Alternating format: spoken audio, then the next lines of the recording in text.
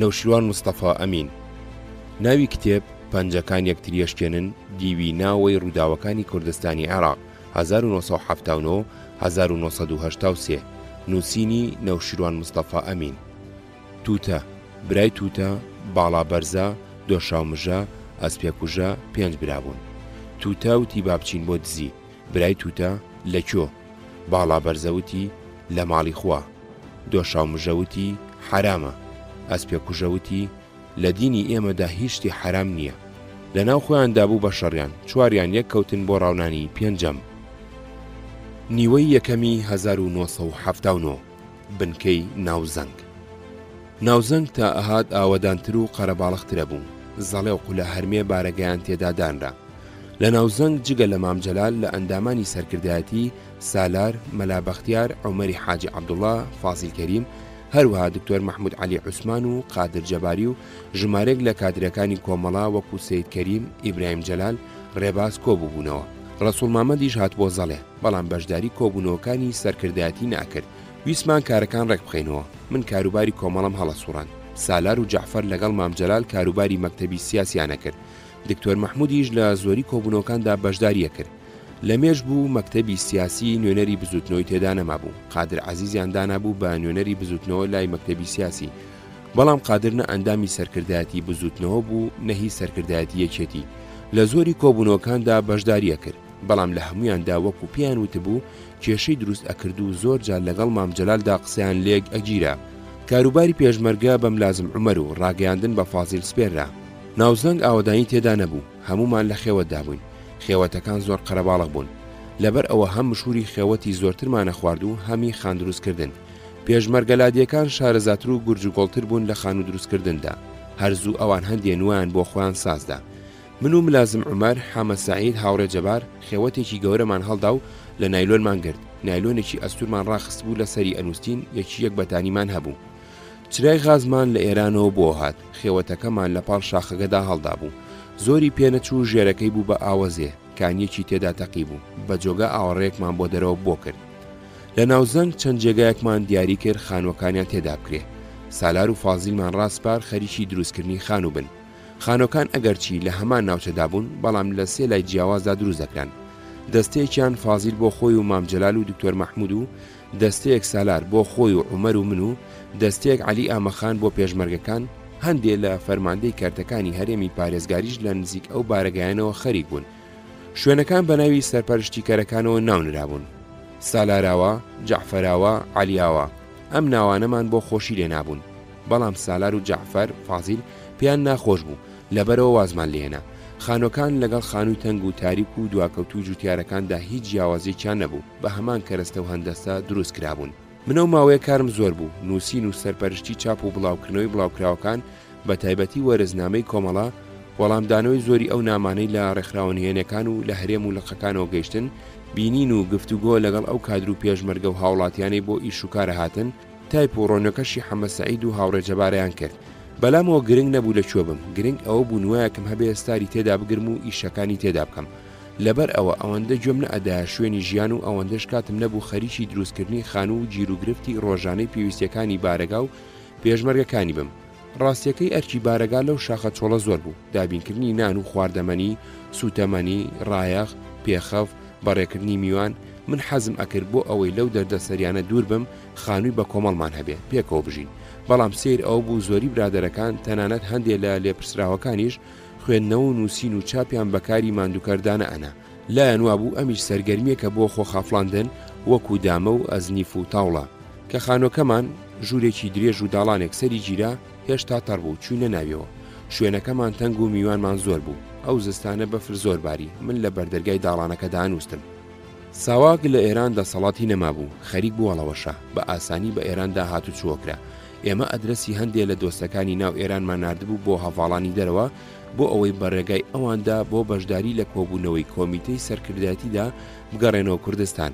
سالار بە هەمان ڕێگەدا گەڕابووە. زستانی 1970 عومەر شێخموس، عومەر مستەفا، دکتۆر فواد مەعسووم، دکتۆر کەمال خۆشناو، عادل مراد گەیشتنە ناوزەنگ. کەمال و عادل هاتنە لای ئێمە. ئەوانی تریش چوونە لای مامجەلال. کۆمەڵە و کاری فکری. ئەو ماوەیە لە قەندیل بووین چەند وتارێکم نووسی بە ناوی کۆمەڵەوە چاپ و بڵاومان کردنەوە. لەوانە دەربارەی پێویستی بوونی ڕێکخراوی تایبەتی چینی کرێکار و ڕەنجدەرانی کوردستان 12 لاپەڕە. مەسەلەی ئەندامەتی 9 لاپەڕە. ڕێخستنی یەنێک بەهێز بکەن. ڕێخستنی کەملک بەهێز بکەن و یەکێتی بیرروڕا ویست ڕێخستن و کردەوە لە ڕیزەکانیدا بەدی بهێنن. فەرمانەکانی قۆناغی ئێستای خەباتمان. ئەم زنجیرە وتارە کە هەرێکیان نامیلکەیەک بوو لە ماوەیەکی کووردا بە دوای یەکدا بڵاو کرانەوە. کارێکی باشی لە کادرەکان و تێکڕای ڕێخستن کرد. بژانەوەیکی تێدا بەدی هێنان و ڕیزەکانی یەک و یەکگرتو کردن. بەڵام ئەمانە بەز نەبوون، ئەبوو بڵاوکراوەیەکی دەوری دەربکەین. بۆ ئەوەی کۆمەڵە باشتر بناسرێ لە ناو خەڵکدا بڕیارماندا بڵاوکراوەکەیشمان وەکو ڕێکخراوەکەمان ناوی کۆمەڵە بێ و هەر وەرزە ژمارەیەکی لێ دەربکەین. هەواڵنامە کە بۆ دەنگ و باس تەرخانکرابوو من وتارەکانیم ئامادا کرد و سەرپەرشتی لە چاپدانی مەکرد بۆ ئەوەی دەستم بۆ کۆمەڵە بەتاڵ بێ ئیتر دەستم لەو هەڵگرت و خۆم بۆ دەرکردنی کۆمەڵە تەرخان کرد. ژماری یەکەمی کۆمەڵە لە وەرزی پاییزی 1970دا دەرچوو. باس و بابەتەکانی بریتی بوو لە سەروتار بە بۆنەی وەرزنامەی کۆمەڵەوە لاپەڕایەک 2. فاشیستەکان سوپاکەیان بۆ چوو ئەنێرن بۆ جەبهەی شیمالی و بانیجۆلان یاخود بۆ چیاکانی کوردستان لاپەڕە 3-5. خەباتی گەلان ئێران جەزیرەی ئارام یا گۆمی خوێن لاپەڕە 6-12.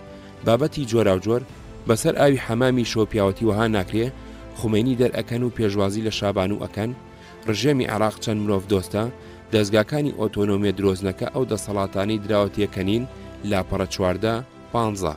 لە دەفتەری سەروەریدا جەمالە ڕەش بەڵگەی قارەمانەتی لاپەڕە 16-23. باسێکی تیۆری چۆن مارکسیزم لینینیزم فێربین لاپەڕە 24-29. ئازادی بۆ تێکۆشەرانی کوردستان بۆینباخی ستۆلیبین بۆینباخی بەحسی لاپەڕە 30. بۆ شارەزابوون لە ڕێبازی گۆڤارەکە و مەبەست لە دەرکردنی لێرەدا سەروتاری یەکەم ژمارەوەکو خۆی ئەنووسمەوە بە بۆنەی وەرزنامەی کۆمەڵەوە. لە ڕۆژهەڵاتی ناوەڕاستدا نەتەوەیەک ئەژی کە نیشتیمانەکەی لە دوای یەکەم جەنگی جیهانیەوە بە پێی قازانجا استراتیژی سیاسی ئابووری و پەترۆلەکانی ئیمپریالیزمی جیهانی و کۆنەپەرستی تورک عەرەب فارس و کورد بێگوێدانە ئارەزووی دانیشتوانی ناوچەکە بەسەر دەوڵەتی تورکیا ئێران عێراق و سووریا بەشکراوە. ئەگەرچی ئەم نەتەوەی هەمووی بەسەرێکەوە بە ژمارە لە هەندێک میلەت و نەتەوەی تری ڕۆژهەڵاتی زۆرترە و نیشتیمانەکەی لە کۆندا مەڵبەندی شارستانەتی بۆ و خاکێکی بەفیت و فەڕی هەیە و خۆشی لە زۆر کۆنەوە لە پێناوی ڕزگاریدا لە خەباتێکی بێوچانی خوێناویدایە بە جۆرێکی ئەوتۆ کە بەشێکی گەورەی مێژووی جەنگی ناوچەکە پێک دێت لە پێکدادانی ئەم و میلەتانی دراوسێ و لەشکرەکانی بێگانە و داگیرکەر بێ ئەوەی سەرکەوتنێکی ئەوتۆی بەدەست هێنابێت و گەیشت بێتە یەکێک لە ئامانجەنەتەوەیەکانی. بەڵام سەرڕای چەوساندنەوەی سەختی نەتەوەیەتی و دابەشکردن و پچڕکردنی سیاسی و ئابووری و زمان و فەرهەنگ سەرڕای سیاسەتی فەرامۆشکردنی ئابووری و کۆمەڵایەتی سیاسەتی ڕاگێزان و جێپێگۆڕین و دەربەدەرکردن و جنسیە لێسەندنەوە برسیکردن و هەژارخستن و مڵک و ماڵزەوتکردن بەنیازی لە ناوبردننی و تەفروت و ناکردن و تواننەوەی هێشتا لەسەر زەویەکی پێکەوە بەسراو داژی کە مەڵبەندی کۆنێتی و بە درێژایی مێژووتیا جێگیربووە و گەشەی کردو و پێگەیشتووە. جگە لە جیاوازیەکی کەمی نێوان لاجەکانی بنچینی زمانێکی یەگرتووی ئاخافتن و لێگەیشتنی هەیە کە ئەشێ ببێتە زمانی نەتەوەی نووسین و ئاخافتن. مێژوویەکی شارستانی و جەنگی و سیاسی ناوخۆیی هەیە. خاوەنی خوڕەوشتی کۆمەڵایەتی نەریت و دابی لە یەکچووی شێوەی ژیان فۆلکلۆر و بیرروڕا کە خۆی لە پێگاتنی سایکۆلۆجی لە یەکچوودا ئەنوێنێتەوە. سەرڕای سنووری سیاسی و لە یەکدابڕینی ئابووری و بەسرانەوەی بە چەند ڕژێمی جیاجیاوە بنچینەی ئابووریەکی یەکگرتووی هەیە کە تا ئێستا خۆی لە بازرگانی قاچاقی سەر سنوورەکان و هاتوچۆی خێڵ و هۆزە ڕەوەندەکان و هاتوچۆی کرێکارانی لادێدا ئەنوێنێت. ئەم میلەتەی کە ڕەنگە لە دنیای ئەمڕۆدا تەنیانەتەوەی گەورە بێت کە هێشتا نەک بە مافی سربەستی چارەی خۆنووسین و ڕزگاری نەتەوەی نەگەیشتووە بەڵکو لە نیشتیمانەکەی خۆشیدا بە بێگانە و ناحەزەژمێرێت و مافی مان و خەمڵاندن و گەشەکردنی نییە. میلەتە بەشبەش و دیلەکەی ئێمە کە ناوی کووردە. گەلی کورد لە خاکەکەی خۆیدا بێگانەیە بێبەشە لە هەموو مافێکی نەتەوەی و دیموکراتی بگرێت لە هەموو مافێکی مرۆڤی ئەم سەردەما. وڵاتێکی بەپیت و جوان و دەوڵەمەندی هەیە کە شوێنێکی جوگرافی گرنگی هەیە و دابش کراوە و لە چەند سەرەوە ئەچەوسێنرێتەوە. چەوسێنەرەکانی هاونەتەوە دەرەبەک بۆرجوازی کۆسمۆپۆلیت و کۆمپرادۆری کورد چینە کۆنەپەرست و چەوسێنەرەکانی نەتەوە دەسەڵاتدارەکان بە تایبەتی بۆرجوازی بیرۆکراتی ئیمپریالیزم و کۆلۆنیالیزمی نوێ. لەبەرەوەی گەل و نیشتیمانەکەمان هەروەکو لە ڕیزی وڵاتە هەر دواکەوتەکانی دنیادایە، هەروەها لە ناو هەر یەکێک لەو دەوڵەتانی بەسەریشاندا دابەشکراوە لە ڕیزی ناوچە هەر دواکەوتوەکانی ئەو وڵاتەشدایە. ئێمە گەرەکمانەوە خەبا دەکەین بۆ گۆڕینی ئەم دۆخە نالەبارە، خەبا دەکەین بۆ نەهێشتنی چەوسانەوە بە هەموو شێوەکانیەوە، هی ڕەگەزی، نەتەوایەتی، چینایەتی، دینی، مەزەبی. خەبا دەکەین بۆ گۆڕین و نێشتنی پەیوەندی زاڵمانەی نێوان کورد و کورد، هی نێوان کورد و حکوومەتە داگیرکەرەکانی کوردستان، هی نێوان کورد و ئیمپریالیزمی جیهانی. ئێمە ئەمانوێ بە خۆشی و تێری وەکو مرۆڤ بە سەربەستی و ئازادی دوور لە چەوسانەوە و ئازار و زۆر لێکران لە سەرخاچی باو باپیرانمان بە ئاشتی بژین. خەباتی کۆمەڵەمان لە پێناوی ئەم ئامانجەڕاوە پیرۆزانەدا کە ئامانجیگەلەکەمانە. خەباتی وەرزنامەی کۆمەڵەش کە کۆبوونەوەی فراوانی کادرانی کۆمەڵە لە تشرینی دووەمی 1970دا بڕیاری دەرکردنی داوە، بەشێکە لەم خەباتە ڕەوا و پیرۆزەی کۆمەڵەمان و گەلەکەمان. وەرزنامەی کۆمەڵە لە قۆناغێکا دێتە کۆڕی خەباتەوە کە خەباتی گەلەکەمان گەیشتۆتە بەرزترین و باڵاترین پلەی، واتە پلەی خەباتی چەکدارانە، واتە لابەلاکردنی ناکۆچی سروش دوژمنانە و سەرەکی نێوان بۆرجوازی بیرۆکراتی ڕەگەزپەرست و شۆڤێنی عەرەبی عێراق و نەتەوەی کورد لە ڕێگای بەکارهێنانی زەبروزەنجی شۆڕژگێڕانە و چەکەوە. کۆمەڵەمان لەم قۆناغە گرنگ و باغداری مێژووی کوردستانی عێراقدا کە ڕوبەڕووی فەرمانە مێژوویەکانی سەرشانی بووە لە مەیدانە جیاجیەکانی خەبات و تێکۆشانی سیاسی، ئایدۆلۆجی، پێشمەرگەیی ڕێکخراوەییدا هەوڵ ئەدات بۆ تەواوکردنی ئەم ئەرکانە لە ڕێگەی دەرکردنی وەرزنامەی کۆمەڵەوە کە ئەبێت نوێنەرەوەی ڕێبازی سیاسی، فکری، پێشمەرگەیی کۆمەڵە و هەڵگری مەشخەڵی بیرروڕاکانی ئەو بێت و هەوڵ ئەدات لە بەرتیشتی چرای مارکسیزم لینینیزمدا ڕێگەی سەرکەوتنی خەباتی گەلەکەمان ڕۆشن بکاتەوە و بەشدار بێت لە گەیاندنی مەرجەکانی سەرکەوتنیدا. دەرکردنی وەرزنامەی کۆمەڵە سێهەمین تەقەلای کۆمەڵەیە بۆ دەرکردنی بڵاوکراوەیەکی دەوری ڕێکوپێک کە ببێتە زمان حاڵی کەملک و بیرروڕا و هەڵوێستەکانی ئەو دەرببڕێت لە ڕووداوەکانی کوردستان و عێراق و دنیادا. تەقەلای یەکەم دەرکردنی ئاڵای سوور بوو لە ساڵی 1970دا کە شەهیدی نەمر هاوڕێ شەهاب شێخ نووری دەوری سەرەکی جێراو، لە دواییدا بەهۆی هەلومەرجی ئەو کاتەوە هەر سێ ژمارەی لێ بڵاو کرایەوە.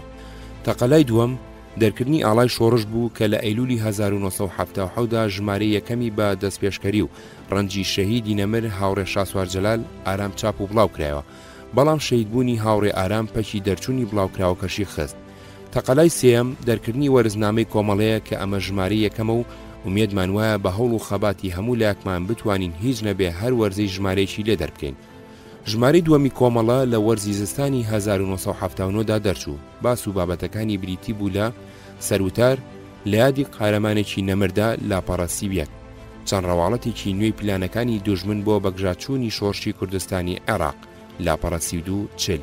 بۆچی وەرزنامەکەمان ناوی نرا کۆمەڵە لاپەڕە 41-44 ڕەگەزپەرستەکانی عێراق پێشکەوتن و ئاوادانی دێنە کوردستانەوە لاپەڕە 44 گرتنی هێڵی ڕاست و دروستی سیاسی و ئایدۆلۆژی سەرکەوتن ئەهێنێتە دی لاپەڕە 45-46 ڕۆڵە قارەمانەکانی کوردستان بە خوێنی گەشت مێژووی نوێی گەلەکەیان ئەنووسنەوە لاپەڕە 46 لە دەفتەری سەروەریدا ئەبوبەکر شێخ نووری لووتکەی بڵندی بیر و باوەڕ لاپەڕە 47-53 فاشیستەکانی عێراق چۆن ڕەفتار لەگەڵ هاوپەیمانەکانیانەکەن لاپەڕە 53 ئەبێ کێ لە کێ ببورێت لاپەڕە 54-55 کار بەدەستە فاشیستەکانی عێراق حورمەتی پەیمان و ڕێکەوتنە جیهانیەکان ناگرن لاپەڕە 55 وەرن بەدەنگ ئازادی خوازانی عێراق و کوردستانەوە لاپەڕە 56-59 بانێکە و دوو هەوا لاپەڕە 59 خەباتی گەلان ئێران چارەنووسی شۆڕژ لاپەڕە 60-64 ژمارەی سێمی کۆمەڵە لە وەرزی زستانی 1970دا دەرچوو، باس و بابەتەکانی بریتی بوو لە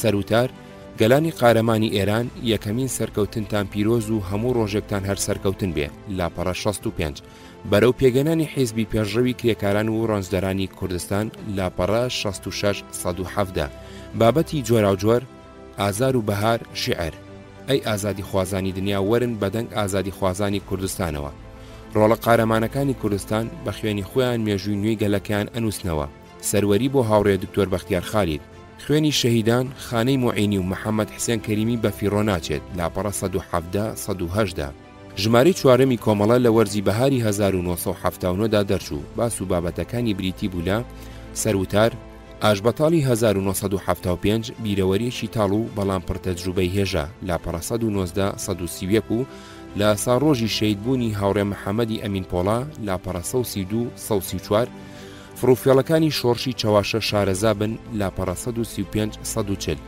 هەندێ لە گیرروگرفتەکانی ئێستای جەنگی پارتیزانی لاپەڕە 146 لە دەفتەری سەروەریدا هێزی بیر و باوەڕ لە بەرامبەر باروت و قوڕقوشم و پۆڵادا لاپەڕە 147 شەیدبوونی مامۆستا عەزیز مەحموودی قارەمان لاپەڕە 154 بەشی زۆری بابەتەکانی ئەم چوار ژمارەیە بە ناوی جوامێریان بەبێ ناو من نووسیومە یا من ئامادەم کردووە. دکتۆر جەعفەری شەفیعی بە ناوی پوشڕوو لە ژمارەی یەکەمی و دووەمیدا دوو وتاری درێژی لەسەر ڕاپەڕینەکەی ئێران و مامجەلال بە ناوی توانە هەندێ باسی تیۆری و دکتۆر مەحموود بە ناوی هیوە هەندێک کورتە تعلیقی نووسی. ئیتر کۆمەڵە بەردەوام دەرەچوو هەندێک لە هاوڕەکانی تریژ لەوانە فازیل کەریم بە ناوی جیم سادق، مەلا بەختیار بە ناوی باوکی ئاوارە، دوایتر فەریدون عەبدولقادریش بەشداری نووسین بوون. بەکارهێنانی وشەی وەرزنامە شتێکی تازە بوو. ئەمانویست هەندێک وشە و تێگەیشتنی دیاریکرا وەکو ڕۆژنامە بۆ بڵاوکراوی ڕۆژانە، هەفتەنامە بۆ بڵاوکراوی هەفتانە، مانگنامە بۆ بڵاوکراوی مانگانە، وەرزنامە بۆ بڵاوکراوی سێمانگە و ساڵنامە بۆ بڵاوکراوی ساڵانە لە ڕۆژنامەوانی کوردیدا بچەسپێنین. نارەکان وەرزنامەکەیان ناو نابووین وەڕزنامە. کۆمەڵە و کاروباری ڕێکخراوەیی. دوای ئەوەی ئارام هاتبووە شاخ هەموو ڕێخستنیان یەخستبوو لە ژێر ناوی کۆمیتەی هەڵمەتدا. چەند خەتی تر و کەسی کەش بەجیا لەمان هەبوون. جەمال تایر سەرکەوت دینەمۆی کۆمیتەی هەڵمەت بوو. پاش ماوەیەک ئەم کۆمیتەیەمان کرد بە کۆمیتەی سەرکردایەتی ڕێخستنی ناوخۆ. جگە لەم کۆمیتەیە دوو ڕێخستنی گەورەی ترمان هەبوو. یەکێکیان کۆمیتەی ڕاپەڕین بوو کە حەسەن کوێستانی لێپرساویان و ئەوی تریان خەتێک بوو دکتۆر خەسرەو خاڵ زۆراب لێپرساویان بوو. کۆمیتەی ڕاپەڕین تۆڕێکی فراوانی ڕێخستنی لە چۆمان، قەسرێ، گەڵاڵە، ڕەواندۆز، شەقڵاوە هەولێر هەبوو. کۆمیتەکەی زۆرابیش تۆڕێکی ڕێخستنی فراوانی لە ئەندازیار و پزیشک و مامۆستا و ئەفسەر و موچەخۆری گەورەی سلێمانی و هەولێر و بەغداد دامەزراند بوو. ڕێگەماندا بوو هەموو کادرە سیاسی و پێشمەرگەیەکانی یەکێتی هەر کەسە لە لای خۆیەوە چەندی لە توانایدا بێ کەسانی دڵسۆز ڕێک بخاو بەرەوڕووی ناوەند یا دەستگا ڕێکخراوەکانی بکاتەوە.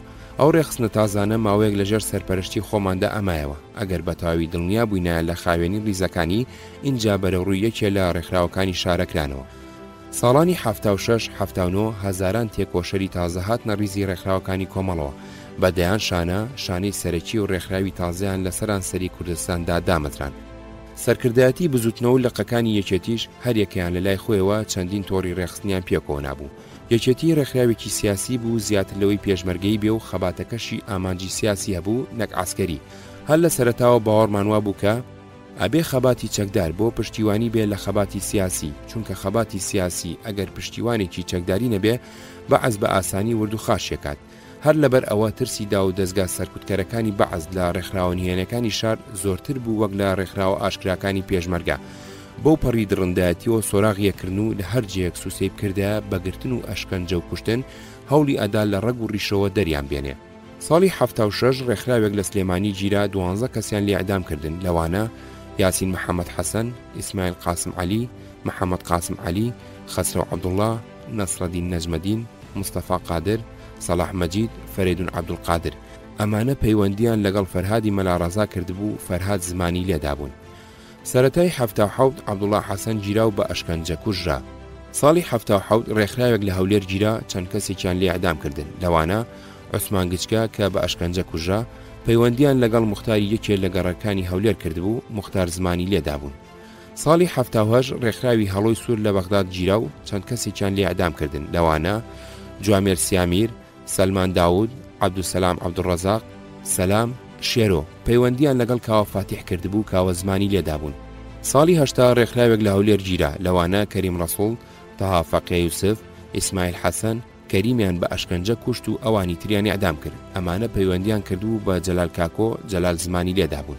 جگە لەمانەی کە بە کۆمەڵ ئەگیران بە سەدان کەسی تر بە بیانووی هاوکاری لەگەڵ ڕێخستن و هاوکاری لەگەڵ پێشمەرگە ئەگیران و زۆر جار لە سێدارە ئەدران. دوای لێ کۆڵینەوەی هەموو ئەو ڕووداوانە بۆمان دەرکەوت کە هۆی ئەم ئاشکرابوونانە چەند شتێکە. یەک پەیوەندیکردن بە نۆکەرانی دا و دەستگا سەرکوتکەرەکانی بەعەز. دوو تێکەڵاوکردنی کاری ڕێکخراوەی و کاری پێشمەرگەیی. سێ شێوەی هەرەمی ڕێخستن. بۆ ئەوەی ئیتر ڕێکخراوەکان لە لێدانی دوژمن و قوربانیدانی بێهودە بپارێزین ڕێوشوێنی نوێماندانە بۆ کارکردن. جیاکردنەوەی کاری پێشمەرگەیی لە کاری ڕێکخراوەی. ڕێکخراوەکانی کۆمەڵە بۆ کاری سیاسی تەرخان کرابوون، ئەرچی سەرەکیان بڵاوکردنەوەی بیر و باوەڕی کۆمەڵە و پڕوپاگەندە بوو بۆ یەکێتی و جوڵانەوەکە و ڕاکێشانی کەسانی تازە بۆ ڕیزی تێکۆشان بۆ ئەوەی تووشی لێدان نەبن، ئەمانە تێکەڵاو نەئەکران بە پێشمەرگەی ناوشار. ڕێکخراوەکانی ناوشار سەرچاوێکی گرنگی پێگەیاندنی کادر و پێشمەرگە بوون، هەروەها سەرچاوێکی گرنگی ئاگاداری جۆراوجۆر و زانیاری بە نرخ بوون لەسەر هەلومەرجی سیاسی، ئابووری، کۆمەڵایەتی سوپایی عێراق. پێشمەرگەی ناوشار لە مەفرەزەی تایبەتیدا ڕێکخرابوون، ڕاستەوخۆ بەسرابوون بە لێپرسراوی سەرکردایەتی ناوخۆ یان بە ناوەندی کۆمەڵەوە. گۆڕینی شێوەی هەرەمی بە تەزبیح و هێش و ڕێخستنی کۆمەڵەش وەکو ڕێخستنی حیزبی شیوعی لەسەر بنچینەی دابەشبوونی ئیداری و ڕێخستنی هەرەمی لەسەرەوە بۆ خوارەوە دامەزرا بوو. ئەم جۆرە ڕێخستنە کە بەر لێدانیدا و دەستگا سەرکوتکەرەکانی بەعەزەکەوتن ئازاری زۆریان پێگەیشت، بە تایبەتی ئەگەرێکێ لە گیراوەکان یا زیاتر خۆی لەبەر ئەشکەنجەدا پێنەگیرایە و قسەی بکردایە. لە سۆنگەی ئەمەوە زۆر لە ڕێکخراوە تازەکانی کۆمەڵە بە تایبەتی لە هەولێر بەرلێدانەکەوت. ڕێخستنی هەرەمیمان گۆڕی بە ڕێخستنی هێشووی و تەزبیحی. لە ڕێخستنی هێشوویدا بۆ نمونە ئەلف لە سلێمانیدا ئەنیش چەند کەسێکی ڕێخست بوو، یەکێکیان بابوو. با لە هەولێر چەند کەسێکیان ڕێخست بوو، یەکێکیان جیم بوو. جیم لە ئۆردوگاکانی گەرمیان چەند شانێکیان دامەزراند بوو. لەم جۆرە ڕێخستنە چەند هێشووی جیاوازی لێکەوتەوە بێ ئەوەی هیچیان ئەوانی تر بناسێ. لەم ڕێخستنەدا وەکو گوێنە ئەدرایە شوێن و شار، گوێنە ئەدرایە کار و پیشە و ژن و پیاو، تێکەڵاو بوو لە پیشەی جیاواز و تەمەنی جیاواز و دانیشتوانی ناوچەی جیاواز. لە ڕێخستنی تەزبیحیدا چۆن دەنگەکانی تەزبیح یەک بەیەکەوە بەسراون، لە میشدا شانە و کۆمیتەنیە و زەلامێتەنیا لەگەڵ دوو کەس پەیوەندی هەیە، یەکێک لە سەر و خۆی و یەکێ لە خوار و خۆی. هەندێک جار لە ناو هێشۆکانی ڕێخستندا بۆ سەلامەتی زیاتر پەیڕەوی ڕێخستنی تەزبیحی ژەکرا و هەردووکیان تێکەڵاوەکران. هەرچەندە پەیوەندیکردن دژوار و زۆر یەخان، بەڵام لە چاو هەموو شێوە ڕێکخراوەکانی ترا سەلامەتر بوو، کەمتر دوژمن زەفەری پێبرد. کۆبوونەوەی کۆمیتەی سەرکردایەتی. دوای کارەساتی هەکاری، سەرکردایەتی تووشی جۆرێ لە هەڵوەشان بوو، پێویستی بە ڕێخستنەوە هەبوو. لە مێژ بوو کۆبوونەوەی سەرکردایەتی یەکێتی نەکرابوو. داوا لە ئەندامەکانی دەرەوە کرا بە ئێراندا بگەڕێنەوە بۆ کۆبوونەوە. ئێران بێ سەروبەری تێکەوت بوو، بە ئاسانی هاتوچۆی پێداکرا. دۆستەکانمان لە ئێران هەندێک ئادرێسیان بۆ ناردبووین بۆ ئەو جۆرە هاتوچۆیانە بەکاریان بێنن. بەو ڕێگەیەدا عومەر موستەفا، عومەر شێخموز، کەمال خۆشناو، عادل موراد، فواد مەعسووم گەیشتنە ناوزان. بارودۆخ یەکێتی پیاچوونەوەیکی هەمەلایەنە و قوڵیگەرەک بوو. کاروبارەکانی یەکێتی لە قوپۆپی زۆریان لێکەوتبووە و ئەرکەکان زۆر و جۆراوجۆر بوون.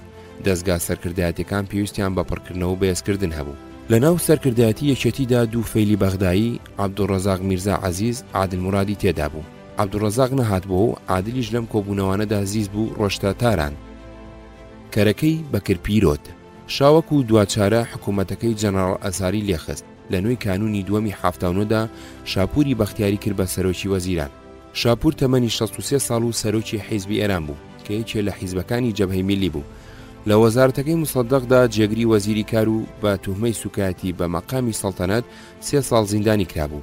شاپور بەڵێنی گۆڕینی زۆر شتیدا، چونکە لەلایەن شاوەدانرابوو، خومێنی دژی وەستا و داوای کرد درێژە بەقییان بدرێ. حیزبی ئێران و جەبهەی میلی حاشایان لێکرد. خیام تاها زیاتر تەشەنەیە کرد و گەیشت بۆ ئەو کەرتانەی خەڵکە لە ژیانی کۆمەڵدا کاریگەر بوون، وەکو مانگرتنی کرێکارانی نەوت و لە ئەنجامی ئەوەشدا کەمبوونەوەی دەرهێنانی نەوت و دەرامەتی دارایی ئێران، مانگرتنی کارکەرانی بانکەکان، مانگرتنی ڕۆژنامەوانەکانی تاران و ڕاوەستانی هەموو ڕۆژنامەکان، مانگرتنی کارکەرانی رادیۆ تەلەڤیزیۆن، سەرەڕای مانگرتنی بازار.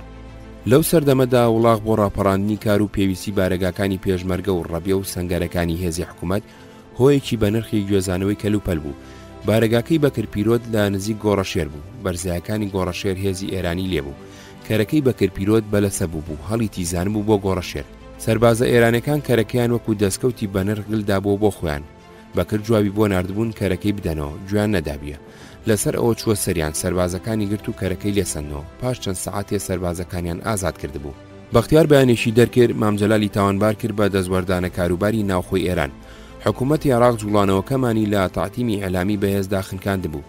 لە مێژ بوو دەستگاکانی ڕاگەیاندن هیچ باسێکی جوڵانەوەی کوردیان نەکرد بوو. هەرچۆنێ باسیام کردینە هەر پێمان خۆش بوو، تەنانەت ئەگەر بەهۆی ڕێککەوتێکی وهای شۆ بووە. لە بۆنێکی وەهادا شێخ ڕەزا وتوێتی: بۆکەرێ ئیعلانی حربی کرد لە سەرمان شێخ حەسەن، سەیری کەنیاران چ گۆبەندێکی جێڕا ئەم کەرە. ئێران لە دوا قۆناغی ئینقلابدا. لە کاتی قیامدا شار و ناوچەکانی کوردستان هەندێکیان ئارام و هەندێکیان جموجوڵێکی کەمی تێدا بوو. لە کاتێکدا لە سەرانسەری ئێراندا ساوا کرابوونەکوونە و لە هەندێک جێدا و دەستگاکانیان پێچابوونەوە کەچی لە زۆر شوێنی کوردستان ساواک هەروەکو جاران حکومڕانیە کرد. کوردستان ئێران بۆشایی سیاسی و ڕێکخراوەی تێدا بوو. کادرەکانی حەدکا هێشتا لە عێراق و وڵاتانی تری ئەوروپا بوون. کۆمەڵی شۆڕژگەری زەحمەتکێشانی کوردستانی ئێران، سازمان ئینقلابی زەحمەتکێشان کوردستان ئێران سازگا ژمارەیەکی کەم کادری هەبوو. نەیەویست خۆی ئاشکرا بکات و هەندێک بیرۆڕای سێریان هەبوو دەربارەی کاری جەماوەری و سیاسی و ڕێکخراوەی. ڕێکخراو ئێرانەکانی وەکو حیزبی تودا، جەبهەی میلی، چریکی فیدایی و موجاهیدینی خەڵق لە کوردستان نەبوون. چەند مەلایەک لە مەیدانی سیاسیدا چالاک بوون و خەڵک لەوان کۆبووبوونەوە، وەک شێخ عیزەدینی حوسێنی لە مەهاباد، مەلا شێخ جەلالی برای لە بانە، ئەحمەدی موفتیزادە لە سنا. کاتێک غەنی بلووریان و هەندێک لە گیراوە سیاسەکان دوای بەردانیان گەڕانەوە مەهاباد، مەلا شێخ عیزەدین ڕێبەری کۆبوونەوەی پێشوازیکەرانی کرد. بە هەڵوەشاندنی ساواک و ڕۆیشتنی شاو دانانی شاپوری بەختیار بە سەرۆکوەزیران و گەڕانەوەی خومێنی و تێکچوونی وەزارەتەکەی بەختیار بەکردەوە لە کوردستانی ئێراندا دەسەڵاتی حکوومەت نەمابوو. لە زۆر لە شارەکانی کوردستانی ئێراندا شورایان لە پیاوە ناسراوەکانی شارەکە پێگەهێنا بۆ بەڕێوەبردنی کاروباری شارەکەیان. گەڕانەوەی حەدکا. کادرەکانی حەدکا دەستیان کرد بە گەڕانەوە بۆ کوردستان. دکتۆر ئەوڕەحمانی قاسملۆ سکرتێری حیزب گەڕایەوە. زۆریان لە قەڵاتزەوە ئاهاتن و بە نزیک ئێمەداتی ئەپەڕین بێ ئەوەی خۆیان لە ئێمە بگێنن. تەنیا کەسیان لە گەڕانەوەدا لە ناوزەنگ سەردانێکی کورتی کردین هێمن بوو. ئەوەیە کەمین جار و دوجار بوو من هێمن ببینم. لەگەڵ مامجەلال و هاوڕەکانی تر پێشوازێکی گەرممان کرد. هێمن لەو سەردانە کورتەدا لەگەڵ من لوتفینوان لەناو قسەکانی دوشتی باس کرد. یەکێکیان باسی ئەو تارێک کرد کە لە 1972دا دەربارەی زاراوەکانی کۆڕی زانیاری کورد لە ڤێنناوە بۆ هەفتەنامەی هاوکاری منارد بوو، وای پیشاندا کە بۆچوونەکانی بەدڵ بوون. هێمن ئەو کاتە لە کۆڕی زانیاری کاریە کرد. بێگومان ئەمە نیشانی زیرەکی بوو، ئەو هەموو ساڵە ئەمەی لە بیرما بوو. دووەمیان وتی شعرێکم بۆ شەهاب و شعرێکیشم بۆ لەیلا قاسم نووسیوە. شعرەکەی بۆ شەهابی دانابوو، بەیتێکیان تێڵکێش بوو لەگەڵ نیوەبەیتێکی نالی کە ئەڵێ ئەستێرەکانی ڕادەکەشن وەکو شەهابی نور. ئەوەی بۆ لەیلاشی دانابوو چواری نێک بوو. نازانم بۆ مجامەلەی ئێمە ئێرتیجالی داینابوون یان پێشتر داینابوون و لەبەر هەلومەرجی سیاسی عێراق بڵاوی نەکردبوونەوە، چونکە لە هیچ بەرهەمێکی تریدا بڵاوی نەکردبوونەوە. لەو تارەدا کە لەسەر زاراوەکانی کۆڕنووسی بووم پێشنیارم کردبوو بەر لە داتاشینی وشەی تازە کوورە و بەر لە وەرگرتنی وشەی بێگانە وشە خۆماڵەکان کۆ بکرێنەوە و ڕیز بکرێن و بەراورد بکرێن لەگەڵ زاراوە زانستیەکانی زمانەکانی کەدا. ئەوەی هەبوو لە جێیدا بنرێ و ئەوەی نەبوو ئینجاوشی بۆ دابتاشرێ یا بخوازرێ. وەکو نمونێک لە جێبەجێکردنی ئەم میتۆدە بۆ کۆکردنەوەی وشەی کوردی لێرەدا بەیادی مامۆستا هێمن هەندێ زاراوی جوتیاری کە ئەچێتە خانەی زانستی کوشتتوکاڵەوە تۆمارەکەم. گەنم لە داچاندنەوە تا هاڕین. گەنم بە مادەیەکی استراتیژی دانرێ بۆ ژیانی مرۆڤ و هەبوونی لە وڵاتدا بە ئەندازەی کافی ژیانی دانیشتوان یەکێکە لە مەرجە سەرەکیەکانی دابینکردنی ئاسایشی خۆراک کە ئەویش کۆڵەکەیەکی بنەڕەتی ئاسایشی نەتەوەییە. پێشەوەی مەکینەی جووت و دروێنە و ئاشی ئاگردابێ بەرەمهێنانی گەنمکارێکی سەخت بوو. زەوی بۆ ئاماداکرا. ئەرز ئەگەر چەند ساڵە بێنە چێڕابێ پێی ئەڵەن بەیار. خاڵسی بە شێخ مەحموود ئەڵێ بەیارکێڵان و گایلەر پیر و کچ خواستن ژن و تەدبیر سەگ و جۆ ئەسپ و ئێسقان جرج و ئاویکانی. ئەگەر یەک ساڵ بێنە چێڕابێ بورە، ئەگەر یەک جاڵ چێڕابێ شێف، پێشینان و توانە شەڕ لە شێف و ئاشتی لە خەرمان. ئەگەر دوو جار چێڵرابێ وەردە. ئەرز بە دوو گاجوودیان بە دوو ئێسترە چێڕا. دەستگای جووت پێگات بوو لە گاسن کە لە ئاسن دروست ئەکرا بۆ کێڵان و بە هەوجار ئەبەسرا بە مژان و مژانیش بە ویژانبەر ئەبەسرا بە نێرەوە. نێر نێڵ نێڵە کەڵەمەی ملی گاکانی بەیەکەوە بەست. جوتیار بە نەقیزە گاچووتەکانی لێخڕی و بۆ هاندانیان هۆهۆی لێکردن. پێشینان و توانە هۆهۆ حساب نییە، کۆکۆ حسابە. داچاندنی گەنم پشت بە بارانە بەستێ. پێشینان و توانە چی بچێنی ئەوە دووریتەوە. دوای وەشاندنی تۆ و چاوەڕوانی بارانی پەڵا بوون. اینجا گەنم چەکەرە ئەکا و سەر دەرێنێ. پێشەوەی گوڵ بکا پێی ئەڵەن قەرسیل. هەندێک جار کارژۆڵە و بەرخۆلەی بۆ لەوەڕتیەکەن. گەنم بنجی لە خاکدایە و سرود لاسکەکەیەتی و گوڵەگرێ. پێشینان و توانە بەهۆی گوڵە گەنمێکەوە چەندەها گوڵە مرۆر ئاوە خواتەوە. سەری هەموو دەنچێکی داسوویەکی پێوەیە. ئەگەر باران بە ئەندازەی پێویست ببارێ و خاکەکەی ڕێژەن و بەپیت بێ ئەو ساڵە هات ئەبێ و گەنم بە بڕژ ئەبێ. بڕژ لە بریندا تاشراوە. گەنم یەکودا یا زیاتری بڕیوە. ئەگەر باران لە ئەندازەی پێویست زیاتر ببارێ ژەنگ لە بنجەکەیەدا. ئەگەر لە ئەندازەی پێویست کەمتر ببارێ یا ئافەتی بۆ بێ وەکو سنووکی سەڵا شیرەکەی ئەمژن ئەبێ بەکوێر و یان کولەکە هەمووی ئەخوا ئەو ساڵە نەها دەبێ. ئەگەر زوو داچێنرابێ و زوو گەورە بوو بێ هەراشە و ئەگەر درەنگ داچێنرابێ و درەنگ گەورە بوو بێ کۆرپەیە. بۆ ئەوەی لە چاوەزار بە دوور و لە زەرەری ناحەز و نەیار پارێزراو بێ قورئان لە ناو پەڵەی گەنمەکەدا هەڵەواسرا و بۆ ئەوەی چۆلەکە و مەلی زیانەخۆری لێ دوور بخەنەوە داهۆڵیان دائەنا. داهۆڵ زەلامێکە لە پەڕۆ دروستەکرێ کە پێ ئەگەیی دروێنە ئەکرا. بۆ دروێنە خاوەنی گەنم هەندێک کەسی بەکرێگرت پیان ئەوت پاڵا یان مزور، پێشینان و توانە لە بێکەسیدا ڕەجەب سەرپاڵەیە یان لەگەڵی چێکدا ڕێئەکەوتا لە هەڵگرتنی خەرمان ئەبنە و کاری تێدا بکە بەرامبەر بە بەشێکی بەرهەمەکەی پیان ئەوت سەپان. پێشینان و توانە شا بە سەپانی خۆی ڕناگرێ. هەروەها داز لە سەپان ئەشارێتەوە. هەروەها خزمی خەزوری سەپانی لێتکە هەرمەی ماڵی شێخە. گوڵەگەنم کە تازە پێگات و هێشتا فەریکە هەندێکی لێ ئەدورن و بە ئاگر هەڵی ئەپڕوزێنن ئەبێ بە گوڵە پڕوزە قەرە خەرمان. دروێنە بە کۆمەڵ گەلە درە و یان بەتەنیاکرا. درە و بەدەست و بەدازەکرا. دروێنەکەر بۆ ئەوەی دەستی بریندار نەبێ قەیغانی لە دەزە کرد و بۆ ئەوەی خۆرکاری تێنەکە کڵاو قۆڕی لەسەرە کرد. قەیغان لە ئاسن و کڵاو قۆڕی لە لەبات دروزەکران. لە کاتی دروێنەدا سەپان هەر قولی گەنم کە بەدازەبڕێت لە شوێنی خۆیان لەسەر ئەرزدا ئەنێ پیان ئەوت گۆڵم یان سواڵە. دوای ئەوە چەند گۆڵمێکی ئەبری کۆیەکردنەوە ئەبوو بە مەڵۆ و چەند مەڵۆیەکی کۆ ئەکردەوە ئەبوو بە شارە. گۆڵم چەپیەکە بەدەست و مەڵۆ بە باوەش و شارە بە کۆڵ هەڵەگیرێ. لە شارەکانەوە بە کۆڵ کێشە ئەکرێ بۆ سەر خەرمان. لە هەندێ ناوچە بە خەرمان ئەڵێن جۆخین. جێگای خەرمان لەسەر ئەرزێکی ڕق ئامادەکرا و خاوێنەکرایەوە. کرشەکان بە خڕی هەڵەچندان. جێرە بەگایان بە یەسریان بە جەنجەڕەکرا. جەنجەر بە یەسر ڕاکێشە. ئەگەر جێرە بەگا بکرایە 3 تا 4 گیان دەتەنیشتیەکەوە ئەبەستەوە و جێرەوان بە نەقیزە لێخورین. ئەو گای لە ناوەڕاستی خەرمانەکەدا بە کۆڵەکەیەکەوە بەسراوەتەوە پێی ئەڵێن گای بنە. حاجی قادر لە باسی سوڵتان عەبدولحەمیددا ئەڵێ حاکمی ڕێگری مەعموریە قازی دزی ڕۆژ وزەرا و کەلا گورگن ڕەعیەت گەلەیە زەجر و تەوبیغی مەکە چونکی خەتای گای بنەیە. گای بنە ئەگەر ڕاهاتوو بێ باشتر جێرە ئەکاو ئەگەر خراپ بێ جێرەکە ئەشێوێنێ. جێرە شێوێن لەمەوە داکەوتووە. شوکری فازلی بە شێخ مەحموود ئەڵێ جێرە شێوێنێ کە کای کۆنی بەبادا لەکنت چاکە هەلێی خوڕی سەیری دەم و کاوێژی نەکەی. بە زەلامی زۆرخۆر و بەهێز بەڵام بێبەرهەم ئەڵێن ئەڵەی گای جێرە نەکەرە. کێشە و جێرە دوو کاری سەخت و ئاڵۆز و ماندووکەرن. بۆیە ئەگەر کارێ دژوار بێ ئەڵێن جێرە و کێشەی زۆرە. دواوەی خەرمان کوترا و دان و پوشەکەی لە یەکجیابەوە ئەکرێ بەتارم. ئێواران بە فێنکی کە بای شەماڵ هەڵی کرد شەنەکرا. پێشینان بۆ پیاوی هەلپەرز و توانە لە هەر لایەکەوە بابێ ئەو شەنەکە. شەن وەکو پەنجەکانی دەست لە شوڵی داریان لە ئاسن دروزەکرا و دەستێکی درێژی هەبوو. کوتراوەکە ئەدرایە بەربا. دانەکەی قورز لە شوێنی خۆی دابەر ئەبوو و خەرمانەکە سوور ئەبوو کایەکەی سوکەبای بردو و دوورەکەوتەوە. پێشینان و توانە لە سووری دۆڕاندووە ئەوێ لە لاباتی هەڵوهێنێتەوە. لابا ئەو گەنمەیە کە با بە توێکڵەوە بردوێتی. گەنم بەجیا و کا بەجیا خەرمانەکرا. گەنم بۆ ئەوەی ئەگەر دزی لێ بکرێ دیار بێ تا ئەگوێزرایەوە بە تەختەیەکی لوسیپان شەقڵەکرا. هەر لەسەر خەرمانەکە لە پێشدا بەکە و گڵگیر سەرەن جێژاویانە گڵمت و نەکوتراوەکەی لێ جیاکرایەوە. اینجا جارێکی تریش بە بێژەنگ قەڵبیر ئەبێژرایەوە بۆ ئەوەی سەرکۆزەرەکەی بگرن. پێشینان و توانە قسە بی گێژە بی بێژە اینجا بیوێژە. گڵگیر شاشترە لە بێژەنگ. پێشینان و توانە بەری ڕۆژ بە بێژەنگ ناگیرێت.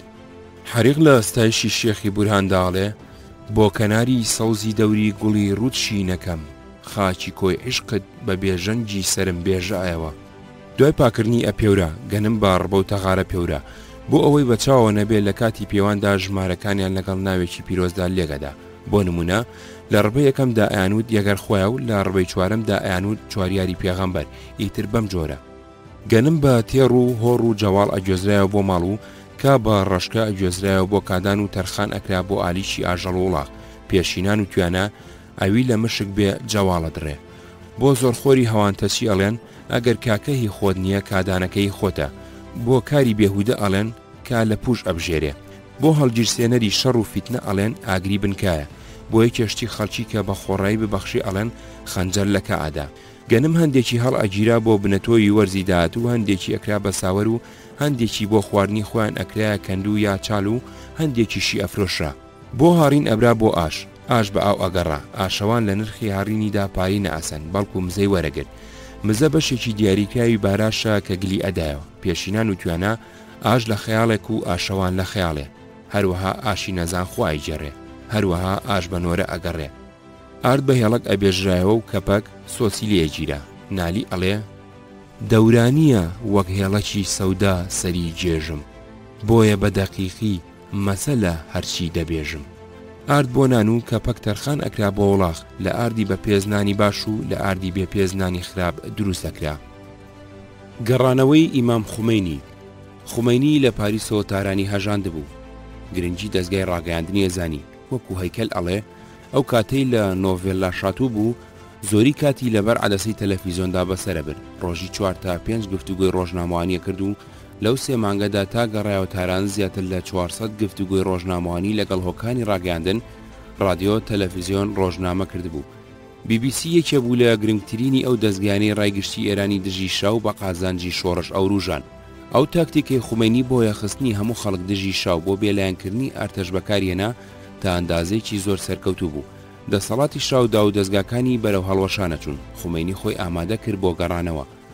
کە وەختی گەڕانەوە هات، خومەینی لەگەڵ چەند کەسێ لە دەسوپێوەندەکانی لەوانە ئەبولحەسەنی بەنی سەدر، ئیبراهیم یەزدی، قوتبزادە و نزیکەی 100 ڕۆژنامەوان بە فڕۆکەیەکی ئەیر فرانس بەرەوتاران بەڕێکەوتن.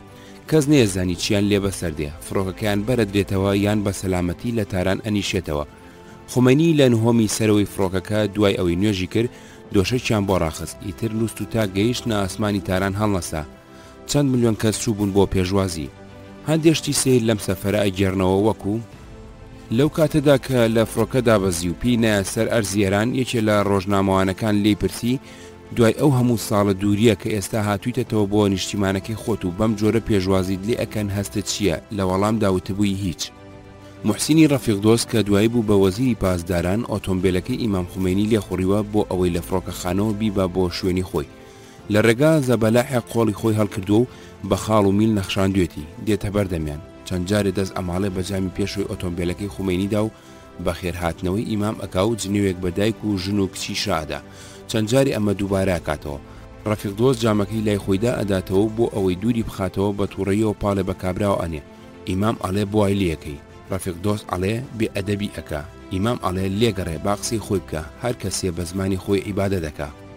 لەبەر قەرەباڵغی ڕێگا نەیانتوانی بە ئۆتۆمبیل درێژە بە ڕۆیشتن بدەن. بە هالیکۆپتەر چوو بۆ بەهەشتی زارا و دوای ئەویش بۆ حسێنیەکی تاران، لەوێەوە کاروباری شۆڕشەکەی بەڕێوە برد. بە گەڕانەوەی پێشەوای شۆڕش، حکوومەتەکەی بەختیار هەرەس هێنا و مەهدی بازرگان وەزارەتێکی تازەی لەسەر داوای ئەو دامەزراند. سەردانی وەفدی یەکێتی لە خومەینی. دوای سەرکەوتنی شۆڕش بە چەند ڕۆژێ لە کۆتایی شوباتی 79دا دەستەی نوێنەرایەتی یەکێتی کە پێگاتبوو لە عومەر مستەفا، دکتۆر فواد معسووم، فازیل کەریم لە ناوزەنگەوە چوون بۆ تاران بۆ سەردانی ئیمام خومەینی. دکتۆر جەعفەری شەفیعیش بۆ تەرجومە لەگەڵیان چوو. پێشتریش لە پاریس وەفدێکی یەکێتی کە پێگاتبوو لە فواد معسووم، عادل مراد، ئەحمەد بامەڕنی لە تشرینی دووەمی 1970دا سەردانیان کرد بوو. ئەم جاریان عادل نەخرابوو ئەم وەفدەوە، لەمە ناڕەحەت بوو. وەفدەکە لە دیدارەکەدا پشتیوانی یەکێتی نیشتیمانی لە شۆڕشی ئێران دەرەبڕن. دیدارەکانی پاریسی بەبیر ئەهێنەوە، داوای لێ ئەکەن کە پشتیوانی بکە لە خەباتی گەلی عێراق بەگشتی و خەباتی گەلی کورد بە تایبەتی و پێویستیەکانی جوڵانەوەکەی ئەخەنە پێش چاو. خومەینی ئەڵێ من کابرایەکی ڕۆحانیم، پاش چەند ڕۆژێکی تر ئەچمەوە بۆ قوم. ئەو شتانی ئێوە داوای ئەکەن کاری دەوڵەتە.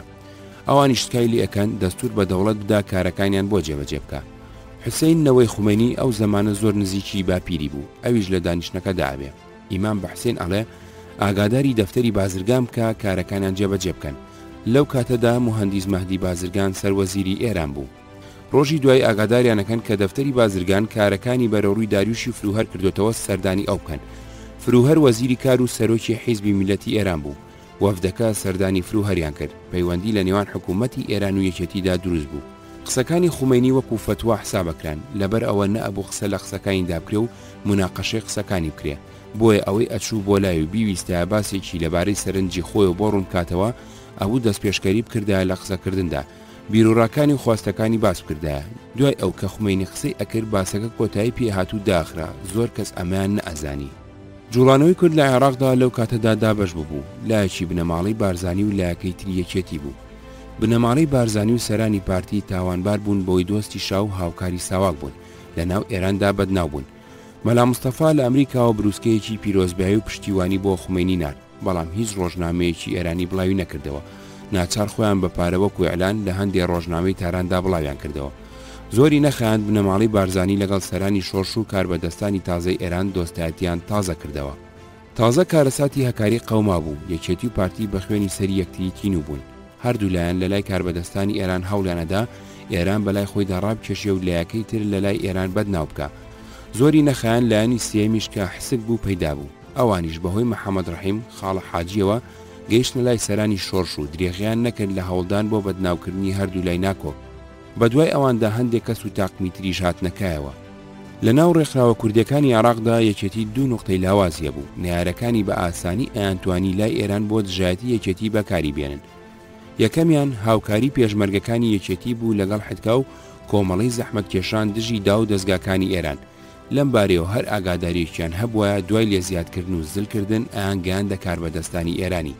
دووەمیان یەکێتی چەبوو، لەناو ئەویشدا ڕێکخراوێکی مارکسی لینینی تێدا بوو. تاوانبارکردنی یەکێتی بە کۆمۆنیزم کە سەرانی شۆڕش لە ئێراندا بە دوژمنی دین و ئیسلامیان دانا کارێکی ئاسان بوو. ئەگەر ڕێکخراوە کوردیەکانی عێراق لە لای ئێرانەکان دژی یەکتری قسەیان نەکردایە و نهێنەکانی یەکتریان بۆ ئێران ئاشکرا نەکردایە، بە دەنجێکی یەگرت و داواکانی خۆیان بخستایەتە بەردەمیان، بێگومان ڕێزی کوردی عێراق زیاترە بوو. لەوانەش بوو زۆری داواکانیان کە بریتی بوو لە پشتیوانی سیاسی و یارمەتیدانی مادی دژی بەعاز جێبەجێ ببووە. بەڵام هەرزوو پارتی بۆ ئەوەی باوەڕی کاربەدەستانی ئێران بەدەست بێنێ بۆ ژیاننەوەی ڕێکخراوەکان و هێزەکانی خۆی خستە خزمەتی ئێرانەوە. خەڵکی کوردستان ئێران بۆ یەکەمین جار بوو هەز بە ئازادی بکەن. چەندین تاقمی سیاسی لە شارەکانی کوردستاندا کەوتنە هەوڵی پێکەوەنانی ڕێخستن. کادرەکانی حیزبی دیموکراتی کوردستان ئێران کە تازە گەڕابوونەوە خەریکی کۆکردنەوە و سازدانی خەڵک و پێکەوەنانی ڕێکخراوی ئاشکرا بوون. کادرەکانی کۆمەڵەی شۆڕژگێڕی زەحمەت کێشانی کوردستانی ئێران ساسکاژ خەریکی پێکەوەنانی ڕێکخراوی چەتر بوون بە ناوی جیاجیاوە. سریکی فیدایی و حیزبی تودە و دەیان ڕێکخراوی تری وەکو سازمانی مجاهدین، پەیکار، وەحدەتی کۆمۆنیست خەریکی خۆڕێخستن بوون. ئەمەش ڕنگدانەوەی هەلومەرجی سیاسی تاران بوو. لەناو ئەم ڕێکخراوانەدا کۆمەڵەی شۆڕژگێڕی زەحمەت کێشانی کوردستانی ئێران لە چاو ئەوانی تردا لە هەمویان زیاتر کادری خۆشناو و ناسراوی هەبوو. هەر لە ناو ئێراندا مابوونەوە. ناوچێکی بچووکی ڕێکخراویان هەبوو. زەمینەی گەشەکردن و پەرەسەندنی ئەمان لە هەمویان لەبارتر بوو. بەڵام بەهۆی جۆری بیرکردنەوەیان و شێوەی کارکردنیانەوە نەیانتوانی ببن بە گەورەترین هێزی کوردستانی ئێران.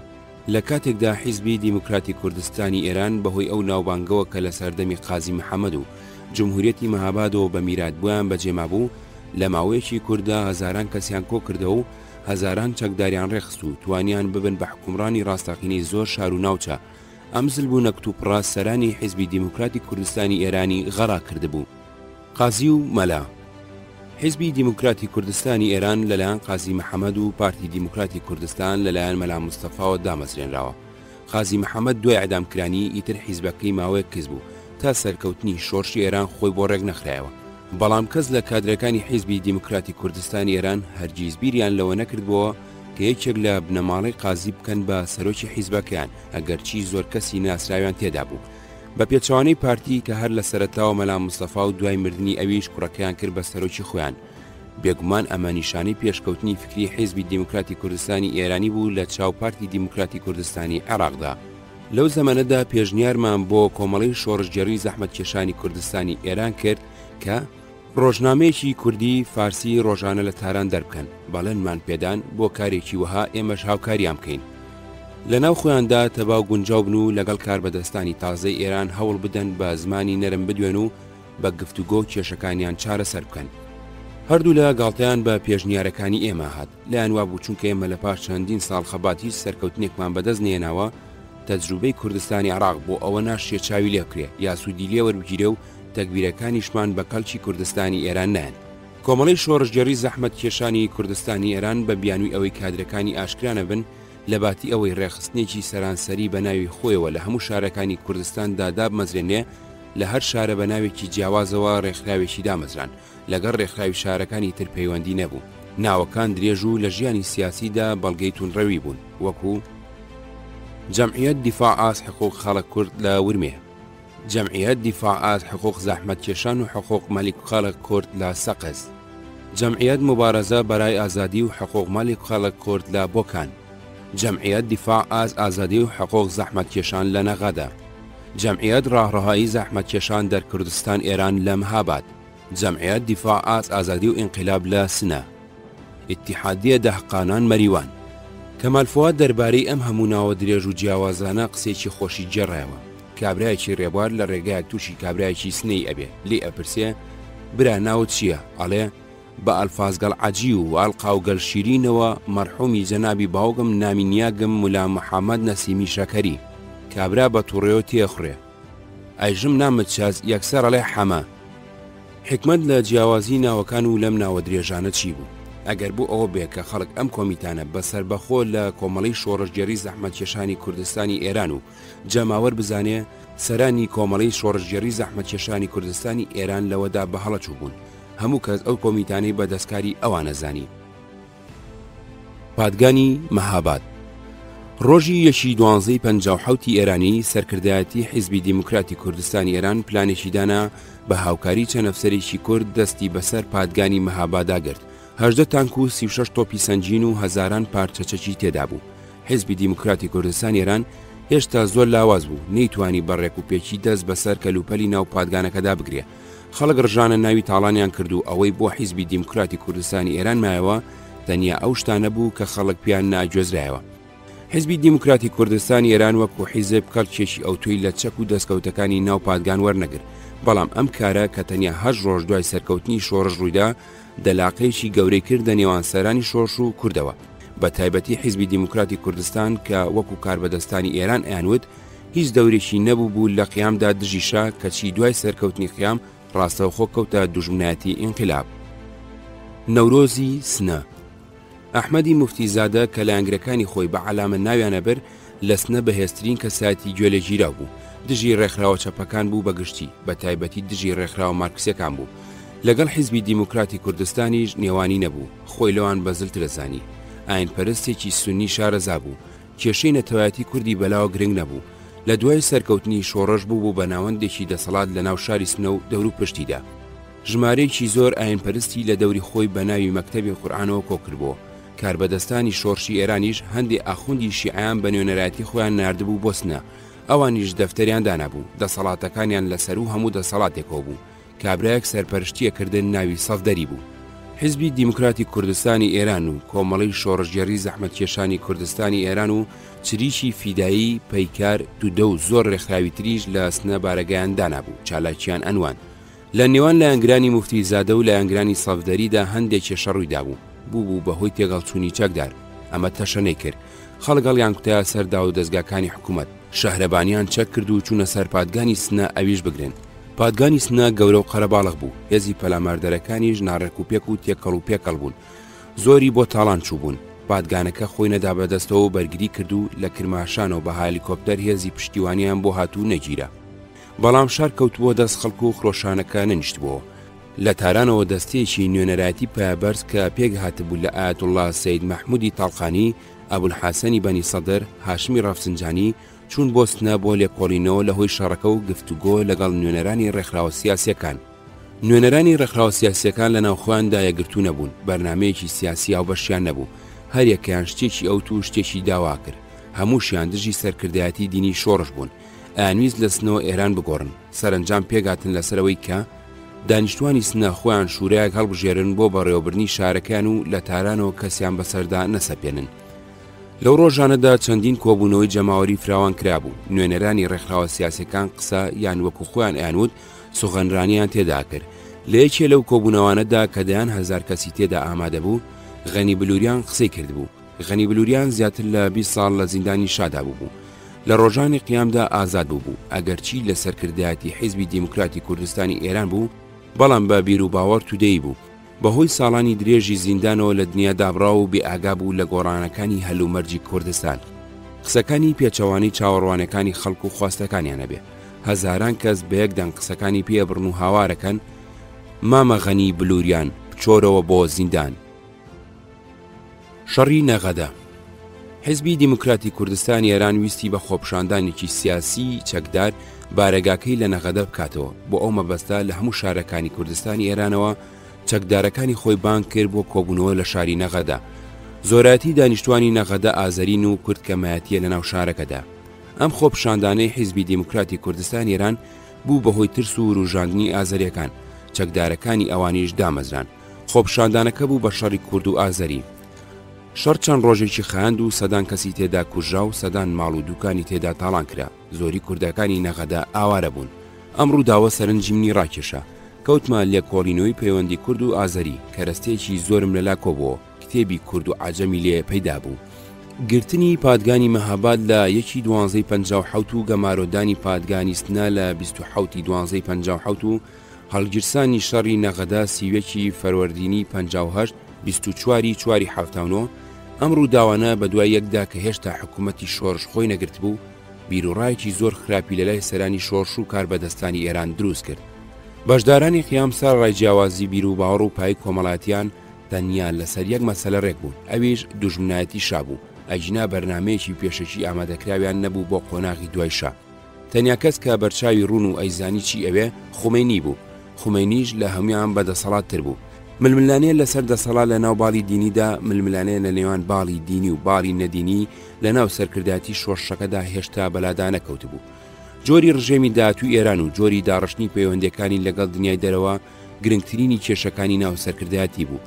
ئەوەی خومینی و سەرانی تری شۆڕشەکە بیریان لێ نەکردبەوە مەسەلەی نەتەوایەتی بوو. شەڕەکانی مەهاباد و سنە و نەغەدا خواستە سیاسیەکانی کورد کە دران بە نوێنەرانی حکوومەتی شۆڕش و خومینی کاربەدەستانی ئێرانی هۆشیار کردەوە. حیزبی شۆی عێراق ئاردینا و دەرک لە 9 نیسانی 1970دا حکوومەتی بەعەز پەیمانی دۆستایەتی و هاوکاری لەگەڵ یەکێتی سۆڤێت ئیمزا کرد. ئەم هەنگاوی بەعەز بەلای سەرانی حیزبی شۆی عێراقەوە ئەوەندە گرنگ بوو ئیتر هەموو جۆرە هاوکاریەکی بۆ حەڵاڵەکردن. بەعەز بۆ پتەوکردنی ریزەکانی ناوخۆشی ویستی جەبهەیەک لەگەڵ پارتی دیموکراتی کوردستان و حیزبی شۆی عێراق ئیمزا بکە. لەم جەبهەیەدا یەک بەعەز لە بڕیاردانی سیاسی ناو جەبهە و دەوڵەتدا حیزبی قاید و حیزبەکانی تر حیزبی دووەم ئەبوون. هەموو ڕەخنێک لە داو دەستگاکانی حکوومەت و حیزبی دەسەڵاتدار ئەبوو لە ناو چوارچێوەی جەبهەدا نەبرێتە دەرەوە. دوو ڕێخستنی سیاسی لە ناو هێزە چەکدارەکاندا جێشی شعبی شورتە ئەمن بە تەنیا بۆ پیاوانی بەعەز ئەبوو، هیچ حیزبێکی کە بۆی نەبوو حیزباتیان تێدا بکە. سێ ڕێکخراوە پیشەی و دیموکراتیەکانی کرێکاران، جوتیاران، قوتابیان، مامۆستایان ئەبوو یەک بخرێن. چوار حکمی عێراق لە ڕێگای مەجلس قیادەت سەورەوە بە تەنیا لە دەست خۆیدا ئەبێ. لە ناو سەرکردایەتی پارتیدا هەبوو بە تایبەتی هەندێ لەوانەی وەزیر بوون بەشداربوونی لەم جەبهەیەدا بە چاگەزانی، بەڵام مەلا مستەفا بێ سێودوو ڕەتی کردەوە. حیزبی شۆی عێراق بۆ مەرجە قورسانە بە تەنیا لەگەڵ بەعەز شووە جەبهەوە، بەڵام بەرەیەکی سیاسی نابەرامبەر بوو. ساڵی 1974 کە شەڕی بەعەز کورد دەستی پێکردەوە 2 ساڵ زیاتر بوو حیزبی شۆی عێراق هاوپەیمانی بەعەز بوو، چالاکی قانونی دەستی پێکرد بوو. ڕێکخراوەکانی بارگای ئاشکرایان لە شارەکاندا دامەزراند بوو. ڕۆژنامەی تاریخ الشعب و هەفتەنامەی عەرەبی کوردی الفکرت جەدید بیری نوێ لە بەغداد دەرەکرد و لەبەرەدا بووبوون بە ئەندام و بە 2 وەزیر عامر عەبدوڵڵا و مکەڕەم تاڵەبانی بەشداری لە وەزارەتدا و بە چەند ئەندامێ یوسف حەنا، شیروان عەلی ئەمین، ئەحمەد حامید قادر، ئەحمەد دڵزار، ئیبراهیم حاجی مەحموود، حەمەد سەعید حەبیب، قادر ڕەشید، خەیری عەبدولحەمید قازی، مەحموود فەقێ خدر، سامیە شاکر لە دا و دەستگا کارتۆنەکانی حکمی ذاتی بەعسی، مەجلیسی تەنفیزی و مەجلیسی تەشریعیدا بەشداری کردبوو. حیزبی شۆی عێراق لە سەرەتادا هیوای زۆریان لەسەر هاوکاری خۆیان و بەعەز هەڵچنی بوو. پەیمانی دۆستایەتی و هاوکاری لەگەڵ یەکێتی سۆڤێت و ڕێگای ناسەرمایەداری بەعس و دروشمە بریقەدارەکانی بە جۆرێ سەری لە سەرانی حیزبی شۆعی شێواند بوو. کەسێکی خاوەن ئەزمموی درێژی وەکو عەزیز محەممەدی سکرتێری یەکەمی کۆمیتەی ناوەندی حیزبەکە چاوەڕوانی ئەوە بوو سەدام حوسێن ببێتە کاسترۆی عێراق و سەرنجام حیزبی شیوعی و حیزبی بەعەز تێکەڵاو ببن و ببن بە یەک حیزب. لە ململانەی بەعس و کووردا ساڵی 1974 حیزبی شیوعی عێراق هەموو قورسای خۆی خستبۆ لای بەعەز. لەسەر ئاستی دنیا هەوڵێکی زۆریدا شۆڕشی کورد بەدناو بکاو لە هەموو حیزبە کۆمۆنیستی و سۆسیالیستیەکانی دنیایدا ببڕێ. لەسەر ئاستی ناوخۆش هەرچیشی پێکرا لە بواری سیاسی، ڕاگەیاندن، چەکداری، تەنانەت کۆکردنەوەی دەنگوباس و هەواڵ بۆ حیزبی بەعس و دەستگامنیەکانی کردی. حیزبی شوێی عێراق ساڵی 1934 دامەزراوە. لە ساڵی 1934 تا ساڵی 1970 کاتی جیابوونەوەی لە بەعەز تەنیا 3 جار کۆنگرێ گرتووە. کۆنگری سێمینی حیزب لە تەمەنی 42 ساڵی حیزبدا لەژێر دروشمی دەست لەناو دەست بۆ پێشەوە بەرەو دامەزرانی سۆشیالیزم لە عێراقدا لە ناوەڕاستی ئایاری 76دا لە بارگای حیزب لە گەڕەکی مەزباح لە بەغداد بە ئامادەبوونی سیاسەت ئەندام بەسرا. بەڵگەنامەکانی کۆنگرەکە بە زۆری تەرخان کرابوو بۆ پیاهەڵدانی دەستکەوتەکانی حکم و بەرە. عەزیز محەممەد لەو تەقریرەدا کە بە ناوی کۆمیتەی ناوەندیەوە لە بەردەمی کۆنگرەدا خوێندەوە لە چەند جێگایشیدا بەم جۆرە باسی جوڵانەوەی کوردی کرد. ويقف في مقدمة منجزات الجبهة وضع قانون الحكم الذاتي لمنطقة كردستان وتصفية التمرد اليميني الرجعي فيها. إن انهيار التمرد الرجعي المسلح خلق إمكانية موضوعية أفضل تطبيق لحل السلمي الديمقراطي للمسألة الكردية. دكتور مكرم طالباني كأوصايك بو لدو وزيركي حزب شوي عراق لنا وزارتكي بعزدا لستايشي أو عفودا كبعز بو بجداراني جولانوكي دركر سروتاريكي بعربي لجير ناونشاني أشداء على الكفار رحماء بينهم بۆ گۆڤاری ڕۆژی کوردستان شەمس کوردستان نووسی لەو تاریشی کەدا کە بە کوردی بۆ هەمان گۆڤاری نووسی بوو بە بۆنەی گرتنی دوو کۆنگری جیاوازی کۆمەڵی خوێندکارانەوە بەهۆی ناکۆچی یەکێتی و پارتیەوە ئەم دوولانەی شوبهاندبوو بە سەگەکانی لەیلان و تەپەلوو. پێخۆشحاڵی ئاشکرای حیزبی شوێی عێراق بە تێکشکانی بزوتنەوەی کورد و پشتیوانی لە ڕێکوتنی جەزایر لەلایەک بۆ ڕازیکردنی سەرکردایەتی بەعەز بە تایبەتی سەدام حوسێن و لەلایەکی ترەوە لەبەر ئەوە بوو وای ئەزانی ئەو بۆشایە گەورەی لە ئەنجامی ئاشبەتاڵی سەرکردایەتی بەرزانیدا دروست بووە بەمان پڕەکرێتەوە. ئەمە خاڵێکی بەتاڵ دەرچوو. بەعەز دەویست خۆی بۆشایەکە پڕ بکاتەوە کە لە مەسەلەی کووردا یەکچاو بووەوە ئیتر ئیشێکی بە حیزبی شوعی نەما کەوتە تەنگ هەڵچنین بە بنکەکانی حیزب و ئازاردانی ئەندامەکانی پلەکانی خوارەوە. کۆمیتەی ناوەندی لە ئازاری 1970دا کۆبوونەوەی تەواوی ئەندامەکانی کرد و راپۆرتێکی درێژی لەسەر هەلومەرجی جیانی و عربی و ناوخۆ بڵاو کردەوە. مانشێتی راپۆرتەکە ئەمە بوو: شهد العالم خلال السنة المنصرمة منذ انعقاد الاجتماع الكامل الاعتيادي للجنة المركزية في 18 شباط 1977 استمرارا لعملية التغيير الميزان القوى لصالح القوى الثورية العالمية وفي طليعتها المنظومة الاشتراكية. فقد تحقق في بلدان المنظومة الاشتراكية وفي مقدمتها الاتحاد السوفيتي إنجازات كبيرة في تنفيذ خطط التطوير الاقتصادي الوطني على طريقة تعزيز أسس المجتمع الاشتراكي المتطور وبناء القاعدة المادية والتكنيكية للشيوعية وإحراز منجزات ضخمة في ميادين العلم والتكنيك وتعزيز القدرة الدفاعية وتوطيد التلاحم والتعاون الوثيق بين الأحزاب الشيوعية في بلدان المنظومة الاشتراكية وتعزيز التكامل الاقتصادي فيما بينها. لباسی هەلومەرجی ناوخۆدا دوای ئەوەی ستایشی سیاسەتی عێراقەکە لە دوژمناتی پیلانەکانی ئیمپریالیزم و سەهیۆنیزم و کۆنەپەرستیدا باسی خۆشببوونی گوزەرانی زۆر لە کەرتەکانی گەل و بەدیهێنانی مافی شارستانی ئافرەتانەکە. اینجا ئەنووسێ: وواصل العراق سياسته المعادية للإمبريالية على صعيد الدولي وساند السياسة التعايش السلمي والانفراج الدولي ونزع السلاح وعارض بحزم سباق التسلح وإنتاج القنبلة النيوترونية وقدم دعم السياسي والمادي لحركات التحرر الوطني في آسيا وأفريقيا وأمريكا اللاتينية. وكان موقف العراق في منظمة الأمم المتحدة ووكالتها والمنظمات العالمية بارزا في الدفاع عن مصالح الشعوب والتصدي للسياسة الإمبريالية. إن مسيرة العراق التقدمية هذه تثير الحقد الدوائر الإمبريالية والصهيونية والرجعية التي راحت تخطط ضمن اللهجة الشرسة على حركة التحرر الوطني العربية للتآمر على العراق، وأصبح العراق هدفا مباشرا لهذا التآمر، خاصة بعد التطورات الأخيرة في أوضاع المنطقة أثر زيارة السادات للقدس المحتلة وتزايد المساعي لإحياء الأحلاف العسكرية الرجعية الإمبريالية وتوريد السلاح الأمريكي بكميات هائلة ونوعيات متطورة إلى أنظمة رجعية في المنطقة. ومما له دلالته الخاصة بهذا الصدد اتساع حملة الفكرية والإعلامية الإمبريالية الرجعية ضد العراق، إذ دأبت وسائل الإعلام بشكل ملحوظ مؤخرا في بعض الدول الرجعية في المنطقة والقوى الرجعية واليمينية في الداخل على السعي لشق الصف الوطني وإثارة الخلافات بين أطرافه ومهاجمة الجبهة الوطنية والقومية التقدمية والتحالف بين الحزب البعث العربي والحزب الشيوعي العراقي وتسعير العداء للشيوعية والتشكيك بعلاقات الصداقة والتعاون مع الاتحاد السوفيتي ومهاجمة تعزيز القدرات الدفاعية للعراق وتهديد بإثارة المصاعب الداخلية وتقديم المساعدات للعناصر المعادية للسلطة الوطنية. هركز بچاوی بەراورد و ڕەخنەوە لەم راپۆرتە ورد بێتەوە بەزەیی بە جەماوەری حیزبی شوێی عێراقدا دێتەوە چ سەرکردایەتیەکی هەبوو و چۆنی سەرکردایەتی کردووە. دەربارەی حیزبی بەعەز هەموو بۆچوونەکان پێچەوانە دەرچوون. عێراق لە چوارچێوەی سیاسەتی ئەمریکیدا پەیمانی جەزایری لەگەڵ شامۆر کردبوو بۆ ئەوەی کێشەی کوردی لە کۆڵ بێتەوە و دەستی بەتاڵ بێ بۆ دوژمنایەتی سووریا چونکە سووریا لەو کاتەدا دژی ڕێکەوتنی فەسڵقواتی ئیسرائیلی عەرەبی بوو. عێراق خەریکی دروستکردنی چەکی کوشتنی بە کۆمەڵ بوو، چەکی ناوچی، کیمیایی، بایۆلۆجی. عێراق سیاسەتی پێکەوەژیانی بە ئاشتی نەگرتە بوو، لەگەڵ دراوسەکانی سووریا و ئێران ناکۆک بوو، زۆری نەخەیان هێرشی کردە سەر ئێران، جەنگێکی خوێناوی درێژی هەڵگیرسان، لە هەردوو میلەت سەدان هەزار کەس کوژان و سەدان ملیار دۆلار زیانی مادیان لێکەوت. ستایشی یەکێتی سۆڤێت و پێشکەوتنی ئابووری و تەکنەلۆژی بەڕاست دەرنەچوو، چونکە ئەویش هەرەسیە ناو کە حیزبی شۆی عێراق بەر لێدان کەوت نە سۆڤێت و نە هیچ وڵاتێکی تری مانزومەی وڵاتانی سۆسیالیستی لەسەری هەڵنەدایە و لەسەری نەکردەوە. بەعز لەو کاتەوە هاتبوونە سەرکار دەستی بەسەر هەموو ڕۆژنامەکانی عێراقدا گرتبوو. ئەثەورە ڕۆژنامەی سەرکردایەتی حیزبی بەعز بوو، ئەلجمهوریە ڕۆژنامەی وەزارەتی ئەعلام واتە ڕۆژنامەی حکوومەت بوو، ئەتەئاخی ڕۆژنامەی پارتی بوو. دوای دەستپێکردنەوەی شەڕ بەعز خۆیان بە ناوی حیزبە کارتۆنیەکانی کوردەوە دەریانەکرد، دوایتر ناوەکەیان گۆڕی بە ئەلعێراق. تاریق الشعب ڕۆژنامەی حیزبی شیوعی بوو. هەفتەنامە و مانگنامەی عەرەبی، ئینگلیزی، کوردی، تورکمانی کە لە عێراق دەرەچوون هەمویان مڵکی دەوڵەت بوون. ڕۆژنامە و گۆڤاری ئازاد یان مڵکی تایبەتی نەمابوو.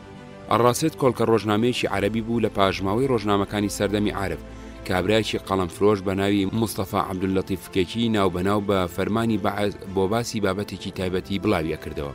دوای بڵاوکردنەوەی راپۆرتەکەی حیزبی شۆی عێراق، ئەڕاست هەر چوار لاپەڕەکەی ژمارەی 428 ڕۆژی 29 نیسان 12 ئایاری 1970 بۆ بەرپەرزانەوەی ئەم راپۆرتە تەرخان کردبوو.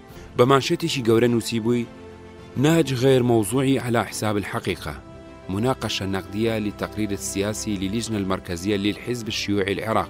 دیار بوو بەعز ئیتر ئیشی بە حیزبی شۆی عێراق نەمابوو، گەڕی پێکرد. حیزبی شۆی عێراق ئەبوو لە فیکەی خۆی تێبگەشتایە. هەموو ئەم مەدحوسەنە حیزبی بەعسی رازی نەکرد. لە مانگی مایزدا سیوێک ئەندامی حیزبی شۆعی بە تاوانی ئەوەی لە ناو ڕیزی هێزە چەکدارەکانی عێراقدا ڕێخستنیان دروست کرد بوو، بە ئیعدام حکمدا و ئیعدامی کردن و کەوتە گرتن و ڕاونانی ئەندامەکانی. سەرکردایەتی حیزب چاوەڕوانی هێرشی وهای نەئەکرد، لەبەرەوە هیچ پلانێکی نەبوو بۆ خۆپاراستن. هەموو هەوڵەکەیان ئەوە بوو عەزیز محەممەد چوو بۆ بینینی سەدام بۆ ئەوەی تکای لێ بکات ئەگەر هەر ئیعدامیانەکات لە ڕۆژی دامەزراندنی حیزبی شۆی عێراقدا ئیعدامیان نەکات، بەڵکو جێبەجێکردنەکەی چەند ڕۆژێ دوا بخات بۆ ئەوەی ئەو یادیان لێ تێک نەچێ و سوکاتیان بەسەردانێت. ئەندامانی سەرکردایەتی بە دوای یەکدا چوونە دەرەوەی عێراق، بە وڵاتانی سۆسیالیستی و یەمەن و لوبنان و سووریادا بڵاو بوونەوە. چەند کەسێکیان لە بەغداد و کوردستان مابوونەوە. دەستگاکانی ئەمن شیوعەکانیان زەلیلە کرد، ئەیانگرتن و پاکانیان پێکردن و ئاعترافیان پێنووسین. لەو هەلومەرجە سەختەدا کە شیوعەکانی تێکەوت بوو، مەلا ئەحمەدی بانی خێڵانی ئەندامی کۆمیتەی ناوەندی حیزبی شۆی عێراق لە شوباتی 1970دا گەیشتە ناوزەنگ. مامجەلالی بینی مەلا ئەحمەد نێزانی حیزبەکەیان بە تەمای چیە و چی ئەکا. لەو کاتەدا دەسەڵاتی حکوومەتی ناوەندی لە کوردستانی ئێراندا نەمابوو. حیزبی دیموکراتی کوردستانی ئێران خەریک بوو دەسەڵاتی پەیدا کرد، چوو بۆ ئێران، لەوێ سەردانی حیزبی دیموکراتی کوردستانی کرد. بە تەمای ئەوە بوو کادر و ئەندامە ڕاونراو لە قەوماوەکانیان لە کوردستانی ئێراندا نیشتە جێبکە تا ئاسووی سیاسی ڕوون ئەبێتەوە و دەرئەکەوێت کە پەیوەندیەکانی نێوان ئەوان و حیزبی بەعز بەچووەگە. وا دیار بوو حیزبی دیموکراتی کوردستانی ئێران بە دەنجۆ نەهاتبوو. مەلا ئەحمەد گەڕایەوە ناوزەنگ، بارەگایەکی بچووکی دانا.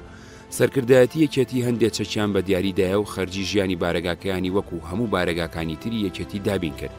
تاکوتەرا شیوعەکانە گەیشتنە بنکەکەی خۆیان و یەکێتی تەعلیماتی دابوو بە هەموو ڕێکخراوەکانی و پێشمەرگەکانی لە هەر کوێک هەر شوعەیەک پێویستی بە یارمەتی بوو کۆمەکی بکەن، بە تایبەتی بۆ دەربازبوون لە چنگدا و دەستگاکانی بەعز. لە ئەندامانی کۆمیتەی ناوەندی حیزبی شۆی عێراق، فاتح ڕەسوڵ و تۆما تۆماس و هەندێک لە کادرە ناسراوەکانیان گەیشتنە ناوزەنگ.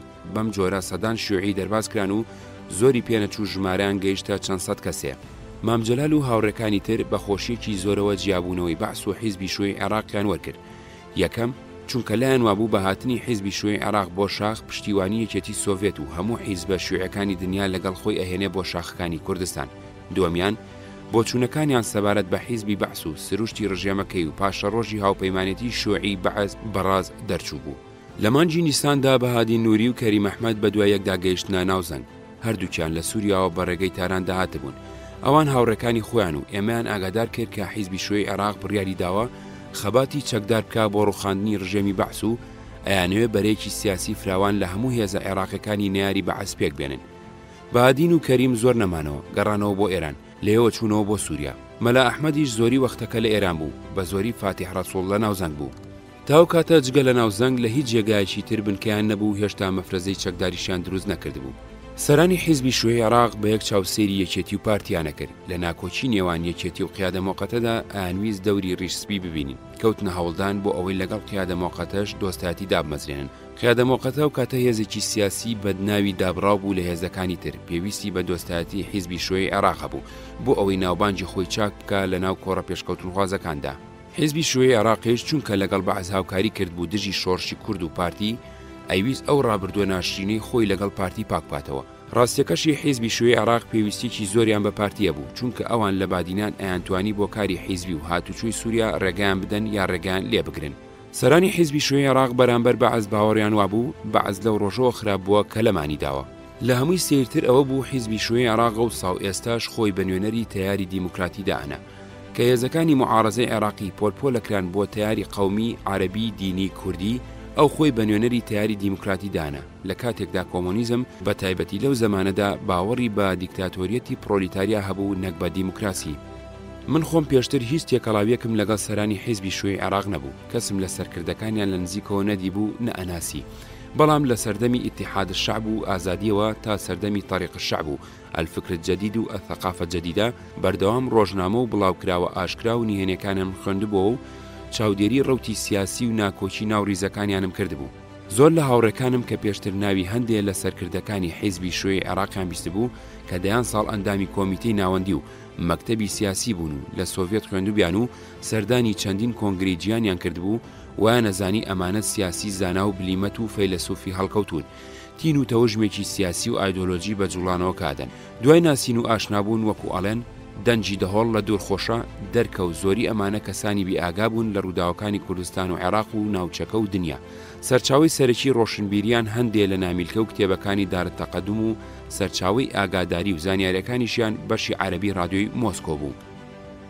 جیابوونەوەی بزوتنەوە ئێمە لە خۆشی ڕوخانی شاو سەرکەوتنی گەلانی ئێراندا بووین 1001 هیوای سەوز و سوورمان لەسەر هەڵچنی بوو لە پڕ یەکێتی دەلاقەیەکی تێکەوت. نەورۆزی هەفتانەوە ڕەسوڵ مامەند بارگاکەی خۆی لە زەڵێەوە گوێزایە بۆ گۆڕەشێر و دکتۆر مەحموود عەلی عوسمانیش لە ناوزەنگەوە چوو بۆ لای. بەم جۆرە بزوتنەوە جیابوونەوەی خۆی لە یەکێتی ڕاگەاند و دکتۆر مەحموودیش دوورکەوتنەوەی خۆی ئاشکرا کرد و بزوتنەوە و کۆمیتەی ئامادەکردن پێکەوە کەوتنە هەوڵی دروستکردنی حیزبێکی تازە. چەند ڕۆژێ بوو حازم لە سووریا هاتبوو. حازم ئەو زەمانە ئەمین سڕی قیادەی قوتری حیزبی بەعسی سەر بە سووریا و لێپرسراوی مەکتەب شۆن العێراق بوو لە قیادەی قەومی لە شام. هەوڵێکی زۆری لەگەڵدا بوون جیابوونەوەکەیان دواب بخەن و ئەو بکەوێتە ناوبژی بۆ چارەسەرکردنی ناکۆچیەکانی نێوانی چێتی و ئەوان هەوڵەکەی سەری نەگرت بوو. ئەم تاقمە لەم جیابوونەوەیە بە تەمای چەند شتێبوون. لایەن وابوو ئەگەر لێچێتی جیا ببنەوە سەربەخۆی سیاسی و ڕێکخراوەی و پێشمەرگەییان هەبێ زۆرتر گەشە ئەکەن و زیادەکەن و بەهێزە بن. لایەن وابوو توانن خەتی سێهەم لە نێوان جەلالی و مەلایدا دروست بکەن و هاوسەنجی نێوان ئەم دوو حیزبە تێک بدەن. زۆری پێشمەرگەکانی هەردوو لاو ئەندام و کادرەکانیان کە لە ناکۆچی ئەم دوو لایە و شەڕی براکوژی بێزار بوون لەمان کۆبنەوە. لایەن وابوو حکوومەتی عێراق ئامادەیە بە ڕێگای گفتوگوی سیاسی چارەسەری کێشەی کورد بکە بەڵام یەکێتی بۆ ڕازیکردنی سووریا و تەجەموع الوەتەن العێراقی درێژە بەشەر ئەدا ئەگەر ئەمان سەربەخۆ بن بەجیا لە یەکێتی ئەتوانن لەگەڵ بەعەز ڕێک بکەون. بۆ جیابوونەوەکەشیان چەند بیانوێکیان ئەهێنایەوە. مامجلال تاگڕەوە گوێ ناداتە سەرکردایەتی بە کۆمەڵ بیرروڕاکانی خۆی سەپێنێ تووڕە ئەبێ و ڕێزی شعوری هاوڕێکانی ناگرێ. مامجلال بەلای کۆمەڵەدا داهشکێنێ کۆمەڵە لەسەر حسابی بزوتنەوە بەهێزەکە لە دابەشکردنی چەک و پارەدا زۆرتر بەشی کۆمەڵادا کۆمەڵەش ماوی و متەتەڕیفن دژی دین و مەلان و دژی ئاغا و سەرۆک عەشیرەتن.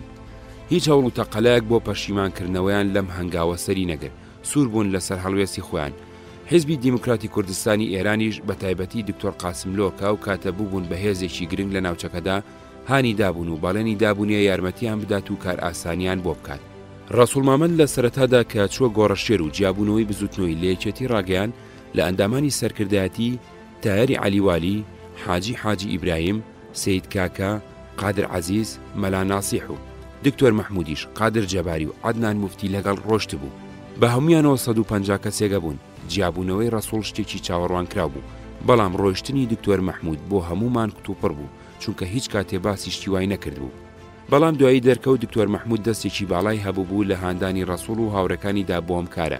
ئێمە کە دانیشتین بۆ لێکۆڕینەوەی کێشەکە و دیاریکردنی هەڵوێستیەکێتی لەوان گەیشتینە ئەو باوەڕەی مادەم ئەوان بە هاوخەباتی ئێمە ڕازینین خوا حافیزیان بێ و هەر کەسێکی کەش ئەڕوات بۆ لایەن ڕێگەی لێ نەگرین خوا حافیزی بێ. ئەم کارە هێزەکانی یەکێتی و ڕێکخراوەکانی بزوتنەوەی لە سەرانسەری کوردستاندا لەت کرد و پشێوی و ئاژاوی قوڵی خستە ناو ریزەکانی پێشمەرگەوە. پاش چەند ڕۆژێ هەندێک لە فەرماندەکانی پێشمەرگەیش جیابوونەوەی خۆیان ڕاگەان. بەکردەوە بەشی هەرە زۆری سەرکردەکانی بزوتنەوە و ڕێکخراوەکانی و کادرەکانی و پێشمەرگەکانیان لێمان جیابوونەوە. عومەر مستەفا مابووە و ئەویش کەسی لە بزوتنەوە بەدەورەوە نەبوو. مام جەلال حەزی ناکرا و ڕاستیە بسەلمێنێکە بزوتنەوە لە یەکێتی جیاوەتەوە، بەڵکو ئەیوت ئەمە باڵێکی بزوتنەوەیە و بزوتنەوەی ڕاستەقینە لەگەڵ یەکێتی ماون. لەگەڵ کاک عومەر قسەی کرد بۆ ئەوەی بزوتنەوە دروست بکەنەوە. نامیان بۆ هەندێک لە کادرەکانی شار نووسی کە لە ڕیزی بزوتنەوەدا کاریان نەکرد و زۆریان کۆنە جەلالی بوون بێنە دەرەوە. بە دوایەکدا هاتن لە ڕاستیدا بزوتنەوەکەی ئەمان لە چاو ئەوەی ڕەسوڵدا لاواز و تا ڕادەیەک دروستکرا بوو. نەیتوانی کادر و فەرماندەکانی بزوتنەوە ڕابکێشێتەوە بۆ لای خۆی. هەرگیز نەیتوانی ئەو بۆشاییە لە ناو یەکێتیدا پڕ بکاتەوە کە بە جیابوونەوەی ڕەسوڵ و هاوڕەکانی دروست ببوو.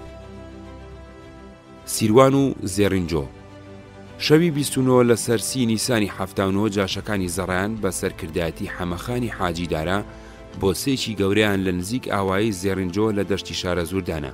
سیروان فەیسەڵ ڕەشید تاڵەبانی و داقمێ لە پێشمەرگەکانی هەرێمی کەرکووک کە لە سەرکردایەتیەوە ئەگەڕانەوە بۆ بەری قەرداغ کەوتنە ناوی. پێشمەرگەکان لە ناو عەرەبانەی تراکتۆرێکدا سوار بوون.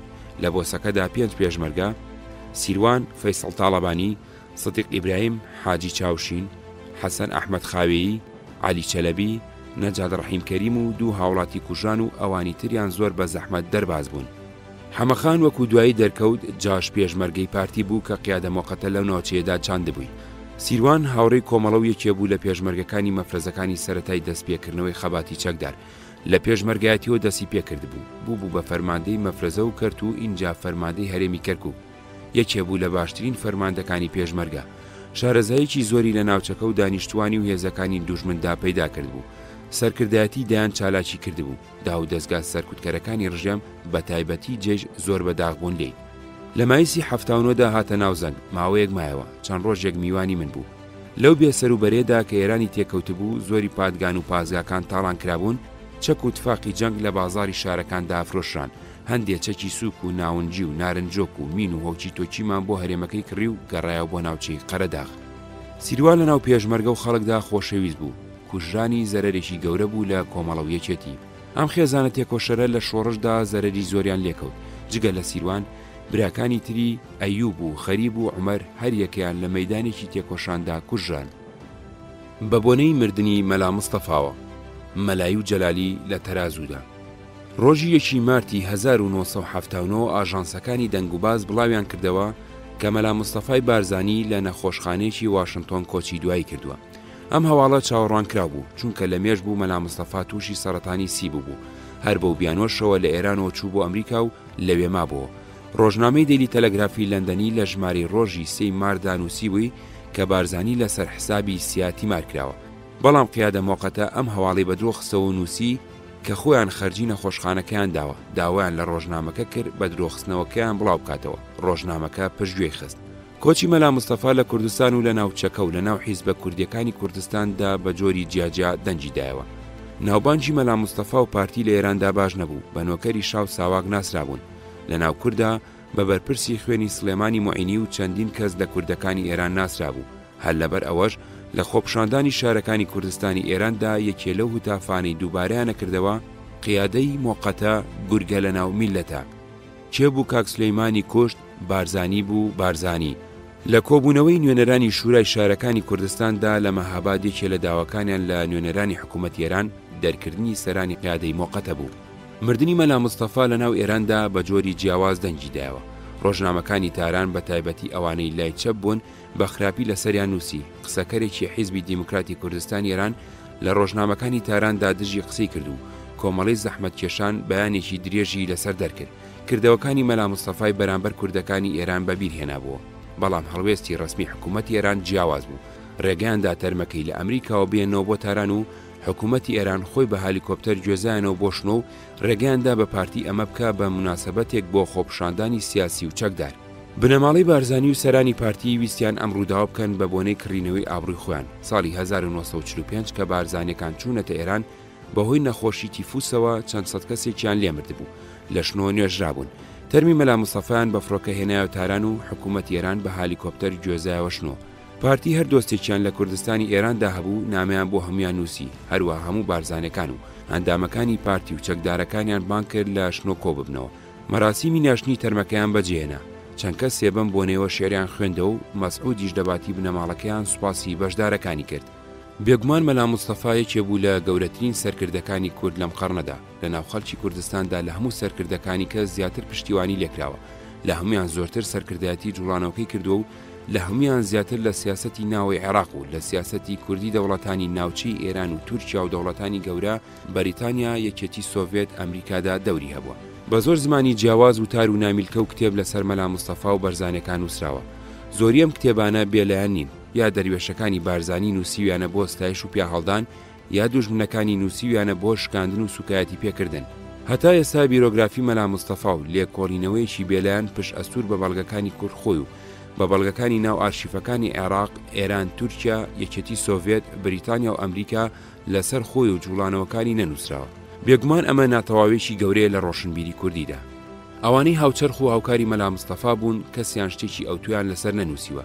هەندێکیان مردون و هەندێکیشیان بە ڕێگاوان بەرەو مردن. ڕەنگە زۆر مەسەلەی گرنگ کە ڕوونکردنەوەی بۆ مێژووی کورد پێویست بێ بە مردنی ئەمانە بچێتە ژێرگەڵ. بە مردنی مەلا مستەفا دەوری بنەماڵەی بارزانی لە ناو جوڵانەوەی کووردا تەواو نەبوو. ناکۆچی نێوان یەکێتی و پارتی هەرما.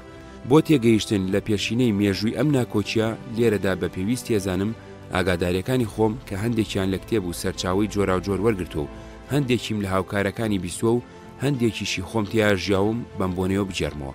خۆزگەم ئەوەی ئەم باسی من ئەخوێنێتەوە باسەکەی هەژار موکریانیشی ئەخوێندەوە کە کردوێتی بە پاشەکی چاپیتارانی شەرەفنامە بۆ ئەوەی تێگەشتنێکی باشتری لەلا دروست ببێ. هیوادارم لە پاشە ڕۆژدا کەسانێک کە لێکۆڵینەوەی زانستی لەسەر لایەنە جیاوازەکانی ژیانی مەلا مستەفا بنووسن. شێخ محەممەدی بارزانی. ناوی بنەماڵەی بارزانی لە مێژنیە کەوتۆتە ناو مێژووی سیاسی کوردەوە. ڕەچەڵەکیشیان بۆ دوور ناچێت.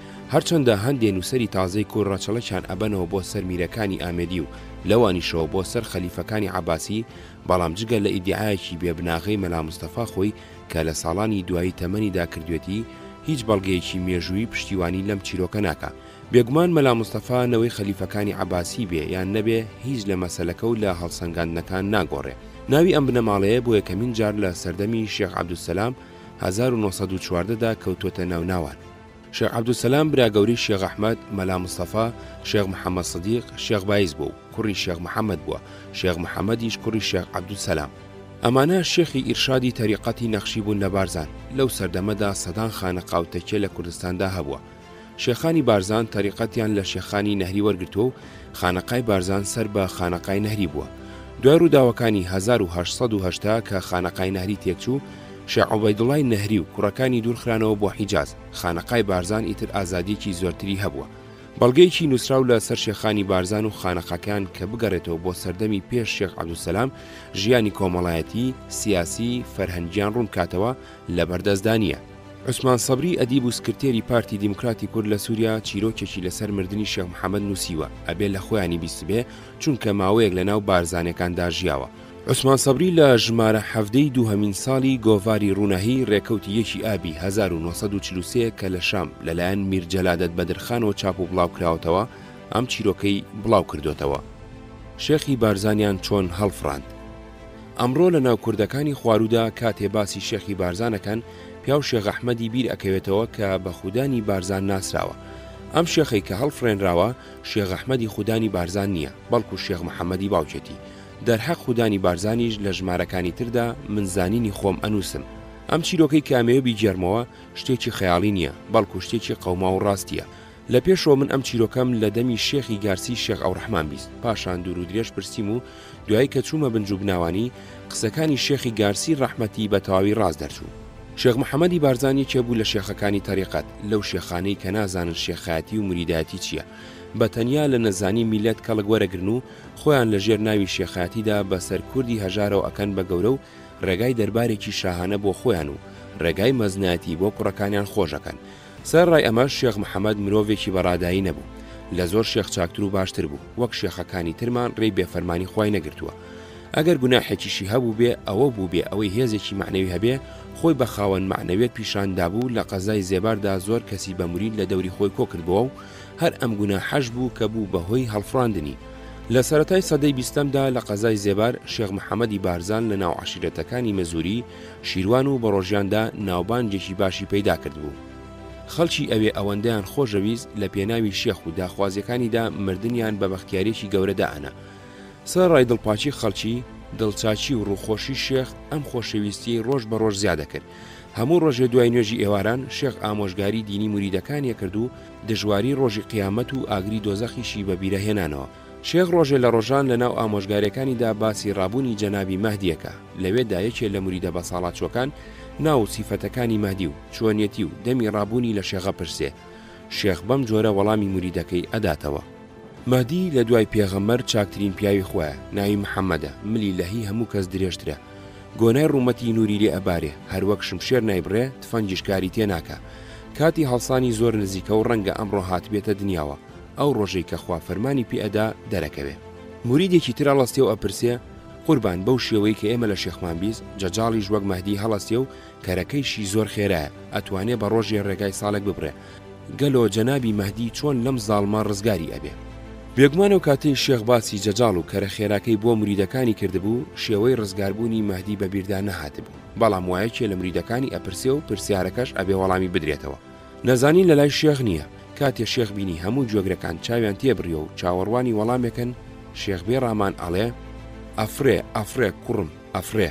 لە هیچ کتێبێکدا حکایەتی فرینی مەهدی نییە، بەڵام بۆ ئەوەی شێخ خۆی بە نەزان پیشان نەدا ئەمەی وت. موریدەکانیش باوەڕیان پێکرد، بەڵام نازام خوش ئەم درۆی لە شێخ قبوڵ ئەکردیان نە. ئەمە لە سەرنجامی شێخدا ئەبینین. دوایەوەی شێخ ئامۆژگارەکانی تەواو ئەکا لە مزگەوت دەرئەچێ و ئەچێ بۆ دیوەخان. ئەوانەی کە ماڵی شێخی بارزانیان بینیوە ئەزانن شوێنی دیوەخانی شێخ چەند بەرزە. قاتی خوارەوە مزگەوتە، هی دووەم خانەقایە تەکێ، هینی سێهەمیش دیوەخانە. کاتێ شێخ لە مزگەوتەوە ئەچێ بۆ دیوەخان موریدەکان لە ناو خۆیاندا لەسەر ئامۆژگارەکانی ئەو ڕۆژەی شێخ سیفەتەکانی مادی ئەدوێن. ئەیانویست بزانن کام سیفەتانە لە کێدا هەیە. لەبەر ئەوەی ئەو سیفەتانی شێخ باسی کردبوون هەمووی لە خۆی داهبوون، هەندێک لە موریدەکان ئەڵێن هەبێ و نەبێ شێخی ئێمە خۆی مەهدیە، هەندێکی تریان ئەڵێن کەی شێخ ڕاستی لە ئێمە شاردۆتەوە تا ئەمڕۆ لێمان بشارێتەوە، ئەگەر ئەو مەهدی بواە خۆی پێی ئەوتین. لەسەر ئەم قسەیە برای گەورە ئەڵێ ئەی نایەتە بیرتان کە شێخ وتی دەمی ڕابوونی زۆر نزیکە لەوانەیە ئەمڕۆ هاتبێتە دنیا و ئەو ڕۆژەی کە خوا فەرمانی پێئەدا دەرەکەوێ بەڵێ شێخ مەهدی خۆیەتی بەڵام بە فەرمانی خوا دەرەکەوێ. برای دووەم لەسەر قسەکەی سوورە کە شێخ مەهدی نییە. ئەم گفتوگۆیان درێژای کێشێ و لە هەردوو لا کەسیان ناتوانێت ئەوی تر بێنێتە سەر قسەی خۆی. ئەو ساڕیش سپێک لە موریدەکان بە هەردوو برا ئەڵێ کە ئەقڵ هەبێ پێویست ناکا بەم شێوەیە بە گژی یەکتردا بچن. نایەتە بیرتان شێخ وتی تفەنگ کار لە مەهدی ناکا، وەرن بچین بۆ دیوەخان بیدەینە بەر تفەنگ، ئەگەر مەهدی بێ گول لە نایبڕێ. ئەم ئەقڵەی بارزان بیری لەوە نەکردبووە کە ئەگەر شێخ مەهدی نەبێ بەمە ئەمرێ. ئەمە بە بیری هەردوو براشدا نەهات. قسەی هەمویان لەسەر ئەم تەکبیرە ئەبێ بەیەک. شەش پیاو تفەنگەکانیان هەڵەگرن و ئەچنە دیوەخان. لەپڕ هەر شەشیان لولەی تفەنگەکانیان لە شێخەکەن و پەنجە ئەخەنە سەر پەلەپیتکە. لە دەنجی تفەنگان و ڕاچڕەچینی دوای ئەو شێخ تێگەیشت کە ئەمانە بە بێبەختیەی کوژن، بۆیە یەکسەر هەڵاستێ و ڕاکە. موریدەکان لەبەر دەرگای گرن، سیر ئەکەن هەموو گولەکان بەرجلەکانی کەوتون و بەرلەشی نەکەوتون. دوای ئەم تەجروبەیە ئیتر گومانیان نامێنێ کە شێخ مەهدیە. بەڵام هەندێک لە موریدەکان دیسان نایانەوێ باوەڕ بەمە بهێنن، بۆیە لە نێوان ئەمان و ئەوانی تر ئەوانەی باوەڕیان بە مەهدیەتی شێخێناوە ئەبێ بە دەمەقاڵێ.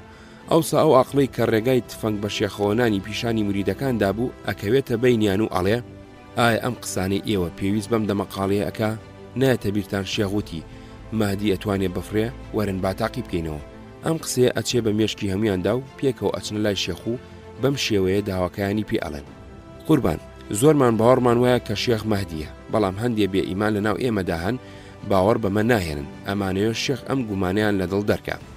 من چۆن ئەتوانم ئەم گومانیان لە دڵ دەربکەم و چێ پێیوتون کە من مەهدیم؟ قوربان دڵی ئێمە هەموو ئەڵێ تۆ مەهدیت. ئەی شێخ نەیوتوە دڵی چل موسڵمان لەسەر هەر شتێک ببێ بەیەک ئەو شتە ڕاستە و درۆنیە؟ هەر گومانی لە دڵی هەندێک لە موریدەکاندا هەبێ ئەتوانی تۆ بەم فرینە لە دڵیان دەربکەی. کوڕە ئێوە چەند ئەحمەقن، من چۆن ئەتوانم بفڕم؟ ئەوسا ئاقلەکەی بارزان ئەو موریدەی کە پێشتر ڕێگای تەجروبەی تفەنگەکەی پیشانی هاوڕەکانی دابوو ئەڵێ گەلی موریدان لەبەر ئەوەی دەمی ڕابوونی مەهدی هێشتا نەهاتووە بۆیە شێخ خۆی ئاشکرا ناکە، بەڵام ئێمە ئەتوانین تاقی بکەینەوە. وەرن با دەست و قاچی شێخ بگرین و لەسەر خانەقاوە بەری بدەینەوە خوارێ، ئەو کاتە ناچارە بێ بفڕێ. هێشتا عەقڵەکەی بارزان قسەکەی تەواو نەکردبوو، موریدەکان دەست و لنجی شێخەگرن و بێ ئەوەی گوێ بدەنە داد و هاواری ئەو ڕەبەنە لەسەر خانەقاوە ئەی هاوێژن بۆ خوارێ. شێخ محەممەد کە زەلامێکی کەتەبوو بە سەلامەتی ناگاتە حەوشە، هەردوو دەست و قاچێکی و ملی و پشتی لە 6 جێگاوە ئەشکێ و شێخ بەڕاستی ئەبێ بەمادی.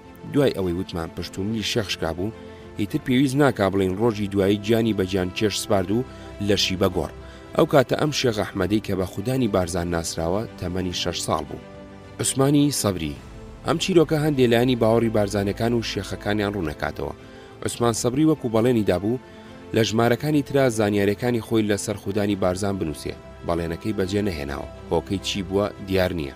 ئەم چیرۆکە ڕاست بێ یان هەڵبەسرا و ئۆباڵەکەی لە ئەستۆی عوسمان سەبریدایە کە بە درێژایی ژیانی و هەتا مردیش دڵسۆزی مەلا مستەفا بوو.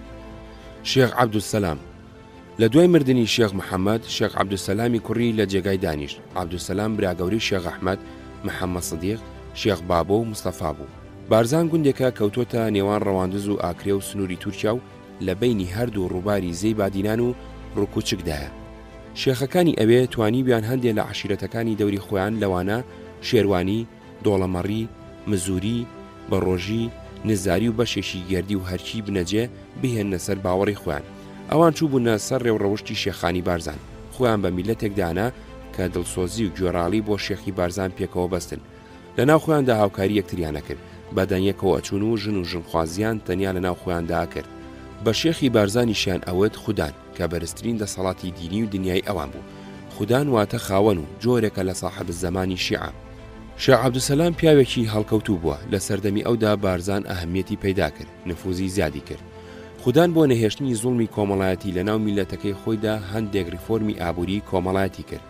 مڵکێتی زەویزاری هەڵوەشاندەوە، کردی خاوەنێتی گشتی هەمووان. ژن و ژنخوازی ئاسان کرد و مارەی هەڵگرت، هەوڵیدا عەشیرەتەکانی ژێردەستی خۆیان چەکدارکەن. بارزان بوو بۆ پەناگای زۆر لێکراوان. شێخ عەبدولسەلام نێوانی لەگەڵ مەسیحەکان خۆش بوو، حورمەتی ئەگرتن و لەگەڵ میسیۆنێرەکانی ئینگلیزیش برایان ویگرام دۆستایەتی خۆش بوو. لە کتێبەکەیاندا کوردستان بێشکەی شارستانێتی باسی ئەم دۆستایەتیاکەن. شێخ عەبدولسەلام پەیوەندی لەگەڵ ڕێکخراوە سیاسیە کوردیەکانی ئەستانبوڵ هەبووە کە دوای ئینقیلابی عوسمانی 1970 دامەزرا بوون، بە تایبەتی لەگەڵ شێخ عەبدولقادری شەمزینی کە ئاشنایەتێکی دێرینەی بنەماڵەیان هەبووە. بڵاوکراوەکانی ئەم ڕێکخراوانە ئەگەیشتە خانەخاکەیان لە بارزان. یەکێ لە هەوڵە نیشتیمانیەکانی شێخ عەبدولسەلام تەلەگرافێکە کە بۆ کاربەدەستانی عوسمانی ناردووە دەربارەی هەندێ مافی ڕۆشنبیری و بەڕێوەبەراتی و دینی کورد، پێئەچێ ئەمەی بەهاندان و بۆ پشتیوانی لە شێخ عەبدولقادری شەمزینی بووبێ کە ئەوسا پێشەوای بزوتنەوەی نەتەوەی کورد بووە لە ئەستەمبوڵ. داڵدەدانی زۆر لێکراوان لە بارزان و ڕەفتاری خودان لەگەڵ میلەتەکەی و ریفۆرمەکانی کەبوو بوون بەهۆی پەژاری سەرۆکی عەشیرەت و شێخەکانی دەور و پشتی و گازندەی بەردەوامی ئەوانە لە ڕەفتاری خودانی بارزان لە لای کاربەدەستانی تورک، هەروەها ناردنی ئەم تەلەگرافە و کەمبوونەوەی دەسەڵاتی عوسمانی لە ناوچەکە، کاربەدەستانی عوسمانی لە مووسڵ تووڕاکا و بڕیارەدەن شێخی بارزان تەمێ بکەن و ناوچەکە بهێنە ژێر دەسەڵاتی حکوومەت. فەریق محەممەد فازیل پاشای داغستانی سەرکردایەتی هێزێکی گەورەی عوسمانی ئەکا بۆ هێرشی سەر بارزان. عەشیرەتەکانی دراوسەی بارزان نەک هاوکاری عەبدولسەلام ناکەن، بەڵکو ئالیکاری عوسمانی ئەکەن بۆ داگیرکردنی ناوچەکە. بارزانیەکان چەند ڕۆژێک بەرەنگاری هێرشەکەکەن، سەرنجام خۆیان پێڕاناگیرێ. شێخ عەبدولسەلام خۆی ئەشارێتەوە پەنە ئەباتە بەر مارشەمعون لە هەکاری. مارشەمعون داڵدەیەدا داغستانی بارزان داگیرەکە، هەندێک لە گوندەکانی تاڵانەکە و ئەسووتێنێ و هەر کەسی بەردەست ئەکەوێ بە دیلی ئەیبا بۆ مووسڵ. لە ناو دیلەکاندا مەلا مستەفا و دایکی ئەگیرێن. شێخ عەبدولسەلام بەنهێنی گەڕایەوە بارزان، چەکدارەکانی لە چیای شیرین کۆکردەوە، کەوتە پەلاماردانی هێزەکانی عوسمانی، ناچاری کردن لە ناوچەکە بکشێنەوە. والی نوێی مووسڵ بە نەرمی لەگەڵی جوڵایەوە، کەوتە گفتوگۆ لەگەڵی، دیلەکانی بەردان، هەندێ زەرری بۆ بژاردن، ژیانی ئاسایی گەڕایە بۆ ناوچەکە. لە ساڵی 1913دا والی مووسڵ سولەیمان نەزیف کە ڕۆشنبیرێکی کوردی ئیتیحادی بوو، هێزێکی گەورەی ناردە سەر بارزان بۆ گرتنی شێخ عەبدولسەلام. سەرخێڵەکانی کورد بە تایبەتی فارزاغای زێباری هاوکاری لەشکری تورکیان کرد. شێخ ئەم جارەش خۆی نەدا بەدەستەوە و سەر لە نوێ خۆی شاردەوە، بەنهێنی چوو بۆ ڕاژان بۆ لای سەید تەهای شەمزینی و سەردانی سمکۆی کرد و پێکەوە چوون بۆ تەفلیس بۆ دیتنی جێنشینی قەیسەری رووسیا بۆ ئەوەی داوای پشتیوانی لێ بکەن. کاربەدەستانی تورک خەڵاتێکیان دانابوو بۆ ئەو کەسەی شێخ عەبدولسەلام بە زیندوێتی یا بە مردوێتی بگرێ. شێخ لە گەڕانەوەدا لە گوندێکی ناوچەی سۆما برادۆز لەلایەن کابرایەکی شکاکەوە لەگەڵ 3 پاسەوانیدا بە فێڵ لە خەودا گیران و لە پاییزی 1940دا لە سیرۆ تەسلیمی کاربەدەستانی عوسمانی کردن، لەوێەوە بە گیرایی برانە زیندانی مووسڵ. پاش محاکەمەیەکی ڕووکەش لە 14 کانونی یەکەمی 1940دا شێخ عەبدولسەلام و هاوڕێکانی لەدادران. شێخ ئەحمەد لە پاش هەڵواسینی شێخ عەبدولسەلام شێخ ئەحمەدی برای جێگەی گرتەوە. شێخ ئەحمەد دووەمین کوڕی مەحەممەد و براگەورەی مەحەممەد سدیق و شێخ بابۆ و مەلا موستەفا بوو. شێخ ئەحمەد ساڵی 1896 لە بارزان لەدایک بووە. ساڵی 1940 کە عەبدولسەلامی برای لە مووسڵ هەڵواسرا، شێخ ئەحمەد لە جێگەی ئەو بوو بە خودانی میلەتی بارزان. شێخ ئەحمەد خوێندەواری نەبوو، بەڵام لە بەڕێوەبردنی کاروباری بارزانەکاندا شارەزا بوو، جێگەی بڕوای هەمویان بوو، گوێڕاڵی بێچەن و چوونیان نەکرد. تەنانەت مەلا موستەفا و براکانیشی کە ئەچوون بۆ زیارەتی ئەبوو لە بەردەمیدا بە چۆکدا بێن، بەڵام ڕۆشنبیری گشتی نەبوو. شارەزای کاروباری سیاسی کوردستان و عێراق و دنیا نەبوو، هەروەها شارەزای کاروباری جەنگی نەبوو، بایەخیشی پێ نەئەدا، هەوڵی ئەدا خۆی و عەشیرەتەکەی لە کاروباری سیاسیەوە نەگلێن، بە گۆشەگیری دوور لە کارتێکردنی دەور و پشت بژین. لە سەردەمی عوسمانیدا بەهۆی هەڵواسینی براکەی و لەشکرکێشی عوسمانەکانەوە بۆ سەرناوچەکەیان هەڵوێستی لە حکوومەت سەلبی بوو، بڕوای پێنەئەکردن و دوای هاتنی ئینگلیزیش 1970 دیسان هەڵوێستی لە پەرەسەندنی دەسەڵاتی حکوومەت سەلبی بوو. بە ئاگاداری ئەم هەندێک لە بارزانەکان بەشداری دانانی ئەو بۆسێ بوون کە 14 تشرینی دووەمی 1990 لە بیرەکەپرە بۆ حاکمی سیاسی مووسڵ کۆلۆنێل بێڵ و حاکمی سیاسی ئاکرەیە کاپتن سکۆت دانرا و هەردووکیان کوژران. لە دەست بە سەراگرتنی شاری ئاکرێشدا بەشدار بوون، هەروەها تووشی چەند تێگەڵچوونێکی چەکداری بوون لەگەڵ ئاسووریەکان کاتێک ئینگلیز ئەیویست لە ناوچەکانی ئەوان دانیشتە جیام بکەن. دوای ئەوە ئیتر لە بارزان گۆشەگیری هەڵبژار، خۆی لە کاروباری سیاسی و حکوومەتی هەڵناقورتاند. شێخ ئەحمەد هەوڵیدا نەریتەکانی شێخەکانی بارزان دایانهێنابوو بچەسپێنێ، هاوکاری یەکتری، دامەزرانی پەیوەندی لەسەر بنچینەی دادپەروەری و وەکیەکی، گوێڕاڵی بێچەنوچوونی میلەت بۆ خوددان، پارێزگاری میلەتی بارزان لە تێخزانی نفوزی حکوومەت و بیرروباوەڕی دەرەوە، هەوڵی ئەدا میلەتی بارزان وەکو کۆمەڵێکی داخراو بمێنێتەوە و نفوزی دەوڵەتی تێنێت، لەبەرەوە دژی دامەزرانی دەسەڵات و دەستگای ئیدارەکانی حکوومەت و دژی دامەزرانی قوتابخانە و دژی تێکەڵاوی بوو لەگەڵ کاربەدەستانی حکوومەت لە شارەکان. تەنانەت براکانی نەخستە بەرخوێندن بۆ ئەوەی فێری خوێندەواری نەبن، هەروەها دژی چالاکی پارتایەتی بوو لە ناو بارزانەکاندا. شێخ ئەحمەد نوێژ و حاجی لەسەر بارزانەکان هەڵگرت، ئەمەش لەلایەن دراوسەکانیەوە بە لە دین دەرچوودا ئەنرا. ناوچەی ژیانی بارزانەکان مەڵبەندێکی شاخاویە، ئەرزی کشتتوکاڵی کەمە، بەروبوومی زۆری نییە، مازووچنین و کۆکردنەوەی تۆوی کنگر و ئاژەڵداری بە تایبەتی ڕاگررتنی بزن یەکێک بوو لە سەرچاوەکانی ژیانیان. لەبەرەوە لەسەر مەسەلەی لە وەرگا و پاوان هەمیشە لەگەڵ عەشیرەتەکانی دراوسیاندا برادۆز، زێباری، سوورچی، هەرچی، ڕێکانی کێشەیان بووە.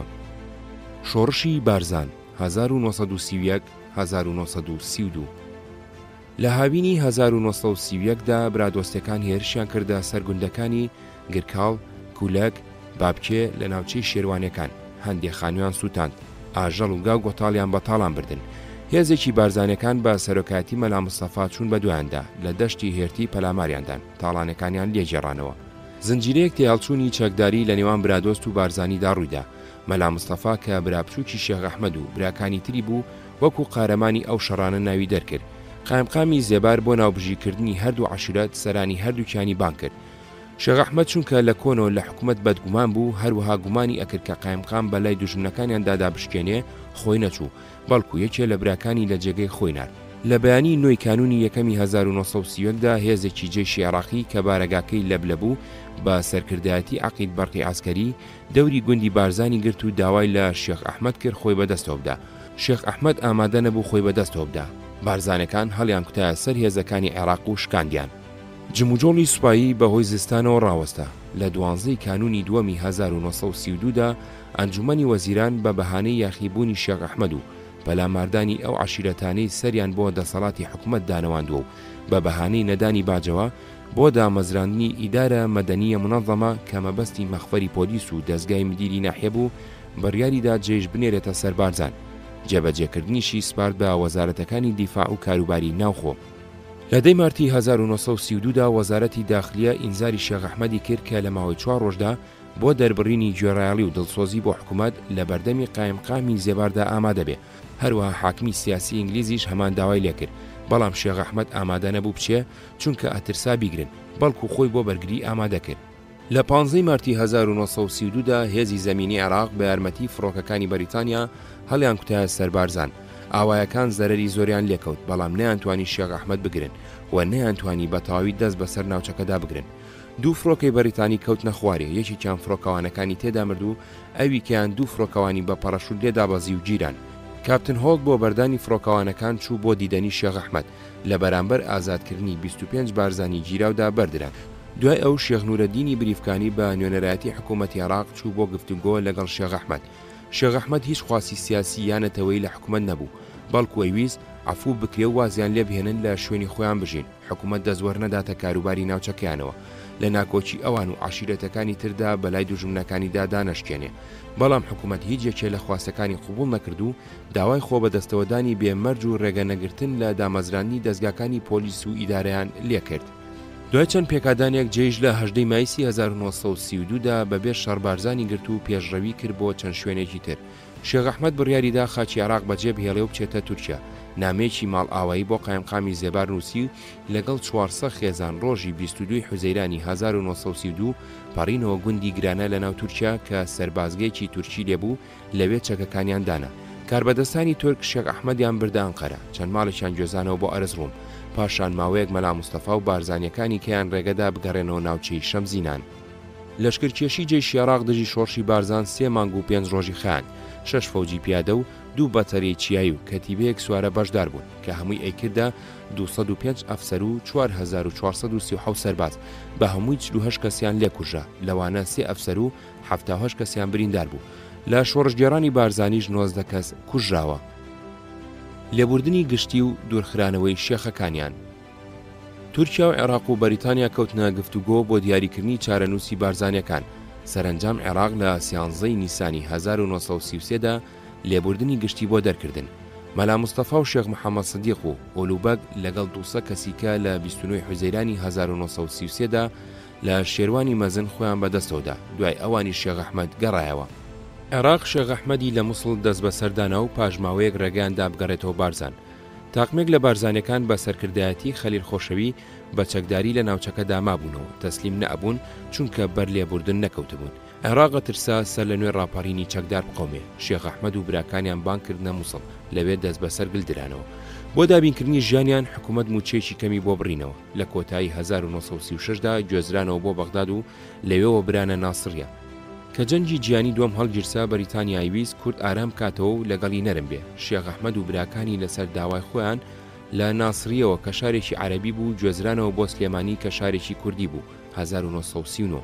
ئەو سادورخراوەکان بەژن و پیا و گەورە و مناڵەوە 86 کەس بوون. بارزانەکان لە سلێمانی. مەلا مستەفا بە مناڵی نەخرا بۆ بەرخوێندن، هەرگیز خوێندنی مەلایەتی نەخوێند بوو، لای هیچ کەس و لە هیچ مزگەوتێکیشدا ئیجازەی مەلایەتی وەرنەگرت بوو. مەلایەتەکەی لە نازناوێک زیاتر نەبوو. ئەو ماوەی لە سلێمانی بوو هەندێک دەرسی لای مەلا عەبدوڵای چروستانی و هەندێک دەرسیشی لای مەلا مستەفای سەفوات خوێن. مەلا مستەفا نائومێد بوو لەوەی ڕێگەی بدەن بگەڕێتەوە سەر جێگا و ڕێگای خۆی لە بارزان. خۆیان تەعین کرد بوو بە قۆڵچی غابات و هەندێک لە خزمەکانیشی بە حەسحەسی شەو. ئەو موچەی بۆیان بڕیبوونەوە بەشی ژیانی نەئەکردن. بیری لەوە کردەوە بەبێ موافقەتی حکوومەت بەنیهێنی بگەڕێتەوە بارزان و زۆر بۆ حکوومەت بێنێ ڕێگای شێخ ئەحمەد و بارزانەکان بدا بگەڕێنەوە ناوچەکانی خۆیان. شێخ لەتیفی حەفید لەمەدا یارمەتیدا، چەند کەسێکی بۆ هاودەنگی و شارەزایی لەگەڵ نار. لەوانە محەی سالەسوور، مەجیدی قاڵەی حەمامچی تا بەلای پێنجۆندا بەنیهێنی بیگەێنەبانە لە دیوی ئێران. مەلا مستەفا ڕۆژی 12 تەموزی 1943 سلێمانی بەجێهێش بەرەوبانە و مەهاباد و بەلای نەغەدەدا بۆ ناوچەی شنۆ و لەوێوە چووە ناوچەی برادۆز لە دیوی عێراق و ڕۆژی 27 تەموز گەیشتە بارزان. مەلا مستەفا لە ڕێگەی گەڕانەوەیدا بۆ بارزان چەند کەسێکی لەو بارزانیانەی لە گوندەکانی نزیک نەغەدە و شنۆ دانیشتبوون لەگەڵ خۆی بردبووە و لە برادۆستیش تاقمێ بارزانی لە حکوومەت قاچاق بوو، ئەوانیشی دۆزیەوە. ئەمانە هەمویان یەکیان گرتەوە. مەلا مستەفا بەهۆی ئامر مەخفەری شێتنەوە خۆی هەواڵی بۆ حکوومەت نار کەوا گەیشتۆتە ناوچەکە و لەبەر خراپی هەلومەرجی ژیانیان و ڕەفتاری کاربەدەستان هەڵاتوە. نیازی شەڕ و خراپەی نییە و ئامادەیە بە گفتوگۆ هەموو گیر و گرفتەکان چارەسەر بکە. حکوومەت خواستەکانی مەلا مستەفای پشتگوێ خست و شێخ ئەحمەد و بارزانەکانی لە سلێمانیەوە دوورخستەوە بۆ حیلە. بە درێژایی مانجی ئاب و ئەیلول بە ناوچەکەدا گەڕا تا ئەهات هێزەکەی زیادیە کرد. مەلا مستەفا کە زانی حکوومەت گوێی ناداتەیە کەوتە گوشار بردن. لە مانجی تشرینی یەکەمدا کەوتە پەلاماردانی مەخفەرەکانی ناوچەکە. هەندێک لە بارزانەکان بوون بە پۆلیس لەم مەخفەرانەدا بڵاو بوونەوە. ئەمەش کارەکەی مەلا مستەفای ئاسانە کرد. مەخفەرەکانی شانەدەر، خێرەزۆک، بیرەکەپرا، زیت، چەمی، سپلکی، میرۆز، ئەرگوش، تیل، شەنجیل، کانیبۆت، بیدیال، شێروان، ڕێزان، شێتنا، بێدارون، کانی ڕەش گیران. بارزانەکان پرچەک بوون و هێزەکەیان گەورە بوو، بەڵام مەخفەرەکانی مێرگەسوور، بارزان، بلە کە لەوانی تر گرنگتر بوون نەگیران. عێراق لیوەیەک سەربازی جێشینار بۆ مێرگەسوور. ئەم لیوەیە ڕۆژانی 6 و 8 و 10 تشرینی دووەمی 43 بە پشتیوانی فڕۆکە چەند هێرشێکی کرد، بەڵام لە هەمویان داشکا. ڕاستیەکەی چەند ئەفسەرێکی کورتپەروەر لەم لیوەیەدا بوون، لەوانە نووری مەلا مارەف، ئەوڕەحمان قازی، نووری مەلا حەکیم، نووری ئەحمەد تەها بەنهێنی هاوکاریان لەگەڵ مەلا مستەفا کرد. پەیوەندی و گفتوگۆ لە نێوان مەلا مستەفا و کاربەدەستانی عێراقی و بەریتانیدا دەستی پێکرد. داواکانی مەلا مستەفا لە سنووری گیروگرفت و خواستەکانی عاشیرەتەکەی دەرناچوو.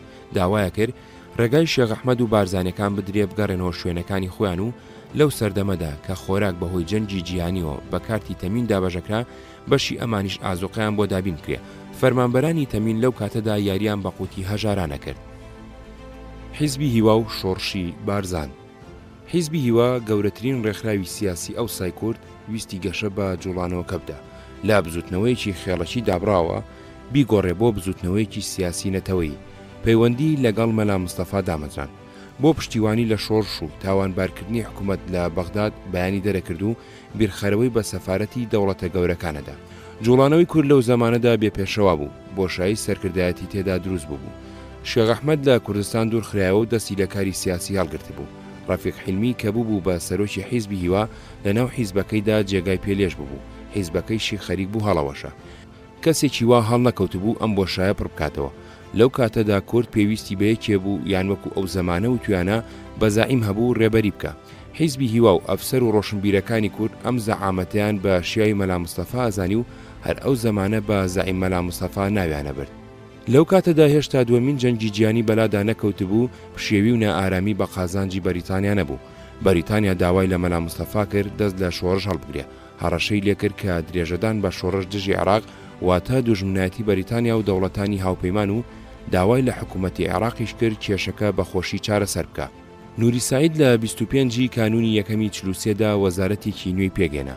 3 کورد لە وەزارەتەکەیدا بوو. دوانیان ئەحمەد موختار بابان و عومەر نەزمی پەیوەندیان بە جوڵانەوەی کورد نەبوو. بەڵام سێمیان سیاسی ناسراوی کورد ماجید مستەفا بوو کە ماوەیەکی درێژ هاوکاری شێخ مەحموود بوو لە شۆڕشەکانیدا و دوایتر پاش کۆتایی شۆڕشەکانی شێخ مەحموود چوو بۆ ناو دەستگای بەڕێوەبەرایەتی عێراقەوە. کرایە وەزیری دەوڵەت چارەسەرکردنی کێشەی کورد بەم سپێردا. ماجید سەردانی شێخ ئەحمەدی کرد لە حیلە، داوای لێکرد یەکێ لە کوڕەکانی بنێرێ بۆ لای مەلا مستەفا بۆ ڕاگرتنی شەڕ و دانانی ڕێوشوێنی گفتوگۆ. شێخ ئەحمەد محەممەد خالیدی ناردوو دوای موافقەتی مەلا مستەفا ڕۆژی 29 کانونی یەکەمی 43 گەڕایەوە. بە دوای ئەمەدا ماجید مستەفا ڕۆژی 7 کانونی دووەمی 44 چوو بۆ سەردانی مەلا مستەفا لە مێرگەسوور. ماجید دوای یەک ڕۆژ گەڕایەوە بەغداد. ماجید مستەفا لە دیدەنی بارزانیدا هانیدا بوو کە لە باتی خواستی ناوچەیی داوای مافی نەتەوەی بکە و ئەفسەرەکانی پەیوەندیش هەمان ئامۆژگاری و داوایان لە مەلا مستەفا کرد و بەڵێنیان ئەدایە هاوکاری بکەن و لە جموجۆڵی جێیش و حکوومەت ئاگاداریانە کرد. دوای مەیتر ناوەڕۆکی شۆڕشی بارزان خەریک بوو ئەگۆڕا. ئەگەر تا ئەو سا شۆڕشێکی خێڵەکی بوو دژی زوڵمی کۆمەڵایەتی و لە پێناوی چەسپاندنی دادی کۆمەڵایەتیدا بوو بە شۆڕشێکی کوردی خاوەن داوای سیاسی. لەسەر داوای ماجید وەزارەتەکەی نووری سعید لە دانیشتنی ڕۆژی 25 کانونی دووەمی 44دا بڕیاریدا چەند ئەفسەرێکی کورد کە تا ئەو سا لە ڕیزی جێیشدا بوون دابنێ بە ئەفسەری پەیوەندی لە ناوچەکانی کوردستاندا. ئەمانە زۆریان ئەندامی حیزبی هیوا بوون، کران بە ئەفسەری پەیوەندی. بەهادی نووری بۆ سلێمانی، ئەمین ڕەواندزی بۆ ڕەواندز، عیزەت عەزیز بۆ بارزان، مستەفا خۆشناو بۆ بلە، میر حاج ئەحمەد بۆ ئاکرێ، مەجید عەلی بۆ ئامێدی، سید عەزیزی شەمزینی بۆ مێرگەسوور، فواد عارف بۆ پشدەر. حکوومەت دەسەڵاتی سوپای و شارستانی دابوونێ بۆ چاودێری جۆری دابەشکردنی ئازوقەی تەمین و ڕەفتاری کاربەدەستان و نەهێڵن فەرمانبەرانی حکوومەت ڕەفتاری خراپ بکەن. ئەمە پسەرانە بەسرابوون بە وەزیری دەوڵەت ماجید مستەفاوە. ڕۆژی 12 شوباتی 44 شێخ ئەحمەد و خێزانەکەی و دەست و پەیوەندەکانی گەڕانەوە بۆ بارزان. ڕۆژی 22 شوباتی 44 مەلا مستەفا گەیشتە بەغداد. لەم سەفەرەدا وەسی، نووری سعید، سەفیری بەریتانی، وەزیری پەیوەندیدار، سەرانی حیزبی هیوا و گەلێک کەسایەتی کورد و عەرەبی بینی سەردانەکەی هەفتەیەکی خایاند و گەڕایە و بارزان. بێگومان ئەمە سەرکەوتنێکی سیاسی گەورە بوو لە ژیانی مەلا مستەفادا، گۆڕینێکی گەورەی بەدیهێنا لە کابرایەکی خێڵەکی ئاوارە و دەست بەسەری محتاجی موچەی حکوومەتەوە بوو بە پێشەوایەکی نەتەوەی، جێگەی ئومێدی کورد و جێگەی بایەخپێدانی حکوومەتی عێراق و بەریتانیا. نوری سەعید گەشتێکی بۆ کوردستان کرد، لە کەرکووک لەگەڵ سەرانی خێڵەکانی کورد کۆبووە، بەڵێنی سەلماندنی مافە نەتەوایەتیەکانی کوردی پێدان. وەزارەت سەبارەت بە مافەکانی کورد لە ناوخۆیدا ناکۆک بوو، لە دەرەوەی وەزارەتیش لە ناو هەندێک لە کۆڕەنەتەوە پەرستەکانی عەرەبدا ناڕەزایی هەبوو. لە 3 حوزەیرانی 44دا نوری سەعید دەستی لە وەزارەت هەڵگرت و حەمدی پاچەچی وەزارەتێکی نوێی پێگەێنا. ئەم وەزارەتەش 2 کوردی تێدا بوو، ئەحمەد موختار و تۆفیق وابی، بەڵام ماجیدی لێ دوورخرایەوە. کاری ئەفسەرانی پەیوەندیش تەواو بوو، داوایان لێکرا بگەڕێنەوە شوێنەکانی خۆیان لە ناو جێژدا. هەموو لایەن وا بوو کە حکوومەتی تازە بەڵێنەکانی حکوومەتی پێشوو سەبارەت بە مافەکانی کورد جێبەجێ ناکە. ئەفسەرەکان چالاکی سیاسی زۆریان دەست پێکرد، هەندێکیان لە بارزانمانەوە بۆ هاوکاری مەلا مستەفا و مستەفا خۆشناو و میرحات چوون بۆ کوردستانی ئێران و عیزەت عەزیز چوو بۆ سووریا بۆ پەیوەندی لەگەڵ حیزبی خۆی بوون بۆ بەدەستهێنانی پشتیوانی بۆ جوڵانەوەکان. مەلا مستەفا لە نیوەی دووەمی ساڵی 1944دا لەگەڵ هەندێک لە ئەفسەرەکانی هاوکاری گەشتی سیاسی دەست پێکرد بۆ سەردانی سەرانی ئێل و پیاوە دەستڕۆیشتەکانی زێباری، سوورچی، هەرچی، خۆشناو، شەقڵاوە، دەشتی هەولێر. هەر لەم گەشتەدا سەردانی سعید قەزاز متەسەڕیفی هەولێری کرد. حکوومەتی عێراق لە گەشتەکەی مەلا مستەفا و چالاکی ئەفسەرەکان کەوتە گومان و پەژارە هێزەکانی جێیش و شوڕتەی سازەدا. لە حەڤەی تشرینی یەکەمی 1944دا مەلا مستەفا یاداشتێکی دا بە وەزیری کاروباری ناوخۆ کورتەکەی ئەمە بوو: 1. یەخستنی ناوچە کوردنشینەکانی کەرکووک، سلێمانی، هەولێر، دوهۆک، خانەقین. 2. دانانی وەزیرێکی کورد لە وەزارەتدا کە بەرپرسی کوردستان بێ. 3. لە هەر وەزارەتێکدا جێگرێکی وەزیر لە کورددا بنرێ. 4. کاروباری ڕۆشنبیری، ئابووری، کشت و کاڵی جگە لە کاروباری جێیش و شوڕتە لە دەسەڵاتی ئەم وەحدە ئیداریە بێ. بۆ یەکەمین جار خواستەکانی مەلا مستەفا لە داوای تایبەتی و خێڵەکیەوە گۆڕا بۆ خواستی سیاسی و لە باتی کورد ئەدووە. کاربەدەستانی حکوومەت ئەم گۆڕینیان بە فیتی ئەفسەرە کوردەکان دائەنا. عێراق کەوتە ڕاونان و گرتن و دوورخستنەوەی ئەفسەرەکانی گومانی لێکردن، بەڵام ئەوان لە چالاکی نەکەوتن و عیزەت عەزیز، مستەفا خۆشناو، میرحاج ئەحمەد، محەممەد مەحموود، جەلال ئەمین بەگ دایانە پاڵ مەلا مستەفا. لە 15 کانونی دووەمی 45دا ئەفسەرەکان ڕێکخراوێکی تازەیان بە سەرۆکاتی مەلا مستەفا بە ناوی هەیئەتی ئازادیەوە دامەزران. بەرنامەکەیان بە کورتی بریتی بوو لە: 1. یەخستنی عەشیرەتەکان. 2. ڕزگارکردنی کوردستان بە ڕێگەی سیاسی. 3. دامەزراندنی پەیوەندی لەگەڵ حیزبە سیاسیەکانی کورد. 4. دانی خواستەکانی کورد بە نوێنەرانی سیاسی دەوڵەتانی بێگانە. 5. کاری ڕاگەاندن و بڵاوکراوە. 6. خەبات دژی سیاسەتی ئیستیعماری عێراق. 7. ڕێخستنی هێزی چەکدار. ئەم هەیئەتە وەکو لە نامەکانیدا بۆ سەرکردایەتی حیزبی هیوا و لەقەکانی دەرەکەوێ ئەبوو سەرکردایەتی شۆڕش بکە. لەو کاتەدا حیزبی هیوا هەبوو، ئەم ئەفسەرانەش هەمویان ئەندامی هیوا بوون، بۆچی ڕێکخراوێکی تازەیان دامەزراندووە. ڕەنگەیەکێ لەم دوو هۆیە هەبوو بێ، یان لە تواناویستی حیزبی هیوا نائومێد بوون سەبارەت بە بەشداری و سەرکردایەتی شۆڕش، یان ئەم هەیئەتەیان دامەزراندووە باسکی جەنگی شۆڕشەکە و حیزبی هیوا باسکی سیاسی جوڵانەوەکە بێ. لە نامەیەکدا کە لە 30 کانونی دووەمی 45دا بە ئیمزای سەرۆکی حیزبی هیوا بۆ مەلا مستەفا نووسراوە ئەڵێ: هەموو بزوتنەوەیەکی نەتەوەی ئەگەر بە ڕێکوپێکی بەپێی بەرنمەیەکی ورد ڕێک نەخرێ، بێگومان ئەنجامەکەی سەرگەردانی و ماڵوێرانی و سەرنەکەوتنە بێ. هەروەکو ئێوە ژەزانن بزوتنەوەی نەتەوەی ئەبێ سەرکردەیەک و دوو دەستی بەهێزی هەبێ، دەستێکی سیاسی و دەستێکی چەکدار. ئەم ئاڵ و گۆڕانە حیزبی هیوایان شڵەقاند و تووشی تەنگ و چەڵەمەیەکی ناوخۆی قوڵیان کرد.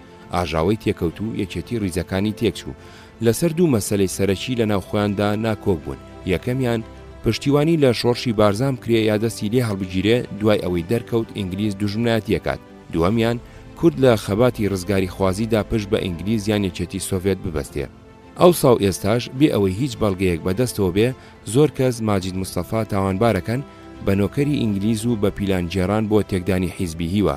ئەگەرچی هەیئەتی ئازادی لەگەڵ حیزبی هیوا پەیوەندی بەهێزی هەبوو داوای لێکردنامە و بیرخەرەوە بدا بە سەفارەتی دەوڵەتە گەورەکان، بەڵام خۆشی کەوتە چالاکی.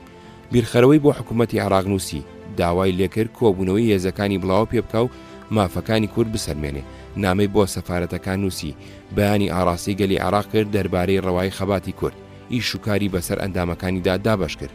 بە درێژی 3 مانگ لە مارتەوە تا حوزەیران چەندین یەکتربینین لە نێوان مەلا مستەفا و ئەفسەرانی بەریتانی و کاربەدەستانی عێراقیدا و لە نێوان هەندێک لە ئەفسەرەکان و نوێنەرانی بەریتانی و عێراقیدا بوو. لەم دیدەنیانەدا داوایان لە مەلا مستەفا ئەکرد ڕێگە لە مناوەرە و لەشکرکێشیەکانی جێژ نەگرێ، ئەفسەرە کوردەکان بنێرێتەوە سەر کارەکانی خۆیان لەناو جێژدا. نیشتیمان پەروەرانی کورد هیوایەکی زۆریان لەسەر مەلا مستەفا و جوڵانەوەکەی هەڵچنی بوو. وەکو لە نامەی ڕۆژی 3 مارتی 1945دا کە بە ئیمزای سەرۆکی هەیئەتی ئازادی بۆ حیزبی هیوا نووسراوە، هەیئەتی ئازادی بەرنامەی بۆ شۆڕش ئامادا کرد، کورتەی خاڵە سەرەکیەکانی مانگی مارد بە مانگی شۆڕش دابنێن.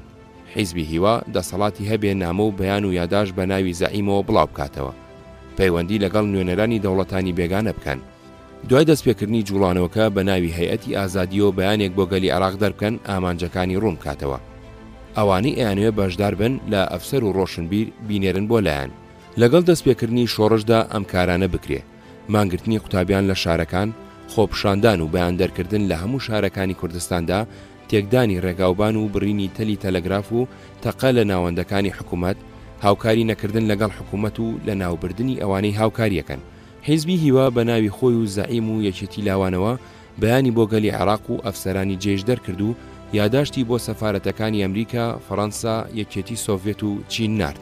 بارزانەکان بە چەکداری هاتوچۆی دا و دەستگاکانی حکوومەتیانە کرد. ڕۆژی 8 ئابی 45 لە ناو مەخفەری مێرگەسووردا لە مشتومڕێکدا لەسەر ئازوقەی تەمین وەلیبەک کوژرا. وەلیبەک خزمی نزیکی خوددان و یەکێ لە پیاوە ناسراوەکانی بارزان بوو.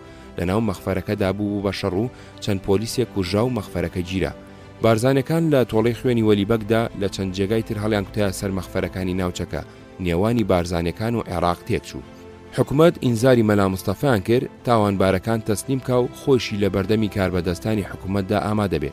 لە هەمان کاتدا حکمی عورفی لە 19 ئابدا لە مووسڵ و هەولێر ڕاگەیەنرا و جێیش خۆی ئامادە کرد بۆ لەشکرکێشی. ڕۆژی 25 ئابی 45 یەکەمین پێکادان لە قۆڵی ڕەواندز ڕوویدا. سەر لە نوێ شەڕی بارزانی عێراقی هەڵگیرسایەوە. مەلا مستەفا هەموو هێزەکانی و ئەفسەرەکانی هاوکاری لە دەوری بارزان کۆکرد بوو و جەبهەیەکی لێدا مەزراند بوو بۆ بەرەنگاری هێرشی گەورەی جێشی عێراق. پێ ئەچێ ئامانجی سەرەکی پاراستنی ناوچەی بارزان بوو بێ، ئەگینا ئەبوو هێزەکانی لە سەنگەردا دانەمەزرێنێ بۆ شەڕی جەبهەیی لەگەڵ جێشی عێراق. هێزەکانی و هاوکارەکانی لە سەرانسەری کوردستاندا بڵاو پێ بکە چالاکی پێشمەرگەی لە هەموو شوێنەکان بنوێنن. عێراق هەموو هێزەکانی خۆی بە پشتیوانی هێزی ئاسمانی لەسەر بارزان کۆکردەوە. بێگومان هێزێکی خێڵەکی ناڕێک و پێکی بێ پشتیوان و یارمەتی چەند ئازاو لە خۆبردوو بێ لە بەردەمجەی شێکی نیزامیدا لە شەڕێکی جەبهەیدا خۆی پێڕاناگیرێ. کشانەوەی بارزانیەکان بۆ ئێران. دانووساندنی بارزانی عێراقی تێکچوو، جێشی عێراقی لەشکرکێشی دەست پێ کرد. ئابی 1945 تشرینی یەکەمی 1945 بارزانی بڕیاریدا بەر لە بارینی بەفر و گیرانی ڕێگاکان بکشێتەوە کوردستانی ئێران.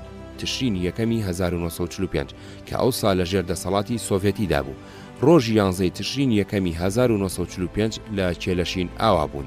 لەم لەشکرکێشیانەی جێشی عێراقدا 5 جەحفە لیوا، لیواکانی 1 جگە لە فەوجێکی، لیواکانی 3 و 4 و 5 و لیوای 15 جگە لە فەوجێکی، فەوجێکی لیوای 14 و 5 فەوجی شۆرتە و هێزی عەشایری کورد بەشدار بوون.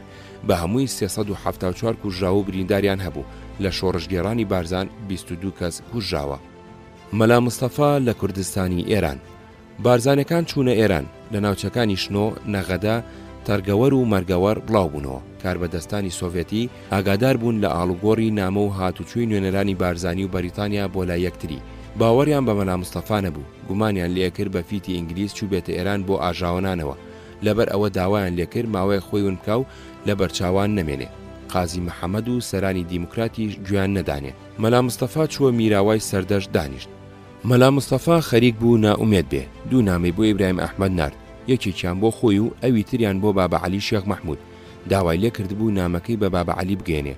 ئیبراهیم ئەحمەد و هاوڕێکانی لە ژێکێ لەقی کوردستانی عێراق نامەکەیان کردبووە. مەلا مستەفا داوای لە بابە عەلی کردبوو قسە لەگەڵ کاربەدەستانی عێراق بکە لیان خۆش ببێ بۆ ئەوەی بە کۆمەڵ بگەڕێنەوە و تەسلیمی حکوومەتی عێراق ببنەوە. ئەگەر هەر لێبوردنیشان بۆ دەرناکەن و ئامادەن بگەڕێنەوە عێراق و بچنە زیندانەوە بەو مەرجەی حکمی ئەعدامەکانیان بۆ بگۆڕن بە موعەبەد. ئیبراهیم ئەحمەد نامەکە ناگەێنێ بە بابە عەلی، لە باتی ئەوە بە یارمەتی شێخ لەتیفی شێخ مەحموود مەزبەتەیەک ئەنووسن بە ناوی کوردەکانی عێراقەوە بە زۆر سەرۆکی عەشیرەت و پیاوی ناسراوی کوردستانی عێراقی ئیمزاکەن کەوا مەلا مستەفا نوێنەری کوردەکانی عێراق و ڕێزگرتن و یارمەتیدانی واتە ڕێزگرتن و یارمەتیدانی کوردەکانی عێراقە. دوای گەیشتنی ئەم مەزبەتەیە ئینجا قازی محەممەد لا لە مەلا مستەفا ئەکاتەوە بانگیەکان بۆ مەهاباد و بارزانەکانیان کرد بە پێشمەرگە و پلەی جەنەڕاڵیشیاندا بە مەلا مستەفا. چوار لەق لە بارزانەکان پێگەێنرا و ئەفسەرە کوردەکان بوون بە فەرماندەیان و پارێزگاری لای سەقزیان پێسپێرا. ئازایانە و بەدڵسۆزی تا ڕوخانی حکوومەتی کوردستان ناوچەکەیان لە هێرشی ئارتەشی ئێران پاراست. دامەزراندنی پارتی ئەو ماوەی لە مەهاباد بوون بە چاولێکەری حیزبی دیموکراتی کوردستانی ئێران، مەلا مستەفا و ئەفسەرەکانی هاوکاری لەگەڵ هەمزە عەبدوڵڵا قسەیان کرد بە یەک بۆ دامەزراندنی حیزبێکی لەو بابەتە کە جێگەی هەموو ڕێکخراوە کوردیەکانی عێراق بگرێتەوە. بۆ مەبەستە هەمزە عەبدوڵڵای ناردەوە بۆ کوردستانی عێراق. هەمزە پەیوەندی لەگەڵ سەرکردایەتی حیزبەکانی شۆڕش، ڕزگاری، لقی کوردستانی عێراقی ژیانەوەی کوردستان کرد بۆ یەکگرتن لەم حیزبە نوێدا. لە 16 ئابی 1946دا لە بەغدا یەکەمین کۆنگرەی دامەزراندنی پارتی دیموکراتی کورد بەسرا. لەم کۆنگرێدا پرۆژەی ئەو پرۆگرامی هەمزە لە ئێرانەوە هێنابووی پەسەند کرا و کۆمیتەیەکی ناوەندی بۆ هەڵبژێرا و مەلا مستەفاش بە سەرۆکی حیزبدانرا. زۆری سەرکردە و ئەندامەکانی شۆڕش و ڕزگاری چوو نام حیزبە تازەیەوە. ئیبراهیم ئەحمەد ئەگەرچی لەم کۆنگرێدا بەشداری کرد، بەڵام لەو کاتەدا ئامادە نەبوو ڕێکخراوەکەی خۆی ژیانەوەی کوردستان هەڵبۆشێنێتەوە و تێکەڵاوی پارتی ببێ. کە جمهوریەتی مەهاباد ڕووخا و بارزانەکان خۆیان نەدا بەدەستەوە کەوتنە گفتوگۆ لەگەڵ ئێران. مەلا مستەفا چوو بۆ تاران. شاو سەروەزیران و گەورە ئەفسەرانی ئەرتەش و سەفیری ئەمریکای بینی داوای لە سەفیر کردبوو کە خۆی و هەموو عاشیرەتەکەی بە پەنابەر لە ئەمریکا وەربگیرێن. سەفیر داواکەی جێبەجێ نەکردبوو. ئێران داوای لە مەلا مستەفا کرد چەک دابنێن و لە نزیک هەمەدان نیشتە جێبکرێن. مەلا مستەفا بەڕەواڵەت ڕەزامەندی خۆی بۆ دەربڕی بوون، بەڵام وتبووی دوابڕیار لە دەست شێخ ئەحمەددایە ئەبێ ئەویش موافقەت بکە. بەم بەهانەیە گەڕایەوە ناو بارزانەکان. شێخ ئەحمەد ڕازی نەبوو بچێ بۆ هەمەدان، بڕیاری دابوو بڕواتەوە بۆ عێراق. ئێران پەلەی بوو ئەم هێزە چەکدارە کە بە مەترسی ئەزانی بۆ سەرخۆی هەڵی وەشێنێ. ئەوانیش ئەیانویست کات بەسەر بەرن تا زستان تێ ئەپەڕێ و ڕێگە بەفراوەکانی کێلەشین داڵانپەڕ ئەکرێنەوە بۆ ئەوەی بەخۆشی لە ئەنجامی ڕێکەوتن لەگەڵ عێراق یاخود بە شەڕ بگەڕێنەوە ناوچەکانی خۆیان. کاربەدەستانی ئێرانی ئەمەیان لێوەرنەگرتن، داوایان لێکردن یا دەست بەجێ چەکدا بنێن و بچنە ناوچەی هەمەدان خەریکی کوشتتوکاڵ بن یاخود دەست بەجێ بگەڕێنەوە بۆ عێراق. بارزانی ئەگەڕێتەوە بۆ کوردستانی عێراق. ئارتەشی ئێرانی ویستی بە زۆر چەکیان بکە و بیانگوێزێتەوە بۆ دەرەوەی کوردستان. چەند تێگەڵچوونی چەکدار لە نێوان هێزەکانی بارزانی ئێرانیدا ڕوویدا. بارزانەکان بەرگریەکی ئازایانیان کردو بەدەم شەڕەوە بەرەو سنووری عێراق شانەوە. نیسانی 1947 وەکو جەلالی ئەمینبەک چەند جار ئەیگێڕایەوە هەندێک لە ئەفسەرەکان زۆر لەگەڵ مەلا مستەفا خەریک بوون بۆ ئەوەی قانعی بکەن نەبیر لە خۆبەدەستەوەدان بکاتەوە و نەبیر لە پەنابردن بۆ یەکێتی سۆڤێت بەڵکو درێژە بە شۆڕش بدا. مەلا مستەفا گوێ لێ نەگرتن.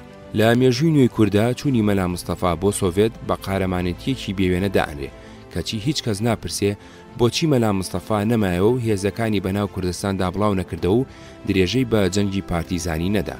لە کاتێکدا زیاتر لە 500 چەکداری گەنجی گیانباز و گوێڕایەلی لەگەڵ بووە و هەموو هێزە چەکدارەکانی عێراق لەو کاتەدا نەئەگەیشتە 10,000 کەس. عێراق ئامادە نەبوو لێبوردنی گشتی عەفوعامیان بۆ دەربکە. زۆری لێ ئەکرد بێ قەید و شەرت تەسلیم ببن. مەلا مستەفا 560 چەکداری لێ هەڵبژاردن و کەوتە ڕێ بەرەو ناوچەکانی بارزان. شێخ ئەحمەدیش لەگەڵ هەموو بارزانیەکانی کەدا بە خاو و خێزانەوە خۆیاندا بەدەست عێراقەوە. بەپی بەیانی ڕسمی حکوومەتی عێراق ژمارەی ئەو بارزانیانی لە ڕۆژانی 7 و 8 نیسانی 1940دا بەبێ قەید و شەرت بە دوو کاروان خۆیان بەدەستەوەدا بریتی بوو لە 1550 پیا و 1686 ئافرەت و 1329 مناڵ. بارزانەکان پۆلپۆل کران، هەندێکیان لە دەشتی دیانە شوێنێکی دوور لە بارزان نیشتە جێکران. شێخ ئەحمەد و هەندێکی تریان درانە دادگا و حکمی جیاجیا دران. شێخ ئەحمەد خۆی حکمی ئەدام درا. مەلا مستەفا سێژنی هەبوو، هەمویان گەڕانەوە عێراق، دوانیان لەگەڵ کوڕەکانیان تا ماوەیە گیران و دواتر دەست بە سەردانران. سێمیان کەکچی مەحموود ئاغای زێباری بوو لەگەڵ مەسعودی کوڕی چۆوە ماڵی باوکی لە مووسڵ. لە کاتی شۆڕشی بارزاندا مەحموود ئاغا جاشی چەکداری حکوومەتی عێراق بوو. چوونی بارزانی بۆ سۆڤێت. مەلا مستەفا نەیتوانی عێراق وا لێ بکە لێبوردنی گشتیان بۆ دەربکە. پاژەوەی ناومێد بوو بە ناو سنووری ئێرانی تورکیدا کەوتە ڕێ بەرەو یەکێتی سۆڤێت. ئەم ڕێ پێوانە درێژە 52 ڕۆژی خایاندووە.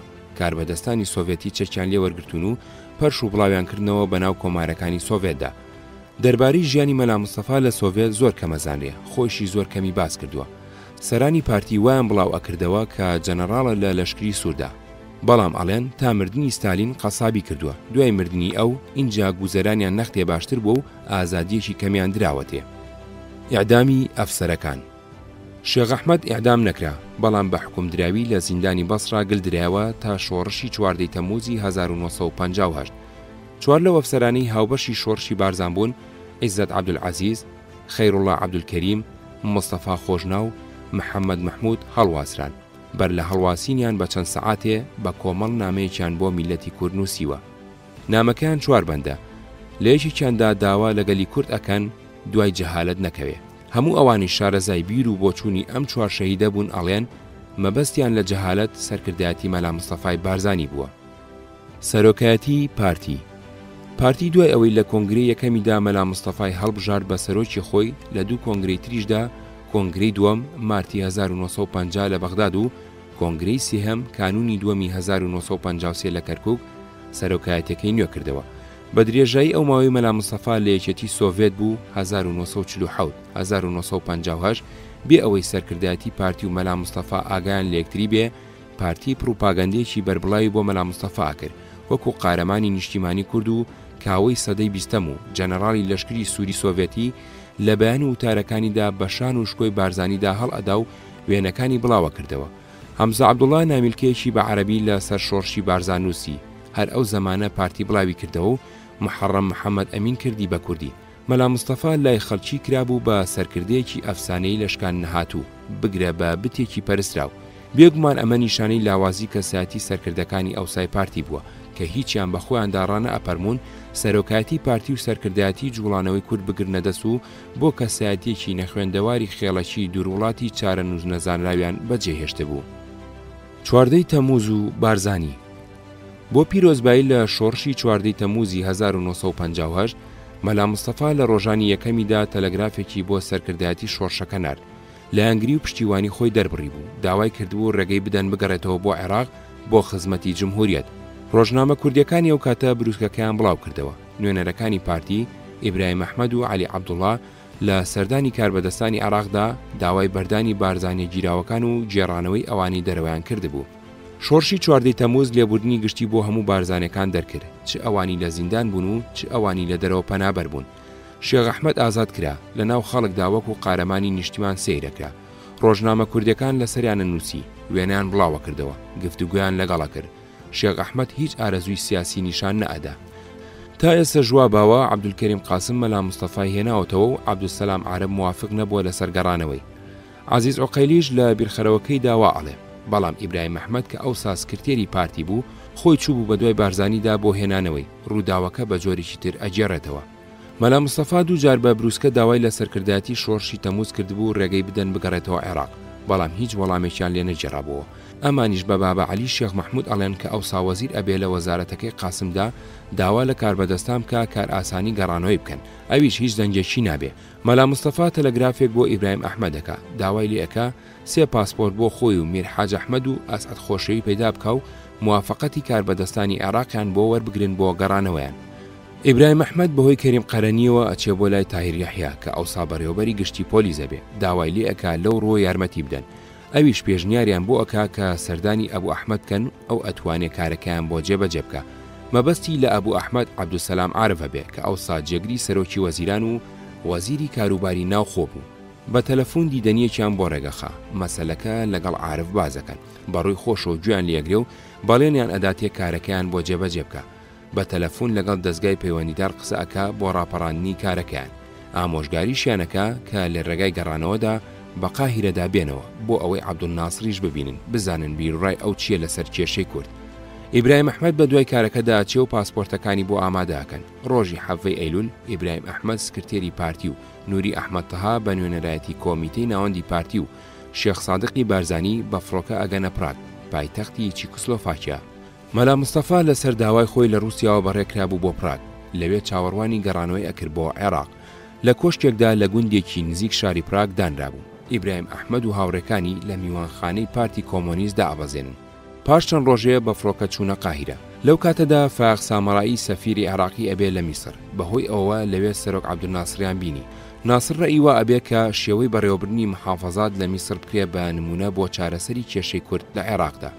لە قاهیرەوە بەڕێکەوتن ڕۆژی 6 تشرینی یەکەمی 1950 گەیشتە بەغداد. مەلا مستەفا وەکو قارەمانی سەرکەوت و پێشوازی کرا. مەلا مستەفا لە کۆشکەکەی نوری سەعید دانرا. قاسم مانجی 500 دیناری بۆ خۆی و 150 دیناری بۆ عوبەیدڵای کوڕی و 50 دیناری بۆ لوقمان بڕیەوە. مانجی نیسانی 59 بارزانەکان ئەوانەی لە یەکێتی سۆڤێت بوون بە کەشتی گەیشتنەوە بەسرا پێشوازی حکوومەتی و حیزبیان لێکرا.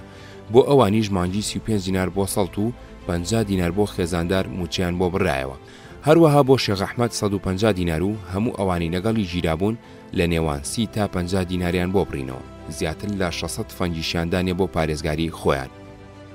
گەڕانەوەی بارزانی لە شعری کوردیدا.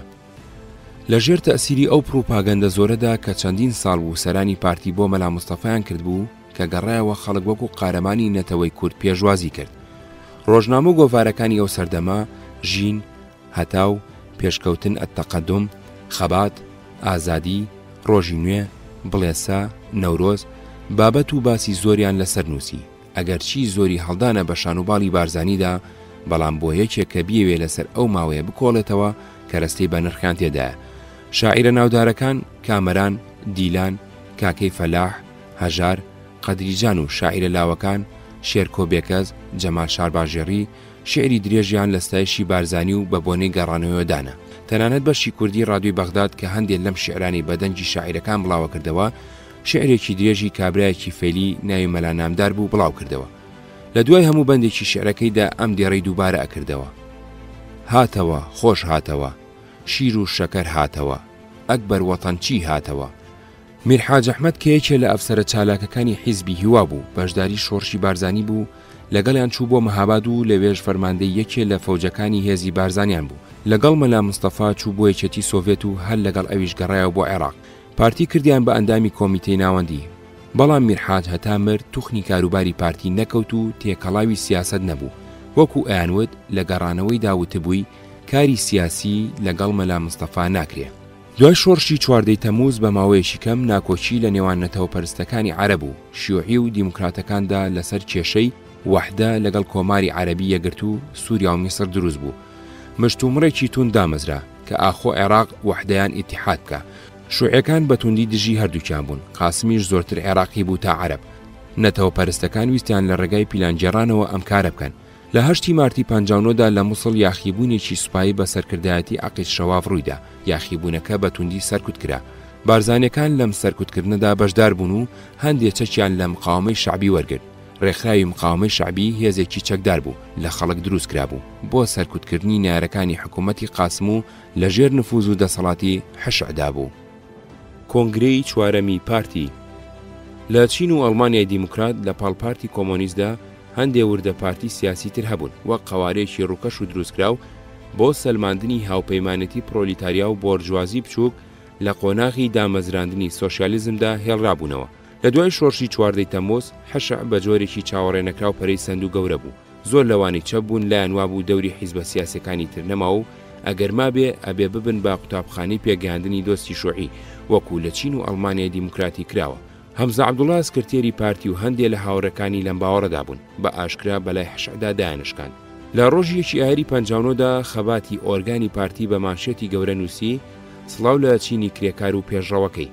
مەبەست لە پێشڕەوەکەی چینی کرێکار حەشع بوو. یەکێتیەکانی لاوان، قوتابیان، ئافرەتان، کرێکاران، جوتیارانی کوردستان هەڵوەشێنرانەوە و چوونە ناو ڕێکخراوە عێراقیەکانەوە کە بەدەست حەشعەوە بوون. باسی نەتەوەی ناو سەرکردایەتی پارتی لەگەڵ ئەم باسکەدا لە بربەرەکانی و ململانێدا بوو، بەڵام توانای یەکلایکردنەوەی نەبوو. مەلا مستەفا لە 30 حوزەیرانی 1959دا تاقمێ چەکداری ناردا سەر بارەگای حیزب لە شەقامی متەنەبی لە بەغداد. دەستیان بەسەر بارەگاکەدا گرت و هەمزە و هاوڕێکانی نەژاد ئەحمەد خەسرە و تۆفیقیان بە زۆر دەرکرد و ئیبراهیم ئەحمەد و هاوڕێکانیان لە جێگادانان. ئەمەش یەکەمین جار بوو زۆر بەکار بهێنرێ بۆ بەلاداخستنی ناکۆچی ئایدۆلۆژی و ڕێکخراوەکانی ناو حیزب. دوای ئەوە کۆنگرەی چوارەم تشرین یەکەمی 1959 لە بەغداد هەمزە و هاوڕێکانی بە یەکجاری لە پارتی دەرکرد. سەرکردایەتێک هەڵبژێرا جێگای ڕەزامەندی بارزانی بوو. مەلا مستەفا هەمیشە بەیاخێکی تایبەتی ئەدا بەو کەسانەی گومانی جاسووسی یەکێ لە دەوڵەتە گەورەکانی لێبکرایە. لەم کۆنگرێدا مەلا مستەفا دکتۆر موراد عەزیز کە کوردێکی ئێرانی بوو دانا بە ئەندامی مەکتەبی سیاسی چونکە گومانی لێ ئەکرد جاسووسی سۆڤێت بێ. کۆنگرەی پێنجەمی پارتی ساڵی 1960 کە پارتی ئیجازەی کاری قانونی درا، کۆنگرەی پێنجەمی لە 5 تا 8 مای 36دا لە بەغداد بە ئاشکرا بەست. مەلا مستەفا بۆ ئەوەی بەشداری کۆنگرە نەبێ یان خۆی قورس ڕابگرێ گەڕابەوە بارزان. دەستێک لە نوێنەرانی کۆنگرە چوون بە دوایدا بۆ بارزان و بە 1000 تکاو پاڕانەوە ئینجا ڕازیان کرد بێتە کۆنگرە کە هاتبوو ژووتبووی حەزەکەم سەرۆکی قەحبە بم و سەرۆکی ئێوە نەبم. حەز ئەکەم پێم بڵێن حیزبە و حەز ناکەم پێم بڵێن حیزبی بە. ئەو ڕۆژە مەلا مستەفا ئەویست گەورەی خۆی و بچووکی ئەوام سەلمێنێ. سەرانی پارتی ئەم سوکایەتی پێکردن و جنێودانیان قبول کرد و کۆنگرەی پێنجەم بە تێکڕایدەنگ مەلا مستەفای هەڵبژاردەوە بە سەرۆکی پارتی. بەهانەکەی قبولکردنی ئەم سوکایەتیەش ئەوە بوو قاسم حیزبی شیوعی و وەتانی دیموکراتی لەت کردووە گەرەکێتی پارتیش لەت بکە بۆ ئەوە یەکێتی ڕیزەکانی حیزب بپارێزن و نەهێڵن پیلانەکەی قاسم سەر بگرێ ئەمەیان کرد. بێگومان ئەمە ناتوانرێت بە نیشانەی هەستکردنی سەرکردەکانی پارتی بە لێپرسراوەتی حیزبی و نیشتیمانی دابنرێ، بەڵکو بەڵگەی لاوازی کەسایەتیان بووە. ئەگەر سەرکردایەتی پارتی ئەوسا ئەم سوکایەتی قبول نەکردایە خۆی بەبێ بارزانی ملی ڕێگای خەباتی بگرتایە با حیزبێکی بچووکتریش بۆیە لەوەی کە هەبوو لەوانە بوو ڕەوتی ڕووداوەکانی کوردستانی عێراق بە باریکیکەدا بڕۆژدایە. لەو سەردەمەدا چەند حیزبی تر لە عێراقدا هەبوون بە قەوارە و نفوذ و دەسەڵات لە پارتی بەهێزتر بوون. هەمووشیان کەسایەتی شارستانی ڕێبەریان ئەکرد نەک شێخی عەشیرەت. لەوانە محەممەد حسێن ڕەزی مامۆستای سەرەتایی ڕێبەری حیزبی شیوعی عێراق و کامل چادرچی مهندیس ڕێبەری حیزبی وەتانی دیموکراتی و صدیق شەنشەل محامی ڕێبەری حیزبی ئیستیقلال و فوئاد ڕکابی مهندیس ڕێبەری حیزبی بەعەز. مەلا مستەفا لەم کۆنگرێدا وتی من تەنیا سێ مڕەشەحم هەیە بۆ کۆمیتەی ناوەندی، ناهیدەی شێخ سەلام، هاشم ئەقراوی، ئیسماعیل عارف. هەرسێکیان هەڵبژێران لەمە دیسان مەبەستی سوکایەتی بوو بە حیزب و کۆمیتەی ناوەندی. ڕۆژنامەی ئەثەورەی بەغدادی کە سەر بە قاسم بوو و تارێکی نووسی داوای تواننەوەی کوردی کردبوو. ڕۆژنامەی خەبات ئەم باسەی زل کرد و ناڕەزایەکی زۆری لە ناو کووردا خوڵقان.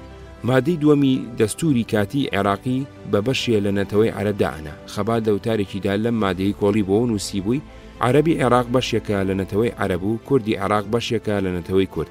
لەسەر ئەمە ئیبراهیم ئەحمەد کە سەرنووسەری خەبات بوو درا بە دادگا. تێکچوونی قاسم و مەلا مستەفا. مەلا مستەفا لە دوای گەڕانەوەیەوە هەوڵێکی زۆری ئەدا قاسم لە خۆی ڕازی بکات و کارێکی وەها نەکات دڵی بڕەنجێ. لە خۆپشاندانێکی گەورەدا کە لە بەردەرکی سەرای سلێمانی بۆ پێشوازی لە هاتنی بارزانی کرا لە شوێنی وتاردانەوە تووڕەبوو لەو کەسەی وێنەی ئەوی بەرز کردبوو. بە تووڕەبوونەوە داوای لە کابراکە کرد وێنەکەی دابگرێ وتی من سەربازی زایم عەبدولکەریمم. وەکو بە هادی نووری لە یادداشتەکانی دایگێڕێتەوە لە بۆنەیەکی تردا بە قاسمی وتووە من قەیتانی قۆندەرەکانتم. نێوان خۆشی قاسم و مەلا مستەفا درێژەی کێشە تا ئەحمەد ئاغای زێباری کوژە.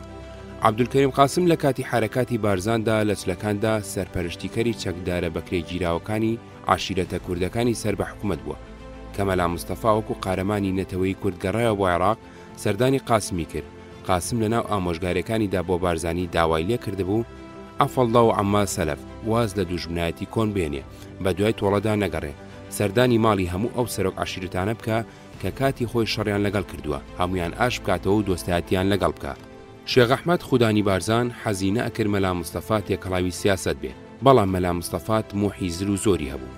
مەلا مستەفا ویست تموحە سیاسیەکانی خۆی گەورەی کورد بێ و تموحە عاشیرەتەکانی خۆی گەورەی بارزان بێ پێکەوە بگونجێنێ.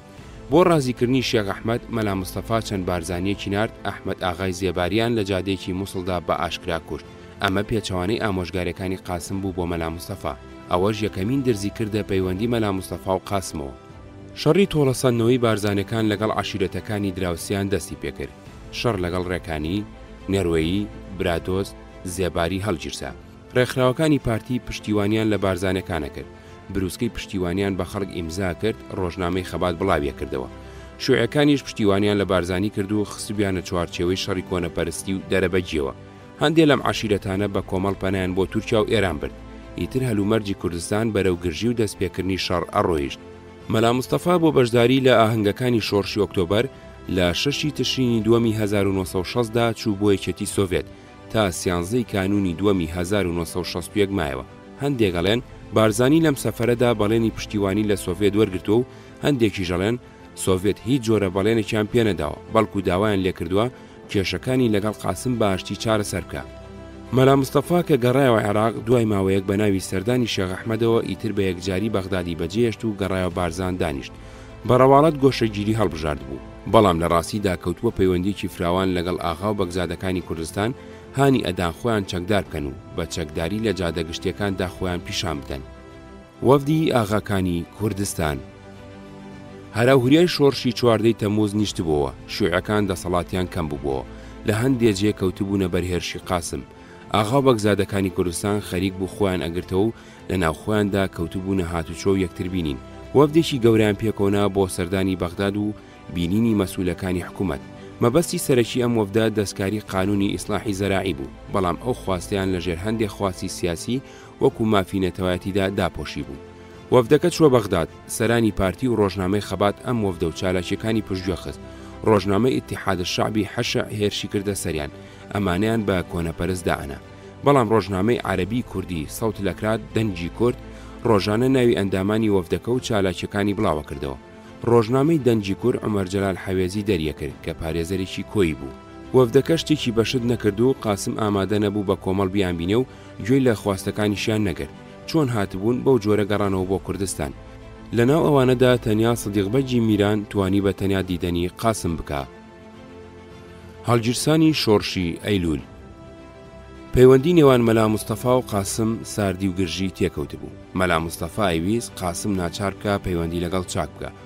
ساڵی 1960 لە کۆبوونەوەیکی فراوانی کۆمیتەی ناوەندی و احتیاتەکانی و لوژنەی تەفتیش و مراقەبەدا کە مەلا مستەفاش بەشدار بوو، لەم کۆبوونەوەدا مەلا مستەفا هێرشی کردە سەر قاسم و داوای لە حیزب کرد خۆیان بۆ بەرەنگاری ئامادە بکەن و هەندێک کار بکەن، وەکو بڕینی خەتی تەلەفۆن و کارەبا و تێکدانی ڕێگا و پرد بۆ ئەوەی قاسم ناچار بکە خواستەکانیان جێبەجێ بکە. هەندێک لە ئەندامانی مەکتەبی سیاسی وتبیان کاری وەها ئەبێتە هۆی هەڵگیرسانی شەڕ بێ ئەوەی ئێمە خۆمان بۆ شۆڕشی بەرەنگاری ئامادە کرد بێ. مەلا مستەفا هەندێک لە کاوانەکانی ڕاستپارد بۆ سێکیان بۆ سدیق میران دانا، لە نێوان کۆڕێ و شەقڵاوەدا کوشتیان.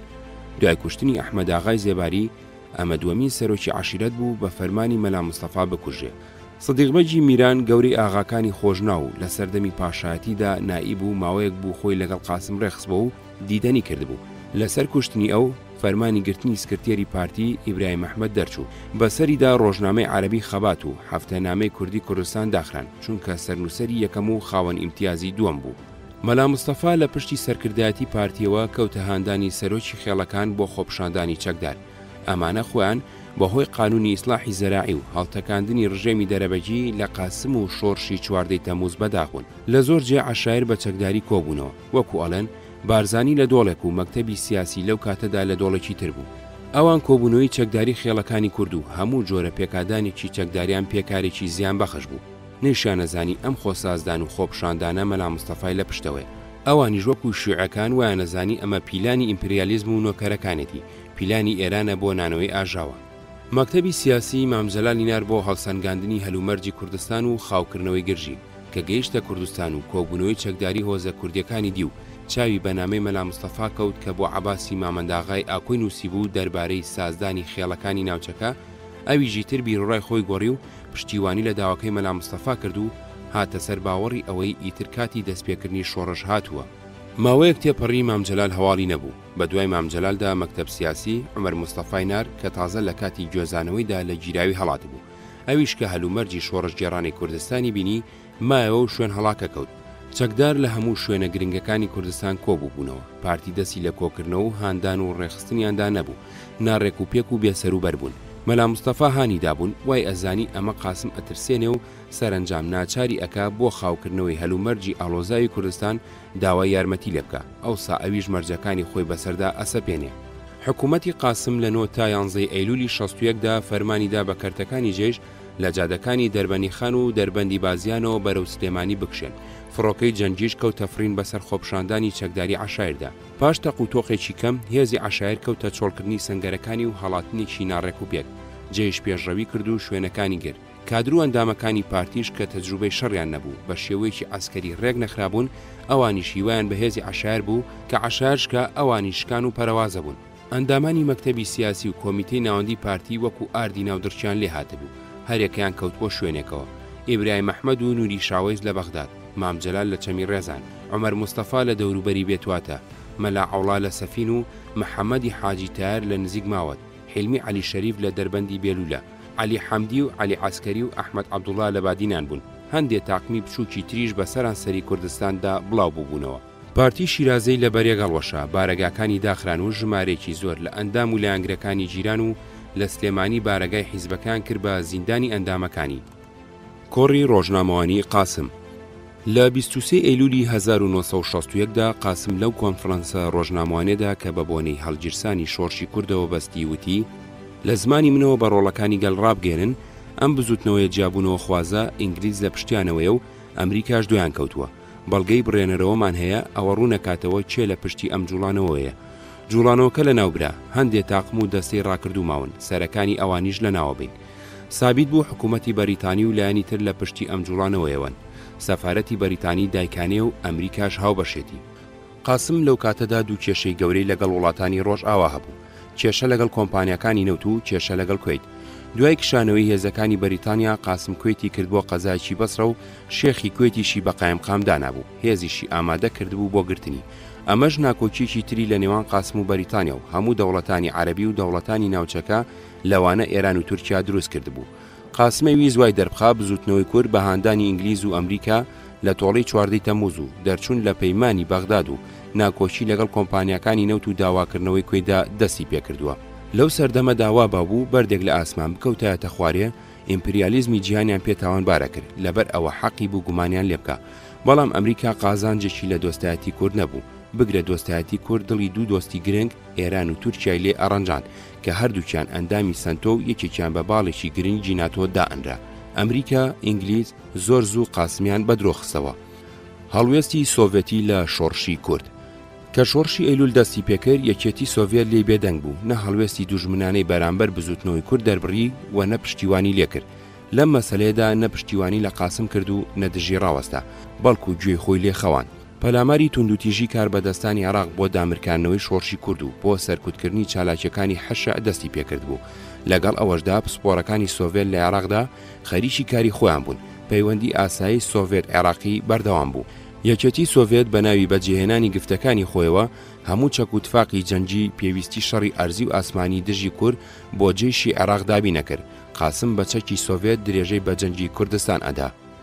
شێخ ئەحمەد و شۆڕش گەورەترین ئاواتی شێخ ئەحمەد ئەوە بوو لێی بگەڕێن بچێتەوە ناو عەشیرەتەکەی خۆی و سەرپەرشتیان بکە.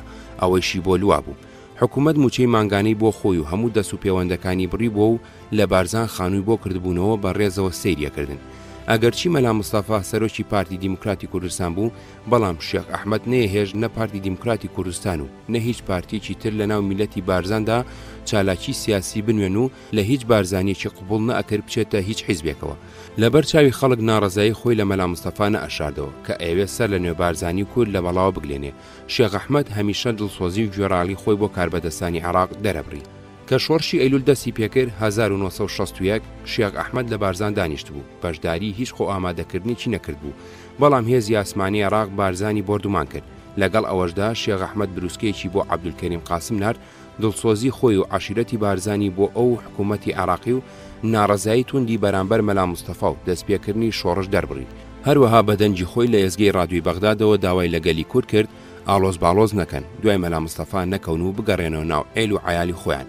هەوڵی دانەهێڵێ زۆرایەتی بارزانەکان لە جوڵانەوەکەدا بەشدار بن و ناوچەی بارزانی لە ڕووی چالاکی و هاتوچووی پێشمەرگەدا داخست بۆ ئەوەی کاربەدەستانی عێراق ڕازی بکە. کاتێک عێراق کەوتە دروستکردنی وەحدات غێر نیظامیە لە عەشیرەتە کوردەکانی دژی شۆڕشی ئەیلول شێخ ئەحمەدیش موافقەتی کرد بارزانەکان وەحدەیەک پێک بێنن بە سەرۆکاتی شێخ محەممەد خالیدی کوڕی. ئەم وەحدەیە لە هەندێک شەڕی گرنگدا بەشدار بوون لەوانە گرتنی گەلی عەلیبەگ و چیای کۆڕەک. شێخ ئەحمەد جوامێرێکی ڕازگۆ و سەرڕاز بوو. دڵسۆزی باوەڕەکانی خۆی بوو گوێی نەئەدایە ماڵی دنیا. تەنانەت پارەی کاغەزی لە یەکتریجا نەئەکردەوە. بۆ میلەتی بارزان بێ ئەندازە دڵسۆز و لە ڕەفتار و بڕیارەکانی دادپەروەر بوو. لەناو بارزانەکاندا پایەکی پیرۆزی هەبوو. سەرەڕای ئەوەی گەلێک کارەساتی بەسەر هاتبوو تووشی گەڕان و سوڕانێکی زۆر بوو بەڵام پیاوێکی ساویلکە بوو. ڕۆشنبیری گشتی نەبوو. دەستی وەرنەئەدایە کاروباری سیاسەتی گشتیەوە. دوا ساڵەکانی تەمەنی خۆی بە گۆشەگیری لە ناو بارزانیەکاندا بەسەر بردوو لە سەرەتای ساڵی 1969 نەخۆشی تینی بۆ هێنا. حکوومەت بە هەلیکۆپتەر گوێزایە بۆ نەخۆشخانەی ئیبن سینا لە بەغداد. ڕۆژی 11 کانونی دووەمی 69 لە نەخۆشخانە کۆچی دوای کردو، حکوومەت تەرمەکەی بە هەلیکۆپتەر هێنایە بۆ بارزان و لەوێ ناشتیان. بانگەوازەکەی شێخ ئەحمەد کارێکی گەورەی لە بارزانەکان کرد، زۆریان وازیان لە مەلا مستەفا هێنا. مەلا مستەفا ناوچەی بارزانی بەجێهێشت، ڕووی کردە چیاکانی بادینان. لەو کاتەدا عەلی حەمدی و ئەحمەد عەبدوڵڵا و عەلی عەسکەری کە هەرسێکیان ئەندامی کۆمیتەی ناوەندی بوون لە بادینان بوون، لەگەڵ مەلا مستەفایەکیان گرتەوە. مەلا مستەفا عەلی حەمدی و عەلی عەسکەری نار بۆ تورکیا مافی پەنابەری بۆ وەربگرن. تورکیا ئامادە نەبوو بە پەنابەر وەریان بگرێ. عەلی حەمدی ئەم ڕازەی مەلا مستەفای درکاند، لەبەر ئەوە ڕقی لێ هەڵگرت، لە یەکەمین هەلدا کوشتی. شێخ ئەحمەد قبولی نەئەکرد مەلا مستەفا لە ناوچەی بارزان بێ. مەلا مستەفا لە ژێر گوشاری شێخ ئەحمەدی برای و جێشی عێراقدا بە ناچاری ڕووی کردە ناوچەکانی باڵەکایەتی. دەوری مەخفەری ڕایەت گیرە، پاش ئابڕوقەدانێکی درێژ گیرە، ئەمە ناوچەیەکی فراوانی ئازاد کرد. خامۆشی باڵی بەسەر ناوچەکانی سلێمانی و کەرکووک و هەولێردا کێشا بوو. هیچ چالاکیێکی پێشمەرگەیی سیاسی ڕێکخراوەی گرنگی تێدا نەمابوو. مەلا مستەفا ئەم خامۆشیەی بە موئامرەیەکدا ئەنا کە سەرانی پارتی ڕێکیان خستووە بۆ ئەوەی جێش دەستی بەتاڵ بێ بۆ تێکشکاندنی ئەو.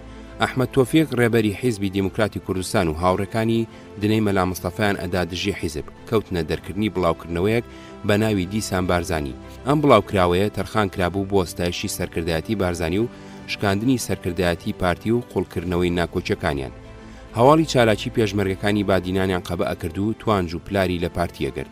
ڕاستیەکەی هۆی ئەم خامۆشیە تێکشکانی ڕێکخراوەکانی پارتی بوو، نەک موئامرەی سەرکردەکانی. کۆبوونەوەی کۆمیتەی ناوەندی لە مانگی کانونی یەکەمی 1960دا زۆرایەتی ئەندامانی کۆمیتەی ناوەندی پاش چەند مانگ لە یەکدابڕان لە گوندی عەوداڵان لە نزیکچەمی ڕێزان کۆبوونەوە. لەم کۆبوونەوەدا بڕیاریاندا جوڵانەوەکە لە باوەش بگرن ڕێکی بخەنەوە و سەرکردایەتی بکەن، دروشمی دیموکراسی بۆ عێراق و ئۆتۆنۆمی بۆ کوردستان بەرز بکەنەوە، بارەگای مەکتەب سیاسی دابنێن و ڕێگە و شوێنی دەرکردنەوەی خەبات و بڵاوکراوەکانی پارتی دابنێن. لەم کۆبوونەوەدا بڕیاریاندا دەستێکی نوێنەرایەتی بە سەرۆکایەتی عەلی عەبدوڵڵا بنێرن بۆ لای مەلا مستەفا بۆ نەهێشتنی گلەیەکانی و پتەوکردنەوەی پەیوەندی نێوان سەرۆک و سەرکردایەتی. مەلا مستەفا بۆ پارێزگاری عەلی عەبدوڵڵا لە گەڕانەوەیدا تاقمێ بارزانی لەگەڵا نێرێ. دەمە و بەیانیەک لە ناوچەی برادۆست تووشی چەند جاشێکی سۆفیەکانە بن، ئەبێ بە تەق و تۆق. عەلی عەبدوڵڵایان لێدابڕێ، دوای 2 ڕۆژ ئینجای دۆزنەوە. مەلا مستەفا لەسەر ئەم ڕووداوە وتبووی ئاوا داوا ئەکەن حیزب قیادەی شۆڕش بکە کە تووشی شەڕبوون لە باتیەوەی قیادەی شەڕەکە بکە خۆی پیس کردووە. پارتی دوای ئەو کۆبوونەوەی کۆمیتەی ناوەندی کەوتە خۆڕێخستنەوە خۆسازدانی پێشمەرگەی و ڕێکخراوەی و ڕاگەاندن و لەق و ناوچەکانی ڕێخستەوە. ڕێکخراوی شارەکانیشی بەنهێنی زیندوو کردەوە و لە هەندێک شار پێشمەرگەی ناوشاری دامەزران. پارتی لە ناو پۆلیسەکانی هەولێر و سلێمانیدا ڕێخستنی زۆری دامەزراند بوو. لە دەوروبەری نەورۆزی 1962دا بە یارمەتی ئەوان دەیان مەخفەری لە قەزاکانی چوارتە پێنجێن قەرەداغ ئازاد کرد. سەدان پارچەچەکی دەستکەوت و دەیان عەریف و سەدان پۆلیس و چەندین ئەفسەر هاتنە ڕیزی جوڵانەوەکەوە. ناوچەیەکی فراوان لە هێزەکانی حکوومەت ئازاد کرا. ئەمە ئەگەڕێتەوە بۆ ئازایەتی و دڵسۆزی پۆلیسەکان. ئەجینا کەمالی شێخغەریب لە پێنجێن و عەبدولوەهاب ئەتروشی لە چوارتە کە دوایی بوون بە دەسەڵاتداری ناوچەکە ئامادە نەبوون بە خۆشی مەخفەرەکان تەسلیمی پێشمەرگە بکەن، بەڵکو لە ژێر گوشاری پۆلیسەکاندا تەسلیم بوون. جوڵانەوەکە تا هات بەێسترە بوو. پارتی لەسەر شێوەی جێژ لە دەستە 10 پێشمەرگە، پەل 30 پێشمەرگە لە 130 پێشمەرگە ڕێکی خستن و چەند هێزێکی پێگەنە. هێزی ڕزگاری بە سەرکردایەتی مامجەلال لە چەمی ڕێزان، هێزی کاوە بە سەرکردایەتی عومەر مستەفا لە بێتواتە، هێزی خەبات بە سەرکردایەتی عەلی عەسکەری لە چوارتە، کەرتی 3 و 4 قەرەداغ بە سەرکردایەتی کەمال موفتی کەوتنەکاری پێشمەرگانە. مەلا مستەفا لەو کاتەدا بە ناوچەکانی باڵەکایەتی خۆشناوەتی ئاکۆیەتی داگەڕا. نێژ ئەو جۆرە ڕێخستنە پێشمەرگەیە بخرێتە ناوچەکانی ژێردەسەڵاتی ئەوە. خۆی بە هەموو هێزەکەی ئەوت دەشکر و هەر لەشکرێکی کردبوو بە چەند قۆڵێکەوە سەرقۆڵی بۆ دانابوون. ناڕەزایی مەلا مستەفا لە مەکتەبی سیاسی. مەلا مستەفا لە هەموو جێگایەک و لە هەموو کۆڕ و کۆمەڵێکدا بە ئاشکرا دژی مەکتەبی سیاسی بە تایبەتی دژی ئیبراهیم ئەحمەد قسەیە کرد. ئەمەی لە ڕۆژنامەوانەکانیش بازە کرد.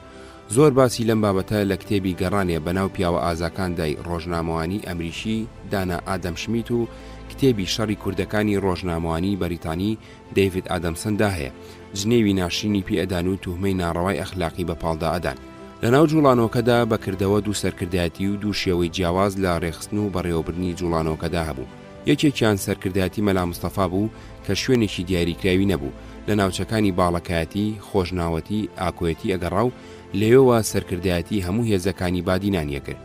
ئەوی تریان مەکتەبی سیاسی بوو کە پێگاتبوو لە ئیبراهیم ئەحمەد، نوری شاوێز، عەلی عەبدوڵڵا کە بارەگاکەی لە ئەشکەوتی مالومە بوو.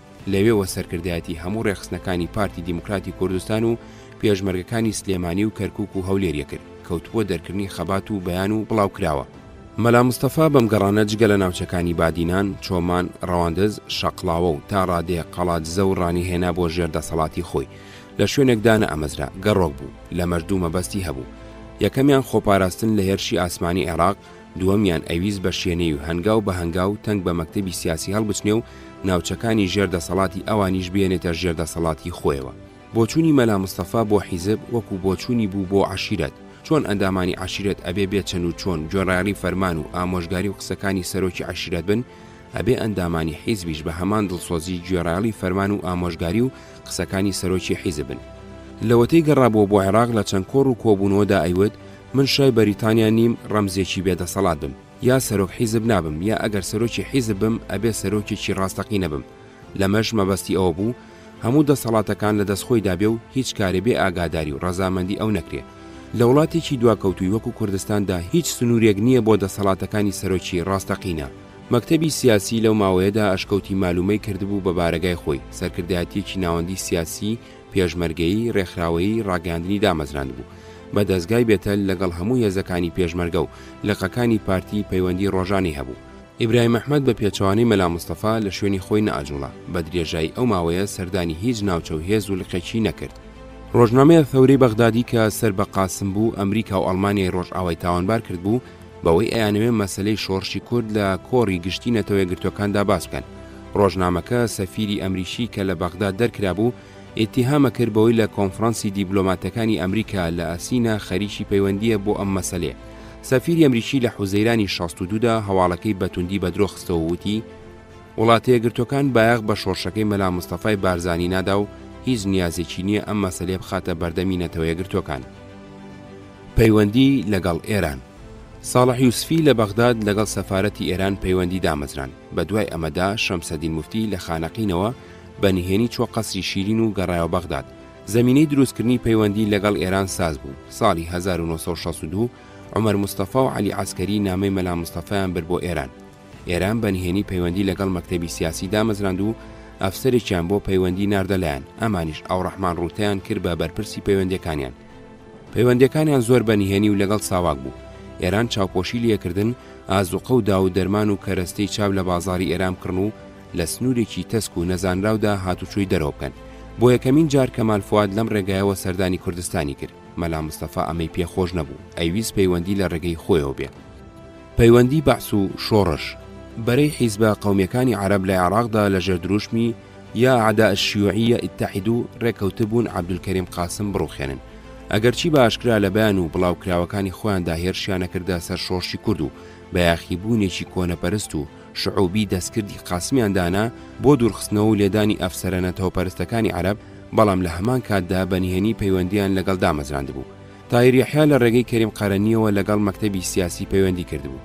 پێگاتبوون لەسەر ئەوەی کە بزوتنەوەی نەتەوەپەرستەکانی عەرەب هەر کارێکیان کرد بۆ ڕوخاندنی قاسم، جوڵانەوەی کورد لە دژیان ڕانەوەستێ و ئەوانیش لە یەکەمین بەیاندا دان بە مافی نەتەوەی کووردا بنیان لەسەر بنچینەی ئۆتۆنۆمی. مانگرتنی خوێندکارانی زانستگای بەغداد. لە دو هەفتەکانی 1962دا هەندێک گیرروگرفت لە یەکێ لە قوتابخانەکانی بەغدادا ڕوویدا بوو. بەعسیەکان کە لەو کاتەدا خەریکی دانانی ڕێوشوێنی ڕوخاندنی قاسم بوون، ئەمەیان قۆستەوە بۆ ڕێخستنی مانگرتنێکی گەورەتری خوێندکارانی زانستگای بەغداد. سەرکردایەتی پارتی لە چوارچێوەی ئەو پەیوەندیەدا کە لەگەڵ بەری نەتەوەیی بە تایبەتی بەعزدایان مەزراند بوو، داوایان لە یەکێتی قوتابیانی کوردستان کرد لەو مانگرتنەدا دژی قاسم بە چالاکی هاوکاری لەگەڵ ئیتیحاد الوەتەنی لطەلەبە العێراق بکە. بەرەی نەتەوەی عەرەب ئەم یەکێتیان بۆ کۆکردنەوەی خوێندکارەکانی خۆیان لە ڕێکخراوێکی تایبەتیدا دژی ئیتیحاد تەلەبەت العێراق کە لە دەست شیوعەکاندا بوو دامەزراند بوو. حیزبی شوێی عێراق دژی ئەم مانگرتنە ڕاوەستا و خوێندکارەکانی لایەنگری لەو شوێنانی ئەیانتوانی درێژەیان بەدەوام ئەدا. ئەو کاتە من خوێندکاری پۆلی یەکەمی بەشی زانستی سیاسی بووم لە زانستگای بەغداد و ئەندامی ڕێکخراوی قوتابیانی پارتی و لیژنەی بەغدادی یەکێتی قوتابیان بووم. مانگرتنەکە تا ڕوخانی قاسم بە ئینقیلابی شوبات درێژەی کێشا. ئینقیلابی شوبات. لە 8 شوباتی 63دا قەومیەکانی عەرەب بە ئینقیلابێکی خوێناوی هاتنە سەرکار. عەبدولسەلام عارف بوو بە سەرۆکۆمار و ئەحمە حەسەن بەکر بە سەروەزیر. بەیانی یەکەمیان خوێندەوە، بەڵام باسی ئۆتۆنۆمی تێدا نەبوو. لەگەڵ ئەوەشدا ساڵح یوسفی لێپرسراوی پارتی لە بەغداد و ئەندامی مەکتەبی سیاسی بە ناوی پارتیەوە بروسکەیەکی پشتیوانی بۆ سەرانی ئینقیلابەکە لێدا. سەرەتاکەی بە تەلا حەمەد زەڕەبات ثەورەتینا بیزەڕەبات ثەورەتی کوم دەستی پێکرد بوو. لێدان و دەزوەشاندنی شۆڕشەکەمان لەگەڵ لێدان و دەزوەشانی ئێوە یەکیان گرتەوە. لەو کاتەدا سەرانی ئینقیلاب خەریکی پاکتاوکردنی شوعەکان بوون و هێشتا چارەنووسی ئینقیلابەکەیان بەلادا نەکەوت بوو. ڕوخانی قاسم و هاتنە سەرکاری بەعەز لەلایەن هەموو ناحەزانی ڕژێمی قاسمەوە بە خۆشیێکی زۆرەوە پێشوازی کرا، لەوانە ئەمریکا. کاربەدەستانی بەعەز لە ڕۆژ یەکەمی جوڵانەوەکەیانەوە بانگەوازی کوشتاری شیوعەکانیان دەرکرد. پەیوەندی نێوان عێراق و یەکێتی سۆڤێت بە توندی گرژ بوو. یەکێتی سۆڤێت و پارتیە کۆمۆنیستەکانی دنیا هێرشێکی پروپاگەندەی فراوانیان دژی کاربەدەستانی ئینقیلابی شوبات دەست پێ کرد.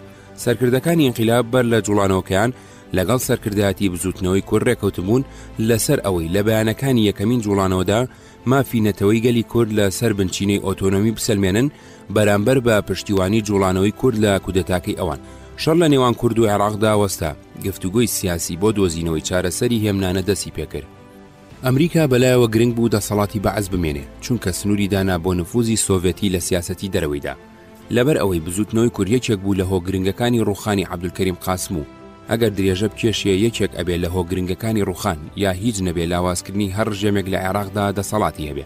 لەبەرەوە وەزیری کاروباری دەرەوەی ئەمریکا دین ڕێسک نامەیەکی ئاڕاسی حکوومەتی بەعەز کرد کە هەوڵ بدەن بگەنە لابەلاکردنی هێمنانە.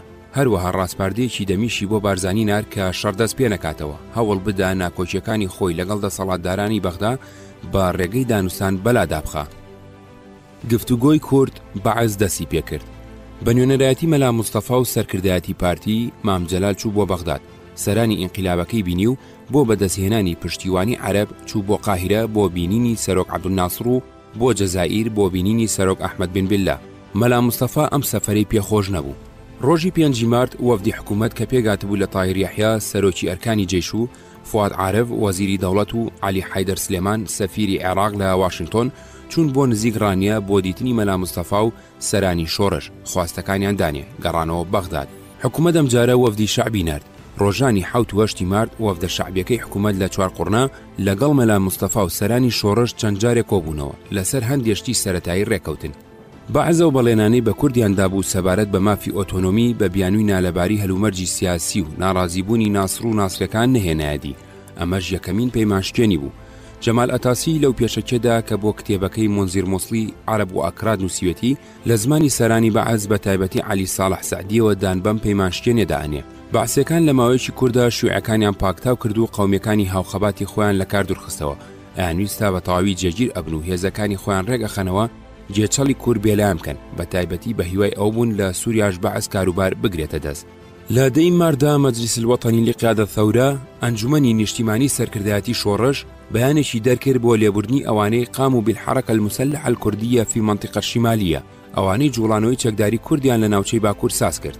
ڕۆژی 11 مارد بەیانێکی دەربارەی کێشەی کورد بڵاو کردەوە، مافینەتەوەی کوردی لەسەر بنچینەی لامەرکەزی سەلمان. ددان بە مافانەتەوەیەکانی گەلی کووردا دەنێ لەسەر بنچینەی لامەرکەزی و ئەم بنەمایە دەخاتە نێو دەستوری کاتی و هەمیشەی کاتێک هەردووکیان بە قانون دەنووسرێنەوە. حیزبی شوێی عێراق جەزرەبەیەکی کوشندەی بەرکەوت. سکرتێرەکەی و ژمارەیەکی زۆر لە ئەندامانی سەرکردایەتی و کادرە ناسراوەکانی جیران و کوژان. تەنیا جێگایە کە ئەتوانی خوانی تێدا بگرنەوە کوردستان بوو. زۆریان ڕویان کردە کوردستان. لە کوردستان بە 2 جۆر پێشوازیان کردن. مەلا مستەفا بە خۆشیەوە بەرەوپیریان چوو داڵدەی دان و ماوەی خۆڕێخستنەوەی دان و پێویستەکانی دابین کردن. مەلا لەمەش چەند مەبەستێکی هەبوو. یەکەمیان لە ناکۆچیدا لەگەڵ مەکتەبی سیاسی حیزبی شوێی عێراق بەلای خۆیدا ڕابکێشێ. دووەمیان لەو ڕێگایەوە پشتیوانی یەکێتی سۆڤێت و حیزبە شیوعەکان بەدەستبێنێ. مەکتەبی سیاسی کەوتە تەنگ پێهەڵچنین و چەکردن و گرتنیان و لە چەند جێگایە کە بە چەکداری لێی کۆبووبوونەوە چووە سەریان. کۆنگرە لە کۆیە. مەلا مستەفا ویست دەسەڵاتی مەکتەب سیاسی لاواز بکە، بۆ ئەمە بەستە ژمارەیەک لە سەرانی خێڵ و کەسایەتی کوردی بان کرد بۆ کۆبوونەوەیەک لە ڕۆژانی 7 تا 19 ماردا لە کۆیە. هەندێک لە سەرکردەکانی پارتیش بەشدار بوون. لەم کۆبوونەوەشدا مەلا مستەفا ناڕەزایی خۆی لە سەرانی پارتی دەربڕی. ناکۆچیەکە کە تا ئەوسا شاردراوە بوو ئیتر ئاشکرا بوو. لەم کۆبوونەوەدا خواستەکانی کورد باس کرا و وەفدێک لە چەند کەسایەتێکی ناسراوی کورد بە سەرۆکایەتی مام جەلال پێگەنرا بۆ گفتوگۆ لەگەڵ بەغداد. ئەم وەفدە چوونەوە بۆ بەغداد، یاداشتێکیان ئامادە کرد و مافەکانی کوردیان لە ڕوانگەی کوردەوە ڕوون کردەوە. چەند جارێ لەگەڵ وەفدی حکوومەت دانیشتن، باری سەرنجیان جیاواز بوو. بەعەز پرۆژەی لامەرکەزی ئیداری ئامادە کردبوو، ئەمانیش پرۆژەیەکیان ئامادە کردبوو بە ناوی حکمی زاتیەوە کە لە ڕاستیدا حکمی فیدرالی بوو. دیار بوو ئەم دوولایەنە ناگەنەیەک، بە تایبەتی دوای ئەوەی بەعەز لە سووریاش کاروباری گرتە دەست. بەعەز خۆی ئامادە کرد بۆ هێرشێکی فراوان بۆ سەر کوردستان. هەواڵەکانی ئەم خۆ ئامادەکردنە ئەگەیشتەوە سەرکردایەتی شۆڕشی کورد. مام جەلال بۆ ئەم مەبەستە سەردانی ئەحمەد حەسەن بەکر و تاهیر یەحیا و سەرانی بەعسی کردبوو. لای بەکر پەژارەی خۆی دەربڕی بوو. بەکر ئینکاری کردبوو بۆ ئەوەی دڵنیای بکە بە مام جەلالی وتبوو ئەخون و عەرزی وەما ئەخونکم. بەعەز خۆی بە حیزبێکی وەحدەوی دائەنا، هەر بەو بیانوەشەوە کەوتە دژاتی قاسم و پیلانجێران و هەوڵی کوشتنی. دوایەوەی کاروباری گرتە دەست، باسی وەحدەی عێراق و میسر و سووریا گەرم بوو. بۆ ئەو مەبەستە چەند کۆبوونەوەیەکی سێقۆڵی لە قاهیرە کرا. لەو کاتەدا مام جەلالیش لە قاهیرە بوو کە گەڕایەوە لەگەڵ چەند خوێندکارێکی هاوڕێم لە بەغداد شوین بۆ سەردانی مام جەلال. ئەمانویست بزانین ڕەوتی وەحدەی عەرەبی بەچی گەیشت و چارەنووسی کورد لەو وەحدەیەدا چی ئەبێ. لە مام جەلالمان پرسی، مام جەلال وتی نە ئێستا و نە پاشە ڕۆژی نزیک وەحدەی عەرەبی نابێ. وتمان ئەگەر بوو ئەو بە دڵنیاییەوە سوور بوو لەسەر ئەوەی نابێ. مام جەلال ئیزنی لە بەعسیەکان وەرگرت بچێ بۆ سەردانی عەبدولناسر ڕێگەیاندا. مام جەلال ناسری بینی و چۆ بێروت، کۆنگرێکی ڕۆژنامەوانی گرت، خەریکی گەڕانەوە بوو بۆ بەغداد. جەنەڕاڵ تەیموری بەختیار سەرۆکی پێشووی ساوا کە تازە لە شادجیا بوو بووە لە بێرو دەبێ. مام جەلال هۆشیارە کاتەوە ئاگاداریەکە کە نەگەڕێتەوە بەغداد چونکە بەعەز نیازی گرتنی هەیە. دوام هەواڵە بە چەند ڕۆژێکی کەم بەعەز لە ناکاو پەلاماری کوردستانیدا و هەموو ئەندامەکانی دەستەی نوێنەرایەتی کوردی گرت. ئەم کاری بەعەز لە کاری دەوڵەت نەئەچوو، بەڵکو لە کاری باندی مافیا چوو. ئەمە بێباوەڕێکی قوڵی لای سیاسەکانی کورد دروست کرد. وای کرد سەرانی کورد باوەڕ بە بەڵێنەکانی بەعس و گفتی سەرکردەکانی نەکەن و گومان لە هەموو هەنگاو و بڕیار و ڕێکوتنێکیان بکەن. هەڵگیرسانەوەی شەڕ. بەیانی نوێی حوزەیرانی 1963 المەجلیس الوەتەنی لقیادە ثەورەی بەعەز بە بەیانێکی درێژ شەڕی لەگەڵ کورد ڕاگەیاند. من لەو کاتەدا هێشتا لە بەغداد بووم. لە ترسی گرتن لەگەڵ هەندێک لە هاوڕەکانم چوون بۆ هەولێر و لێوە بۆ بنکەی پێشمەرگە لە پەلکانی دەشتی هەولێر و بەرەو مالومە. هاوڕەکانم کە لە بەغدا مابوونەوە زۆریان گیران. یەکێکیان محەممەد سدیق عەبدوڕەحمان بوو کە پێکەوە خوێندکار و لە کاروباری ڕێکخراوەی پارتی و قوتابیاندا هاوکار بووین. دوای گیرانی بە ئەشکەنجە کوشتیان. کاربەدەستانی بەعەز لە بەیانی ڕۆژی نوێی حوزەیراندا لە ناکاو هێرشی زەمینی و ئاسمانی گەورەیان بۆ سەر کوردستان دەست پێ کرد. لەو کاتەدا هێشتا نوێنەرایەتی کورد لە بەغدا بۆ دانوستان مابوونەوە. بەعەز نوێنەرەکانی گرت لە باتی گفتوگۆ بۆ دۆزینەوەی چارەسەری هێمنانە لەژێر ئەشکەنجە و ئازاردا نامەی پەشیمانی لە بزوتنەوەی کورد و ناڕەزای دژی بارزانی بە ساڵح یوسفی و عەبدولحسێن فەیلی نووسی و هەندێکیان بۆ قسەکردن هێنایە سەر تەلەڤیزیۆن. لە کوردستان پەیڕەوی سیاسەتی ئەرزی سوتاوی کرد، بە هەزاران کەسی گرت و بە سەدانی کوشت. چەنگەڕێکی کوردنشینی لە ناو شاری کەرکووک تەخت کرد. کوێرانە بۆردمانی سەدانگوندی کرد، بە کورتی شەڕێکی هەڵگیرساندەوە کە دەستگاکانی ڕاگەیاندنی سۆڤێت بە شەڕی جینۆسایدیاندا ئەنا. کەچی ئەمریکا نەگو شاری بۆ سەر بە ئەزنێنا بۆ ڕاگرتنی شەڕ و لابەلاکردنی ناکۆچەکانی لەگەڵ بزوتنەوەی کورد بە ئاشتی، بەڵکو و پشتیوانی لە حکوومەتی بەعەز کرد. تورکیا ڕێگەیدا بە فڕۆکەی عێراقی بچێتە ناو خاچی ئەوانەوە بۆ ڕاونانی پێشمەرگە. هەڵگیرسانەوەی شەڕ و توندوتیژی هێرشەکانی بەعەز ناکۆچی ناوخۆی کرد بە ژێرەوە. مەلا مستەفا لەو هەلومەرجەدا کە ناوچەی بارزان کەوتووە بەر هێرشێکی سەخت، هەری توانی بەرگری بکە، نێتوانی شەڕی بەعس و لە هەمان کاتدا شەڕی مەکتەب سیاسی بکە. بەعس و سۆڤێت. دەسەڵاتی بەعەز لە ناوە کەوتە قەتڵ و عامی شیوعەکان، تەگەرەدان لە کاری پسپۆڕ و شارەزاکانی سۆڤێتی و ڕاگرتنی ڕێکەوتنە ئابووری، بازرگانی، تەکنیکی ڕۆشنبیریەکانی سۆڤێتی عێراقی ساڵانی 1950 و 1960 و هەوڵدانی کڕینی چەک و تفاقی جەنگی لە بەریتانیا و کردنەوەی دەرگای کار بۆ کۆمپانیەکانی بەریتانی، ئەمریکی، ئەڵمانی و ژاپۆنی. لە دەرەوەش هێرشێکی فراوانی پروپاگەندەی دژی ئیستیعماری شیوعی، سۆڤێتی و وڵاتانی ئەوروپای ڕۆژهەڵات دەست پێ کرد. هەوڵیدا پەیوەندەکانی لەگەڵ ئێران و تورکیا و دەوڵەتانی ئەوروپای ڕۆژئاوا باش بکات. دانی بەکوێت دانا و بینی لەگەڵ میسر تێکچوو. یەکێتی سۆڤێت خەریک بوو هەموو ئەو جێگەپیانەی لە 1950-1963دا لە عێراق دایمەزراند بوو لە دەست بدا. عێراق لە ڕووی هەڵوێستەوە بەرامبەر بە سۆڤێت بچێتەوە دۆخی سەردەمی نوری سعید. مۆسکۆش کەوتە دەستپێکردنی فراوانترین هێرشی پروپاگەندا دژی ڕژێمی بەعەز کە بەعد جەنگی کوردستانی دەست پێکردەوە هانی مەنگۆلیایدا داوا لە ڕێکخراوی نەتەوەیەکگرتوەکان بکە بۆ لێدوانی جینۆسایدی کورد لە ژێرسای ڕژێمی بەعسی عێراقدا لە خولی هەژدەی کۆبوونەوەی گشتیدا، بەڵام پاش چەند ڕۆژێ داواکەی خۆی کێشایەوە، چونکە میسر بۆ ئەوەی مەسەلەی کورد دووراییەکی ناودەوڵەتی پەیدانەکە داوای لە سۆڤێت کردبوو ئەم داوایە بکێشێتەوە. کاتێک سووریا لیوای یەرموو چینار بۆ یارمەتیدانی جێشی عێراق لە دژی کورد، یەکێتی سۆڤێت نۆتێکیدا بە سووریا و ئێران و تورکیا دەربارەی گەلە کۆمەکی چوارقۆڵی دژی گەلی کورد لە عێراقدا. هەروەها مامجەلالی سەرۆکی نوێنەرایەتی کورد بۆ دانوستاندن لەگەڵ ڕژێمی بەغداد کە لەو کاتەدا لە ئەوروپا بوو بانگ کرد بۆ گفتوگۆ بۆ مۆسکۆ. نوێنەرایەتی سۆڤێتی لە گفتوگۆدا لەگەڵ مامجەلال پشتیوانی خۆیان لە خەباتی ڕەوای کورد لە پێناوی بەدیهێنانی عێراقێکی دیموکراتی و کوردستانی ئۆتۆنۆمدا دەربڕی. داوایان لێکرد کورد درێژە بە خەباتی شۆڕژگێڕانە بدە، ئەوانی ژیارمەتی مادی و معنەویەدەن. هەروەها دەستێکی نوێنەرایەتی پارتی دیموکراتی کوردستانیان بە سەرۆکاتی سکرتێری پارتی ئیبراهیم ئەحمەد بانگ کرد بۆ سەردانی یەکێتی سۆڤێت. ئامۆژگاری بزوتنەوەی کوردیان کرد کە پەیوەندیەکانی خۆی لەگەڵ دنیا فراوانتر بکە، بەڵام پەیوەندی لەگەڵ ئیسرائیل دروست نەکە. هەروەها داوایان لێکرد یارمەتی حیزبی شوێی عێراق بدەن بۆ ئەوەی لەو کارە ساتیتی کەوتووە دەربێت و سەر لە نوێ خۆی ڕێک بخاتەوە. وەزیری کاروباری دەرەوەی سۆڤێتی گرۆمیکۆ لەو نۆتەدا لە 9 تەموزی 1963 کە دابووی بە سەفیرەکانی دەوڵەتانی ئێران و تورکیا و سووریا نووسی بووی، یەکێتی سۆڤێت ناتوانێت دەسەوەسان ڕابوەستێ بەرامبەر بەو ڕووداوانەی لەلای خواروی سنووریەوە ئەقەومێن. دەستگاکانی ڕاگەیاندنی سۆڤێتی و دەوڵەتانی سۆسیالیست و حیزبە کۆمۆنیستەکانی دنیا لەسەرم ئاوازە هەواڵەکانی جەنگی کوردستانیان بڵاوە کردەوە. حیزبی بەعسیان بە جینۆساید دژی گەلی کورد تاوانبارە کردو، ئەیانوت جینۆساید و پێشێرکردنی مافەکانی مرۆڤ بەرامبەر گەلی کورد لە عێراقدا ناشێ بە مەسەلەی ناوخۆدا بنرێ، چونکە کاربەدەستانی عێراق پەیمانە جیهانیەکانی نەتەوەیەکگرتوەکان و ڕاگەیاندنی جیهانی مافی مرۆڤیان شکاندووە. هاوزەمان لەگەڵ تێکچوونی پەیوەندی عێراقی سۆڤێتی، پەیوەندی ئێرانی دوای چەندین ساڵگرژی هەڵبڕنگانێکی گرنگی تێکەوت. خاوبوونەوەی جەنگی ساردی سۆڤێتی ئەمریکی لە سەرەتای شەستەکاندا بەتایبەت دوای تەنگ و چەڵەمەی ساروخی کوبا کە ئەمریکاش ساروخەکانی خۆی بەبێ ڕەزامەندی تورکیا لە تورکیا کێشایەوە بەرامبەر ساروخەکانی سۆڤێتی لە کوبا، هاوپەیمانە ڕۆژهەڵاتیەکانی ئەمریکا بە سیاسەتی خۆیاندا چوونەوە.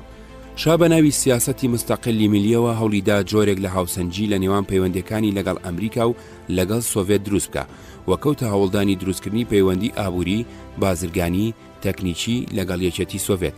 لە 27 ژوئێی 1963دا یەکەمین ڕێکەوتنی ئابووری ئێرانی سۆڤێتی ئیمزاکرا بۆ دروستکردنی بەندە و دوو ئێزگەی کارەبا و پرۆژەیەکی ئاودێری. مامجەلال کە چوو بوو بۆ دیتنی ناسر دوای سەردانی لوبنان و ئەوروپا و یەکێتی سۆڤێت بە ڕێگای ئێراندا گەڕایەوە کوردستان.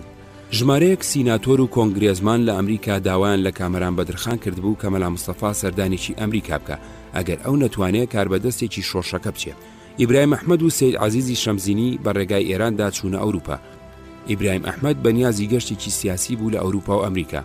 ئیبراهیم ئەحمەد لەم گەشتەدا بۆ یەکەمین جار لەگەڵ کاربەدەستانی ئێرانی بە تایبەتی ساواک دانیشت، سەردانی مۆسکۆی کرد و نوێنەرێکی ئیسرائیلی بینی و هەوڵێکی سەرنەکەوتوی سەردانی ئەمریکایی دا.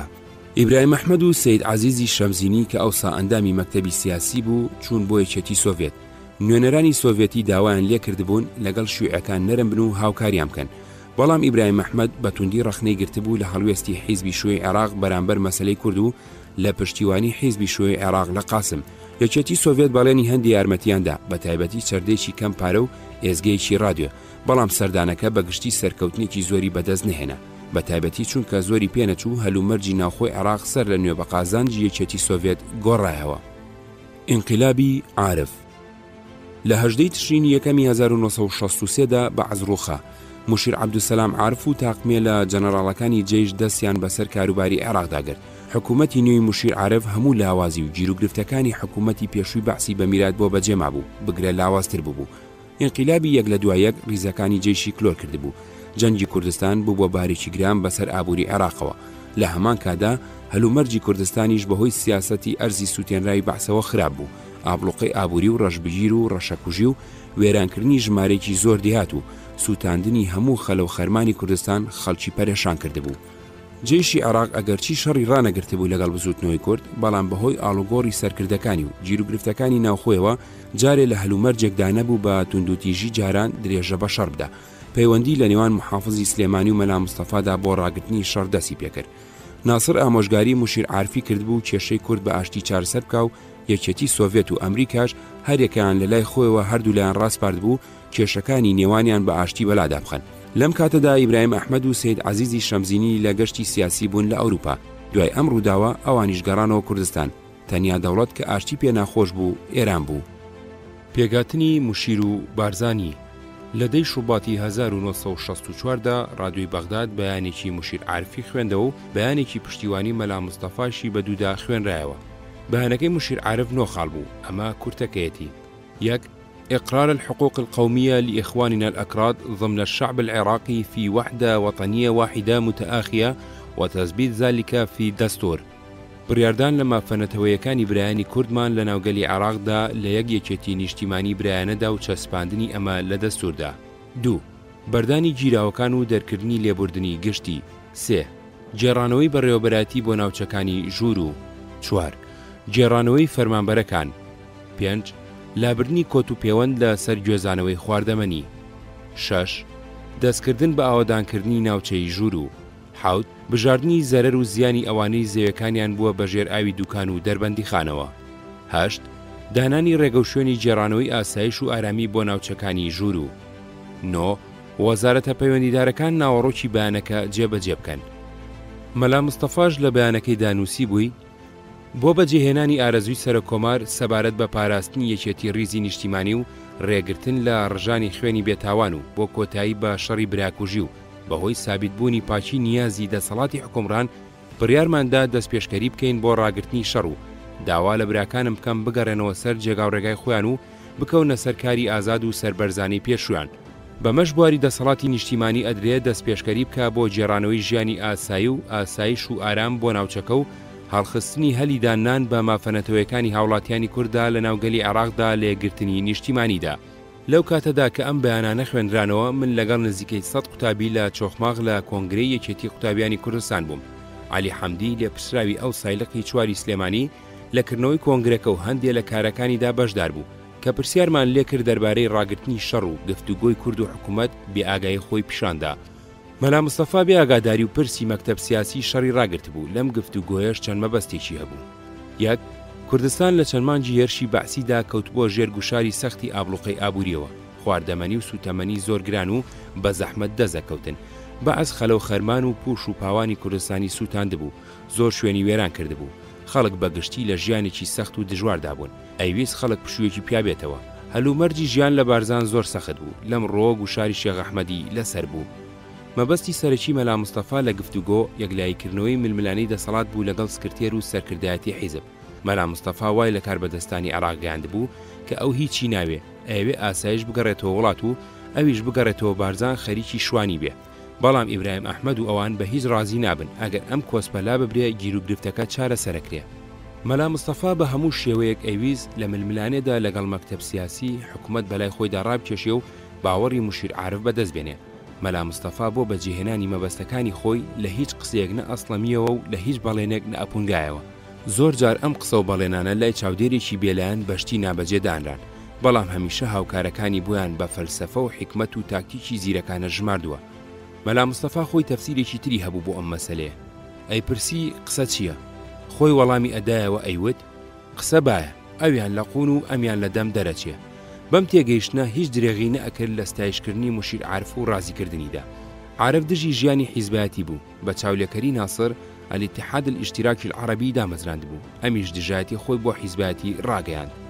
عارف ئەویست دا و دەستگای بەڕێوەبەراتی پۆلیس بگەڕێتەوە ناوچە ئازادکراوەکان. ئەویش فەرمانی بۆ فەرماندەکانی پێشمەرگە دەرەکرد کار ئاسانی گەڕانەوەیان بکەن. عارف ئەویست پێشمەرگە بڵاوی لێ بکەن و بگەڕێنەوە سەر کارەکانی خۆیان. ئەمیش داوای هەمان شتی لێکردن. نوێنەرەکانی حکوومەت جارێک باسی نەورۆزیان کردبوو کە بیکەن بە جەژنی ڕسمی. مەلا مستەفا هەڵی دابیوە کە پێویست بە نەورۆز ناکە، چونکە وەکو بە عەرەبی وتبووی لەنا عیدان، عید ڕەمەزان و عید قوربان. بۆ بەرپەرزانەوەی پروپاگەندەی نارەکانی کە بارزانی کوردی بە پرتەقاڵ فرۆشتووە بەیانێکی بە کوردی دەرکردبوو لە چاپخانەی کامەرانی چاپی کردبوو تێیدا نووسیوێتی لە کۆبوونەوەی یەکەمی بینی ئێمە و نوێنەرانی میریدا کە نوێنەرانمان بریتی بوون لە نوێنەرانی پارتی و عەشار و سەربەخۆکان حکوومەتی عێراق دانیناوە بە حەقی میلەتی کووردا و لە بەیانی سەرک کۆمار سیادەتی موشیر ڕوکن عەبدولسەلام محەممەد عارفدا بڵاو کراوەتەوە. بڕیاری تەواوی حکوومەتیش ئەوەیە کە حەقی مەشروعی گەلی کورد وەکو شەعبێک بە تەواوی بدات لە ناو چوارچەوەی کۆماری خۆشەویستی عێراقدا و ئێمەش گفتی سیادەتی سەرۆک کۆمار بەڕاست ئەزانین و لامان وایە کە هەرگیز لە گفتی خۆی کە داوێتی پەشیمان نابێتەوە، چونکە هەرگیز پیاوێکی پیاوە و مسلمانێکی پاک و جێی بڕوایە و والمؤمن مؤتەمەن، ئیماندار متمانە پێکراوە، وەک لە حەدیسی شەریفدا فەرمیانە. ئێمە ئێستا چاوەڕوانی ئەنجامی ئەم داوای خۆمانین و لێشمان ڕوونە کە حکوومەتمان نیەتی باشە و دەست درێژ ناکاتە سەر حقوقی مەشروعی میلەتی کورد. لە ئەنجامە بە پێویستی ئەزانم کە پێتان بڵێم کە کاروبارتان کە سوودی گەلی کورد وا بەدەستێکی پاچی ئەمینەوە هەتا حەقی میلەتمان نەفرۆشرا و نەئەفرۆشیە و وەلەڕێ ئەو حەقەدا بارزانی لە پێشەموو کەسێکەوە گیانی لەسەردەست بووە و هەمیشە خۆی فیدا ئەکات بۆ گەلی کوردی قارەمان. بەم قسانە ئەویست حکوومەت لەو ململانەیەدا بەلای خۆیدا دابشکێنێ. مەلا مستەفا لە نەخشەکەیدا سەرکەوتوو بوو، حکوومەتی بەلای خۆیدا داشکاند و خۆی وەکو ئاشتی خواز و ئیبراهیم ئەحمەد و هاوڕێکانی وەکو شەڕخواز ئەهاتنە بەرچاو. لیوای عشرین. لە دوای دەستپێکردنی شۆڕشەوە لیوای عشرین بە سەرکردایەتی زەعیم سدیق مستەفا هێنرا بۆ سلێمانی. ئەم لیوایە لە درڕندەترین کەرتەکانی جێشی عێراق بوو. زۆر کەسی بە بێتاوان کوشت و زۆر کەسی بە بێتاوان گرت و چەندین گوند و ئاوایی وێران کرد. لە هەر شەڕێکدا کە ئاشکا ئەگەڕایەوە تۆڵەی لە دانیشتوانی سلێمانیە کردەوە. ناوبەناو لە ناو شاردا بڵاو ئەبوونەوە و کوێرانە ئەکەوتنە گرتن و لێدانی خەڵک کە ئەم هێزە بڵاو ئەبووە خەڵک بۆ ئەوەی لە جێچەڵ و شەڕی پارێزراو بێ دوکانیان دائەخست و ڕێبوار دەستی ئەکرد بەڕاکردن. خەڵک ڕاهاتبوون کە ئەمە ئەبوو هەر کەس بیپرسیاچیە ئەیانوت ئەرزقڵی شاوەتەوە، ئەویش دەستی ئەکرد بەڕاکردن و خۆشاردنەوە لە ناو کۆڵانەکاندا. بەیانی نوێی حوزەیران ئەم لیوایە مەنعتەجەولی قەدەغەکردنی هاتوچۆی ڕاگەیاند. زۆر کەس نەیانزانی بوو وەکو ڕۆژانی تر چوو بوونە بازار یا لە دیهاتەکانی دەوری سلێمانیەوە هاتبوون بۆ ناو شار. زۆری ئەمانە کوژان، هەلومەرجی ئەو ڕۆژانە ئەوەندە سەخت بوو کەس نەیەتوانی کوژرا و مردوو ببا بۆ گۆڕستان، بە ناچاری لە ناو حەوشی ماڵەکانی خۆیاندا ئەیان شاردەوە. لە ئەنجامی ئەم مەنعتەجەولەدا هەر کەسێکیان بەردەستکەوت گرتیان، چەند هەزار کەسێ گیران، زیاتر لە 100 کەسیان کوشتن و هەندێکیشیان زیندە بەچاڵکردن و ئەوانی تریشیان لە ناو تەویلەکانی تاوڵەی سواریدا گرت و 52 سەعات نان و ئاویان نەدانێ. ساڵی 64 ئەم لیوایە گوێزرایەوە بۆ شوێنێکی دوور لە سلێمانی. زەعیم سدیقی فەرماندەی لیواکە بیستبووی لە نزیک عربەت کەمینیان بۆ داناوە. مەلا مستەفا شەفیقی ئەحمەداغا و چەند پێشمەرگەیەکی لەگەڵ ناردن بۆ ئەوەی بە سەلامەتی ڕەتیان بکەن. ئیبراهیم ئەحمەد و سید عەزیز گەڕانەوە کوردستان لەگەڵ ئەندامانی تری مەکتەبی سیاسی، نوری شاوێز، عەلی عەبدوڵڵا، عومەر مستەفا، جەلال تاڵەبانی چوونە ڕانیە بۆ دیدەنی مەلا مستەفا و گفتوگۆ لەسەر جۆری ڕێکەوتنی لەگەڵ حکوومەتی عێراق. مەکتەبی سیاسی لە مەلا مستەفایان پرسی کە ئاخۆ جگە لەو دوو بەیانە هیچ ڕێکەوتنێکی نیهێنی دەربارەی سەلماندنی مافی نەتەوەی کورد لە بیندا هەیە. مەلا مستەفا پێی داگر کە جگە لەو دوو بەیانە ئاشکرایە شتێکی تر لە بیندا نییە. مەکتەبی سیاسی لایوا بوو کە ئەو بەیانەی عارف خواستەکانی کورد ناهێنێتە دی. حکوومەتی عارف لە هەلومەرجێکی ناوەکی و دەرەکی لاوازدایە. کورد ئەگەرچی بەهۆی شەڕی پێنجمانگەی بەعسیەوە وەزعی خراپە، بەڵام هێشتا هەلومەرجی ئەم باشترە، ئەتوانێت گوشار بۆ سەر عێراق بێنێ، ئۆتۆنۆمی بسەلمێنێ.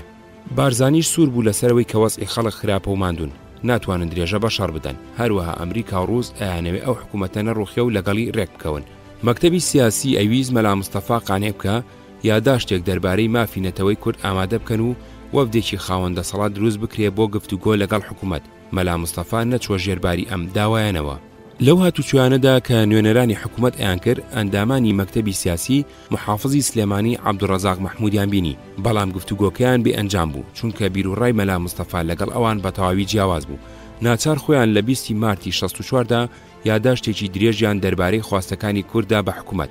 مەلا مستەفا ئامادە نەبوو ئیمزای بکە، بە وەفدی حکوومەتی شیوت کە ئەو لەسەر ئەو یاداشتە موافق نییە. گفتوگۆکانی بارزانی عارف ناڕێک و پێک و بێسەروبەر بوو. هەردوو لایەن پێویستیان بەکات و بەڕاگرتنی شەڕ و هەر لایەکیشیان مەبەستی تایبەتی خۆی هەبوو. مەکتەبی سیاسی لە هەڵسەنگاندنی بنکەی سیاسی و پێشمەرگەی و ڕێکخراوەی خۆیدا بە هەڵەداچوو بوو. تا چەند هەفتەیەک لەوە پێش هەموو بەیان و بڵاوکراوەکانیان بەم دێڕە کۆتایی پێهێنا. ئیتر بۆ پێشەوە لەژێر ئاڵای پارتیماندا بە سەرۆکایەتی بارزانی و لە هەموو شەڕەکانی 63دا بە شانازیکی زۆرەوە باسی قارەمانەتی کاوەی سەدەی 20میان نووسی بوو. لایەن وابوو چونکە خۆیان لەسەر حەقن ئەوە ئیتر بەسە بۆ ڕوودکردنەوەی بارزانی لە دەسەڵاتەکان و سازدانی خەڵک لە دژی.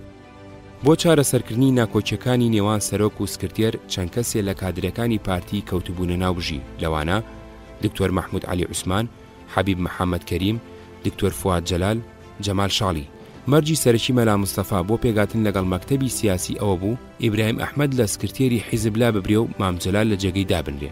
لەوانە بۆ قوبوڵکردنی ئەم داوای مەلا مستەفا ناکۆچیەکانی کەمێ خاو کردایەتەوە و ڕووداوەکان بەو ئاقارە خوێناویەدا نەڕۆیشتنایە کە ڕۆیشتن. بەڵام ئیبراهیم ئەحمەد و ئەندامانی تری مەکتەبی سیاسی بەلاساریەکی زۆرەوە ئەم پێشنیاریان بە بیانووی شەرعێتی حیزبیەوە ڕەت کردەوە. لە کاتێکدا زۆر لە مێژبوو خۆیان ڕێگەیاندا بوو مەلا مستەفا کاتێک هەمزە و هاوڕەکانی لە سەرکردهاتی حیزب دەرکرد ئەم شەرعێتە بە تفەنگ بشکێنێ. کۆنفرانسی ماوەت مەکتەبی سیاسی لە 4 تا 9 نیسانی 64دا لە ماوەت کۆنفرانسێکی بەست. نزیکەی 70 کەس لە نوێنەرانی لق و ناوچەکانی پارتی و نوێنەرانی ڕێکخراوەکانی قوتابیان و مامۆستایان ئامادە بوون. فوادی مەلا مەحموود و من بە نوێنەراتی یەکێتی قوتابیانی کوردستان بەشدار بووین. لە فەرماندەکانی پێشمەرگە مام جەلال، عومەر مستەفا، حیلمی عەلی شەریف بەشدار نەبوون، لە ناو هێزەکانیان دامابوونەوە چونکە مەترسی هەڵگەڕانەوە یاخیبوونیان لێکردن. ساڵح یوسفی و حسێن فەیلی کە تازە لە زیندان دەرچوو بوون ئەوانیش نەهاتبوون. ئیبراهیم ئەحمەد، نوری شاوەیز، مەلا عەبدوڵڵا ئیسماعیل لە هەڵۆکانی ناو کۆنفرانس بوون. نوری شاوەیز لە وەڵامی یەکێکدا کە ئەگەر مەلا مستەفا هێرشی بۆ هێنان چی ئەکەن وتی لەسەر پردەکەی قەشان ڕەشاشێدا ئەبەستم شەڕیان لەگەڵەکەم مەگەر بەسەر لاشەکەمدا تێپەڕن. هەندێک کەس پێشنیاریان کرد وەکو دواتەقەلا بۆ بەلاداخستنی سیاسی ناکۆچیەکان وەفدێکی کۆنفرانس بچێ بۆ لای مەلا مستەفا. هەڵۆکان بە نابەدڵی و لەژێر گوشاری زۆرایەتی ئەندامانی کۆنفرانسدا قبوڵیان کرد. وەفدەکە کە پێگاتبوو لە ئەسعەد خەیلانی، عەبدوڵڵا زێباری، عەلی سەنجاری چوو گەڕایەوە و هیچ ئەنجامێکی نەبوو. مەلا مستەفا لەناو ئەوانەدا ئیبراهیم ئەحمەدی بە عەقلی تەکبیرکەردانە ئەیویست لە پێشەوە لەو بدا و مام جەلال لە جێگەی دابنێ. هەر بۆ ئەو مەبەستە نامەیەکی بۆ مام جەلال نووسی بوو، داوای لێ کردبوو بچێ بۆ لای ئەو واتە بۆ لای حەق و لەگەڵ باتڵ نەبێ و ئاەتێکی قورئانی بۆ نووسی بوو کە نوح لە کاتی تۆفانەکەدا بە کوڕەکەی ئەڵێ یا بونەی اركب معنا ولا تكن مع القوم الكافرين. کۆنفرانس بڕیاریدا مەلا مستەفا لە دەسەڵاتەکانی ڕوت بکاتەوە، دەسەڵاتی گفتوگۆ و ڕێکەوتن لەگەڵ حکوومەتی عێراق، دەسەڵاتی لابردنی فەرماندەکانی پێشمەرگە، دەسەڵاتی گرتنی کۆنگرەی پارتی. بەڵام ئەویش بە بروسکەیە کە تێیدا نووسی بووی بۆ سیفەتەی ڕئیسی حیزب و قایدی عامی پێشمەرگە و وەکیلی میلەتە بڕیاریدا عومەر مستەفا لە هێزی کاوە و عەلی عەسکەری لە هێزی خەبات و کەمال موفتی لە هێزی قەرەداغ و مام جەلال لە هێزی ڕزگاری لابات و لە جێگەی ئەوان کافی نەبەوی، نوری معروف، ڕەشید سندی، نوری مەلا حەکیم دابنێ. وەکو دوایی ئەیان جێڕایەوە ئەوانەی لە ناو پێشمەرگەدا بوون بە تایبەتی مام جەلال و حیلمی و عومەر مستەفا ئەیانزانی نفوزی مەلا لە ناو پێشمەرگەدا بەهێزە لەبەر ئەوە نەیانەویست پەیوەندی پارتی لەگەڵ مەلا مستەفا تێک بچێ، بەڵکو لەگەڵ ئەوە بوون هەرچۆنێ بێ لەگەڵی بسازێن. بڕیارەکەی کۆنفرانس بڕی نەکرد و فەرمانەکەی مەلا مستەفا جێبەجێ بوو. بە دوای کۆنفرانسی ماوەتدا مەکتەبی سیاسی لە ڕۆژی 19 نیساندا بەیانێکی دوور و درێژی دەرکرد بە ناونیشانی ئیتیفاقیەت المشیر البارزانی ئەصلح ئەم ئیستیسلام. لەم بەیانەدا بە درێژی ناوەڕۆکی بەیانەکانی مارشال عارف و مەلا مستەفا شیکرابەوە و هەندێ نمونەیان لە بروسکەکانی بۆ فەرماندەکانی پێشمەرگە هێنابووە و هۆکانی ناکۆچیەکانی خۆیان لەگەڵ ئەو بە درێژی ڕوون کردبوو و هەندێکیشیان لە بڕیارەکانی کۆنفرانس دەربارەی ڕوودکردنەوەی مەلا مستەفا لە دەسەڵاتەکانی نووسی بووە. هەموو کارەکەیان بە خۆ بەدەستەوەدان دانابوو نەکبا ڕێکەوتن. سەرناوی بەشێکی بەیانەکە ئەم پرسیارە بوو: لماذا لا نتراجع أمام البارزاني هذه المرة؟ بیانۆکەشیان بۆ نەکشانەوەی ئەم جاریان ئەوە بوو مەلا مستەفا ئەوێ کۆتایی بە شۆڕش بێنێ، بەڵام ئەوان ئەیانوێ درێژە بە شۆڕش بدەن. هەموو ئەو جارانەی نەئەبوو لە بەردەمی مەلا مستەفادا بکشێنەوە کشابوونەوە، ئەم جارەیان کە ئەبوو بکشێنەوە نەکشانەوە. ئەمەش هەڵەیەکی کوشندە بوو کردیان، زەرەری گەورەیدا لە جوڵانەوەی کورد و لە پاشەڕۆژی خۆیان. دوای ئەمیش بەیانێکی تریان دەرکرد دەربارەی دەستوری تازەی عێراق. عارف لە 4 نیسانی 1964دا دەستوری کاتی 27 تەموزی 1958 هەڵوەشاندەوە و دەستورێکی کاتی تازەی بڵاو کردەوە. لە سەردەمی جمهوریدا ئەمە دووەمین جار بوو حکوومەتی ئینقلاب دەستوری کاتی دائەناو بێپرسی خەڵک و هەڵبژاردننی نوێنەرانی گەل پاشەڕۆژی عێراق و مافی کوردی دیاریە کرد. دەستورەکەی عارف لە چاو ئەوەی قاسمدا ئەگەرچی درێژتر بوو، بەڵام بە دواوەچوونێکی گەورە بوو بە تایبەتی لە بواری مافەنەتەوەیەکانی کووردا. دەربارەی عەرەبایەتی عێراق دەستورەکەی عارف لە مادەی یەکەمیدا ئەڵێ گەلی عێراقیش بەشێکە لە نەتەوەی عەرەب، ئامانجی یەکێتی هەمەلانەی عەرەبە و حکوومەت پابەندی کارکردنە بۆ بەدیهێنانی لە نزیکترین کاتی شیاودا و سەرەتا بەیەگرتن لەگەڵ کۆماری یەکگرتووی عەرەبی دەست پێیەکە. لە کاتێکدا مادەی دووەمی دەستوری قاسم وتبووی العراق جزء من الأمة العربية، عێراق بەشێکە لە نەتەوەی عەرەب. دەربارەی مافەکانی کورد مادەی 19هەمی دەستورەکەی عارف ئەڵێ عێراقیەکان لای قانون وەکو یەکن، لە ماف و ئەرکە گشتیەکاندا یەکسانن، هیچ گوێکردنەوەیەک لەوەدا بەهۆی ڕەگەز یا بنەچە یا زمان و ئاینەوە نییە. هەموو هاوڵاتیانیش بە عەرەب و کوردیشەوە هاوکاری پاراستنی قەوارەی ئەم نیشتیمانە دەکەن و ئەم دەستورش لە چوارچێوەی یەکێتی عێراقیدا بڕیار لە مافەکانیان دەدا. لە کاتێکدا مادەی سیهەمی دەستورەکەی قاسم نووسیبووی، قەوارەی عێراق لەسەر بنچینەی هاوکاری نێوان سەرجەمی هاوڵاتیاندا دەمەزرێ بە ڕێزگرتن لە مافەکانیان و پارێزگاری ئازادیەکانیان. عەرەب و کوردیش بە هاوبەشی ئەم نیشتیمانەدا دەنرێن و ئەم دەستورە لە چوارچێوەی یەکێتی عێراقیدا بڕیار لەسەر مافانەتەوەیەکان دەدا. هەندێک لە هەڵەکانی مەکتەبی سیاسی. مەکتەبی سیاسی لە ماوەی چەند ساڵی ڕابردوودا هەندێک هەڵەی تاکتیکی کردبوو بۆ چەکدارکردنی هێزەکانی چەکی لە خەڵک سەند و هەر کەس چەکی هەبووە لێ وەرەگرت.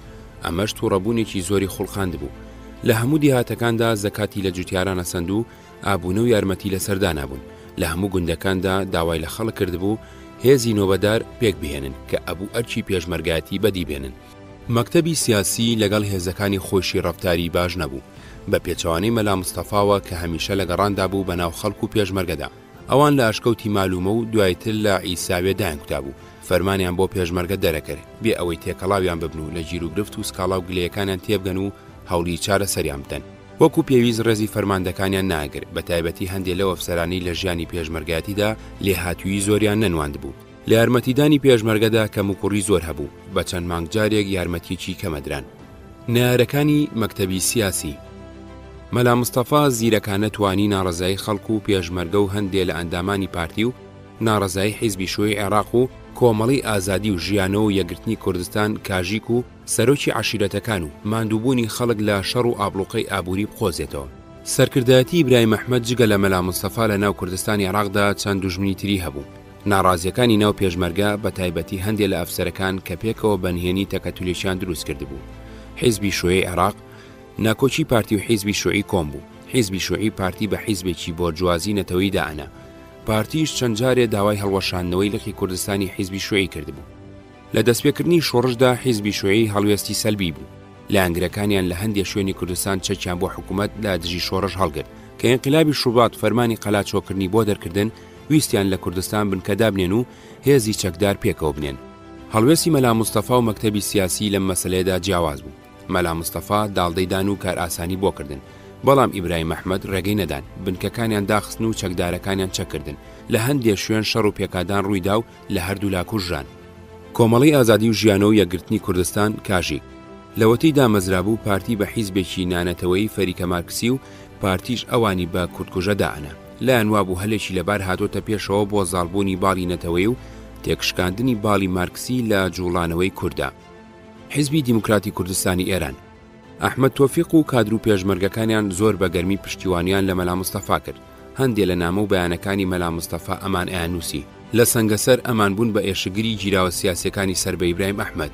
لە عێراقیشدا حکوومەت لەو ململانەیەدا پشتیوانی لە باڵی نەرمی مەلا مستەفا ئەکرد، دژی باڵی توندڕەوی ئیبراهیم ئەحمەد و لە ئاستی عەرەبیدا عەبدولناسر و لە ئاستی جیهانیدا یەکێتی سۆڤێت و ئەمریکاش پشتیوانیان لە چارەسەری ئاشتیە کرد و هەنگاوەکانی بارزانیان پێباش بوو. هەڵوێستی سۆڤێتی لە ئینقیلابی عارف. دەسەڵاتی بەعەز تەنیا 9 مانگ ژیا. لە 18 تشرینی دووەمی 1963دا مارشال عەبدولسەلام عارف کە سەرۆکۆماری عێراق بوو لە سەردەمی دەسەڵاتی بەعەزدا خۆی ئینقیلابێکی ساز کرد. حیزبی بەعسی دوورخستەوە. ڕژێمی نوێ دەستی لە دوژمنایەتی سۆڤێت هەڵگرت. پەیوەندیەکانی عێراقی لەگەڵ میسر باش کردەوە. هەروەها پەیوەندی عێراقی سۆڤێتی بردەوە ئاستی ساڵانی 1958-1963. ئەو گڕوکفەی سۆڤێت بۆ پشتیوانی بزوتنەوەی کورد لە عێراقدا دەستی پێکرد بوو بە تەواوی نیشتەوە و ئەو پشتیوانی ئاشکرایی لە حیزبی شوێی عێراقیە کرد، ئەویش سنوورێکی بۆ دانرا. سۆڤێت دەیویست ڕژێمی نوێ بمێنێ و جێگیر ببێ. یەکێک لە گرنگترین گیر و گرفتەکانی حکوومەتی عێراق مەسەلەی کورد بوو. سۆڤێت بارزانی ڕاستپارد کێشەی خۆی لەگەڵ عێراق بە خۆشی لابەلا بکات و شەڕ لەگەڵ عێراق ڕابگرێ. هەروەها لە ڕێگەی ناسرەوە موشیر عارفیان ڕاستپارد کە کێشەی کورد بە ئاشتی چارسەر بکات و شەڕ لەگەڵ کورد ڕابگرێ. تەنانەت ئامۆژگاری حیزبی شوعیشان کرد ڕێخستنەکانی خۆی هەڵبۆشێنێتەوە و بچێتە ناو ئیتیحاد الئیشتراکی العەرەبیەوە کە موشیر عارف لەسەر شێوەی میسر خەریکی دروستکردنی بوو. کەوتە چەکدارکردنی جێشی عێراقی و کەوتەوە جێبەجێکردنی ئەو پرۆژانەی تاو نەبوو بوون. جگەل لە سۆڤێت ئەمریکاش بارزانی ڕاستپارد بوو شەڕ لەگەڵ عێراق بوەستێنە و کێشەی کورد بە ئاشتی چارەسەر بکە. خرۆشۆف بروسکەیەکی کورتی بۆ موشیر عارف لێدا سەبارەت بە ڕاگررتنی شەڕ لەگەڵ کورد بۆ ئەوەی تای تەرازووی ململانی ناوخۆی ئەم دوو باڵی ناو یەک جوڵانەوە بە قازانجی بەژۆندەکانی خۆی واتە جێگیربوونی ئارامی و ئاسایشی ڕژێم لە عێراقدا بەلادا بخات. لە باتی ئەوەی هەوڵی ڕێخستنەوەی هەردوو باڵبدا بە ئاشکرا لە دەستگاکانی ڕاگەاندنی سۆڤێتەوە پشتیوانی لە کارەکانی بارزانی کرد و دژی باڵەکەی تردووە کە بە قسەی ئەوان ئاویان ئەکردە ئاشی ئیمپریالیزمەوە. پشتیوانی سۆڤێتی لە بارزانی دیارە هەر قسە بوو، ئەویش بۆ ئەوە بوو پاڵی پێوە برێن بەرەو ڕێکەوتن لەگەڵ عارف. ئەم پشتیوانی بارزانی بە درێژای 20 ساڵ تەجروبەی کردبوو هیچی لێ سەوز نەبوو. لە هەمان ساڵدا بارزانی لە بەرامبەر پارە و چەکدا بە ئێران و ئیسرائیلی فرۆشت. بارزانی لە سنوورێکی دیاریکراودا ڕێگەیدا بوو بەبوونی سیاسی و چەکداری حیزبی شوعی لە ناوچەکانی ژێردەسەڵاتی خۆیدا. لەوەش چەند مەبەستێکیە بوو. یەکێکیان بۆ ئەوەی بیان کاتە دەستکەلای هەڕەشە لە ئێران و ئەمریکا، یەکێکی تریان بۆ ئەوەی حیزبی شوعی دەنگ و باسی پەیوەندیەکانی دەروی بارزانی لەگەڵ وڵاتانی ناحەزی سۆڤێت بگەێنێتەوە بە یەکێتی سۆڤێت. بەهێزبوونی پەیوەندی بارزانی لەگەڵ ئێران 1964 و لەگەڵ ئیسرائیل 1965 و هەوڵدانی ئاشکرا بۆ دروستکردنی پەیوەندی لەگەڵ ئەمریکا سۆڤێتی وا لێکرد کە ئیتر بارزانی وەکو ساڵانی 1961 1964 فرامۆژ نەکا، بەڵکو کەسانێک تەرخام کە پەیوەندی بەردەوامی لەگەڵ هەبێ جاروبار ڕاستپاردە نامە پارە بهێنێ و ببات. کۆنگرەی شەشەم. مەلا مستەفا بۆ ئەوەی شەرعێتی حیزبی بە بڕیارەکانی خۆی بدا پێویستی بە پشتیوانی سەرکردایەتێکی تازە بوو. بۆ سەرکردایەتیەش پێویستی بە گرتنی کۆنگرەی حیزب بوو. پەیڕەوی ناوخۆی پارتی هەمان پەیڕەوی کۆنگرەی ئاشکرای پێنجەم بوو لە بەغدا کە تا ئەو ساشکاری پێکرا. لەو پەیڕەوەدا دەسەڵاتەکانی سەرۆک، سکرتێر، کۆمیتەی ناوەندی، کۆنفرانس، کۆنگرە دیاری کرابوو. بەستنی کۆنگرە پێویستی بە هەندێک دیسپلین و ڕێوشوێنی نیزامی بوو. بەڵام مەلا مستەفای وت ئەگەر بلێ ئەحڕەش بتوانێت پەیڕەوی ناوخۆدا بنێ من کە سەرۆکی حیزبم بۆچی ناتوانم بیگۆڕم. مەلا مستەفا بێەوەی گوێبداتە مەرجە دیاریکراوەکانی ناو پەیڕەوی ناوخۆ بۆ بەستنی کۆنگری شەشەمی پارتی لە 7 تەموزی 1964دا قەرەباڵغێکی تێکەڵ و پێکەڵی 400 کەسی لە قەڵاتزە کۆ کردەوە. هەندێکیان ئەندامی پارتی بوون، بەڵام زۆریان ئەندام نەبوون یان مەرجەکانی بەشداربوونی کۆنگریان تێدا نەبوو. لەناو ئەوانەدا کۆمەڵی ئازادی و ژیانە و یەکگرتنی کوردستان و حیزبی شوێی عێراق بوو. لەم کۆنگرێدا لە ئەندامانی کۆمیتەی ناوەندی پێشوو تەنیا هاشم ئەقراوی، ساڵح یوسفی، عەبدولحسێن فەیلی، نوعمان ئیسا بارزانی، ئیسماعیل عارف بەشدار بوون. ساڵح و عەبدولحسێن تازە لە زیندان دەرچوو بوون، معلوم نەبوو مافی ئەندامەتیان ماوەیان نە. 14 کەس لە سەرکردایەتی پێشووی حیزب بە تاوانی خیانەت دەرکران، لەوانە ئیبراهیم ئەحمەد، نوری شاوەیز، عەلی عەبدوڵڵا، عومەر مستەفا، جەلال تاڵەبانی، حیلمی عەلی شەریف، مەلا عەبدوڵڵا، سید عەزیزی شەمزینی و عەلی عەبدوڵڵا کە لەو ناوچەیەدا بوون هەردووکیان دەست بەسەر دانران. سەرکردایەتێکی تازەی بۆ حیزبەکە دانا لە حەبیب کەریم، دکتۆر مەحموود عەلی عوسمان، ساڵح یوسف، ئیسماعیل عارف، عەبدولی سۆران، سەدیق ئەمین، عومەر شەریف، شێخ محەممەد یەرسین، عەزیز ئەقراوی، هاشم ئەقراوی، دکتۆر فواد جەلال، عەلی سنجاری، یەدوڵڵای فەیلی. هەروەها بڕیاریاندا بچنە سەر ئیمبراتۆریەتی ماوەت وەکو مەلا مستەفا پێوت. حەبیب محەممەد کەریم لە نامەیەکدا کە لە 11 1964دا بۆ شەمسەدین موفتی دەربارەی هەلومەرجی ئەو ڕۆژانە نووسیوێتی بارزانی و شوێنکەوتوانی لە خەڵکانی سادە و بە عەقڵدواکەوت و هەلپەرست لە دۆڵێکدان و حیزب و کەسانی تێگەشتووی هۆشیاریش لە دۆڵێکی دیکە ئەو بە عەقڵێتە تاگڕەوە خێڵەکیە دەرەبەجەکەی لەسەر کۆمەڵێک ڕێوشوێنی خواروخێز لەگەڵ حکوومەت ڕێکەوتووە و هێزەکانی پەلاماری بارەگاکانی حیزب و لە خەکان دەدەن و ئەندامانی دیار دەگرن و کادیران چەک دەکەن و لە هەندێک شوێنیش لیژنەی خۆجێیی داوود سائیغیانە بەپی نەخشەیەک پێک دێنێ کە ئامانجی پێگەێنانی حیزبێکی کوێرانە ملکەت کردووە داردەستی خۆی بێ و چۆنی بیۆ بخوازێ بەکاری بێنێ. حەبیب خۆی بوو بە سکرتێری ئەم حیزبە. دوای ئەم کۆنگرەیە دەسەڵاتەکان بە تەواوی کەوتە دەست مەلا مستەفا و دەستگا سەرکردەکانی پارتی ئەگەر لەوە پێشوەک و داو دەستگا موەسسەسات کەمێ دەسەڵات و نرخیانە بوو بێ ئەوا بوون بە قەواری بۆش و کارتۆنی. مەلا مستەفا بە ئارەزوی خۆی ئەیگۆڕین و هەڵیا سوڕاند و بۆ گفتوگۆش ئەوانەی ئەنێردران وەکو نوێنەری مەلا مستەفا ئەدوان نەک وەکو نوێنەری حیزبیان گەلی کورد. مەلا مستەفا بە درێژایی ساڵانی 64-66 لە گەڕاندا بوو، ناوچەکانی ڕانیا، قەڵاتزە، دووکان، چوارتە، پێنجۆنگەڕا بە ڕۆژ ئەنووست و بە شەودا ئەنیش بۆ ئەنجامدانی کارەکانی. خۆی وا پیشانەدا پیاوێکی خاوەن باوەڕی ئیسلامە، ڕێزی زۆری لە مەلا گرت و لە ئەنگری ئەوە بوو شەڕ و کێشە و ناکۆچی لەسەر بنچینەی شەرع چارەسەر بکرێ. لە هەمان کاتدا بەدزی خەڵکەوە مەشروباتیشی ئەخواردەوە. ناوی هیچ کام لە کوڕەکانی جگە لە دڵشاد کوردی نییە. هاوسەرەکەی ئیدریس دوو کوڕی پێکەوە ئەبێ. ئەیانوێ مەلا مستەفا ناویان لێ بنێ. مەلا مستەفا داوا ئەکا ناویان بنێن زولکەفەل و ئیسرافیل. ئیدریس ئەترسێ مناڵەکانی لە پاشەڕۆژدا ببن بە گاڵتەچی مناڵان. لە تاوا پەنا بۆ یەکێ لە هاوکارە نزیکەکانی مەلا مستەفا ئەبا کە بەڵکو تکای لێ بکە ناوێکی تریان بۆ بدۆزێتەوە دوای ڕجاوتکە ناوەکانیانە گۆڕن. ئەو کاتە هێشتا زۆر کەس نەشارەزای مەلا مستەفا بوون. لە کاتی گفتوگۆدا کە بیانوتە مامۆستا، مەلا مستەفا تێر و پڕجنی قورسی بە کابرا ئەدا و ئینجا ئەیوت من مامۆستا نیم، عەلی مەردان مامۆستایە، ئیبراهیم ئەحمەد مامۆستایە. زۆر کەس جنێوی پیسیان خوارد تا فێربوون لە باتی وشەی مامۆستا ئەزبەنی یان ئەزغوڵام بەکاربێنن. لە دانیشتەکانیدا هەمیشە چەقە و هەسان و داری لەلا بوو. بەدەم قسەکردنەوە خەریکی تاشینی دارەکە ئەبوو. دارجگەرەی لێ دروست ئەکرد و ناو بەناو ئەم دارجگەرانەی بۆ یادگار بە دیاری ئەدا بەم و بەو. زۆر شارەزا بوو لە ژیانی لادێ و دڵ و دەرونی دانیشتوانی دێهات و کاروباری عەشیرەتەکانیدا. ئەیزانی چیان لەگەڵ بازەکا و چۆنیان ئەدوێنێ. خۆشی زۆر سەرگوزشتە و چیرۆک و قسەی پێشینانی ئەزانی. حەزی لە سواری و لە ڕاگرتنی ئەسپی ڕەسەن و مەڕداری بوو. ڕەوەی ئەسپ و ڕانەمەڕی گەورەی هەبوو. خۆشترین ڕابواردنی ڕاوی بەراز و ڕاوی خمەگرو بوو. خمەگرو جاندارێکی خشۆکە وەکو قۆری و بزنمژە لای هەموو بارزانەکان کوشتنی وەکو ئەرکێکی ئاینی وابوو.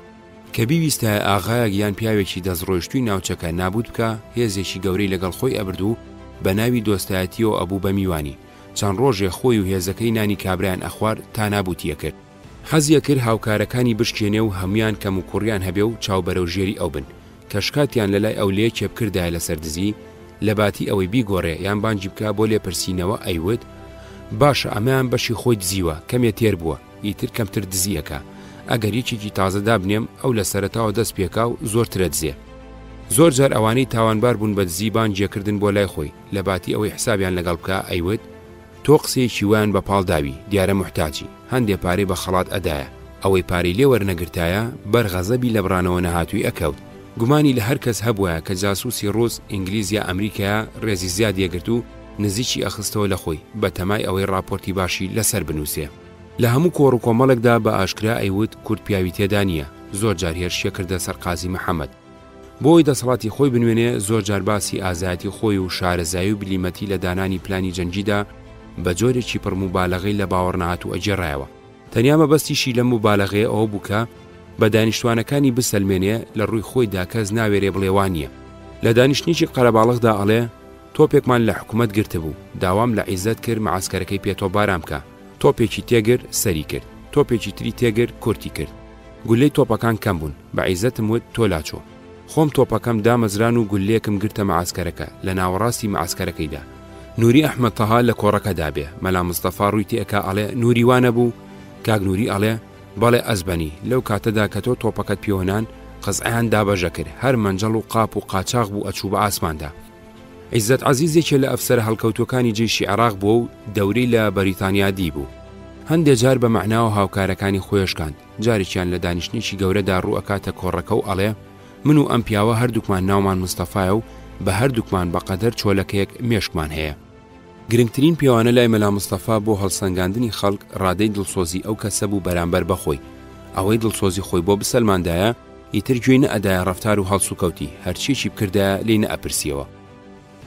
داهێنانی نەریتی دزێو ساڵی 1964 لە مێژووی بزوتنەوەی سیاسی کوردستانی عێراقدا نۆختەی وەرچەرخانێکی شومە. شوێنەوارەکانی وەکو ڕەگی گولی لە جوڵانەوەی کووردا جێگیر بوو. ناکۆچی نێوان سەرۆکی حیزب و سکرتێری حیزب شۆڕ بووە ناوناخی ڕێکخراوە سیاسی و پێشمەرگەیەکانی پارتی و لە ئەنجامدا ناو خەڵک و جوڵانەوەی کورد بوو بە سەرەتای شەڕێکی ناوخۆی لە بڕانەوە نەهاتوو. مەلا مستەفا چەند نەریتێکی دزێوی لە جوڵانەوەی کووردا داهێنا وەکو پەنابردن بۆ چەک بۆ بەلاداخستنی ناکۆچی سیاسی، پەنابردن بۆ دوژمن بۆ بەلاداخستنی ململانی دەسەڵات لەگەڵ نەیارەکانی، کوشتنی نەیاری سیاسی، لە باتی گفتوگۆی سیاسی شەڕەجنێوی ناشرین. یەک شەڕی ناوخۆی لە بڕانەوە نەهاتوو. مەلا مستەفا هێزێکی گەورەی کۆکردەوە لە بارزانی و عەشایری ناوچەکە و پێشمەرگەکانی پارتی و لە مانجی تەمموزی 1964دا چوە سەربارەگای مەکتەبی سیاسی لە ماوەت. لوقمانی کوڕی سەرپەرشتی ڕاستەخۆی لەشکرکێشەکەی کرد. دوای تەقوتۆقێکی کەم هێزەکەی مەکتەبی سیاسی شکا کشایەوە ئێران. ئێران چەکی کردن و پێشمەرگەکانی برد لە هەمەدان لە ئۆردوگایکی کردن و چەند کەسێ لە کاربەدەستەکانیش ئیبراهیم ئەحمەد، عومەر مستەفا، حلمی عەلی شەریف، جەلال تاڵەبانی، نوری ئەحمەد تەهای برد بۆ تاران. نوری شاوێز کە لە سەرپردی قەشان ڕەشاشی دابەز لەو کاتەدا لە سلێمانی بوو لە ڕێگەی بەغدادەوە بە تەواوی چوو بۆ ئەوروپا. دوو پەنابردن بۆ دوژمن بۆ بەلاداخستنی ململانی ناوخۆ. لەو هێرشەدا کە سەرۆکی پارتی ڕێکی خز هێزەکانی بە ئازوقەی حکومەت تێر و بە تەقەمەنی حکومەت پۆشتە کرد و بە ئاگاداری و بەناو حکومەتدا گواستەوە بۆ سەرماوت. سکرتێری پارتی و هاوڕەکانیشی کە بەرگەی هێرشەکەیان نەگەر پەنایان بردە بەر ئێران. پەنابردن بۆ عێراق و پەنابردن بۆ ئێران لە نێوان ئەم دوو لایەدا دژی یەکتری بوو بە نەریتێکی حەڵاڵ لە لای هەردووچیان. 3. تێکچوونی بەها بەرز و پیرۆزەکانی کوردایەتی. چەند باندێ بە ناوی لیژنەی پێشمەرگەی ناوشار لە کانیماسی دروست کرا. کانیماسی کارێزێکە کەوتۆتە خواروی سلێمانی نزیک گوندی قەرەتۆغان. ناوشاری سلێمانی بەناو لەژێر دەسەڵاتی حکوومەتی عارفدا بوو، بەڵام کانیماسی شوێنێکی ئازاد و لەژێر دەسەڵاتی شۆڕشدا بوو. بەرپرسەکانی ئەم لیژنەیە بریتی بوون لە حەمەڕەشی ئەحەشانە، مەحمودی شامحەمەد و وەستاگورونی کەبابچی.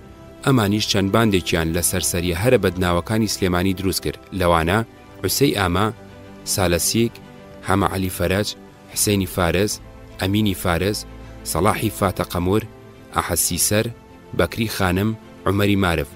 ئامۆژگاری و فەرمانی ڕاستەوخۆیان لە بارگای بارزانی یا ڕاسل لە مەلا مستەفا وەرەگرت.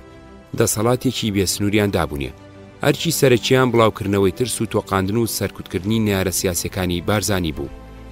چالاکیەکانی ئەم باندانە بریتی بوو لە پەلاماردان و پشکنینی سەدان ماڵ لەوانەی ئەندامی پارتی بوون و گرتن و فراندن و ڕاونانی سەدان ئەندامی پارتی لە لایەنگرانی مەکتەبی سیاسی و کوشتنی هەندێکیان، سەرانە سەندن و ڕاوڕوت و بڕینی شەوانی بە ئاشکرای ماڵی کەسانی بێدەسەڵات، پەلاماردانی ئەندامە ناسراوەکانی حیزبی شووی عێراق و گرتن و فراندنی هەندێک لە کادر و ئەندامەکانیان و کوشتنی هەندێکیان بەو پەڕی درڕندایەتیەوە. لەوانە ئەو ڕەحمانی ساڵحی خلەبنجوو کە بە زیندوێتی سووتان دەبیان. لەمانەش سیرتر تاشینی بروی هەندێک لەو گەنجانەی قژیان درێژ کرد بوو یا پانتۆڵی جوانیان لەبەر کرد بوو، ڕەنکردنی قاچ و ئەژنوی ئەو کچانی کراسی کورتیان لەبەر کرد بوو. کارەکانی باندیکانی ماسی لە هەموو لایەک دەنجیدابەوە و زۆر کەس هاواریان بۆ مەلا مستەفا برد و شکاتیان لەلا کرد.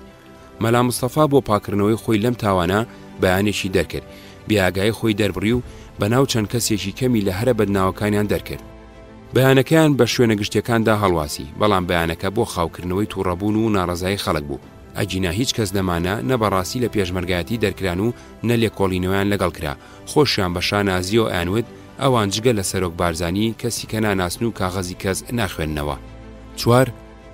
داهێنانی ئیختیالی سیاسی، خافڵکوشکردنی سیاسی.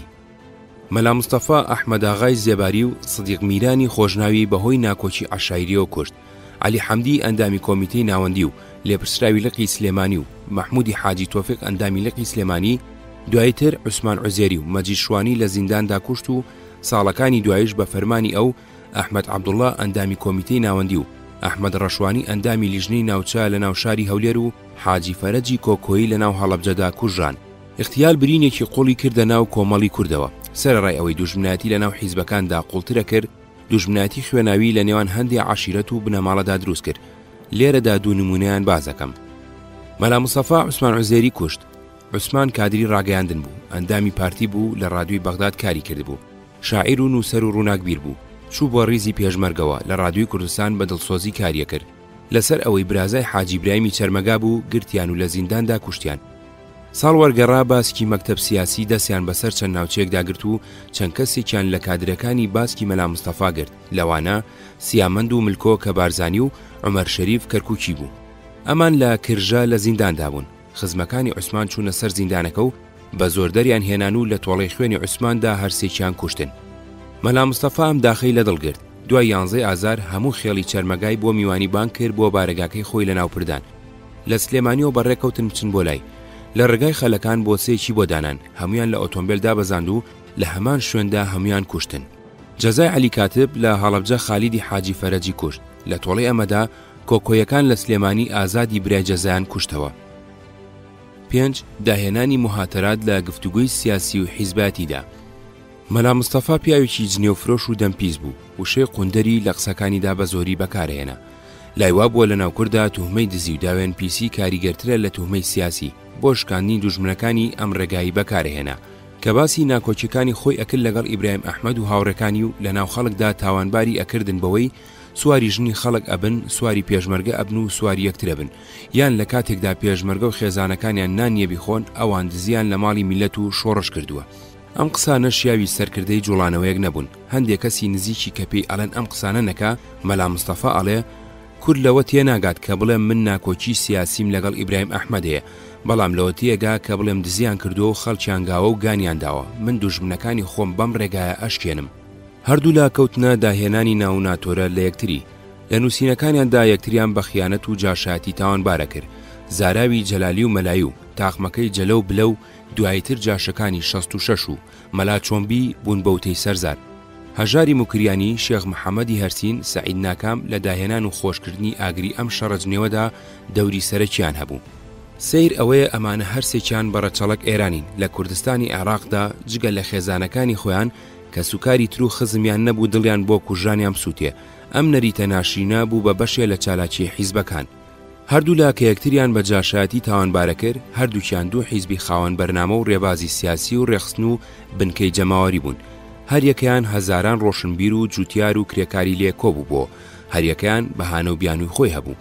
شەڕی ناوخۆی نێوان ئەم دوو باڵی پارتی وەکو شەڕی ناوخۆی نێوان دوو عشیرەتی بارزانی و زێباری یا تەنانەت هەموو جوڵانەوەکە و عشیرەتە کوردەکانی سەر بە حکوومەت نەبوو. ئەگەرچی بارزانی و لایەنگرەکانی هەوڵێکی زۆریان داوە بۆ سوکردنی مەسەلەکە بیخەنە قاڵبی ناکۆکی شۆرش و جاشی 66 و جاشی 66 وەکو هەموو جاشەکانی تری کوردستانی عێراق لە قەڵەم بدەن، بەڵام ئەمە شوبهاندنێکی نامەعقول بوو، هەر لە لای لایەنگرەکە لە ڕاقەکانی خۆیان ئەیخوارد.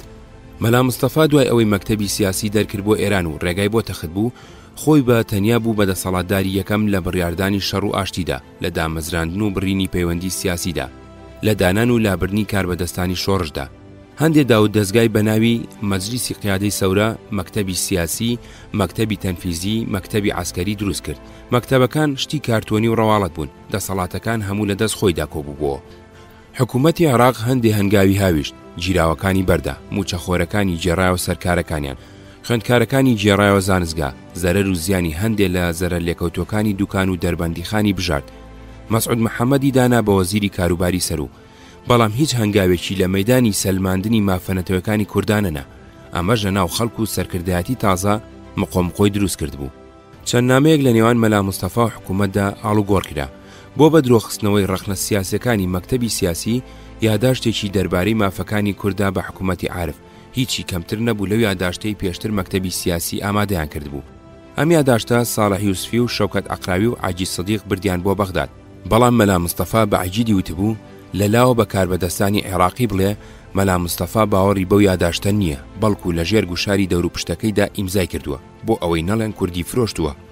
عەبدوسەلام عەرەبێکی سوننەی نەتەوەپەرستی بەرچاو تەنگ بوو، ڕقی لە کورد و شیعە بوو، بە تەمای سەلماندنی هیچ مافێکی کورد نەبوو، بەڵکو هەروەکو سوبحی عەبدولحەمید یەکێ لە وەزیرە نزیکەکانی لە بیرەوەریەکانی خۆیدا نووسیەتی عارف بە هیچ جۆرێ باوەڕی بە مافی کورد نەبووە. ڕێکخراوە سیاسەکانی پارتی بە زۆری لەگەڵ مەکتەب سیاسی بوون. دوای کشانەوەی ئەوان بۆ ئێران، چەند کەسێکی کۆمیتەی ناوەندی کە لە کوردستانی عێراق مابوون لەوانە عەلی عەبدوڵڵا، نووری شاوەیز، زەبیحی لە بەغداد مەکتەبی سیاسیان پێگەێنایەوە و گۆڤارێکیان بە ناوی پێشڕەو بە کوردی و لقی بەغدادیش بە عەرەبی باهۆزی دەرەکرد. ئەحمەد عەبدوڵڵا لە بادینان و محەممەدی حاجی تار لە سلێمانی و مەلا عەبدوڵڵا ئیسماعیل لە هەولێر درێژیان بەکاری ڕێکخراوەییدا. لە کوردستانی عێراقدا دوو ڕێکخراو بە ناوی پارتیۆ کاریانە کرد و هەردووکیان خۆیان بە شەرعی ئەزانی. دوای شکاندنی مەکتەبی سیاسی، مەلا مستەفا دەستی کرایە بۆ دامەزرانی پەیوەندی لەگەڵ دنیای دەرەوەدا لەگەڵ ئەمریکا. مەلا مستەفا لای وابوو دنیا بە پەنجەی ئەمریکا و رووسیا ئەگەڕێ و بۆ دابینکردنی سەرکەوتن ئەبێ پشتیوانی یەکێ لەم دوو زلهێزانە بەدەست بێنرێ. لەو کاتەوە کە لە سۆڤێت گەڕابەوە هیچ هیوایەکی بە پشتیوانی سۆڤێتی نەمابوو، هەوڵی ئەدا پشتیوانی ئەمریکی بەدەست بێنێ. ئەمەی نەئەشاردەوە و هەر لە سەرەتای دەستپێکردنی جوڵانەوەکەوە هەوڵی بۆ دابوو. لە سەرەتادا ئەحمەد تۆفیقی ڕاستپار ئەم کارە بە ئەنجام گێنێ. ئەحمەد تۆفیق دوو جار بۆ ئەم مەبەستە هەوڵیدا، جارێک چوو بۆ بێروت و جارێک بۆ تاران. هەر ئەمیش بوو ڕۆژنامەوانی ئەمریکی دانا ئادەم شمیتی هاندا سەردانی کوردستان بکاو لەگەڵ خۆی هێنای. مەلا مستەفا لە گفتوگۆکانیدا لەگەڵ شمید 1962 چەند جار داوای یارمەتی ئەمریکی کرد. شمید لە گەڕانەوەیدا بە زنجیرە چەند وتارێکی لە ڕۆژنامەی نیویۆرک تایمزی ئەمریکیدا بڵاو کردەوە. نووسی بووی مەلا مستەفا داوای یارمەتی لە ئەمریکاکە. عێراق ئەمەی کرد بە کەرەسەی پرۆپاگەندا دژی جوڵانەوەی کورد و ڕۆژنامەکانی بەغداد هێرشیان کردە سەری. مەکتەبی سیاسی لە خەباتدا ئەمەیان بە درۆخستە و گفتوگویەکی کورتیان بڵاو کردەوە کە گوایە بارزانی لەوە زیاتر هیچی تری نەوتۆ ئەوی تری هەڵبەسراوی ڕۆژنامەوانەکە خۆیەتی. مەلا مستەفا ئەم بە درۆخستنەوەی پێ ناخۆش بوو چونکە خۆی ئەم داوای پێشەرم نەبوو، حاشاشی لێ نەئەکرد. تا ساڵانێکی زۆر ئەمریکا هیچ بایەخێکی بە جوڵانەوەی کورد و بە مەلا مستەفا نەئەدا و ئامادە نەبوو هیچ جۆرە پەیوەندیەکی لەگەڵدا بمەزرێنن. بەڵام هەر کۆڵی نەدا و لە ڕێگەی شای ئێران کاربەدەستانی ئیسرائیل و شای ئوردونەوە هەوڵی ئەدا دەرگای ئەمریکای لێ بکرێتەوە. لەگەڵ ئێران لە 1964 بەدواوە پەیوەندی ڕاستەوخۆیان لەگەڵ مەلا مستەفا وەکو دەسەڵاتی ئەمری واقع دامەزران. دوای ئەمە پەیوەندیان تا هات بێسترە بوو. شەمسەدین موفتی لە تاران بوو بە نوێنەری مەلا مستەفا. بۆ یەکەمین جار ساڵی 1965 سەرڕای ئەوەی چەند هەزار دانە تفەنگی بڕنەویاندایە هەندێک چەکی قورسیشیاندایە لە شەڕەکانیدا بەکاریان بێنێ. ئەمە عێراقی ترساند و تەنگ و چەڵەمەیەکی دیبلۆماسی لە نێوان هەردوو دەوڵەتدا دروست کرد. ئێران هەمیشە بۆ جوڵانەوەی کورد لە عێراقدا گرنگێکی تایبەتی هەبووە. لەو کاتەدا کە مەلا مستەفا نەیەتوانی کەڵک لە سنوورەکانی تورکیا و سووریا وەربگرێ، ئێران بۆ ئەو وەکو تەنیا دەواازەی دنیا بوو. حیزبی دیموکراتی کوردستان کە لە ناکۆچی سەرۆک و سکرتێردا پشتیوانی بێچەن و چوونیان لە سەرۆک کردبوو کەوتنە بەرگ و شار و تەنگ پێ هەڵچنین. مەلا مستەفا نەیەتوانی هاوسەنگی لە نێوان شاو دیموکراتدا ڕابگرێ، ئابولایەکیان هەڵبژێرێ. دیموکرات بۆ ئەو کەڵکیان نەمابوو، شاو ساواکی هەڵبژارد. لەگەڵ ئیسرائیل لەگەڵ حکوومەتەکانی عەرەب لە شەڕدا بوو. کوردیش لە عێراقدا لەگەڵ حکوومەتێکی عەرەبیدا لە شەڕدا بوو. ئیسرائیل ئەیویست ئەو دوژمنە بکا بە دۆستی خۆی. یەکەم جار لەگەڵ ئیبراهیم ئەحمەد لە ئەوروپا قسەیان کردبوو، بەڵام نەمانی دەسەڵاتی ئەو لەسەر ئەرزی کوردستان پەیوەندی لەگەڵ ئەو بێسوود بوو. ساڵی 1965 ئیسرائیل چەند نوێنەرێکی نار بۆ کوردستان بۆ دیدەنی مەلا مستەفا، ئیتر پەیوەندێکی هەمیشەیان دامەزران. مەلا مستەفا لایوا بوو جوولەکە نەفوزێکی گەورەیان هەیە لە هەموو دنیادا، بە تایبەتی ئەمریکا، بە هیوا بوو ئیسرائیل دەرگای دۆستایەتی لەگەڵ ئەمریکا بۆ بکاتەوە. هەڵگیرسانەوەی شەڕ ئەو گرەوەی مەکتەبی سیاسی کردبووی لەسەر ئەوەی مەلا مستەفا تااقەتی درێژە پێدانی شۆڕشی نەماو لەگەڵ عارف ڕێککەوتووە بۆ ئەوەی کۆتایی بە شۆڕش بێنێ ڕازدەر نەچوو. بگرە مەلا مستەفا کە خۆی لە دێ لە دایک و لە دێ گەورە و لە ناو شاخ و عاشیرەتدا پێگەیشت بوو، هەرگیز لەو ژیانە وەڕز نەبوو کە لەگەڵ سروشت و تێگەیشتن و ئارەزووی ئەو ئەگونجا. ئەگەر هەرباسی وەڕزبوون بکرایە، سیاسەکانی ئەشکەوت کە ڕۆژنامەوانی بەریتانی دەیڤد ئادەمسن ناوی لێ نابوون کە هەموو شاری و خوێندەواری ناخۆشی نەدیو بوون لەو ژیانە بێزار بووبوون. وردە پێکادان لەملاو ئەولا دەسی پێکردە و شەڕی کورد حکوومەتی عێراق لە 1 نیسانی 1965دا هەڵگیرسایەوە. بە هەوڵ و تەقەلای ناوخۆ و ناوبژی ئێران مەلا مستەفا لە حوزەیرانی 65دا ڕێگەیدا بە لایەنگرانی مەکتەبی سیاسی جگە لە ئیبراهیم ئەحمەد و سەید عەزیزی شەمزینی هەمویان بگەڕێنەوە کوردستانی عێراق. پێشمەرگەکانیان نار بۆ مەیدانی شەڕی ڕەواندز و سەرکردەکانیان عومەر مستەفا، حلمی عەلی شەریف، مام جەلال، عەلی عەسکەری دەست بەسەر نارد بۆ دۆڵەڕەقە و پاژماوەیەک نووری شاوەیس، عەلی عەبدوڵڵا، نووری ئەحمەد تەهاش چوونە لایەن. مەلا مستەفا ئامادە نەبوو هیچ نەرمی و لێبوردنێکی ڕاستەقینە بەرامبەر باسکی مەکتەبی سیاسی بنوێنێ. نەی ئەهێش بە ناوی پارتیۆ کار بکەن، نەی ئەهێش پارتیەکی تازەدا بمەزرێن و درێژە بەکاری سیاسی بدەن. لە ناو حیزبەکەی خۆی و داو دەستگاکانیشیدا جێگەی نەئەکردنەوە. ئەمانەی لە دۆڵەڕەقا دەست بەسەر بێ ئیش و کار دانابوو، ڕێگەی نەئەدان بێ ئیجازە بەم لە ئەولادا بڕۆن. لە باتی ئەوەی سەر لە نوێن لەدا و دەستگاکانی شۆڕشدا کار و فەرمانیان پێ بسپێرێ، هەوڵی ئەدا سووک و ڕسوام کە.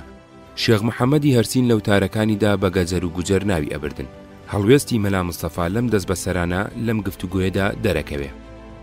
جەژن دێتە پێشەوە. ئەو ڕەحمان ڕووتە کە دۆستی ئەمان و نزیکی مەلا مستەفا ئەبێ ئەنێرن بۆ لای مەلا مستەفا ئیجازەیان بۆ وەربگرێ بە بۆنەی جەژنەوە بچن بۆ بینینی ژنەکانیان. ئەو ڕەحمان ئەچێ بۆ لای و بە نائومێدی ئەگەڕێتەوە بۆ لایەن. هەر لە دوورەوە کە ڕوتە دەرەکەوێ عەلی عەبدوڵڵا لێ پرسێ: ها ڕوتە، شێری دیان ڕێوی. ڕوتە لوت ئەیا بەیەکا و قسە ناکە، سەری ئەکەنە سەر ئەڵەن چیوت. ڕوتە ئەڵێ وتی ئیجازەیان نادەم. ئەڵێن نەیوت بۆچی ئیجازەمان نادا. ڕوتە ئەڵێ قسەیەکی ناشرینی کرد بۆ جێڕانەوە ناشێ. زۆری لێ ئەکەن. ڕوتە ناچارە بێ بۆیان بجێڕێتەوە. ئەڵێ وتی ئیجازەیان نادەم بۆ ئەوەی ژنەکانیان حیز ببن. عەلی عەبدوڵڵا لەو کاتەدا پیاساکە لەبەر خۆیەوە ئەڵێ پەکوو کە پیاوێکی بێ ئەدەبە. نووری شاوەیز یەکسەر هەڵی دابوویە وتبووی گەوادە خۆی تەجروبەی هەیە، 11 ساڵ لە سۆڤێت بووە. ئەو کاتە نووری شاوەیز، عەلی عەبدوڵڵا، عەلی عەسکەری، نووری ئەحمەد تەها ژنیان هەبوو، ئەوانی کەیان هێشتا ژنیان نەهێنابوو.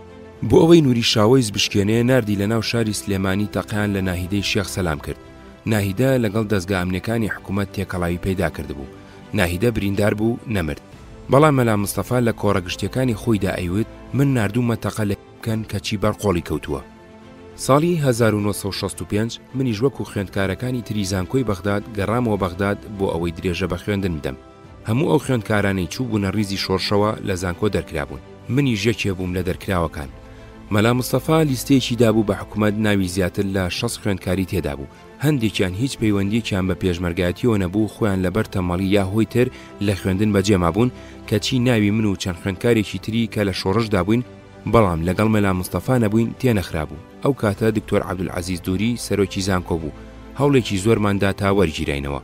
لە 16 ئەیلولی 1965دا جەنەڕاڵ عارف عەبدوڵڕەزاق هەوڵی ئینقیلابیدا، بەڵام سەرکەوتوو نەبوو، بە سواری فڕۆکە هەڵات بۆ میسر.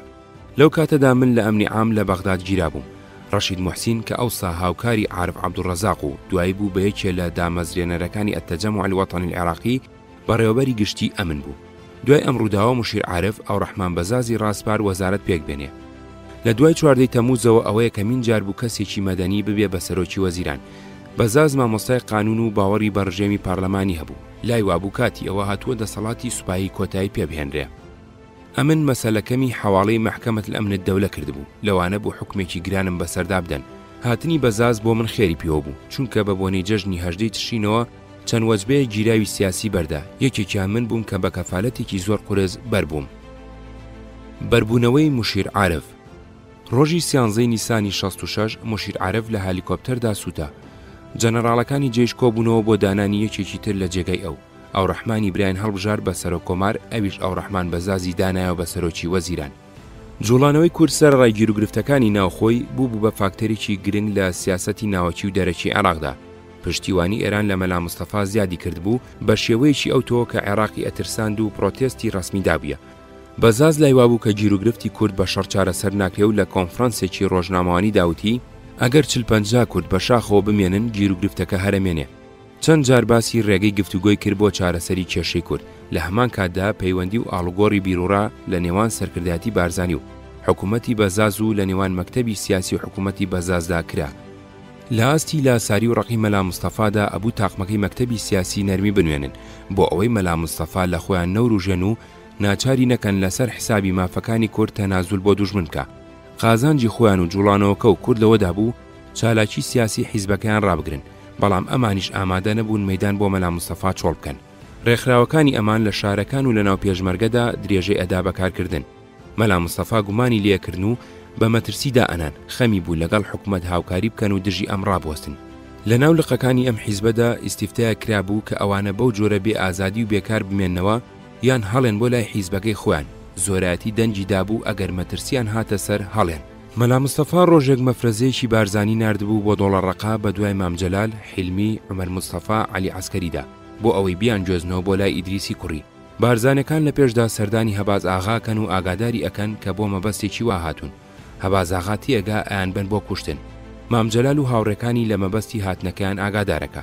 ئەوانیش لە ناو خۆیاندا قسە ئەکەن و وا ڕێگەکەون جاری ئەوانی مەترسیان لەسەرا هەڵێن و ئەوانی تریژ لە نزیکترین هەلدا خۆیان دەرباز بکەن.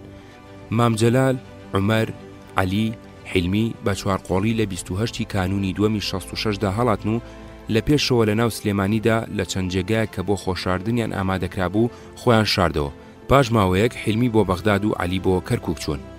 ئەوانەی لە دۆڵەڕەقە مابوونەوە نووری شاوەیز، نووری ئەحمەد تەها، عەلی عەبدوڵڵا لە ژێر مەترسی ژیاندا نامەیەکیان بۆ مەلا مستەفا نووسی، ناڕەزاییان لە ڕاکردنی هاوڕێکانیان دەربڕی و ئامادەی خۆیانیان دەربڕی بۆ هاوکاری لەگەڵیان. نامەکە زۆرتر لە پاکانە ئاچوو، لەگەڵ لێدوانێکی درێژدا لە خەباتدا بڵاو کرایەوە. دوایەمە مەلا مستەفا کەوتە ڕاونان و گرتنی هەموو ئەوانی گومانی لێکردن. هەندێک لە پێشمەرگەکان و فەرماندەکانیان کە سەر بە مامجەلال بوون و مەلا مستەفا فەرمانی گرتنی بۆ دەرەکردن خۆیان نەئەدا بەدەستەوە، یاخیبوون لە ناو پێشمەرگەدا دەستی پێکرد. ڕاکردەکانیش کەوتنە چالاکی، سەرکردایەتی هەموو ڕێکخراوەنهێنەکانیان گرتە دەست. دەستیان کرد بە دەرکردنی خەبات بە عەرەبی و خەباتی کوردستان کە وەرگانی حیزب و ڕزگاری کە گۆڤاری پێشمەرگە و پێشڕەو کە گۆڤاری توێری بوو بە کوردی. لەگەڵ حیزبە عەرەبیە قەومیەکانی عێراق و لەگەڵ ئەو ڕەحمان بەزازی سەروەزیرانی عێراق پەیوەندیان دامەزران. دوای چەند مانجێ ئیبراهیم ئەحمەد کە لەو کاتەدا لە تاران بوو گەڕایەوە بەغداد. لە 1964ەوە ئامانجی یەکەمی مەلا مستەفا لە هەموو گفتوگۆکانی لەگەڵ حکوومەتی عێراق لە ناوبردنی نیارەکانی بوو. ئەمە بە جۆرێ بەسەربیرکردنەوەی دازاڵ بوو بە دیهێنانی مافەنەتەوەیەکانی لەلابوو بوو بە مەسەلەی دووەم. چەند جار و لە چەند کۆڕ و کۆمەڵدا کە ئامۆژگاری فەرماندەکانی ئەکرد ئەیوت ئەگەر کەوتی نەبەر پەلاماری دوژمن دە سەربازی عێراقی لەلایەکەوە یەک جاشی جەلال لە لایەکی ترەوە هێرشیان بۆ هێنایت تۆش تەنیا یەک گولت پێبوو ئەگەر بەو گولێ بەم سۆگەری بتوانی هەردە سەربازەکە بکوژی بەڵام بەم سۆگەری نەتوانی جاشەکەی جەلال بکوژی ئەوە ئەبێ بینی بە جاشەکەی جەلالەوە. بەیانی 29 حوزەیران جێشی عێراق لە 2 مای 1966دا پەلاماری چیای هەندرێنی داوگرتی، بەڵام لە چواردەی هەمان مانگدا هێزێکی تێکەڵاو لە پێشمەرگەی پارتی و حیزبی شوێی عێراق هێرشی پێچەوانەیان بۆ کرد و گرتیانەوە. شوێعەکان لەم شەڕەدا بۆ یەکەمین جار و دوایین جار دەوری سەرەکیان هەبوو. لەم کاتەدا لە ناو هێزەکانی قەرەداغ ڕزگاری کاوەدا هەندێک لە فەرماندەکانی کەمال موفتی، نەوشیوان فواد مەستی، ئەحمەدی حەمەدەمین دزەیی و هەندێک لەو پێشمەرگانی سەر بە مەکتەبی سیاسی بوون لە مەلا مستەفا هەڵگەڕانەوە. مەلا مستەفا ترسێکی زۆری لێنیشت و ئەمەی بە پیلاندانا. لە 13 حوزەیراندا حەبیب محەممەد کەریم، علی عەبدوڵڵا ساڵح یوسفی، نافیز جەلال حەوێزی بۆ گفتوگۆ لەگەڵ حکوومەتی بەزاز نارد بۆ بەغداد. لە 29 حوزەیرانی 66دا دوو بەیان خوێنرایەوە. یەکێکیان ئەوڕەحمان بەزاز سەروەزیرانی عێراق بەناوی حکوومەتەوە و ئەویتریان حەبیب محەممەد کەریم سکرتێری تازەی پارتی بۆ پشتیوانی لە بەیانەکەی بەزاز بەناوی مەلا مستەفاوە. بەیانەکەی بەزاز پێگاتبوو لە 12 مادە، ئەگەرچی بەیانەکەدان بە مافی نەتەوەی کوردانێ بەڵام هیچ چوارچێوەیەکی بۆ دیاری نەکردبوو. لەم بەیانەدا باسی چەندین کێشەی گرنگ کرابوو، لەوانە کردنی زمانی کوردی بە زمانی ڕسمی خوێندن و دایرەکان و بەشداریکردنی کورد لە پایەبەرزەکانی حکوومەتدا، وەرگرتنی قوتابی کورد بۆ خوێندن لە دەرەوە، فەرمانبەران لە ناوچەکەدا کورد بن، هەڵبژاردننی گشتی و ڕێگەدان بە حیزب و ڕۆژنامەی سیاسی، لێبوردنی گشتی، گەڕانەوەی کرێکار و فەرمانبەری دەرکراو بۆ سەرکارەکانیان، تەرخانکردنی پارە بۆ ئاوەدانکردنەوەی کوردستان، گەڕانەوەی جوتیارەکان بۆ شوێنەکانی خۆیان. باسەکانی بە شێوەیەکی وەها لاسیکی داڕێژرابوون، هەر لە ئەیتوانی بەو جۆرە لێشی بداتەوە کە خۆی ئەویست. هەندێک کەزەڵێن حکوومەتی عێراق لە ئەنجامی ئەو شکانەدا ئەم بەیانی خوێندەوە کە لە هەندرێن تووشی هات. ڕەنگە ئەمە جۆرێ لە خۆڵکێشانی هەندێک تاقم بێ بە تایبەتی شوێعەکان کە هەندێکیان لەم شەڕەدا بەشدار بوون. ئەجینا نە شەڕی هەندرێن و نە هیچ شەڕێکی تر لە مێژووی شۆڕشی ئەیلولدا ئەوەندە کاریگەر نەبووە کار لە بڕیاری سیاسی حکوومەت بکە، بە تایبەتی شەڕ لە شاخێکی سەخت و دوور و دابڕاوی وەکو هەندرێن کە لە هەموو شارێکی گەورەی کوردستان دوورە. لە دوای 14 تەمووزی 1958ەوە بەزاز یەکەمین سەروەزیرانی مەدەنی بوو، تا ئەو کاتە هەر لە جەنەڕاڵەکانی جێش هەڵەبژێران. بەزاز ڕوبەڕووی سێ ئەرکی قورس بووەوە: دوورخستنەوەی جێژ لە ژیانی سیاسی و جێڕانەوەی وڵات بۆ ژیانی پارلەمانی و چارەسەرکردنی تەنگ و چەڵەمەی ئابووری، ئەمانیش هەموو بەسرابوون بە چارەسەرکردنی کێشەی کوردەوە. بەزاز لایوا بوو کێشەی کورد ئەبێ بە گفتوگۆ چارەسەر بکرێ و ئەگەر چەند چەکدارێ بە شاخۆ بمێنن کێشەکە هەرەمێنێ. شکانی جێژ لە هەندرێن پشتیوانی بوو لەباری سەرنجی ئەو. بەزاز لە ژێرگوشاری جەنەڕاڵەکانی جێژدا لە ئابی 66دا وازیێنە. وەزارەتێکی نوێ بە سەرۆکاتی جەنەڕاڵ ناجی تاڵیب دامەزرا. حکوومەتی تازە خۆی بە بەیانی حوزەیرانەوە نەبەستەوە. بەزازی ژووتی ئەوە بەرنامەی حکوومەتەکەی ئەو بوو، حکوومەتی دوای ئەو ئەتوانێت جێبەجێ بکە و ئەتوانێت دەستی لێ هەڵبگرێ. عێراق ڕێگەیدا بە پارتی لە بەغداد ڕۆژنامەیەکی عەرەبی بەناوی تەئاخی دەربکات. ئەمە دووەمین جار بوو لە سەردەمی جمهوریدا ڕێگا بە پارتی بدرێ لە بەغداد ڕۆژنامە بڵاو بکاتەوە بۆ ڕوونکردنەوەی بیر و بۆچوونەکانی خۆی بۆ ڕایگشتی عێراق. ئەتاخی لە چاو هەموو ڕۆژنامە ئاشکراکانی تردا زۆرتر داوای ژیانی دیموکراتی و دابینکردنی ئازادی حیزبەتی و ڕۆژنامەوانی و دەستپێکردنی ژیانی پارلەمانیە کرد. هەروەها باخی بە مێژوو ئەدەب و فەرهەنگی کوردیەدا. دوای ماوەیەک پاشکۆیشی هەفتانەشی بە کوردی بڵاو کردەوە. وەزارەتەکان چەند جارێک گۆڕان، ئەمەش نیشانی ناکۆچی ناو جەنەڕاڵەکانی جێژ بوو لەسەر باسە سیاسیەکانی عێراق. ئەوڕەحمان عارف بە پێچوانی کاچیەوە کابرایەکی دڕ و توندوتیژ نەبوو. زۆری حیزبە سیاسیەکان لە سەردەمی ئەمدا بوژابوونەوە و خۆیان ڕێخست بووە. بۆ زۆر کۆبوونەوەی گرنگ کەسایەتیە جەنجەکانی ئەو زەمانە وەکو ئەحمەد حەسەن بەکر، عەبدولعەزیز عوقەیلی، تاهیر یەحیا، ناجی تاڵیبی بانگ ئەکرد و پرسی پێکردن و ڕێی وەرەگرتن. هەندێک لەمانە بە تایبەتی بەعەز بە تەمای ئینقیلابوون، لەبەر ئەوە حەزیانە کرد کێشە و گیر و گرفتەکانی جەنەڕاڵ عارف لەوانە کێشەی کورد ئاڵۆزتر و زۆرتر بێت. لە 29 حوزەیرانی 66ەوە مەلا مستەفا شەڕی لەگەڵ عێراق ڕاگرت بوو، بەڵام شەڕی لەگەڵ باسکی مەکتەبی سیاسی ڕاگەیاند بوو. لە هەر جێگایکی بۆی بلوایە هێرشیە کردە سەر بنکە و بارەگا و هێزەکانیان.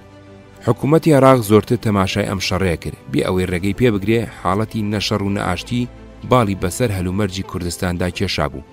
مەلا مستەفا لە ڕووی پێشمەرگەیەوە خەریکی خۆبەهێزکردن و لە مەیدانی پەیوەندی دەرەکیدا خەریکی دامەزرانی پەیوەندی تازە بوو. دوای ئەوەی ئیدریس سەردانی بەغدای کرد و سەرۆکۆمار و هەندێک لە کەسایەتەکانی کورد و عەرەبی بەغدادی بینی، سەرۆکۆماری عێراق جەنەڕاڵ عارف لە 26 تشرینی یەکەمی 1966دا هاتە کوردستان و چوو بۆ سەردانی مەلا مستەفا. لەم کۆبوونەوەشدا چەکردنی جاشەکانی 66 یەکەم داوای بوو. شەڕ و ئاشتی و کلیلی چارەسەرکردنی کێشەی ناوخۆی جوڵانەوەی کورد لە دەست مەلا مستەفادا بوو. ئەویش بە هیچ شتێ ڕازی نەبوو بە تەسلیمبوونی بێقەید و شەرتی ئەمان نەبێ، ئەمانیش ئامادە نەبوون تەسلیمی بن. باسکی مەکتەبی سیاسی لە 28 تا 2/66 کۆنفرانسێکی بەست. ڕاکردوەکان بیانۆکانی خۆیان و ناکۆچەکانیان لەگەڵ مەلا مستەفا ڕوون کردەوە. کۆنفرانس پشتیوانی لە بەیانی 29 حوزێران دەربڕی و ستایشی حکوومەتی کرد. بەڵام لە باتی ئەوەی هەوڵی دۆزینەوەی ڕێگەی بەلاداخستنی هێمنانەی ناکۆچەکان بدا، ناکۆچەکانی قوڵتر کرد و بیانووی سیاسی و ئایدۆلۆجی بۆ تاشی و سەرکردایەتی بارزانی بە خیانەت و جاشایەتی ئێران تاوانبار کرد. لە بەرامبەر ئەمەدا کۆنگرەی حوتەم لە 15 تا 20/11/66دا بەسرا. ئەم کۆنگرێژ لە باتی ئەوەی هەوڵی دۆزینەوەی ڕێگەی بەلاداخستنی هێمنانەی ناکۆچەکان بدا، ناکۆچەکانی قوڵتر کرد و بیانووی سیاسی و ئایدۆلۆجی بۆ تاشی و لایەنەکانی تری بە خیانەت و جاشایەتی عێراق تاوانبار کرد. هەندێک لە دەرکراوەکانی کۆنگرەی شەشەم لەوانە نوری شاوەیس و عەلی عەبدوڵڵا هەڵبژێرانەوە بە ئەندامی کۆمیتەی ناوەندی و کرانەوە بە ئەندامی مەکتەبی سیاسی. کۆنگرەی شەش باسکی جەلالی خۆی بە حیزبێکی تازەدانە ئەنا، بەڵکو خۆی بە خاوەنی مێژووی و شەرعی پارتیدا ئەنا. لە کۆتایی مارتی 1960دا کۆنگرەی لە کەلار بەست. وەکو نیشانی درێژەدان بە کۆنگرەکانی پێشووی ناوینا کۆنگرەی شەشەم. ئیبراهیم ئەحمەد کە لە کۆنگرەی پێنجەمەوە سکرتێری حیزبەکە بوو، هەر بە سکرتێریش مابووە و کۆنگرەکەی کردەوە. ئەم کۆنگرەیە بڕیارەکانی کۆنفرانسی ماوەت کە ئەو هەموو کێشە و گیر و گرفتانی لە ناو جوڵانەوەی کووردا خوڵقاندبوو، بە باشی نرخاند و پشتیوانی لە هەڵوێستی سەرکردایەتی ئیبراهیم ئەحمەد و هەموو هەنگاوەکانی کرد. مەلا مستەفای لە حیزبەکە دەرکرد. بۆ خۆجیاکردنەوە لە حیزبەکەی مەلا مستەفا پرۆگرامێکی تازەی دانا، دامەزراندنی سۆشیالیزمی لە عێراقدا کرد بە ئامانجی استراتیجی خۆی. بەکردەوە دوو حیزبی دوژمن بە یەک بە ناوی پارتی دیموکراتی کوردستانەوە کە ئۆرگانی هەردووکیان خەبات بوو، لە ناو کوردستانی عێراقدا کاری ڕێکخراوەیی، سیاسی، پێشمەرگەیی ڕاگەاندنیان نەکرد و هەر یەکیان خۆی بە خاوەن و میراتگیری مێژووی حیزبەکە دائەنا. کورد و جوو لە ڕۆژانی جەنگی شەش ڕۆژەی عەرەب ئیسرائیل حوزەیرانی 1960دا مەلا مستەفا بە ئاشکرا بەیانی دەرکرد بۆ پشتیوانی لە عەرەب و ئامادەی دەربڕی بۆ ناردنی چەند هەزارێ پێشمەرگە بۆ بەشداری لەو شەڕەدا دژی ئیسرائیل. دوایشکانی عەرەب بە چەند ڕۆژێ لە ڕێگەی تارانەوە بەنیهێنی چوو بۆ ئیسرائیل بۆ پیرۆزبایی لە سەرکەوتنەکان.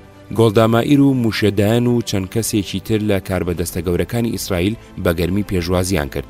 لەو سەردانە داوتبووی کورد و جوو ئامۆزان هەردووکیانەوەی حەزرەتی ئیبراهیمن، لەبەر ئەوە ئەبێ هاوکاری یەکتر بکەن. شوێنی شەڕەکانیان لە سینا پیشاندا و هەندێک لەو چەکە ڕووسیانی لەو شەڕانەدا لە جێشەکانی عەرەبیان گرتبوو بە دیاری پێشکەش کرد. حاڵەتی نەئاشتی و نەشەر باڵی بەسەر پەیوەندی کورد حکوومەتدا کێشا، بەڵام شەڕی کورد و حکوومەتی عێراق ئیتر بوو بە شەڕی کورد بە تایبەتی دوای جەنگی شەش ڕۆژەی عەرەب ئیسرائیل کە عێراق 40,000 سەربازی نارد بۆ ئوردون. یەکێتی سۆڤێت بایەخی بە جوڵانەوەی کورد نەئەدا لە هیچ بەشێکیدا جگە لە عێراق، بەڵکو خەریکی دامەزران و قوڵکردنەوەی پەیوەندی ئابووری بازرگانی بوو لەگەڵ ئێران و تورکیا و خەریکی قوڵکردنی پەیوەندی ئابووری سوپایی بوو لەگەڵ عێراق و سووریا. لە عێراق جگە لە پەیوەندی ئابووری بازرگانی ڕۆشنبیری نزیکەی هەموو چەکوتفاقی جەنگی هێزە چەکدارەکانی عێراق لە یەکێتی سۆڤێت تەئەمینەکرا کە هەر بۆ جەنگی کوردستان بەکاری ئەهێنا. نەوتی عێراق کە گرنگیەکی جیانی هەیە لە کانونی یەکەمی 1960دا عێراق و سۆڤێت ڕێکەوتنیی سەرەتاییان ئیمزا کرد بۆ یارمەتیدانی کۆمپانیای نەوتی عێراق بۆ دەرهێنانی نەوتی پەترۆلجاری ڕومەیلا. جەنگی شەش ڕۆژەی عەرەب ئیسرائیل 1960 بوو بەهۆی بڕینی پەیوەندی عێراقی ئەمریکی و عێراق ناچار بوو بۆ خۆپڕچەکردن زیاتر پشت بە یەکێتی سۆڤێت ببەستێ. لە ئێران جگە لە ڕێکەوتنی ئابووری 1963 ساڵی 1966 ئێران و سۆڤێت لەسەر دروستکردنی دامەزراوی تواننەوەی ئاسنی ئەسفەهان و ڕاکێشانی لولەی گوێزانەوەی گازی سروشتی ئێرانی بۆ یەکێتی سۆڤێت ڕێکەوتن. پاش 4 ساڵ ئێران کەوتە ناردنی گاز. لە تورکیاش ناکۆچی یۆنانی تورکی لەسەر قوبرس پەیوەندی ئەمریکی تورکی گرش کرد بوو. تورکیا بەرەو چاکردنی پەیوەندی خۆی لەگەڵ یەکێتی سۆڤێت دەچوو. سەردانی جەنەڕاڵ عارف لە ئێران. پشتیوانی ئێران لە مەلا مستەفا دژی عێراق گەیشت بۆ ڕادێکی خەتەرناک. کاربەدەستانی عێراق گەیشتبوون ئەو باوەڕەی کوولەکەی ڕۆحی جوڵانەوەی کورد لە ئێرانە. سەرۆکی عێراقی ئەوڕەحمان عارف سەردانی ڕەسمی لە ئێران کرد و شایبینی. عارف پێشتر سەردانی بارزانی کردبوو، بارزانی پێڕازی نەکرابوو. لەم سەردانە داویستی ئێران ڕازی بکە و ئەو کوولەکەیە بشکێنێ کە ڕۆحەکەی تێدایە.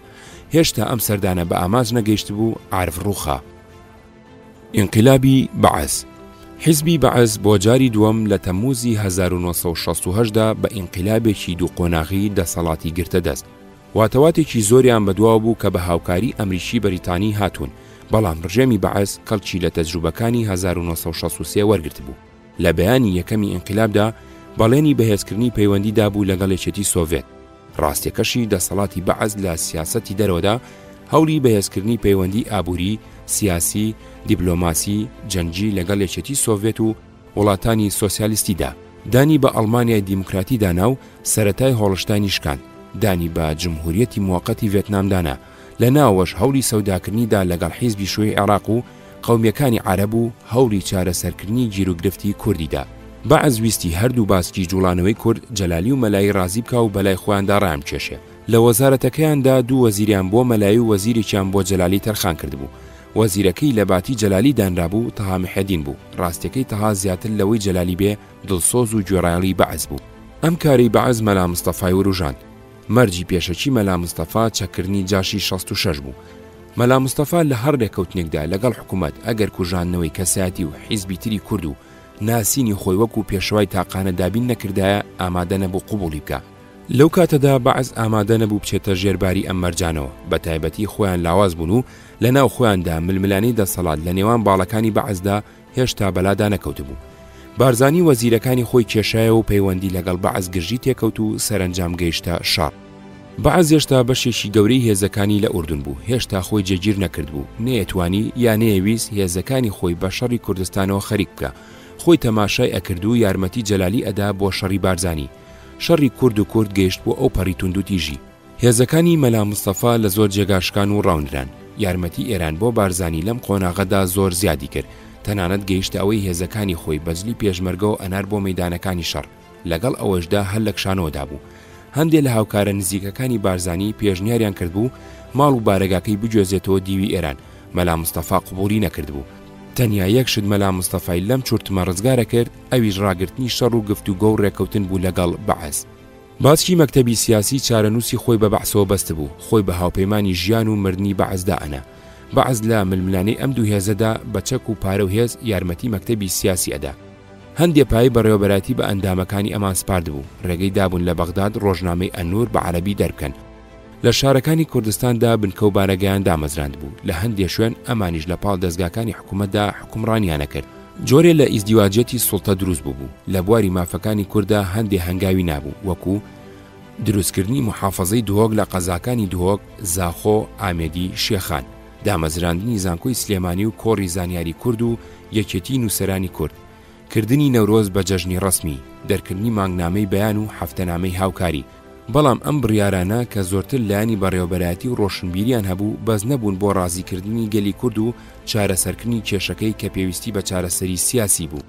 سەرەڕای ئەم هەموو دڵسۆزیی باسکی مەکتەبی سیاسی بۆ ڕژێمی تازە لە خۆیان نیشاندا بوو، بەعەز هیچ دەستکەوتێکی سیاسی وای نەدانێ لە بەردەمی گەلی کووردا سەربەرز و قسەیان سوار بێ. گۆڤاری ڕزگاری. مەجلس قیادەتە ثەورە موافقەتی کرد لەسەر دەرکردنی هەفتەنامەی ڕزگاری. ناوەکەی مام جەلال هەڵی بژارد بوو.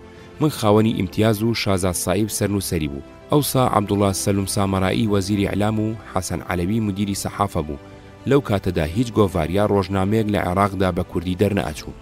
ئەوسا ئەوانەی ڕزگاریمان دەرەکرد و لە ڕزگاری کۆبووبووینەوە مەبەستێکی دیاریکراومان هەبوو. ئەمان ویست تەیارێکی تازە لە جوڵانەوەی نەتەوەی کوردستانی عێراقدا دابهێنین، جیاواز بێ لە ڕێبازی هەردوو باڵی جەلالی و مەلایی پارتی و هەردوو باڵی قیادی مەرکەزی و لوجنەی مەرکەزی حیزبی شوعی. لە کارەکەماندا سەرکەوتوو بووین، بیری دامەزرانی کۆمەڵەمان گەڵاڵە کرد و زەمینەمان بۆ خۆش کرد. هیچ کەس لە ئێمە کادری پیشەیە و موچەخۆری مەکتەبی سیاسی نەبوو. مەکتەبی سیاسی نە بۆ ژیانی خۆمان و نە بۆ چاپ و بڵاوکردنەوەی ڕزگاری هیچ یارمەتیەکی مادیان نەدەین. بۆ ژیانی خۆمان و ژیانی گۆڤارەکە پشتمان بە خۆمان بەست بوو. چاپخانەی ژینی یادگاری پیرەمێردمان بە هەموو دەستگا و کەرەستە کۆنەکانیەوە کڕیەوە، تەنانەت ژمارەی تەلەفۆنەکەشی کە ژمارەیەکی سلێمانی بوو. لە بەغدادیش دەستگایەکی ئینتەرتایپمان کڕی، ئەو ساتازەترین دەستگای داڕشتنی ڕستەی نووسین بوو. پارەی کڕینی هەموو ئەمانە خۆمان پەیدامان کرد. مەکتەبی سیاسی فلسێکی نەدا، بەڵام چونکە لە ئێمە دڵنیا نەبوون، مڵکێتی ڕسمی چاپخانەکەیان خستە سەر ناوی کاک عومەر مستەفا. ژمارەیەکی زۆر نووسەری گەنجی لێکۆ بووبووە، ژمارەیەکیش لە نووسەرە ناسراوەکان و تاریان بۆ ئەنووسی. لەوانە ئیبراهیم ئەحمەد بە زنجیرە ژانی گەل و زەبیحی هەندێ وتاری لەوانە سۆسیالیزم بە زمانی سادە و شاکر فەتاح بە زنجیرە چەند بەشێکی لە کتێبی یەزیدەکان بڵاو کردەوە. محەممەد مستەفا کوردی بە زنجیرە شعرێکی سالمی لێکدایەوە. ئەحمەد خواجە هەندێ وردە بابەتی بۆ نووسین. محەممەد ساڵح دیلان وتارێکی لەسەر نیزامی گەنجەوی و چەند شعرێک و جەمال شارباژێری چەند شعرێکی بۆ ناردین. جگە لەوان ئێمەش خۆمان بنەماڵی گۆڤارەکە چەندین وتارمان بۆ ئەنووسی. من بە ناوی خۆمەوە بە ناوی خواستراوەوە زۆر باس و بابەتم ئەنووسی. یەکێ لە وتارانە هەژاری مکریانی شاعری دەرباری بارزانی بوو کە لێکۆڵینەوەیەک بوو لە سەرچاپی یەکەمی دیوانی بۆ کوردستانی هەژار.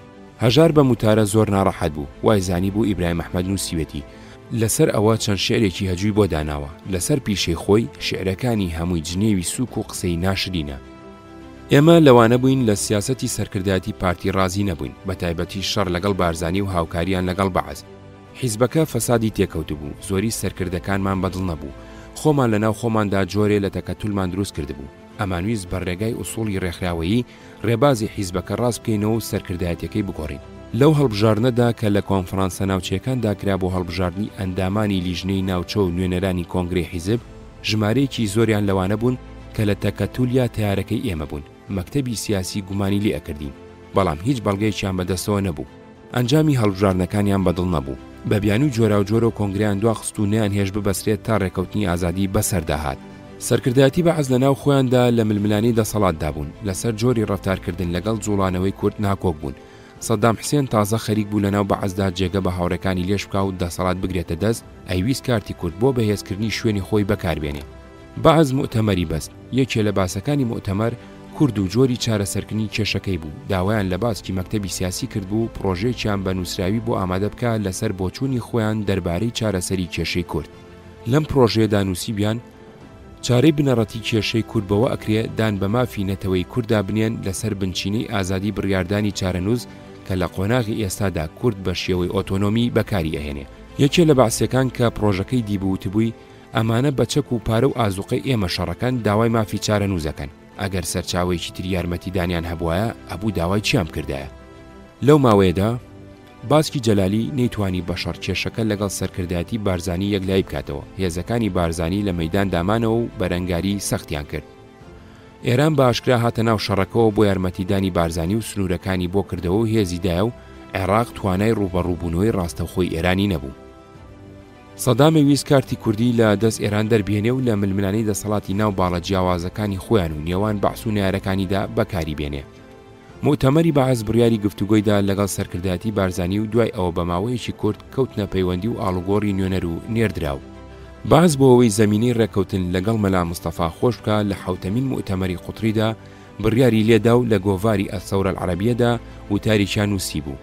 هێزە کوردیەکانیان هەڵسەنگاند بوو. باسی جەلالیان کردبوو کە لەگەڵ هەموو حکوومەتەکاندا هاوکاریان کردووە. باسی بارزانیشیان کردبوو کە هێزی سەرەکیە لە بزوتنەوەی کووردا و بیانیان بۆ پەیوەندیەکانی لەگەڵ ئێران و ئیسرائیل دۆزی بووە. لە ڕۆژنامەی ئەثەوری ئۆرگانی بەعەزدا سەروتاریان بە ناونیشانی کەیفە سەبیل ئیلا حەل المشکلە الکوردیەدا بڵاو کردەوە. ژێربەژێریش لەگەڵ مەلا مستەفا کەوتنە پەیوەندی و هات و چۆ. یەکێتی سۆڤێت ئەیویست دەسەڵاتی بەعس و بزوتنەوەی کورد و حیزبی شوێی عێراق بگەێنێتەیەک. قورسایی خۆی خست بۆ سەر بارزانی. لە کۆتایی 1969 و سەرەتای 1970دا دانوساندن لە بینی سەرکردایەتی بەعس و سەرکردایەتی بارزانیدا لە ناوپردانەوە دەستی پێکرد و گفتوگۆ برایە بەغداد. دوای هەموو کۆبوونەوەیەکی گرنگ سەفیری سۆڤێتی ئەندامانی هەردوو نوێنەرایەتی ئەدی هەوڵی ئەدا بیر و بۆچوونەکانیان لە یەک نزیک بخاتەوە، چارە بۆ ناکۆچەکانیان بدۆزێتەوە. تەنانەت کاتێک کە نوێنەرایەتی کورد پێی داگر لەسەر بەشداربوونی نوێنەری حیزبی شوێی عێراق لە گفتوگۆدا و نوێنەرایەتی بەعسی ئەمەی ڕەت کردەوە بە بیانووی ئەوەی حیزبی شوێی عێراق حیزبێکی کوردی نییە و حیزبێکی عێراقیە، کاربەدەستانی سۆڤێتی داوایان لە نوێنەرایەتی کورد کرد دەست لەو خواستە هەڵبگرن بۆ ئەوەی نەبێتە کۆسپێ بۆ پێشەوە چوونی ڕەوتی دانوساندن. بارزانی پێویستی بە پشودانێ بوو بۆ ئەوەی نایارەکانی کە بووبوون بە هێزێکی سیاسی و چەکداری گەورە پاکتاو بکە. ئەم جارەش لە گفتوگۆدا لەگەڵ حکوومەت چەکردنی جاشەکانی 66 کەوت بۆ پێش سەلماندنی مافەکانی کوردەوە.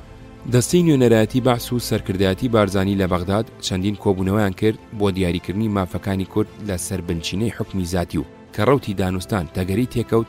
سەدام خۆی چوو بۆ سەردانی مەلا مستەفا و بەو جۆری ئەو داوای کرد داواکانی قوبوڵ و ئیمزایان کرد. بەعز هەموو ئەمەی لە پشتی باسی مەکتەبی سیاسیەوە کرد بگرە بۆ تەفرەدان و چاوبەستەکی ئەمان هەمیشە بۆیان دووبارە ئەکردنەوە کە ئەوان هەرگیز دەست لە دۆستەکانیان هەڵناگرن و ئەیانوت ئێحنە منفەرد بئەصدقائینا وحلەفائینا، ئێمە دەست لە دۆستان و هاوپەیمانانمان هەڵناگرین.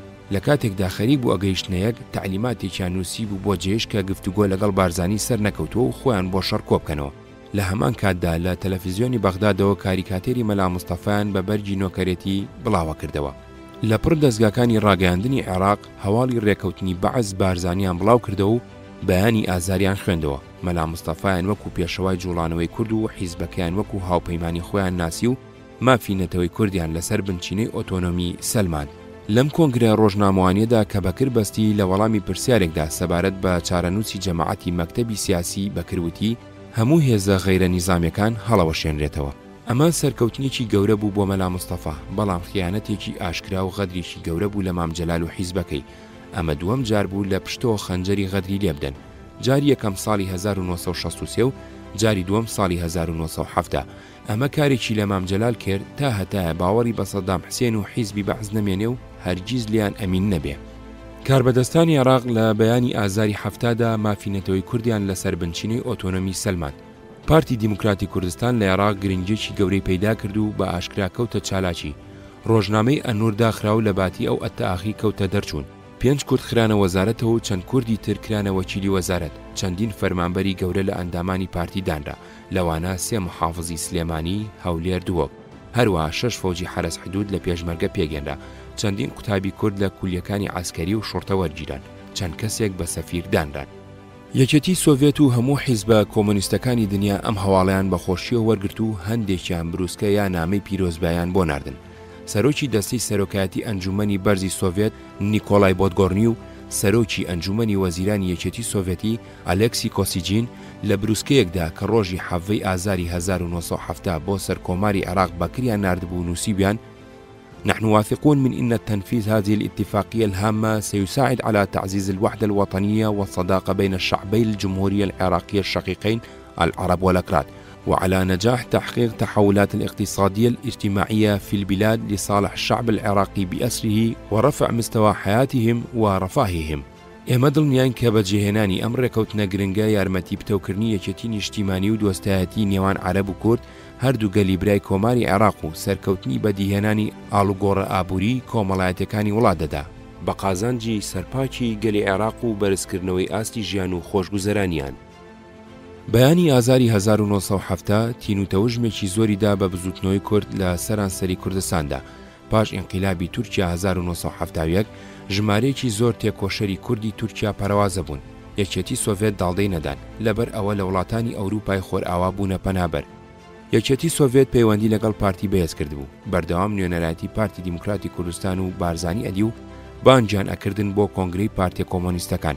زەمالیان ئەدا بە خوێندکارەکانیان، سەردانی بارەگای بارزانیانە کرد. دەستگاکانی ڕاگەیاندنی سۆڤێتی لەسەر تەجروبەی نوێی عێراق ئەیان نووسی.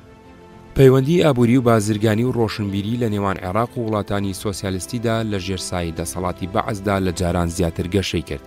ڕێکەوتنێک بۆ هاوکاری ڕاوماسی کانونی دووەمی 1969، ڕێکەوتنێک بۆ هاوکاری ئابووری و تەکنیکی تەمموزی 1969 بۆ یارمەتیدانی کۆمپانیای نیشتیمانی نەوت بۆ دەرهێنانی نەوت و گازی ڕومەیلە و ڕاکێشانی لولەیەک لە شوێنی دەرهێنانیەوە بۆ سەر مینای فاو و چاکردنی مینای فاو بۆ پێشوازی نەوت کێشی گەورە. پرۆتۆکۆڵێک بۆ هاوکاری لە بەکارهێنانی ئەتۆم بۆ مەبەستی ئاشتی خوازانە. ڕێکەوتنێک بۆ هاوکاری لە رادیۆ تەلەڤیزیۆن 1969. لە نیسانی 1970دا ڕێکەوتنێکی عێراقی سۆڤێتی نوێ ئیمزاکرا بۆ هاوکاری ئابووری و تەکنیکی. ئەو قەرزانەی یەکێتی سۆڤێت دابووی بە عێراق تا نیسانی 1970 گەیشتە 424.3 ملیۆن ڕۆبڵ. هەروەها پەیوەندی بازرگانی عێراق لەگەڵ ئەڵمانیای دیموکراتی، پۆڵۆنیا و وڵاتانی تری ئەوروپای ڕۆژهەڵات پەرەیسەن. بەیانی ئازاردانی بە مافی نەتەوەی کوردان نبوو، بەڵام چەند کەم و کوڕی بنەڕەتی تێدا بوو. زۆر لە مێژبوو پارتی ئۆتۆنۆمی بۆ کوردستان و دیموکراسی بۆ عێراق کردبوو بە دروشمی سەرەکی خۆی. لەم گفتوگویانەدا وەفدی کوردی لە هەردوو مەسەلەدا ئۆتۆنۆمی و دیموکراسیدا بازی بەسەر چەند سەرەتایکی بنەڕەتیدا دابوو. لە باسی دیموکراسیدا بەعسیەکان بە ڕاشکایی وتبیان: ئێمە حیزبێکی شۆڕش جێڕین، بە شۆڕش هاتووینەتە سەر حکم، باوەڕمان بە دیموکراسی ڕۆژئاوایی و دیموکراسی لیبرالی نییە. هەڵبژاردننی گشتی واتە تەسلیمکردنی حکم بە کۆنەپەرستەکان. وەفدی کوردی بۆ ئەوەی گفتوگۆکەیان لەسەر ئەوە نەپسڕێ وازی لە باسی دیموکراسی و هەڵبژاردننی گشتی و ژیانی پەرلەمانی هێنابوو. بۆ پاساودانی ئەمەش وتوبیان ئێمەش حیزبێکی شۆڕش جێڕین، باوەڕمان بە دیموکراسی لیبرالی نییە. لە باسی ئۆتۆنۆمیدا بەعزدانی نابوو بە مافی کووردا لەسەر بنچینی ئۆتۆنۆمی، بەڵام مەسەلە گرنگەکانی هەڵگیرابوون بۆ ساڵانی دوایی. لەو گفتوگوێدا باسی قانونی ئۆتۆنۆمی و ناوچەی ئۆتۆنۆمی نەکرابوو دەسەڵاتەکانی حکوومەتی ئۆتۆنۆم لە کوردستان چیە و دەسەڵاتەکانی حکوومەتی ناوەندی لە ناوچەی ئۆتۆنۆمدا کامانن، کوردستانی عێراق کوێ و لەکوێدا تەواو ئەبێ. دیاریکردنی ناوچەی ئۆتۆنۆم دانرابوو بکەوێتە دوای سەرژمێری گشتی تا بۆ پێ زۆرایەتی هەر جێگای کورد بوو بخرێتە ناوی. دیاریکردنی چارەنووسی ناوچەکانی کەرکووک، خانەقین، سنجار و زۆر شوێنی تر هەڵگیرابوون بۆ دوای دەرکەوتنی ئەنجامی سەرژمێرەکە. کێشەی فێلەکان کە بەعز بە ئێرانیدا ئەنان و کێشەی یەزیدەکان کە بەعز بە عەرەبیدا ئەنان بە چارەسەر نەکراوی هەڵرابووە. مەلا مستەفا لەو کاتەدا تەنگاو بوو، پێویستی بە پشودان هەبوو. دیموکراسی و ئۆتۆنۆمی و شتی لەو بابەتانە لەو کاتەدا ئەویان نەئێنا شەڕیان لەسەر بکات، بە تایبەتی چونکە ڕێکەوتنەکە دوژمنەکانی ئەوی تەواو ئەکرد و دەستکەوتی زۆری بۆ دابینەکرد. کۆنگرەی هەشتەم. کۆنگرەی هەشتەمی پارتی لە تەمموزی 1970دا بەسرا. ئەم کۆنگرێش وەکو کۆنگرەکانی تر قەرەباڵغ و جۆرێ لە خۆپشاندانی سیاسی بوو بۆ تازەکردنەوەی گوێڕاڵی کوێرانە بۆ سەرۆک. هەلومەرجی سیاسی ئەم کۆنگرەیە لە چاو هەموو کۆنگرەکانی کەدا جیاواز بوو. سەرکردایەتی بارزانی و سەرانی پارتی بەهۆی بەیانی ئازار و پشتیوانی فراوانی ناو و دەرەوە هەستیان بە سەرکەوتنێکی گەورە ئەکرد و لە خۆیان بای ببوون. نوێنەری زۆر لە حیزبەنیارەکانی بەعەز لەوانە حیزبی شوێی عێراق بانکرابوون. ئەوانە کۆنگرەکەیان کرد بە دوانگە دژی بەعەز. پارتی بۆ ئەوەی پیشانی بەعسی بدا کە هێشتا پشتیوانی ئێرانی ماوە، کامەران بەدرخان کە لە بەغداد پێشوازی ڕسمی لێکرابوو وەکو میوانێکی بەڕێز ڕەوانی لای مەلا مستەفا کرابوو بێ ئەوەی سەری بەغداد بداتەوە لە ڕێگەی تارانەوە گەڕایەوە ئەوروپا. ئەم کۆنگرەیە بێباوەڕی لە نێوان بەعەز بارزانیدا قوڵتر کرد. بۆ کۆمیتەی ناوەندی هەندێ ئەندامی تازە دانران. کوڕانی مەلا مستەفا، ئیدریس و مەسعود بوون بە ئەندامی کۆمیتەی ناوەندی و دارا تۆفیق کە هەتا چەند ڕۆژێ پێش کۆنگرە ئەندامی پارتی نەبوو، لەسەر داوای مەلا مستەفا ئەویشکرا بە ئەندامی کۆمیتەی ناوەندی چونکە بە جاسووسی سۆڤێتی ئەزانی. سەرەڕای چەند کەسێ لە فەرماندەکانی پێشمەرگا کە هەندێکیان نەخوێندەوار بوون. باز داوایان لە مەلا مستەفا کردێکی لە کوڕەکانی بنێرێ بۆ بەغداد ببێ بە جێگری سەرۆک کۆمار، بۆ ئەمە بەستا عەزیز شەریفیان ناردەلای. مەلا مستەفا بۆ ئەوەی ڕەتی بکاتەوە وتبووی ئەم شەوخودانی بارزان هاتە خەوم، وتی نابێ هیچ بارزانیە کاروباری حکوومەت وەربگرێ. پاش پێداگرتنێکی زۆری حکوومەت پێشنیاری حەبیب محەممەدی کرد، بەعەز ڕەفزی کرد چونکە حەبیب بەڕەچەڵک ئێرانی بوو. مەلا مستەفا ئەمەیە زانی بە ئەنقەس ئەوی پێشنیار کردبوو بۆ ئەوەی ڕەفزی بکەن.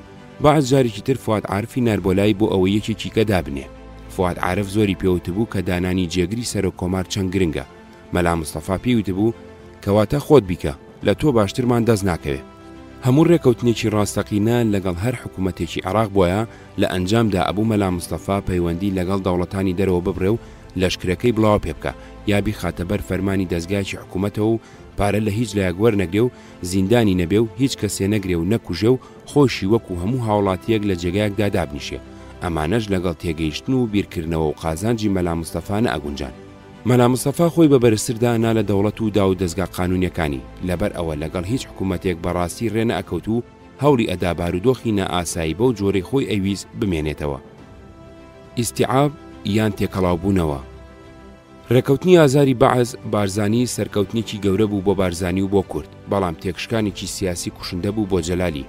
ورەی هێزەکانی دابەزی و لەبەرێک هەڵوەشە، ڕێکخراوە سیاسەکانی مابوو، ئەویش کەوت بۆ ژێرگوشاری مەلای و خەڵک. مەلا مستەفا لە بەعەز ئەمین نەبوو، هەر لە سەرەتاوە بۆ مەبەستی تاکتیکی لەگەڵی پێگات بوو. یەکێ لە مەبەستەکانی لە ناوبردنی جەلالی بوو کە ئەترسا لە هەر ڕوبەڕووبوونەوەیەکی تازەدا لەگەڵ بەعەز دیسان ئەمان ببنەوە لایەن.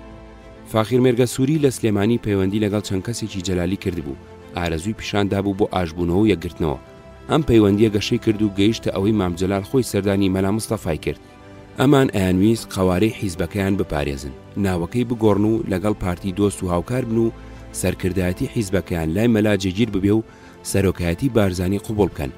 بەڵام بارزانی قبولی نەئەکرد ئەمان وەکو حیزبێکی جیاواز و سربەخۆ بمێنن، چونکە گومانی ئەکرد جارێکی تریش لێ هەڵبگەڕێنەوە، لەبەر ئەوە تەنیا یەک ڕێگەی بۆ دانان، ئەویش تێکەڵاوبوونەوە بوو بە پارتی. ئەم بیر و ڕایانە لە ناو ڕیزەکانی جەلالیدا بازەکرا، دوو ڕەئی هەبوو. یەکێکیان لای وابوو کە هەوڵی ئاشبوونەوە بدرێ لەگەڵ بارزانی بەڵام پارێزگاری لەسەر بەخۆی حیزبەکە بکرێ. ئەویتریان لای وابوو کە هەردوو حیزب لە ڕووی بیر و باوەڕ و پێگاتنی چینایەتی و ڕێبازی سیاسیەوە لەگەڵ یەک جیاواز نین و مانەوەی حیزبەکە لە دوا ڕۆژدا ئەبێتەوە بەهۆی شەڕی ناوخۆ و پاڵدانەوە بە حکوومەتەوە لەبەرەوە هەڵوەشاندنەوەی حیزبەکە و تێکەڵاوبوونەوەی بە چاگەزانی. ئەوانەی ڕێی دووەمیان هەبوو بە زۆری لەوانە بوون کە بە تەمای دامەزرانی کۆمەڵە بوون. جگە لەوەش ئەوان لایەن وابوو تا ئەم حیزبە بۆشایکی سیاسی بەجێ نەهێڵێ بواری گەشەکردنی ڕێکخراوێکی تازە نابێ. ئەو کۆنگرەیە کە پێش 11 ئازاری هەفتا بە ساڵێک ئەبوو ببەسترێ و نەبەسرا بوو ئەم جارە ئەبوو کۆب بێتەوە بۆ لێدوانی چارەنووسی حیزبەکە چونکە ئیتر گۆڕینی سەرکردایەتی و ڕاستکردنەوەی ڕێبازی سیاسی هیچ بایەخێکی نەمابوو. کۆنگرە بەسرا ئەندامەکانی ئەوانە بوون کە لە کۆنفرانسە ناوچەکاندا پێش 11 ئازار هەڵبژێرا بوون.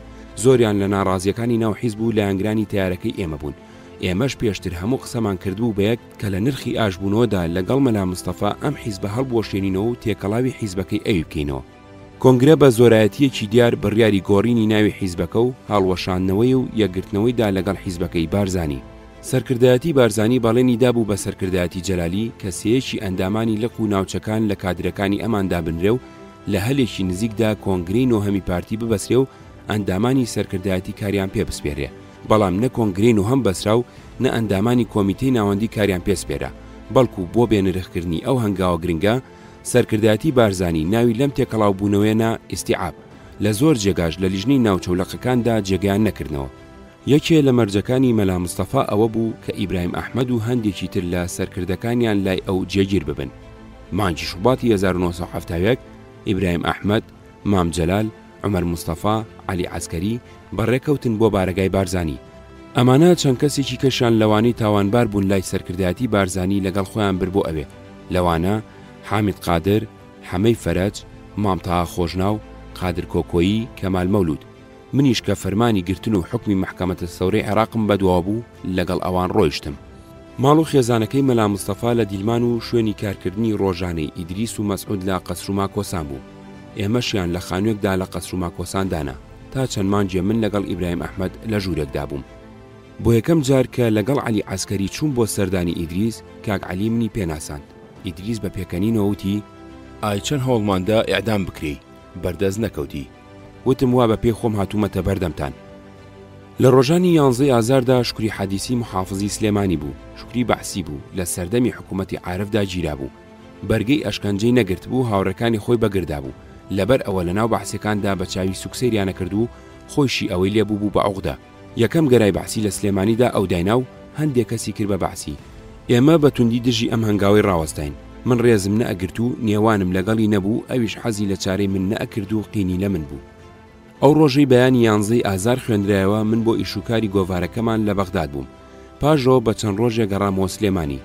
لەو ماوەیەدا نارنجۆکێک خرا بۆ حەوشی سانەوی کچانی سلێمانیەوە.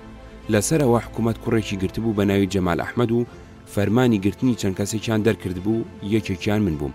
جەمال و ئەوانەی فەرمانی گرتنیان بۆ دەرچوو بوو حرەسی بارەگای گۆڤاری ڕزگاری بوون. ڕووداوەکە بەم جۆرە بوو. ماڵی جەمال بە تەنیش سانەوی کچانەوە بوو. جەمال لەو ئاڵوگۆڕانی بەهۆی ئازارەوە بوو زۆر ناڕەحەت دەبێ. لەگەڵ چەند هاوڕێکیدا بۆ سەرگەرمکردن لە داخ و خەفەتدا ئەچن بۆ خواردنەوە. بە سەرخۆشی ئەڕواتەوە بۆ ماڵی خۆیان. لە ڕێگا تووشی تاقمێ پۆلیسە بێ کە لە بەردەمی سانەوی کچاندا بۆ مێبازی ڕاوەستا بوون. پۆلیسەکان مفۆزێکیان لەگەڵە بێ بە ناوی جەمال چاوشین، برازای بەکری حاجی فەرج بوو. بەکر لێپرسراوی پێشمەرگەکانی پارتی بوو لە سلێمانی، کابراایکی هەلپەرست و خۆبەرە پێشەوەی سەر بە پارتی بوو. جەمال چاوشین و پۆلیسەکان جەمال ئەحمەدە ناسن بۆ ئەوەی سوکایەتی پێ بکەن بانجیەکەن بێتە پێشەوە. جەمال ئەحمەدە ترسی ئازاری بدەن و دەستدرێژی بۆ بکەن. بۆ دیفاع لە خۆی نارنجۆکێکیان لێ ڕاکێشێ. پۆلیسەکان تی ئەوروچێن و نارنجۆکەکەی لەدەست دەرەهێنن. بۆ ئەوەی بەخۆیاندا نەتەقێتەوە هەڵی ئەدەنە ئەو دیوارەکە کە حەوشی سانەوی کچان بوو، کەسی نەکوشت و کەسی بریندار نەکرد بوو. هەمان تاقم پۆلیس پێش ئەم بەزمە چوو بوونە سەر چاپخانەی ژین کە گۆڤاری ڕزگاری لێ چابەکرا. هەندێک دەستگایان شکاند بوو. هەرچی وردە و پردەیەکیان بەردەست کەوتبوو بردبیان. لەناو ئەوانەدا کڵێشەی ئەو ڕۆژنامانەی لە سەردەمی پێشکەوتنەوە لەم چاپخانەدا چاپکرابوون. کڵێشەکان لە داری گوێز هەڵکەنرابوون و تا ئەو ساوەک و یادگاری چاپخانەکە هەڵگیرابوون. هەروەها چوو بوونە بارەگای گۆڤارەکەش کتێبخانەکە و فایلەکانیان تاڵان کردبوو. سەدان کتێبی بە نرخ و وتاری دەستخەتی نووسەرەکانیان بردبوو. پۆلیسەکان ئەم ڕووداویان بەسەر جەمال ئەحمەد داهێنا.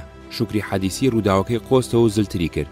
بەعزەی ویست ئەمە بکات بە مناسەبەتێک بۆ چاوشکاندنی جەلالی و پارتی ئەیویست بیکا بە مناسەبەتێک بۆ تۆڵەکردنەوە. هەردوو لایەن ئەیانویست ڕووداوەکە بەسەر من دابێنن. شکری حەدیسی تۆڵەی لێدانی بەعسیەکانی سلێمانی و پارتی تۆڵەی وتارەکانی ڕزگاری لە من بکەنەوە. ئەو زەمانە تێگەیشتم نرخی قسەکردن چەند گرانە. ئەم ڕووداوە ڕەوتی ژیانی لە بنەڕەتەوە تێکدام و بوو بە سەرەتای دەربەدەری هەتاهەتایم. لەو ساوە ئیتر نەمتوانی لە پرسەی هیچ خزمێک و لە شای هیچێکێ لە کەسوکارمدا بەشدار بوو، نەمتوانی لە هیچ جەژن و خۆشیەک و لە هیچ لێقەومان و ناخۆشیەکدا لەگەڵیان بم. جەمال گیرا و فەرمانی گرتن بۆ ئەوانش دەرچوو کە ئەو ڕۆژە لەگەڵ جەمال خوارد بیانەوە. فەرمانی گرتن بۆ منیش بە توهمەی دروستکردنی شەبەکاتی تەخریب دەرچوو. هەموو دراین بە مەحکەمە سەورە لە بەغداد. جەمال حکمی ئەدام درا و هێنایانەوە لە بەردەرکی سەرای سلێمانی لە سێدارایاندا و هاوڕێکانی ئەو منیشیان بە غیابی بە 10 ساڵ زیندانی حکمدا. من خۆمم نەدا بەدەستەوە لە بەغداد خۆمم شاردەوە.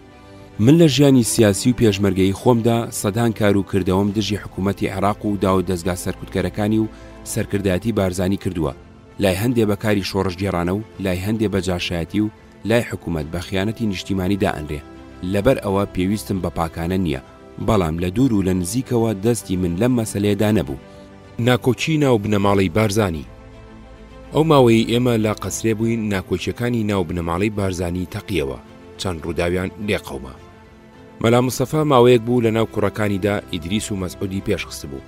هەردووکیانی کردبوو بە ئەندامانی مەکتەبی سیاسی و کاروباری بارگای بارزانیان ڕاپەڕان. سەرڕای ئەوەش مەسعودی دانابوو بە لێپرسراوی دەستگای پاراستن و ئیدریس بەهی مەکتەبی عەسکەری.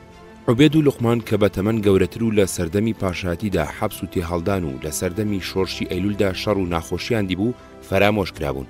عوبێد دەست بەسەر بوو لە گوندی وەڵزێ لە هەمان ناوچەی باڵک. لەو ماوەیەدا عوبێد هەڵات و چۆ ناو حکوومەت. ئەمەش ڕنگدانەوەی ناکۆچی ناو ژنەکانی بوو. مەلا مستەفا 3 ژنی هەبوو، دوانیان بارزانی و یەکێکیان زێباری بوو. لە ژنی یەکەمی عوبێد و لوقمان و سابیر و لە ژنی دووەمی ئیدریس و لە ژنی سێمی کە کچی مەحموود ئاغای زێباری بوو مەسعود، دڵشاد، نیهاد، سیداد وەجیهی هەبوو. ئەم ژنیان لە لای مەلا مستەفا لە هەمویان لە پێشتر بوو. ناکۆچی ناو ژنەکانی کاری لە پاشەڕۆژی کوڕەکانی کرد. لەبەرەوەی لەگەڵ ژنی یەکەمی ناڕێک بوو عوبێد و لوقمان و سابیری پشتگوێ خست و لەبەر ئەوەی لەگەڵ ژنە زێبارەکەی ڕێک بوو مەسعودی پێشخست. شێخ محەممەد خالید و شێخ عوسمان کە هەردووکیان کوڕی شێخ ئەحمەد بوون لە ناو خۆیاندا لەسەر ئەوەی کامیان جێگای خوددان بگرێتەوە تێکچوو بوون. مەلا مستەفا پشتیوانی لە محەممەد خالید ئەکرد و دژی عوسمان بوو. حکوومەت ویستی دەست بخاتە ناو ئەم ناکۆچیەوە، کەوتنە لەشکرکێشی لە یەکتری. سەرنجام محەممەد خالید زاڵ بوو بەسەر عوسماندا، عوسمان لێخرا، بەڵام خۆی و کوڕەکانی دایانە پاڵ حکوومەت. هەر لەو ماوەیەدا بارەگای بارزانی یەکێ لە براکانی فاخیر مێرگە سووری کوشت، ئەوانیش یەکێکیان لەسەر کوشتنەوە. فاخیر گیرا و هەندێک لە براکانی هەڵاتن بۆ ناو حکوومەت. دوای ماوەیەک فاخیر بەردرا. لەگەڵ مام جەلال چوون بۆ سەردانی، پەشیمانێکی زۆری دەربڕی لەو ناوبژی کردبووی بۆ ئاشکردنەوەی باسکی مەکتەبی سیاسی و مەلا مستەفا. فاخیر ئەم ناکۆچیەی بە ناکۆچی بارزانی و زێباری لێگەدایەوە. لە قسەکانی داوتی من چەند هەڵەیەکم کردووە، یەکێکیان ئەوە بوو مەسعود داوای لێ کردم لەگەڵی بچم بۆ پێشوازی زوبێراغای خاڵی و جاشە زێبارەکان کە ئەیانویست بچن بۆ سەردانی مەلا مستەفا. من نەچووم و لۆمەی مەسعودیشم کرد کە ئەوانە دوژمنی ئێمن، نابێ بچێ بە پێشوازیانەوە. وەکو خۆی ئەیوت لەسەر ئەمە مەلا مستەفا غەزەبی لێگرت و ناکۆچیەکانیان لەوە دەستی پێکرد بوو. زۆری نەخایەن ناکۆچی نێوان فاخیر و بارەگای بارزانی هەڵیدایەوە. کۆتایەکەی بەوە هات هەمویان گرتن و لە ئاشبەتاڵدا هەمویان کوشتن. فاخیر خاڵۆزای مەلا مستەفا بوو. سەدام لەو تەنازولە گەورەی بۆ مەلا مستەفای کردبوو بە تەما بوو. یەک کارتی کوردی لە دەست شای ئێران و دوژمنەکانی دەربێنێ و بە قازانجی خۆی لە دژی ئێران و دوژمنانی ناو و دەرەوەی بەکاری بێنێ. لەو کاتەدا ناکۆچی ئێران و عێراق لە جاران تونند و تیشتر بوو. دوو ئەو بزوتنەوە چەکداری نزیکەی 10 ساڵ بوو شاخ ولادەکانی کوردستانی کردبوو بە مەڵبەندی خۆی و بوو بە کێشەی سیاسی، ئابووری، سوپایی گەورە چەک دابنێ و بگەڕێتەوە سەر ژیانی ئاسایی ناو شار. سەدام زۆر زوو تێگەیشت لە هەردوو تەماکەیدا بە هەڵەداچووە. مەلا مستەفا هەر لە سەرەتاوە بۆ جێبەجێکردنی هەندێ مەبەستی تایبەتی خۆی لەگەڵ بەعەس پێگات بوو، نەک بۆ ڕێکەوتنی تەواو و ڕاستەقینە.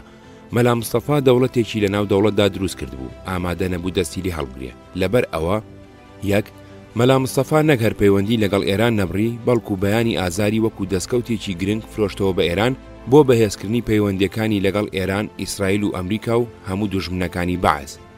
دوو مەلا مستەفا نەک نیازی بڵاو پێکردنی هێزەکانی و گەڕانەوە بۆ ژیانی ئاسایی شاری نەبوو، بەڵکو هێزەکانی بە ژمارە زۆرتر و بە چەک پۆشتەتر کرد، دەستگای پاراستنی زیاتر بەهێز کرد.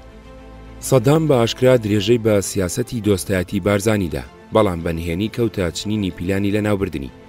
تاقمێ مەلا کە بۆ ناوبژی چوو بوون بۆ سەردانی یەکێکیان ڕیکۆردەرێکی مەڵغوم لە سکی قایم کرابوو. لە کاتی دانیشتەکەدا بە ڕیمۆت کۆنتڕۆڵ تەقێنرایەوە، چەند کەسێک کوژران. بەڵام مەلا مستەفا بەڕێکەوت بەرنەکەوت. مەلاکان پێشەوەی لێکۆڵینەوەیان لەگەڵ بکرێ هەمویان لە هەمان شوێندا کوژرانەوە. دەرکردنی فەیلیەکان بەعەز بێ ئەوەی جۆبداتە ناڕەزایی سەرکردایەتی بارزانی 185,000 کوردی فەیلی دەرکرد بۆ ئێران و ماڵ و دارایی زەوتکردن بە بەهانەی ئەوەی ئەوانە ئێرانین. ڕۆژنامەی ئەتەئاخی لەسەری نووسین، بەڵام پارتی هیچ هەنگاوێکی جددی نەنا بۆ ڕێگرتن لەم تاوانە و ڕێگرتن لە دووبارە بوونەوەی.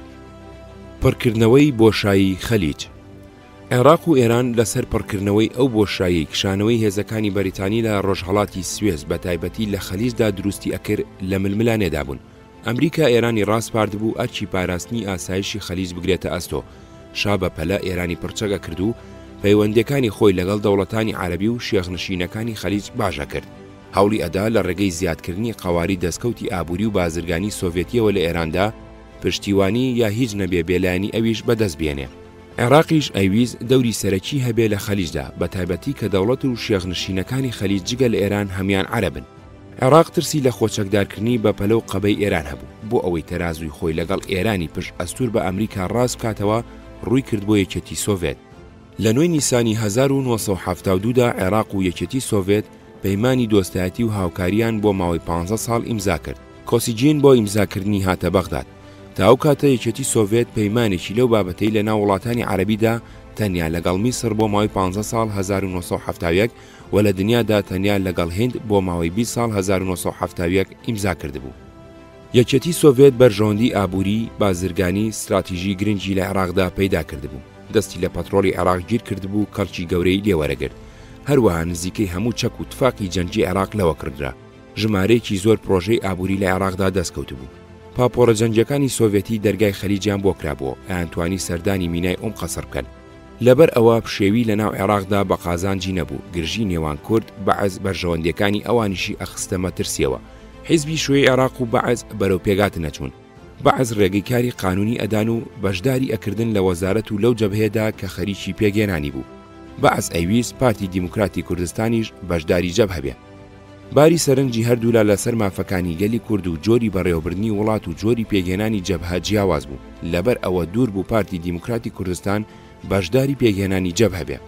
چەند جارێ لە نێوان ڕۆژنامەی ئەتەئاخی و ڕۆژنامەکانی بەعەزدا ئەثەورە و جمهوریە مشتومڕی توندوتیش دروست ئەبوو. پارتی و بەعەز لە دوو نامەی ئاڵوگۆڕکراودا هەندێک لە گازندەکانی خۆیان لەیەکتری و هەندێک لە ناکۆچەکانیان ڕوون کردوێتەوە. ئەو دەم لە کتێبێکی تایبەتیدا بڵاو کرایەوە. بەر لە ئیمزاکردنی پەیمانی 1972 نێوانی بەعەز بارزانی گرژ بوو. هەردوو لا گومانیان لە یەکتری پەیدا کردبوو. یەکێتی سۆڤێت بۆ ئەوەی بارزانی قانع بکە نێوانی خۆی لەگەڵ عێراق باش بکاتەوە، ناکۆچیەکانی چارەسەر بکە، بەشداری جەبهەی خوازراو بێ، لە پێش ئیمزاکردنی پەیمانی دۆستایەتی و هاوکاریدا نوێنەرایەتێکی بە سەرۆکایەتی نیچکەن لێپرسراوی کاروباری ڕۆژهەڵاتی ناوەڕاست لە وەزارەتی دەرەوەی سۆڤێتی لەگەڵ هەندێک کاربەدەستی سەفارەت لە بەغدا ناردە لای بارزانی. نوێنەرایەتی سۆڤێتی بۆ بارزانیان ڕوون کردەوە کە ئەوان ناڵێن بەعەز باشە، بەڵام ڕێگەی لێگەیشتن لەگەڵ بەعەز باشترە لە ڕێگەی هاوکاری لەگەڵ ئێران. هەروەها پیان ڕاگەیاندن کە ئەوان پەیوەندی بە ئاساییدا ئەنێن چونکە سنووری هاوبەشیان لەگەڵ کوردستانی عێراق هەیە، بەڵام زۆر ڕۆیشتن لە پەیوەندیدا باش نییە. هەروەها پەیوەندی لەگەڵ ئیسرائیل و ئەمریکاش بە باش نازانن. نوێنەرایەتی سۆڤێتی ئەوی زوا لە بارزانی بکە کێشەکانی خۆی لەگەڵ عێراق بە ئاخافتن چارەسەر بکە و بەشداری جەبهە بێ شان بەشانی حیزبی شوێی عێراق. نوێنەرایەتی سۆڤێتی گوشاری بۆ کورد ئەهێنا لەگەڵ بەعەز ڕێک بکەوێت، بەڵام گوشاری بۆ بەعەز نەئەبر خواستەکانی کورد بسەلمێنێ. ئەمەش ئەوەی ئەگەیاند کە ئەبێ کورد بە مەرجەکانی بەعەز ڕازی بێ ئەوەی بەعەز مەرجەکانی کورد بەجێبهێنێ. بارزانی خۆی بە پشت ئەستور ئەزانی بە بەڵێنەکانی شای ئێران، لەبەر ئەوە گوێی نەدایە قسەکانی نێچکەن. لە کاتی ئیمزاکردنی پەیمانەکەدا لە بەغداد کاربەدەستانی سەفارەتی سۆڤێتی کە نوێنەرانی پارتیان دیبوو، هەروە کۆزجین و گریشکۆ کە وەزیرە کوردەکانیان دیبوو، داوایان لێکردبوون پارتیش بەشداری جەبهە بێ و پشتیوانی خۆی لە پەیمانەکە دەرببڕێ. دوابەدوای ئیمزاکردنی پەیمانەکەش سەر لە نوێ هەندێک لە فەرمانبەرانی سەفارەتی سۆڤێتی لەگەڵ عەزیز شەریف سەردانی بارزانیان کرد لە بارەگاکەی خۆی و داوایان لێکرد بروسکەی پشتیوانی بۆ کاربەدەستانی عێراقی لێبدا، بەڵام بارزانی نەک ئامادە نەبوو پیرۆزباییان لێ بکە، بەڵکو ناڕەزای خۆڵی خۆی دەربڕی، چونکە لای وابوو سەرنجام ئەو پەیمانە دژی گەلی کورد بەکار ئەهێنێ لە سۆڤێت چەکی پێوەرەگرێ و کوردی پێرەناو ئەبات و بۆشی دووبارەکردنەوە کە پارتی لە جەبهەدا بەشدار نابێ. بارزانی بەڵێنی لە شا وەرگرت بوو کە پشتیوانی تەواوی بکە و هەوڵی بەدەستهێنانی پشتیوانی ئەمریکاش بدە. بارزانیش ئیمزاکردنی پەیمانەکەی کردە بەهانە بۆ دووبارەکردنەوەی داوای یارمەتی لە ئەمریکا و بەهێزکردنی شوێنی خۆی لەلای ئێران و ئەمریکا. وەکو راپۆرتی پایک ئەیجێڕێتەوە، نیکسۆن و کسینگەر لەو سەردانەدا کە لە مایسی 1972دا بۆ تارانیان کرد، بەڵێنیان دابەشا لە گەڕانەوەدا بە ئیجابی لە مەسەلەی یارمەتیدانی بارزانی بکۆڵنەوە. لە ڕاستیشدا کە گەڕانەوە ئەمریکا لە ئاستێکی بەرزدا بەنهێنی لە 16 حوزەیرانی 72 بڕیاری یارمەتیدانی بارزانیدا، بە تایبەتی دوای ئەوەی عێراق لەیەکی حوزەیراندا بڕیاری تەئەمیمی نەوتی خۆماڵیکردن کردنە موڵکی گشتی و میلەتی نەوتی دابوو. یارمەتیەکەش بریتی بوو لە تەرخانکردنی 16 ملیۆن دلار بۆ کڕینی چەک بۆ بارزانی. جۆن کۆناڵیان نار بۆ ئەوەی ئەم بڕیارە بە شا ڕابگەێنێ، دیارە شاش بە بارزانی ڕاگەاندووە. لەبەر ئەوە بارزانی هەستی بە پشتێکی ئەستور ئەکرد لە زۆرانبازیدا لەگەڵ بەعز لە هەڵوێستەکانیدا نەرمی نەئەنوان. شاهی جۆرە دەستکەوتێکی لە ڕێکەوتنی کورد بەعزدا نەبوو، بەڵکو پێویستی بە کورد بوو لە ململانێدا لەگەڵ عێراق بۆ ئەوەی خواستە ئەرزی و سیاسیەکانی خۆی بەسەردا بسەپێنێ. لەبەرەوە هەوڵی ئەداهانی بارزانی و بزوتنەوەی کورد بدا بەگشت بەعزدا بچن و بۆ ئەوەی زاتی بەرەنگاریان بخاتەبەر درێغی نەئەکرد لە گفتی زۆری یارمەتیدانی چەک و پارە کە بەلای بارزانیەوە لە ڕیزی پێشەوەی پێویستیەکانیدا ئەهاتن. پەیوەندی کورد و بەعز تا ئەهات تیشترە بوو، پەیوەندی پارتی و حیزبی شوێی عێراقیش تا ئەهات خراپترە بوو، تا گەیشتە ڕادەی پێکادانی چەکدار و پیلەبازی کراوەی نێوان ڕۆژنامەکانی ئەتەئاغی و تەڕیقە شەعب. ساڵی 1973 نوێنەرایەتیەکی سۆڤێتی بە سەرۆکایەتی ڕۆمانسیف سەردانێکی تایبەتی مەلا مستەفایان کرد لە بارەگاکەی خۆی. سکرتێری حیزبی شوێی عێراق عەزیز محەممەد و وەزیری دەوڵەت عەزیز شەریفیشی لەگەڵ چوو بوون. ڕۆمانسیف لەم سەردانەدا بە ڕاشکاوی ئاگاداری بارزانی کرد کە ئەگەر لەگەڵ بەعز شەڕ بکاتەوە، یەکێتی سۆڤێتی ناتوانێت پشتیوانی لەو بکە، چونکە لەگەڵ عێراق پەیمانی هاوکاری و دۆستایەتیان هەیە، بەڵکو ئەبێ پشتیوانی لە عێراق بکە. لەبەرەوە چاکتر وایە لەگەڵ عێراق شەڕ نەکاتەوە و بەشداری جەبهە بێ و نێوانی خۆی لەگەڵ حیزبی شوێی عێراق چاک بکە، ناکۆچەکانی خۆی لەگەڵ بەعز بە گفتوگۆی هێمنانە چارەسەر بکە. بارزانی ئەگەر جارەکانی پێشوو بە تەنیا بە گفتی شای ئێران پشت ئەستور بوو، ئەم جارە بە بەڵێنی ئەمریکاش زیاتر مەغڕور ببوو، لەبەر ئەوە قسەکانی ڕۆمانسیفی بەهەن نەگرت. مەلا مستەفا لای نوێنەری دەوڵەتانی جیاواز قسەی جیاوازیە کرد. بە ئەمریکای ئەوت ئەگەر یارمەتیم بدەن کوردستان ئەکەم بە ویلایەتی 52 ئەمریکا و بە سۆڤێتی ئەوت ئەگەر یارمەتیم بدەن کوردستان ئەکەم بە قەڵای کۆمۆنیزم و بە ئێرانی ئەوت ئێمە هەمومان لە ڕەگەزی ئارین و بە عێراقی ئەوت من عەباسیم، بە عەرەبی ئەوت من موسڵمانم، ئامادەم پێشمەرگە بنێرم بۆ شەڕی جوو، بە جوولەکەشی ئەوت کورد و جوو نەتەوەی حەزەتی ئیبراهیمن، ئەبێ پێکەوە هاوکاری بکەن. گوایە بەم قسانە تەفرەیانەدا، سەرنجام هیچ لایەکیشیانی پێ تەفرە نەدرا. بۆ بەهێزکردنی پەیوەندیەکانی خۆی لەگەڵ ئێران و ئیسرائیل و ئەمریکا، خۆی سەفەری کرد بۆ تاران بۆ بینینی شاو، بۆ تەل ئەبیب بۆ بینینی کاربەدەستانی ئیسرائیلی. ئیدریس و دکتۆر مەحمودی شینار بۆ واشنگتۆن. نوێنەرەکانی بارزانی لەگەڵ ریچارد هێڵمز سەرۆکی سیا دانیشتن. لەم دانیشتنەدا هێڵمز بە ڕاشکایی پێوتبوون کە ئەو لەبەر خاتری شای ئێران لەگەڵیان کۆ ئەبێتەوە، ئەجینا ئەمریکا ناوێ پەیوەندی ڕاستەوخۆ و ئاشکرایان لەگەڵ دابمەزرێنێ. مەلیک حسێن کە ئەچێ بۆ ئێران، مەلا مستەفاش ئەچێ بۆ ئەوەی بیبینێ. داوا لە شاکە کە دیدارێکی لەگەڵ مەلیک حسێن بۆ ڕێک بخە. شا ئەڵێ چ ئیشێکت بە شا حسێن هەیە؟ سوال لە سوالکەر ناکرێ. مەبەستی ئەوە بۆ حسێن خۆی هاتووە داوای یارمەتی لە ئێرانەکە، تۆ ئەچی داوای یارمەتی لە یەکەی هیچی نییە بداتێ. مەلا مستەفا ویستبووی حسێن ببینێ بۆ ئەوەی داوای لێ بکە لای ئەمریکا قسەی بۆ بکە یارمەتی بدەن. یەکێتی سۆڤێت لە ململانەی کوردی عێراقدا ئیتر قورسایی خستە پاڵ حکوومەتی عێراق و لە ئازاری 1974دا کاتێک جەنگی کوردستان هەڵگیرسایەوە، پشتیوانی سیاسی و جەنگی ئاشکرای لە حکوومەتی عێراق کرد دژی بزوتنەوەی کورد. هەوڵیدا ناکۆچی عێراق ئێرانی بە ئاشتی چارەسەر بکرێ. بە تایبەتی سۆڤێت لەگەڵ هەردوو دەوڵەت پەیوەندی باشی هەبوو، قسەی لەلای هەردوو لە ئاڕۆژت. دیارە ڕێکەوتنی عێراق ئێران لەو کاتەدا کە بزوتنەوەی کورد گرێوێکی چارەنووسی لەسەر ناکۆچیەکەیان کردبوو، جەزرەبێکی کوشندەی لێ ئەدا. لە گەرمەی شەڕەکانی 1974 نێوان جێشی عێراقی و شۆڕشی کورد لەو سەردانەدا کە شای ئێران لە مانگی تشرینی دووەمدا بۆ مۆسکۆی کرد، یەکێک لە بابەتەکانی گفتوگۆی سۆڤێتی ئێرانی مەسلەی ناکۆچی عێراقی ئێرانی بوو کە لانی سۆڤێتی هێنایە پێشەوە. بۆدگۆڕنی داوای لە شا کرد بە ئاشتی کێشەکانی لەگەڵ عێراق چارەسەر بکە. لە گەرمەی جەنگی کوردستاندا حیزبی شوێی عێراق کە پەیڕەوی بێت چەنوچوونی لە سیاسەتی سۆڤێتیە کرد، هەم بە چەک و هەم بە ڕێگەی سیاسی و پڕۆپاگەندە بە توندی دژی بزوتنەوەی کورد ڕاوەستا. یەکێتی سۆڤێتیش سەرەڕای ئەوەی سەرچاوی چەکی درێژە پێدانی جەنگی بۆ حکوومەتی عێراق دابین کرد، لە دەستگاکانی ڕاگەیاندنی خۆیەوە دژی بزوتنەوەی کوردووە و پشتیوانی لە حکوومەتی عێراق کرد. بە دوای ئەویشدا هەموو دەوڵەتانی ئەوروپای ڕۆژهەڵات و پارتیە کۆمۆنیستەکانی دنیا دژی ڕاوەستان. کە ڕێکەوتنی 6 ئازاری جەزائیریش لە نێوان سەدام و شادا بوو، ئەگەرچی ئەم ڕێکەوتنە لە ژێرناوی لابەلاکردنی کێشەکانی سنووردا بوو، بەڵام لە ڕاستیدا سەودایەک بوو بۆ لە ناوبردنی بزوتنەوەی کورد و مەینەتیەکی نەتەوەی گەورەی بەسەرهێنا. لەگەڵ ئەوەشدا یەکێتی سۆڤێت بە خۆشیەوە وەریگرت و حیزبی شوێی عێراق بە گەرمی پێشوازی لێکرد و لە ڕۆژنامەی تاریخ الشعبدا چەند وتاری بۆ لێکدانەوەی لایەنە باشەکانی ئەم ڕێکەوتنە تەرخان کرد. فەسادی مالی و ئیداری لە ناو دەستگاکانی حیزب و پێشمەرگەدا پەرەیساند. واسیتە و خزمایەتی نەکتوانا و لێوەشاوەیی گرنگترین پێوانەی دامەزراندن بوون لە دایرەکاندا. بازرگانی قاچاغ لەگەڵ ئێران بوو بە سەرچاوەی گرنگی دەوڵەمەندبوونی کاربەدەستانی پێشمەرگە.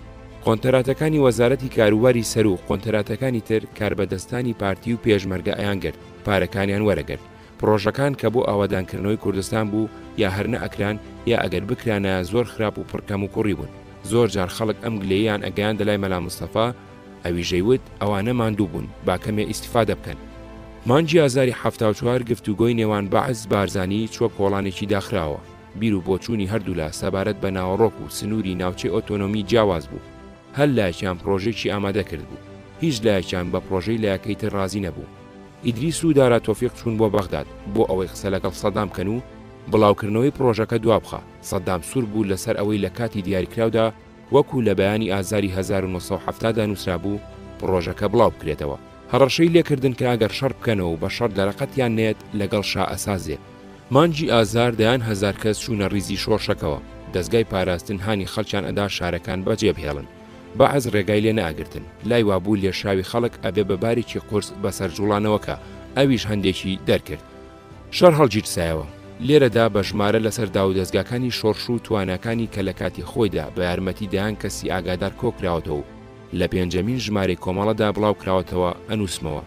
1 دا و دەستگاکانی شۆڕش، بارەکەی بارزانی. پێگاتبوو لە مەلا مستەفا خۆی و ئیدریس و مەسعود سەرکردایەتی و سەرپەرشتی هەموو کاروبارەکانی شۆڕشیە کرد، کاروباری پێشمەرگەیی، سیاسی، ڕاگەیاندن، پارە و پول، پەیوەندیەکانی دەرەوە، کۆکردنەوەی زانیاری و دەنگ و باز. پارتی دیموکراتی کوردستان. مەلا مستەفا سەرۆک و حەبیب محەممەد کەریم سکرتێر و سەرکردایەتی پارتی پێگاتبوو لە 21 ئەندامی کۆمیتەی ناوەندی، لەوانە حوتیان مەکتەبی سیاسی بوون: دکتۆر مەحموود، نوری شاوەیز، عەلی عەبدوڵڵا، سامی سنجاری، ساڵح یوسفی و ئیدریس و مەسعود. لیژنەکانی لقی 1 مووسڵ، لقی 2 هەولێر، لقی 3 کەرکووک، لقی 4 سلێمانی، لقی 5 بەغدا، لقی 6 ئەوروپا، لقی 7 ڕێخستنی ناو پێشمەرگە. هەر قەزایەک یەک لیژنەی ناوچە و هەر هێزێک یەک لیژنەی ناوچە و هەر ناحەیەک یەک ڕێکخراوی تێدا بوو. ڕێخستنی لق و ناوچە و ڕێکخراو بەپێی دابەشبوونی ئیداری محافەزەکانی عێراق ڕێکخرا بوو. 7 کارگێڕی لیژنەی لق و 40 کارگێڕی لیژنەی ناوچە و سەدان کارگێڕی لیژنەی ڕێکخراو کە بە دەفتەر 45,000 ئەندامی ڕێکخرا و 70,000 پاڵێورا و لایەنگری ڕێکخراوی هەبوو. سوپای شۆڕشگێڕی کوردستان. مەکتەبی عسکەری 7 ئەندام ڕاستەوخۆ بەسرا بوو بە بارەگای بارزانیەوە. سوپای شۆڕشگێڕی کوردستان پێگاتبوو لە 8 هێز، لەوانە هێزەکانی باڵک، هەندرێن و زۆزک، شێخان، زاخۆ، ئاکرێ، سەفین، دەشتی هەولێر، کەرکووک، خەبات، زمناکۆ، کاوە، بێتواتە، حەمرین، ئەزمەر، هەڵگورد، ڕزگاری. هەر هێزێک پێگاتبوو لە چەند بەتالیۆنێک و هەر بەتالیۆنێک لە 3 بۆ 4 لق، هەر لقێک لە 3 بۆ 4 پەلوو، هەر پەلێک لە 3 بۆ 4 دەستە و هەر دەستێک لە 9 بۆ 12 پێشمەرگە. جگە لەو بەتالیۆنەی بەناوی زۆزک کە لە سەر شێوەی جێشی عێراقی لە سەرباز و ئەفسەر پێگەنرا بوو، جگە لەو چەند قووەتەی کە بەناوی تەلەعفەر و سنجار و کۆسرەت پێگەنرا بوو و لە لق زۆرتر و لە بەتالیۆن کەمتر بوو، لە سەرانسەری کوردستانی عێراقدا 65 بەتالیۆن هەبوو. سەرڕای پێشمەرگەی دائیمی کە وەکو جێشێکی نیزامی ڕێکخرا بوو بۆ پشتیوانی لەم سوپایە هێزی بەرگری میلی دامەزرێنرا بوو. ژمارەیەکی زۆری فەرماندەی هێزەکان و بەتالیۆنەکان بەرزانی بوون. ژمارەیەکی زۆر لەو فەرماندانانە خوێندەوار یا عەریفی شوڕتە و جێیش بوون. دەستگای پاراستن. پاراستن دەستگایەکی جاسووسی بوو. کادرەکانی لەلایەن ساواک، مۆساد، سیاوە مەشق درابوون. ئەرکەکانی ئەمیش وەکو ئەرکەکانی هەر دەستگایکی مخابرات بوو بەشی جیاجیای هەبوو بۆ کۆکردنەوەی دەنگ و باس و هەواڵی جۆراوجۆر و کوشتن و تێکدان لێپرسراوی یەکەمی ئەم دەستگایە مەسعود بوو. پاراستن جگە لە خەت و تۆڕە نهێنەکانی نوێنەرێکی ئاشکرای بەڕەسمی لە بارەگای هەموو هێز بەتالیۆن لق لیژنەی ناوچە ئەمانە تێکدا هەبوو کە هەبوو چاودێری ڕووداوەکانی دەوروپشتی خۆیان و جموجوڵی خەڵک و پێشمەرگە و لێپرسراوەکان کەن و راپۆرتیان لەسەر بنووسن. پاراستن دەستگایەکی نهێنی بوو ژمارەی ڕاستەقینی نازانرێ. ئەمانەتەکان بەرامبەر بەو مەجلیسە تەنفیزیەی بەعز دروستی کرد بوو. سەرکردایەتی شۆڕش چەند ئەمانەتێکی دانابوو وەکو ئەمانەتی مالیە، کشت و کاڵ، ناوخۆ، ئاشغال و ئیسکان، تەندروستی، عەدلیە، ئیعلام، تەربیە. هەر یەکێ لەم ئەمانەتانە سەدان فەرمانبەری هەبوو. 2. تواناکانی شۆڕش. توانای مرۆیی 6,000 پێشمەرگەی دایمی، 43,000 هێزی بەرگری میلی، 470 ئەفسەری جێش و شورتە بە پلەی جیاواز، 98 پزیشک، 7 پزیشکی دان، 7 دەرمانگەر، 220 مهندس، 6 مامۆستای زانکۆ، 2120 مامۆستای سەرەتایی و سانەوی، 700 خوێندکاری زانکۆ و مەعهەد، 4500 قوتابی ناوەندی و دواناوەندی، هەزاران عەریف و برینپێچ و کارمەندی حکوومەتی. دارایی. سەرچاوەکانی دارایی شۆڕشەکە بریتی بوو لە 1. یارمەتی ئێرانی و ئەمریکی و ئیسرائیلی و هەندێک دەوڵەتی تر. 2. ئابوونەی ئەندامان و ئەو پارەی لە سەرانسەری کوردستاندا بە ناوی مانگانەوە لە هەموو کەس وەرەگیرا. 3. داهاتی فرۆشگاکانی شۆڕش. چەک و تفاقی شەڕ و دا و دەرمان لە دەرەوە ئەهات و بەپارە نەئەکردا. بودجەی شۆڕش لە 1970-1975 نزیکەی 48 ملیۆن دیناری عێراقی بوو. لە کاتی ئاژبەتاڵدا 25 ملیۆن دینار لە خەزیێنەی بارەگای بارزانیدا مابوو. ڕاگەیاندن. دەستگایکی 8 کیلۆواتی رادیۆ لە مەمی خەلان بوو. 2 دەستگای بەهێزکردنی لە خانەقین و سەرسەنگ دانرابوو. بەرنامەکانی بە کوردی، عەرەبی، تورکومانی، ئینگلیزی و فەڕەنسی و جاروبار بە هەندێک زمانی تریش بڵاوە کردەوە. بارەگای هەموو لە قوبەتالیۆن و هێزەکانی پێشمەرگە دەستگایکی بێتەلی هەبوو بۆ پەیوەندی ڕاستەوخۆ لەگەڵ دەستگاکانی سەر و خۆی. دەستگای چاپی ئینتەرتایپ و هایدلبێرگ و دەستگای چنینی پیت و سەدان تایپ و ڕۆنیۆ. سەدان نووسەر و ڕۆژنامەوان لە دەستگای ڕاگەیاندندا کاریانە کرد و دەیان ڕۆژنامە و گۆڤار و چاپکرا و دەرەچوو. چەک. جگە لەو تفەنگانەی بەدەست پێشمەرگە و بەرگری میلیۆ بوو، دەیان 1000 بڕنە و کلاشینکۆف و 15 ملیۆن فیشەک و 5000 گول لە تۆپی ئەحتیاط لە دەبۆدا بوو. بە سەدان هاوەنینگرێ 82.2 ملم و 120 ملم و تۆپی 25 ڕەتەڵ 122 ملم، 132 ملم، 175 ملم، بە سەدان 45 ملم، 30 ملم، 33 ملم، 57 ملمی دژە فڕۆکە، بە سەدان ڕەشاشی دۆشکە، بڕنە و گرینۆف و دیکتاریۆف، بە سەدان ساروخی سرێلای دژی فڕۆکە و ساگەری دژی تانک، بە هەزاران ئاربیجی دووحەوت و لوغمی جۆرا و جۆر. لە دوان زەمانجی شەڕدا ئازاری 1974 ئازاری 1975 مەلا مستەفا ئەمدا و دەستگا و هێز و توانایی لە بەردەسدا بوو. ڕێکەوتنی شاه سەدام لە جەزایر کۆتایی بە شەڕەکەیەنە. مەلا مستەفا ئەیتوانی یەکێ لەم ڕێگانە هەڵبژێرێ، درێژە بە شۆڕش بدا. وازدا سەرکردایەتی شۆڕش بێنێ بۆ یەکێ لە کوڕەکانی یا بۆ کەسێکی تر لە سەرکردایەتی پارتی، خۆی بچێتە ئەوروپا یا ئەمریکا دابنیشێ. جێگەی داخە مەلا مستەفا هیچ کام لەم دوو ڕێگایی نەگرت. ڕێگەیەکی تری هەڵبژار کە خەڵک ناویان لێنە ئاژبەتاڵ. ڕێگەی بە هیچ کەسێکیش نەدا درێژە بە شۆڕش بدا و هەڕەشەی لێدانی لێکردن. ئاژبەتاڵ مەینەتیەکی نەتەوەی بەسەر کوردایەنە. سەرەتا نزیکەی 170,000 کەس چوونە ئێران. مەلا مستەفا حەزی ئەکرد هەموو کوردی عێراق لەگەڵی بچن بۆ ئێران، چونکە وای ئەزانی ئێران و ئەمریکا ناچارە بن شتێکی وەکو بانگلادیش لە کوردستان دووبارە بکەنەوە. ئەوە جاری چوارەم بوو مەلا مستەفا کوردستانی عێراق بەجێبهێڵێ. ئێران بنەماڵی بارزانی و هەندێک لە هاوکارە نزیکەکانی مەلا مستەفای لە عەزیمیەی کێرەج لە نزیک تاران نیشتە جێکرد. ئەوانی تری بەناو ئێراندا بڵاو کردەوە. هەندێکیشیان چوونە وڵاتانی ئەوروپی و ئەمریکی بوونە پەنابەری سیاسی، بەشێکیشیان گەڕانەوە عێراق و بەناوچەکانی جنوبدا بڵاو کرانەوە. مەلا مستەفا لای ئەمیری تاهیری سەرنووسەری کەیهانی تارانی و لای محەممەد حەسەنین هەیکەل وتی ئیتر دەوری ئەو لە ناو جوڵانەوەی کووردا تەواو بوو و بە تەمای سەرکردایەتی جوڵانەوەی کورد نەماوە، بەڵام ئەم قسەی نەبردەسەر گوایە ئەمەی بۆ تەفرەدانی شابوو. دوای دامەزراندنی یەکێتی نیشتیمانی کوردستان ئەویش کەوتەوە جوڵان بە موافقەتی ساواک.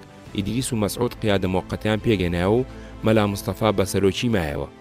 سامی چوە ئەوروپا، کەوتە گەڕان بە وڵاتانی ئەوروپیدا بۆ دامەزراندنەوەی ڕێکخراوەکانی پارتی و ئیدریس لێران کەوتەوە چالاکی و ناردنی کادرەکانیان بۆ تورکیا. مەلا مستەفا و مەسعودیش چوونە ئەمریکا. مەلا مستەفا نەخۆشی سەرەتانی گرتبوو لە واشنگتۆن جێگیر بوو.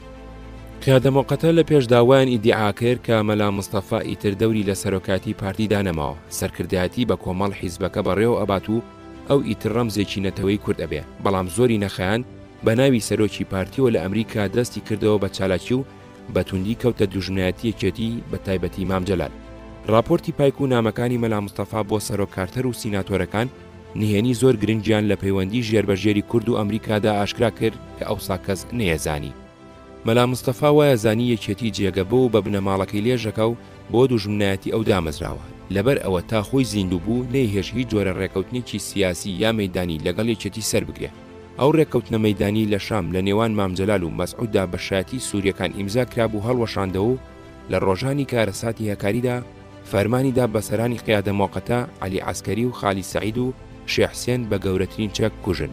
جەنگی لە ناوبردنی یەکێتی بە میرات بۆ کوڕەکانی بەجێهێشت. ئێستا کە بە ڕابردوودا ئەچمەوە پێم وایە ئەبوو ئەوسا ئێمە سەرکردایەتی یەکێتی هەڵوێستێکی ترمان هەبووە، سەرڕای هەموو دوژمنایەتێکی لەگەڵ یەکێتی و سەرڕای هەموو کارە خراپەکانی مەلا مستەفا بە گەورەترین سەرکردەی کووردا ئەنرا.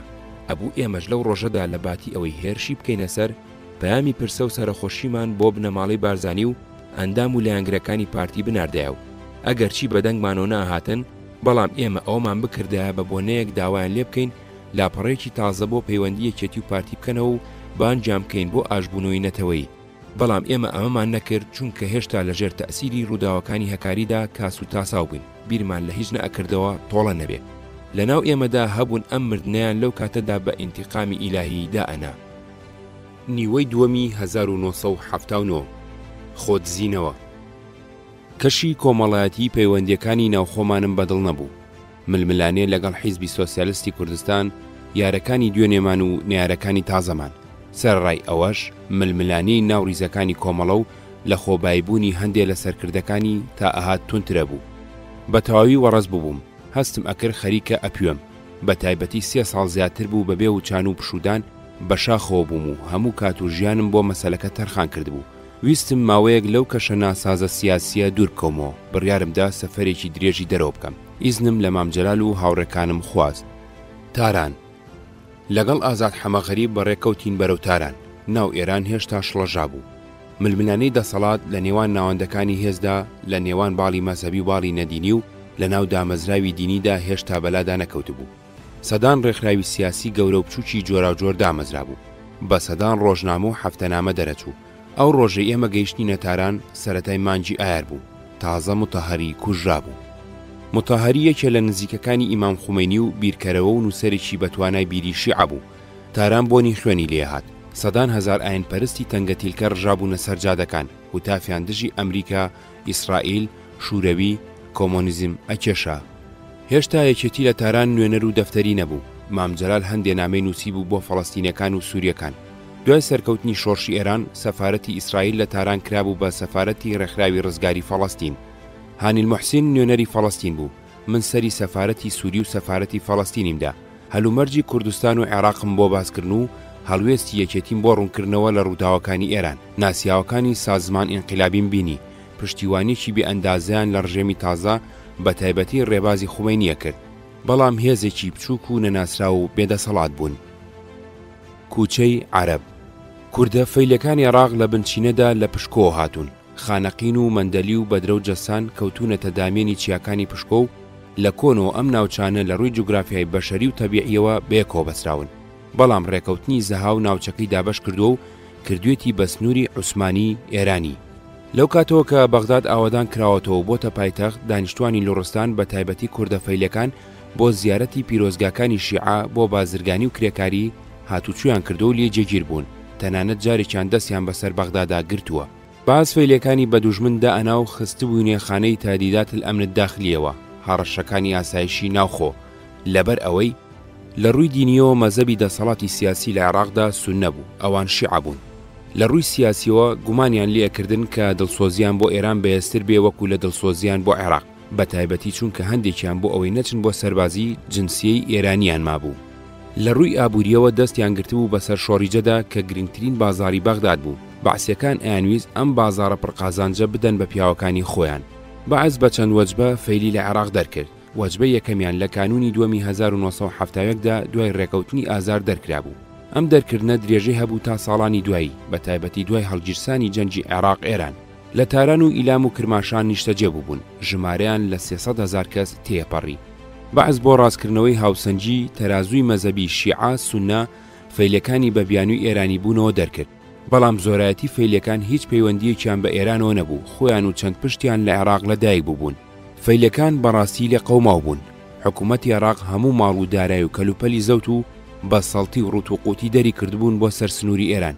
ئێرانیش وەکو هاوڵاتی خۆی تەماشای ناکردن، ناوی نابوون معاویدین، وەکو عێراقی ڕەفتاری لەگەڵەکردن. لە تاران لە گەڕەکێک کۆبوو بوونەوە ناویان نابوو کوچەی عەرەب. لە ناو دەستەی دامەزرێنەری یەکێتیدا دوو فەیلی تێدا بوو، عەبدوڕەزاق میرزا، عادل موراد. عادل زیز بوو، ڕۆیشتە تاران. شەوی سەری ساڵی 1974 ئۆتۆمبیلێکی ئەمن لە باوکی دابوو کوشتبووی کە سوکاری لە بەغداد دەرکرابوون، دایکی لە تارانە ژیا.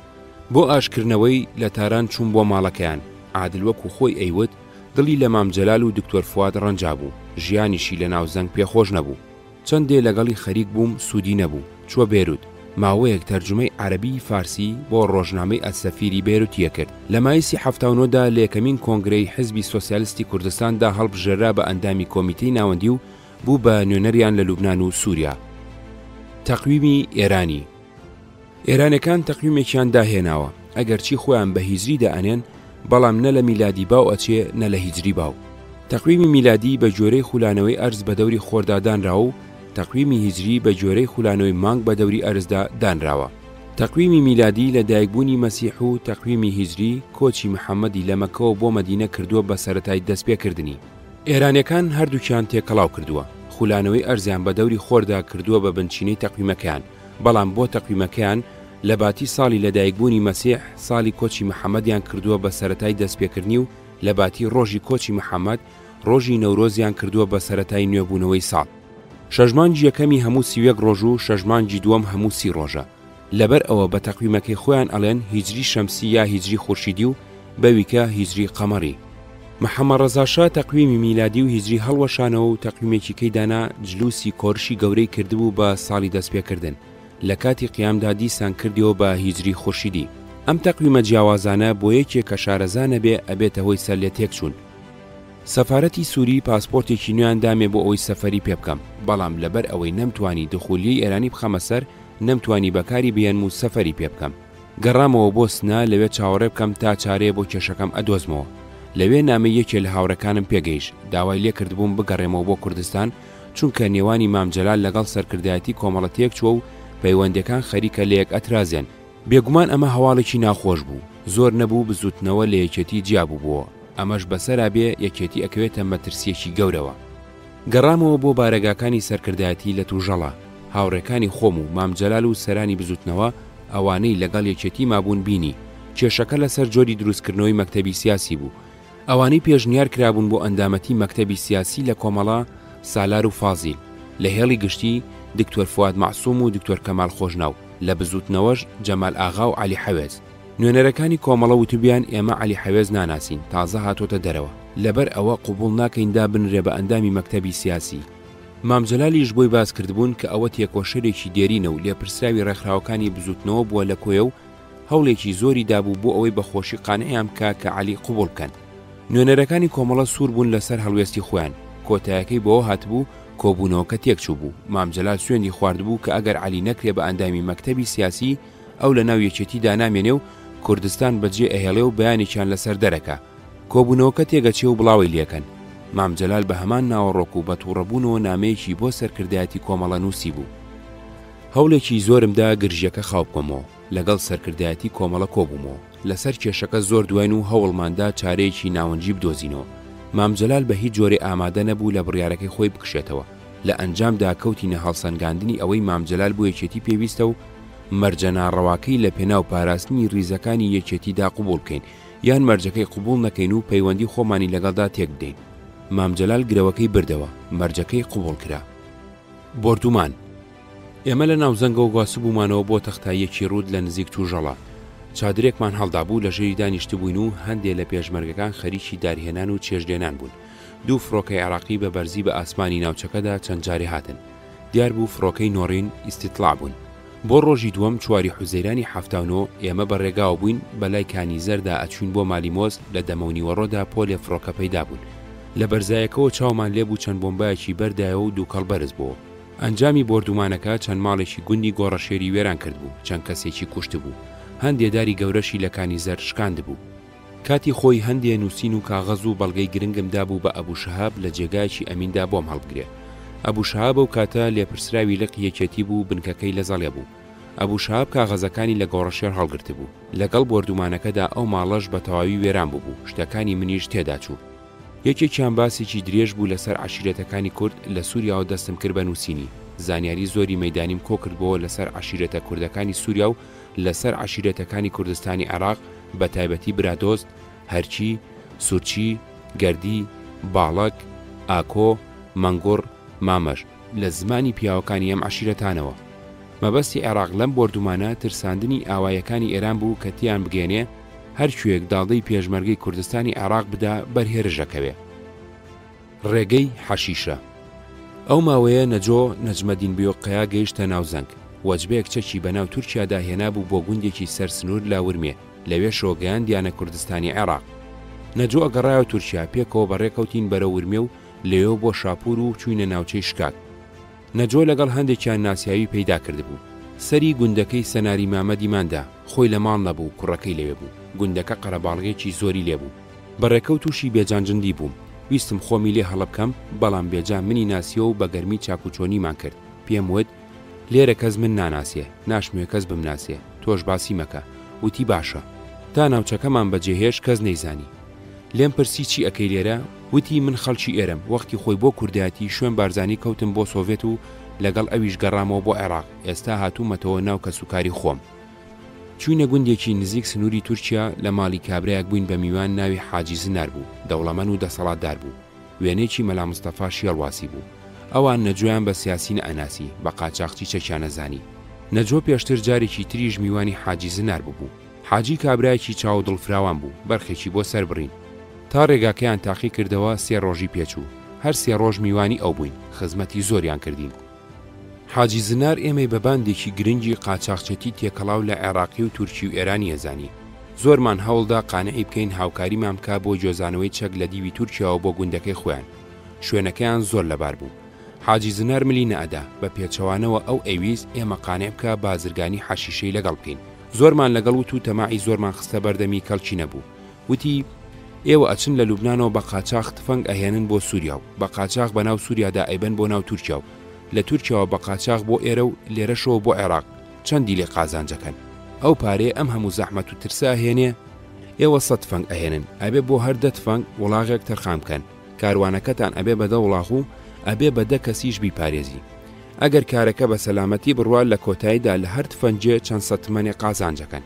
ئەگەر بژگیرێن ئاڵێن چەکیان بۆ شۆڕش ئەوێ و ئیعدامتانەکەن. لە باتی ئەوە بۆ نیان لەگەڵ من هاوکاری بکەن. هەموو جارباری 1 وڵاغ دەربازەکەین و هەر یەکەی چەند ملیۆنێکمان پێبڕێ. ئەگەر بژگیرین چەند ساڵێکمان حکومەدەن. ئەو ناوچەیەکێ لە شارڕێگاکانی تێپەڕاندنی حەشیشە بوو بۆ ئەوروپا. لە ئەفغانستان و پاکستان و ئێرانەوە حەشیشیان لەم ناوچەیەوە ئەجۆزایەوە بۆ تورکیا و لەوێشەوە بۆ ئەوروپا و سەرانسەری دنیا. لەم ناوچەیەشدا حەشیشیان ئەڕوان. ڕۆژێکیان بردینی بۆ سەیری یەکێ لە کێڵگە گەورەکانی خۆیان. تازە گوڵی کردبوو، دیمەنێکی یەکجار جوانی هەبوو. گوندەکەمان بە ڕۆژ بەجێ هێشت و شارەزا پێشمان کەوت. لە سنوور پەڕینەوە بۆ ناو تورکیا. چوینە گوندێک ئۆتۆمبیلێکمان بەکرێ گرت بۆ باشقەڵا. شەو لە ئوتێلێک دابەزین. بۆ ڕۆژی دوایی ڕۆیشتین بۆ دیاربەکر و لەوێەوە بۆ سیوەرەک. ماڵی باوکی نەجۆ لە سیوەرەک بوو. دۆستێکمان لە جیلان پنار هەبوو، ناوی ڕەمەزان گاوان بوو. لە نێوان سووریا و تورکیادا قاچاقچێتیە کرد و شارەزای ڕێگاوبان بوو. چوومە لای ئەو بە شەو تێپەڕینی سنووری بەپارە بۆ تەکبیر کردم. پاسەوانەکانی سنوور خۆیان منیان پەڕاندەوە. لە دیوی سووریا چوومە شاری سەرەکانی ڕەئسلعەین. هەمان شەو بەڕێ کەوتم بەرەو حەڵەب بۆ دیمەشق. ئەو کاتە لە سووریا شەماڵ کاروباری یەکێتیە کرد. هەندێک لە سەرکردەکانی حیزبی شوێی عێراق لە دیمەشق بوون. چەند جارێک کەریم ئەحمەدم بینی. حازم ئەندامی قیادەی قەومی حیزبی بەعس و سکرتێری قوتری عێراق بوو. تەجەموع الوەتەنی العێراق بارەگاکەی مابوو. الحركة العربية الاشتراكية لسر پارە لە ناو خۆیاندا تێکچوو بوون. ئەبوو شەوقی و ئەبوو عومەر بە دووقۆڵی عەبدولئیلاه نەسراویان دەرکرد بوو. هەر بە هاندانی ئەمان سووریەکان ویستوبیان بیگرن، هەڵاتبوو بۆ لوبنان. عومەر موستەفا فلاتەکەی لێ بەکرێ گرتبوو، سوودی لە کرێکەی وەرئەگرت و بۆی شوێ پاراست. سەفەری مام جەلال بۆ تاران. مام جەلال بە داعوەتی ئێران سەفەری تارانی کرد. سەفەرەکەی 22 ڕۆژ لە 23 حەوت تا 16 هەشتی هەفتانۆی خایاند. لەم سەفەرەدا ئیمام خومینی، حسێن عەلی مونتەزیری و کاربەدەستانی حکوومەت، مستەفا چەمران، ئەبولحەسەنی بەنی سەدر، سادقی قوتبزادە، داریوشی فروهەر، موحسینی ڕەفیق دۆستی بینی. مام جەلال لە گفتوگۆکانیدا داوای ئەم شتانی لێکردبوون: پشتیوانی لە خەباتی گەلی کورد و یارمەتیدانی یەکێتی بە چەک و پارە و ئازوقا، ڕێگەدانی بۆ هێنانی چەک و تفاقی جەنگ لە سووریا و لیبیاوە، ڕێگەدانی لە بازاڕەکانی ئێران پێویستیەکانی خۆی بکرێ، کار ئاسانی بۆ ئەندام و دۆستەکانی بکرێ لە ناو ئێرانەوە هاتوو چۆ بکەن، بریندارەکانی لە نەخۆشخانەکانی ئێراندا تیمار بکرێن. لە نێوان یەکێتی و ئێرانی ئیسلامیدا چەند جیاوازی بنەڕەتی هەبوو. ئێران دەوڵەتێکی دینی بوو، لەسەر بنچینەی ئیسلامی سیاسی شیعەی جەعفەری دامەزرا بوو، فرە حیزبایەتی و فرە ڕۆژنامەیی و فرە نەتەوایەتی لە ژیانی دیموکراسیدا بە دژی ئیسلام و بەمایی فیتنە و ئاشوب دائەنا. کورتیەکەی ئەوان دینی و یەکێتی نەدینی، ئەوان شیعە و یەکێتی سونی، ئەوان عەجەم و یەکێتی کورد. کارێکی ئاسان نەبوو لەیەک بگەن. گیر و گرفتی کوردەکانی ئێرانیش بوو بە سەرباری. کێشەی کورد خەریک بوو ئەبوو بە کێشەیەکی ئاڵۆزاوی لە ئێران. دەنگ و باسی هاوکاری پێشمەرگەکانی یەکێتی لەگەڵ حیزبی دیموکراتی کوردستان و کۆمەڵەی شۆڕژگێڕی زەحمەتکێشانی کوردستانی ئێرانیان پێگەشتەوە. نوێنەرانی حیزبەکانی تر بۆ ئەوەی دڵی کاربەدەستانی ئێران لە یەکێتی ڕەش بکەن، ئەم هەواڵانیان بە قەبەکراوی پێگەیاندن. یەکێ لە باسەکانی ئەو کۆبوونەوانە ئەم گلەیانە بوو. لەو کاتەدا بۆ پشتیوانی لە جوڵانەوەی کوردی عێراق دوو مەسەلەی گرنگی ژیانیان هەبوو ئەیانتوانی کار لە ڕووداوەکانی ناو عێراق بکەن. یەکەمیان یەخستنی جوڵانەوەی کورد بە ئاشکردنەوەیان یان بەزاڵکردنی لایەکیاندا بەسەر لاکانی تردا. دووەمیان تێرکردنی لە چەک و تفاقی جەنگ و پێویستیەکانی تری. سەفەرەکەی مام جەلال هەندێ ئەنجامی ڕەواڵەتی بەدەستەوەدا، وەکو مانەوەی نوێنەرێکی یەکێتی بۆ پەیوەندی لە تاران و ڕێگەدان بە هاتوچۆکردن لە سنوورێکی دیاریکراودا، بەڵام هیچ پشتیوانیشی کاریگەریان لێ نەکرد و هیچ یارمەتیەکی ڕاستەقینەیان نەدا. نەخۆیان چەک و تفاقی جەنگیاندایە و نەهێشتیان لە سووریا و لیبیاوە هیچ بگاتە کوردستان، بەڵکو ناڕاستەوخۆ هانی پارچە پارچەبوونی بزوتنەوەکەیانەدا. جێگەی هەموو ڕێکخراوە کوردیەکانی عێراقیان وەکو یەک کردەوە و کار ئاسانیان بۆ کردن و لە سنوورێکی دیاریکراودا بە چەک و ئازوقا یارمەتیانەدان، خۆشیان کەوتنە هەوڵی دروستکردن و داتاشینی ڕێکخراوی تازە بۆ کوردەکانی عێراق. هاتنی سەدام. 16 تەمموزی 79 ئەحمە حەسەن بەکر وازیێنا. سەدام حوسێن لە جێگەی ئەو بوو بەسەر کۆمار، فەرماندەی گشتی هێزە چەکدارەکانی عێراق، سەرۆکی مەجلس قیادەتە سەورە و ئەمین سڕی قیادەی قوتری عێراق. لەو کاتەدا من لە شام بووم، حازم هەواڵەکەی بۆ باس کردم. 7 تەمموزی 79 بۆ یەکەمین جار سەدام لە ڕادیۆ و تەلەڤیزیۆنی عێراقەوە بە ناوی سەرۆکۆمار وتاریدا. سەدام سەرەتای حکمی بەڕشتنی خوێنی تاقمێ لە هاوڕێکانی دەست پێ کرد. ڕۆژی 22 تەمموز لە هۆڵی خولود لە بەغداد لە کۆبوونەوەیکی فراوانی سەرکردایەتی بەحس و کادرەکانیدا سەدام پەنجەی تاوانبارکردنی بۆ موحی حسێن مەشەدی و چەند کەسێکی تر لە هاوڕێکانی درێژ کرد. تاوانباری کردن بە پیلانجێڕان و لیژنەیەکی لێکۆڵینەوەیان بۆ پێگەنان، دران بە دادگایە کە لە سەرانی بەعاز پێکات بوو. لە حوتی ئابدا حکمی ئەعدامی موحی مەشەدی و غانم عەبدولجەلیل، عەدنان حەمدانی، محەممەد عایش و پۆلێک کادری پێشکەوتوی بەعاز لە ڕادیۆی بەغداوە خوێنرایەوە لەسەر شێوەی کۆنی عەرەب بۆ ئەوەی هەمویان بەشدار بن لە خوێنی کوژراوەکاندا. سەدام نوێنەرانی هەموو شوعبە و فرقەکانی حیزبی بەحسیبان کرد و پێکەوە تەقیان لە حکومدراوەکان کرد. وەلید مەحموود سیرەت کە قایدی فەیلەقی یەک بوو ئەویشیان لەگەڵ ئیعدام کرا. وەکو ئەیانوت ئەم پیلانەی دژی سەدام چنرابوو بەم جۆرە ئاشکرا بووە. بەعسیەکانی عێراق هەندێک لە بەعسیەکانی وڵاتانی عەرەبی تریان لە عێراقۆ کردبووە و کاری گرنگیشیان بە هەندێکیان سپارد بوو. لەوانە عەبدولکەریم کراسنە کە خەڵکی ئوردن و ئەندامی قیادەی قەومی حیزبی بەعز بوو. عەبدولکەریم کراسنە حکوومەتی عێراق کردبووی بە سەفیری خۆی لە مەغریب، ئاگاداری هەوڵی ئەم بەعسیانەی عێراقە بێ بۆ گۆڕینی سەدام. کابرای سەفیر ئەگەرچی بەعسی و موچەخۆری عێراقە بێ، بەڵام پەیوەندی لەگەڵ مەلیک حسێنە بێ. هەواڵەکە گەیەنێ بە مەلیک سەدام دەعوە دەکا بۆ ئوردون، سەدام بە فڕۆکاچێ بۆ عەمان. مەلیک حسێن باسەکەی بۆ جێڕێتەوە. سەدامی تر لە باتی فڕۆکە بە ئۆتۆمبیل ئەگەڕێتەوە بۆ بەغداد. کۆبوونەوەیەک سازەکە و پیلانجێڕەکانی بۆ دەردەبێت، بەڵام هەندێک سەرچاوی تر ئەیانوت هیچ پیلانێک لە گۆڕێ نەبووە. ئەم شانۆگەریە سەدام خۆی ڕێکی خست بوو بۆ ئەوەی هاوڕێ ناڕازیەکانی پاکتاو بکە، چونکە ئەوانە لە لاچوونی بەکر و هاتنی سەدام ڕازی نەبوون. سەدام ئەویست هەموو دەنجێکی ناڕازی لە ناو حیزبەکەیدا بێدەنگ بکە. وحدەی سووریا و عێراق.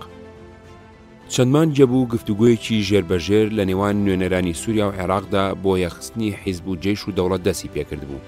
نوێنەرانی هەردوولا چەندین جار لە دیمەشق و بەغدا دانیشتن و بەکر و سەدام و ئەسەد و خەدامیش لە بەشێکی ئەم کۆبوونەوانەدا بەشدار بوون. وەکو سەرەتا پێگاتن لەسەر ئەوەی حیزبی بەعس و دا و دەستگاکانی جێش و دەوڵەت یەک بخەن، بەڵام لەسەر هەندێ مەسەلا ڕێک نەکەوتن. یەکێکیان جۆری پێگەێنانی دەستەی سەرۆکایەتی دەوڵەتی یەکگرتوو بوو. سووریەکان ڕێیان وا بوو دوو کەس بێ، پێک بێ لە سەرۆکۆماری عێراق و سەرۆکۆماری سووریا.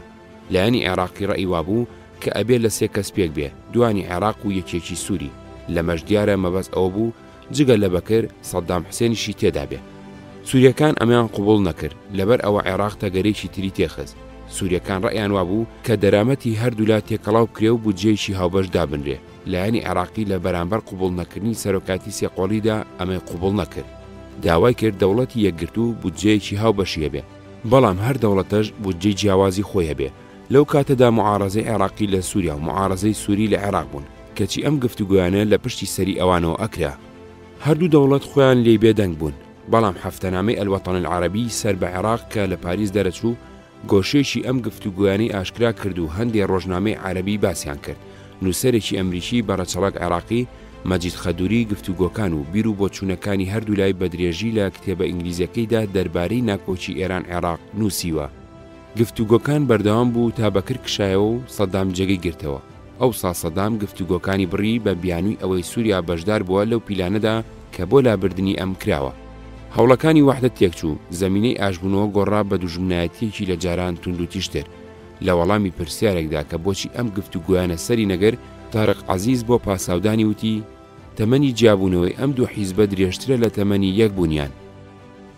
کەڵکی باریشی دوای ڕوخانی شاو نەمانی پازگا و پادگانەکانی ئێران لە ناوچەیشن و هەندێک لە چەکدارەکانی قیادە مۆقەتە لە تورکیاوە گواستبیانەوە ناو دیهاتەکانی کوردستانی ئێران.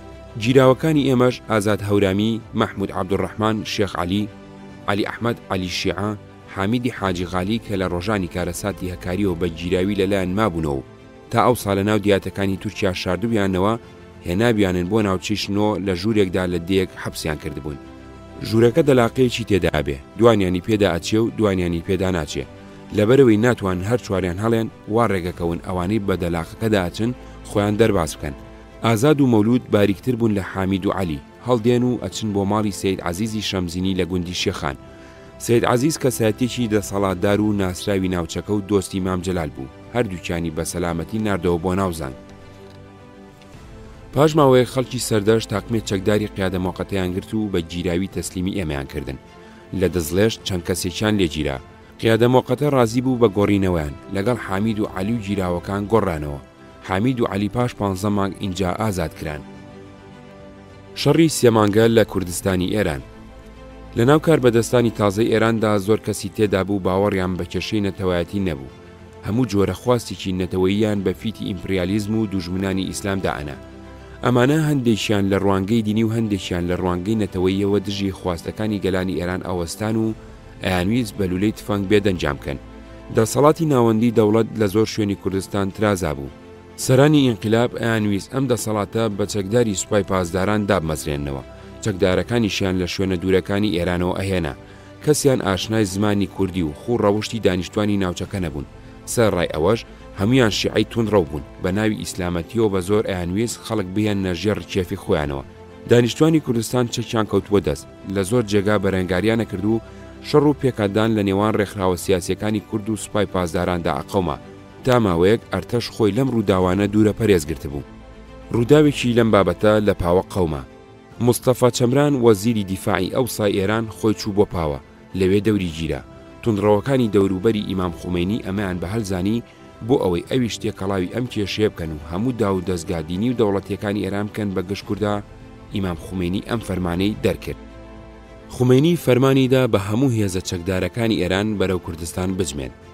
شەڕ لە سەرانسەری کوردستانی ئێراندا گەرم بوو. 18 ئابی 79 هێزەکانی ئێران شاری پاوەیان گرت. مستەفا چەمران لە ئابڵوقە ڕزگاری بوو. قاسملۆ داوای یارمەتی لە هەموو حیزبەکانی کوردستانی عێراق کرد یارمەتی حیزبی دیموکراتی کوردستانی ئێران بدەن لەو شەڕەدا. چەند جارێ لە بن و خەڵەف لەگەڵ مام جەلال و نوێنەرانی حیزبی شوێی عێراق و حیزبی سۆسیالیستی کوردستان دانیشت. قاسملۆ داوای لە پارتیش کرد کە یارمەتیان بدەن و بۆ ئەو مەبەستە خۆی چوو بۆ سەردانیان. لەو کاتەدا مەسعود لە تارانە بێ، سامان سنجاری و جەوهەرنامێک ئەبینێ. بە قاسملۆ ئەڵێن کە ناتوانن هیچ یارمەتیەکی بدەن و ناتوانن لە هیچ کۆبوونەوەیکی چەند قۆڵیدا بەشدار بن. بارودۆخی ئەوان بەهۆی ئەوەی ژمارەیەکی زۆر خێزانیان لە گەرەج و شارەکانی تری ئێرانە زۆر ناسکە. لە ناکۆچی نێوان حکوومەتی ئێران و کووردا ئەوان بێلایەنەوەستن. لەم شەڕانەدا هێزی حیزبی شوێی عێراق، حیزبی سۆسیالیستی کوردستان یەکێتی چوون بۆ پشتیوانی حیزبی دیموکراتی کوردستانی ئێران و پێکەوە لە 4 ئەیلولی 79دا ڕاگەیاندنێکی هاوبەشیان دەرکرد و بە ئاشکرا لایەنگیریان لە حیزبی دیموکراتی کوردستانی ئێران و دژایەتیان لە هێرشەکانی ئێران کرد. هێزەکانی قیادە مۆقەتەوەکو سامی بەڵێنیدا بوو بێلایەن ڕانەوەسان، بەڵکو هاوبەشی هێزەکانی ئێران بوون لە پەلاماردانی شارەکانی کوردستان و هێزەکانی حیزبی دیموکراتی کوردستانی ئێراندا، بە تایبەتی لە پاوە مەریوان شنۆ. هێزەکانی ئێران هەموو شارەکانی کوردستانی ئێرانیان گرتەوە و هێزەکانی حیزبی دیموکراتی کوردستانی ئێران و ڕێکخراوەکانی تر کە تەجروبەی جەنجیان کەم و بێدیسپلین و ناڕێکوپێک بوون بەرگەی هێرشەکەیان نەگرت. چوونی پێشمەرگەکانی عێراقی شتێکی ئەوتۆی لە ڕەوتی شەڕ نەگۆڕی. هەندێک لەم هێزانە بۆ شڕەخۆری و حەوانەوە چووبوون نەک بۆ شەڕ. هێزەکانی حیزبی دیموکراتی کوردستانی ئێران و کۆمەڵی شۆڕژگەڕی زەحمەتکێشانی کوردستانی ئێران شکان و سەرکردەکانیان کشانەوە بەرەو ناوچەکانی نزیک بارەگاکانی سەرکردایەتی یەکێتی لە تووژەڵا شوێنێ. مەلا شێخ عیزەدین دەفتەری لە شوێنێ و حیزبی دیموکراتی کوردستانی ئێران دەفتەری سیاسی لە پێشدا لە تووژەڵە و دواتر لە ئاشی پشکاوێ لە نێوان شوێنێ و گۆڕەشێردا دانا. دادگای خاڵخاڵی. سادقی خاڵخاڵی یەکێ بوو لە ئاخوندە شیعەکانی نزیک ئیمام خومەینی، سەرۆکایەتی هەندێک لە دادگاکانی ئینقیلابیە کرد. زۆری ئەوانەی ئەبرانە دادگاکەی ئەم حکمی ئەدام ئەدران و هەمان ڕۆژ یان هەمان شەو گول لە بارانەکران. لە کاتی شەڕی سێمانگەدا بۆ چاوترساندنی خەڵک ئەمیان ناردە کوردستان. خاڵخاڵی لە چەند جێگایەک دادگای دانا و ژمارەیەک لە دانیشتوانی کوردستانی ئەعدام کرد. وەکو ئەیان جێڕایەوە جارێکیان لە مەهاباد یەکێکی حکمی ئەعدامدا بوو. کابرای حکم دراوتی بووی 2 منت بە ئەعدام مەحکوم کردووە، بەڵام بەڕاستی من بێتاوانم. قازی خاڵخاڵانی لە وەڵام داوت بووی ئەگەر تاوانبار بی ئەوە سزای خۆتت وەرگرتووە، خۆ ئەگەر بێتاوانیش بی چ باشتر ئەوە ئەچیتە بەهەشت. ئەو کاتە کاربەدەستانی ئێران ئەیان هێز ڕۆژنامەوانەکان وێنەی دیمەنی جێبەجێکردنی حکمی ئەعدام بگرن. ئەمەیان بۆ چاوترساندنی خەڵک بوو یان هێشتا فێری شاردنەوەی تاوانەکانی پێشێلکردنی مافی مرۆڤ نەبووبوون، ئەوە باسێکی ترە. وێنەی 2 دیمەنی ئەعدامی بە کۆمەڵ بڵاو بووە لە دنیادا دەنجاندایەوە. یەکێکیان ئەعدامی کۆمەڵێک گەنج لە سنە و ئەوی تریان هی کۆمەڵێکی تر لە پاوە. دیمەنی حکم دراوەکان بە ڕاوەستاوی و چاو دەست بەسراوی و ئینجا گول لە باران و دوایتر بە کەوتویی لە دڵ و دەرووندا هەستێکی قۆڵی مەزلومی ئەبزوان. حکوومەتی بەعەز هەر لە سەرەتاوە کەوتە دوژمنایەتی ڕژێمی تازەی ئێران. ئەم ڕژێمەی بە مەترسیدا ئەنا بۆ سەرخۆی و ناوچەکە. ئەترسا شەپۆلی ئیسلامی سیاسی عێراق لەگەڵ خۆی ڕابماڵێ و شیعە کاروباری بەغدادیش بگرێتە دەست. کاربەدەستانی عێراق باوەشیان کردەوە بۆ هەڵاتوەکانی ئێران و کەوتنە یارمەتیدانی دوژمنانی ڕژێمی نوێ. لەناو دوژمنەکانی ڕژێمی نوێدا کوردستان یەکێ بوو لە مەڵبەندە هەرە گرنگەکانی. کاربەدەستانی عێراق لەو کاتەدا دەوڵەمەند بوون، دۆلاری پەترۆڵی مشە و چەک و جبەخانەی زۆری هەبوو. جگە لە حیزبی دیموکراتی کوردستانی ئێران یارمەتی پارە چەک کار ئاسانی پێشکەش بەم تاقم و کەسانەش کرد. دەفتەری مەلا شێخ عیزەدین کە بوو بە هێزێکی سیاسی و لە چەند جێگا بارەگای هەبوو. بنەماڵی شیع عوسمانی نەقشبەندی لە ناوچەکانی هەورامان و مەریوان سوپای ڕزگاریان پێگێنا.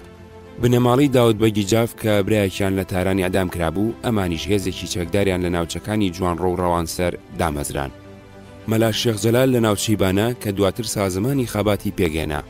سمکۆ عەلیار لە ناوچەی بۆکان، عەلی قازی کوڕی قازی محەممەد لە ناوچەی سەردەشت مەهاباد. عێراق هەزاران پارچەچەکی جۆراوجۆر و پاری زۆری پێدان هاتوو چۆکردنی ئاسانکردن. کۆمەڵی شۆڕژگێڕی زەحمەتکێشانی کوردستانی ئێران هێشتا هیچ پەیوەندیەکی لەگەڵ حکوومەتی عێراق دانەمەزراند بوو. ناوبژی مامجەلال. مامجەلال دلێری سەید مەجید و مشیر حەمەغەریبی نار بۆ تاران چەند نامەیەکی نووسی بوو بۆ چەند کەسێ لە پێشەواکانی ئێران، لەوانە ئیمام خومینی و حسێنی نەوەی و ئایەتوڵڵا حسێن عەلی مونتەزیری و محەممەدی کوڕی داریوشی فروهەر داوای لێکردبوون کە شەڕ لە کوردستاندا ڕابگرن و بە ڕێگای گفتوگۆ کێشەکان چارەسەر بکەن. ئامادەی خۆی دەربڕی بوو بۆ ناوبژی. مامجەلال لە ڕۆژانی 6 و 7 تشرینی یەکەمی 79 لە نیشکۆڵان دەستەیەکی ئێرانی بە سەرۆکایەتی فروهەریدی بوو. پێشەوەی ئەمان ببینێ دکتۆر قاسملۆ هەندێک لە سەرانی حیزبی دیموکراتی کوردستانی ئێران و مەلا شێخ عیزەدین و سەرانی کۆمەڵی دیبوو.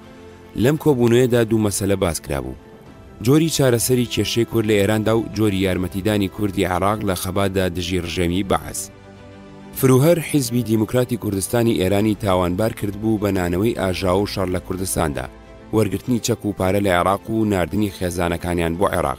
بۆ ئەوەی حکوومەتی ئێران شەڕ ڕابگرێ داوای کردبوو مەلا شێخ عیزەدین بەیانێک دەربکە داوای ڕاگرتنی شەڕ بکە لە پێشمەرگەکانی کوردستان و بە هیچ جۆرێ هێرش بۆ سەر ئیمام خومینی نەکەن.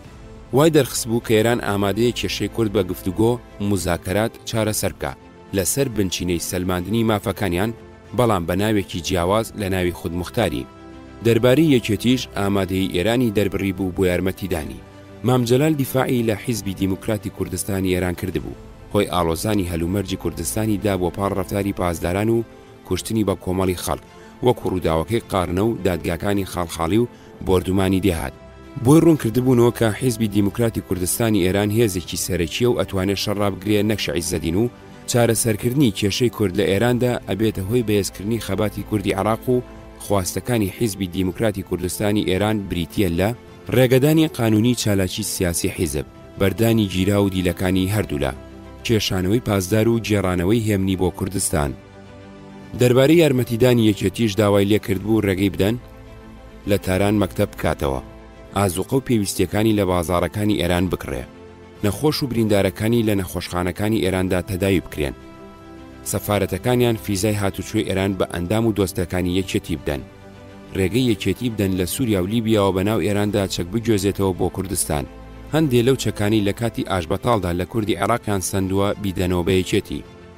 لە کاتی هەڵگیرسانی شەڕی سێمانگەدا من لە شام خەریکی گەڕانەوە بووم بۆ کوردستان کە گەیشتمە تاران. دلێری سەیمەجید کە نامەکانی مام جەلالی هێنابوو بۆ کاربەدەستانی ئێرانی هێشتا لە تاران بوو.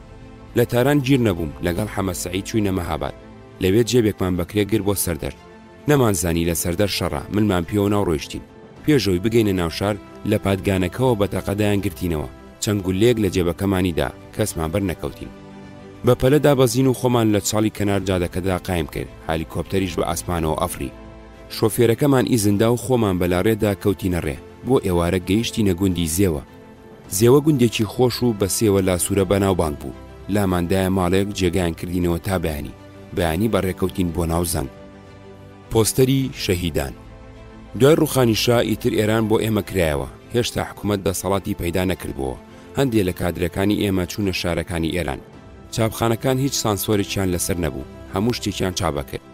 حەمە سەعید چوو بۆ ئێران، جێگاوڕێگای پەیدا کرد و بڵاوکراوەکانی یەکێتی لەوێ چابە کرد. هاوڕێ و کەسوکاری شەهیدەکان بە هەلیان زانی بوو، هەر کە سەوێنێکی دەستکەوت بوو پۆستەرێکیان بۆ کردبوو. پۆستەری سەدان شەهید چاپکرا بوو. زۆر لەم پۆستەرانە ئەبرانەوە بۆ دیاتەکانی کوردستانی عێراق هەڵەواسران. من کە لە سەفەر گەڕامەوە سەیرم کرد دیواری ژوورەکانی بارەگاکەمان بە سەدان پۆستەری پێوەیە. زۆریشیان هی ئەو شەهیدانە بوون کە لەگەڵ خۆمان پێشمەرگە بوون یا ناسیاو بوون. دیمەنێکی سام ناچێ بوو.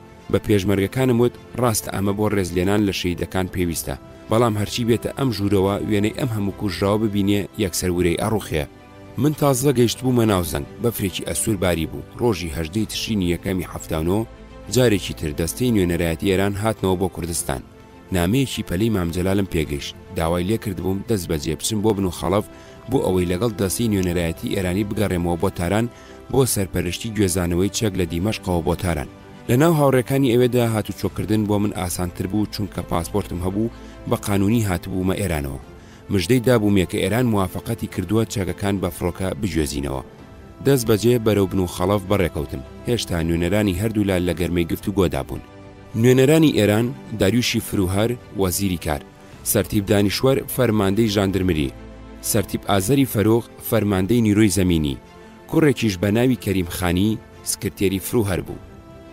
نوێنەرانی کورد مەلا شێخ عیزەدینی حوسەینی، فاتیحی شێخول ئیسلامی، سەلاحەدینی موهتەدی، ئیبراهیمی عەلیزادە، نوێنەری کۆمەڵەی شۆڕژگێڕی زەحمەتکێشانی کوردستانی ئێران و کوڕێک بە ناوی حەمەمین نوێنەری چریک بوو، لە حیزبی دیموکراتی کوردستانی ئێرانیش کەس نەهاتبوو. منیش چوومە ژوورەکە لە نزیک شێخ عیزەدین دانیشتم. دەمەقاڵەیەکی زۆر گەرم بوو لە نێوان سەلاحەدینی موهتەدی و داریوشی فروهەردا، هەر لایەکیان ئەویتری تاوان بارە کرد. گفتوگۆکەیان هیچ شەڕ بوو نەگی ئاشبوونەوە. مەلا شێخ عیزەدین لێی پرسییم هیچ فارسی ئەزانی؟ وتم بەڵێ. وتی ئەمە بخوێنەرەوە بزانم نەزارت چییە. کاغەزێکی دادەستم یاداشتێک بوو بە ناوی مەلا شێخ عیزەدینەوە بۆ ئیمام خومێنی و کاربەدەستانی ئێرانی نووسرا بوو. خواستەکانی کوردیان تێدا نووسی بوو. دوای ئەوەی خوێندمەوە شێخ عیزەدین پرسی نەزارت چییە؟ وتم مامۆستا ئەم یاداشتە هیچ شەڕەکە لایەنێکی سەرکەوتو نووسی بێتی، ئامەڕێ خۆش ناکا بۆ ئاشتی زۆر توندە. تۆ مەلای و سەرانی شۆڕشی ئێران مەلان. پێویستە بە بیسمیلا دەست پێ بکە و داواکان بە هەندی ئاەتی قورئانی بتۆ بکەی و زمانی یاداشتەکەش خاو بکرێتەوە. هەندێک قسەی تریشم کرد، ئەویش یاداشتەکەی بەدڵ نەبوو، بەڵام تا ئەو کاتە نەیویست بوو قسە بکە بۆ ئەوەی نوێنەرەکانی کۆمەڵی شۆڕژگەری زەحمەتکێشانی کوردستانی ئێران و چریک بە سازشکاری دانەنێن. ئیتر ئەویش کەوتە ڕوونکردنەوەی باری سەرنجی خۆی، کۆبوونەوەکە بە ئەنجامێکی باش نەگەیشت. دەستەی نوێنەرایەتی ئێران گەڕانەوە، فەوزی ڕاوی و حەمە سەعید و منیش لەگەڵیان ڕۆیشتین. پێشەوەی بگەینە سەردەش لە ڕێگا تاقمێ پاسدار هەندێک تەقیان لێکردین. پێ ئەچوو ئەوان گفتوگۆی ئاشتیان پێ باش نەبێ. لە سەردەش چووینە پادگان، لەوێەوە بە هەلیکۆپتەر ڕۆیشتینە سنە و لە سنە فڕۆکەیەکی پشکۆلیان ئامادە کرد بوو بەوە چووینە تاران. ململانی دەسەڵات لە ناو سەرانی شۆڕش و سەرانی حکوومەتدا بەلادا نەکەوت بوو. باڵی دینی ئەویست کاروبار بگرێتە دەست و باڵی نەدینی ئەویست شوێنەکانی خۆی لە دەست نەدات. نزیکی لە باڵێکیان باڵەکەی تری ئەکرد بە دوژمنی. سەبارەت بە گفتوگۆ لەگەڵ سەرانی کورد و جۆری چارەسەری کێشەی کورد ناکۆک بوون. هەندێک لە سەرانی باڵی دینی ئەیانویست کێشەی کورد بە سەرکوتکردن چارەسەر بکەن و هەندێک لەوانی باڵی نەدینی ئەیانویست بە گفتوگۆ چارێکی بۆ بدۆزنەوە، بەڵام هیچ لایەکیان پرۆژە یا بۆچوونێکی دیاریکراویان نەبوو بۆ ڕەفتار لەگەڵ مەسەلەی کورد. فروهەر لە سەفەرەکەیدا سەرکەوتنی بەدەست نێنابوو، کەوتە بەر هێرشی ڕەخنەی نەیار و ناحەزەکانی. هەندێک لە ڕۆژنامەکانی ئەو ڕۆژانە ناکۆچیەکانی بە ئاشکرا بازە کرد. منیش لە ئوتێلی پارس کەوتە بووم. بارەگای حیزبەکەی فروهەر، حیزبی میلەتی ئێران، بەتەنیش ئوتێلەکەوە بوو. جاروبار ئەچووم بۆ بارەگاکەیان، چەند جارێ فروهەرم بینی و بیرم ئەخستەوە کە من بۆچی هاتووم. ڕۆژێکیان وتی سەرێکی دانیشوەر بدە. دانیشوەر فەرماندەی ژاندرمری بوو، ئەو زەمانە دەستی زۆرە ڕۆژ، چەک و ئازوقە و پارەی لەبەردەستدا بوو. پارتی لەگەڵ ئەم پەیوەندیاندا مەزراند بوو ئەم یارمەتیەدان. سەری سەرتیب دانیشوەرمدا، فەوزی دانیشوەری ناو نابوو ئەلاعزەب، چونکە یەک دەستیە بوو باڵێکی لە شەڕی عەشایردا قرتا بوو. بیرۆڕاکانی خۆی بۆ ڕوون ئەکردمەوە. خۆی بە پان ئێرانیست و کوردی بە ئێرانی ڕەسەن و خوێنپاک دائەنا، کینی خۆی لە عەرەب نەئەشاردەوە. ئەیوت وەسیەتم کردووە کە مردم ئێسک و پرووسکم لە کەناری فوراتدا بنێژن، چونکە فورات سنووری سروشتی ئێرانە. وتم تیمسار، من لەگەڵ ئێوە هاتم بۆ ئەوەی کار ئاسانیم بۆ بکەن. ئەو چەکانی لە سووریا هەمانە لە ڕێگەی ئێرانەوە بیگوێزمەوە بۆ کوردستان. ئەوە چەند ڕۆژێکە من لێرە دانیشتوم، کەسێ لە من ناپرسێتەوە وەڵامێکم نادەنەوە. تکام وایە ڕێگایکم پیشان بدە، بگەڕێمەوە بۆ لای خۆمان یان بمێنمەوە. ئەگەر بمێنمەوە چی بکەم؟ دانیشوەر وتی ئێوە لە ناوچەکانی سنووردان، حیزبی دیموکراتی کوردستانی ئێران و دژمنەکانی ئێمە لەو سنوورەوە چەکیان لە عێراقەوە بۆ دێ. تا ئێوە سنوورەکان لە ڕووی دژمنەکانی ئێمە دادانەخەن، ئێمە یارمەتیتان نادەین.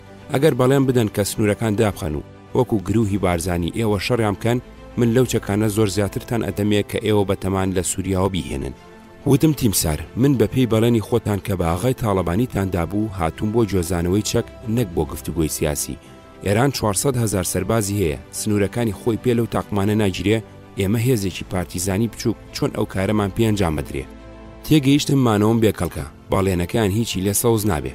منیش گەڕامەوە، وەکو مامە شێخ ڕەزا ئەڵێ، ئەمما بە عاجزی. ئەگەرچی دکتۆر قاسملۆ بە گەرمی لایەنگری گفتوگۆ بوو، بەڵام لە سەرەتاوە حەزی نەئەکرد مامجەلال ناوبژی کەربێ. ئەو دانیشتنانی مامجەلال ڕێکی خست بۆ گفتوگۆی ئێران کوردی، نەخۆی بەشداری کردو، نەنوێنەرێکی دەسەڵاتداری نار، بەڵکو ژێربەژێر هەوڵی ئەدا ئەوی لێ دەربهێنێ و خۆی و حیزبەکەی ببن بە هێزی سەرەکی گوێلێ گیراو. حیزبی دیموکراتی کوردستانی ئێران لە بێروت داوای لە یاسر عەرەفات کرد بوو کە داوا لە ئیمام خومێنی بکە شەڕی کوردستان ڕابگرێ و کێشەی کورد بە ئاشتی چارەسەر بکە. هەروەها کاربەدەستێکی ئێرانیشیان لە مەهاباد فراند و دوای ماوەیەک بەریاندا بوو. بەویشدا هەواڵیان بۆ کاربەدەستانی ئێران ناردبوو کە حیزبی دیموکراتی کوردستانی ئێران ئامادەیە بۆ مزاکەرات.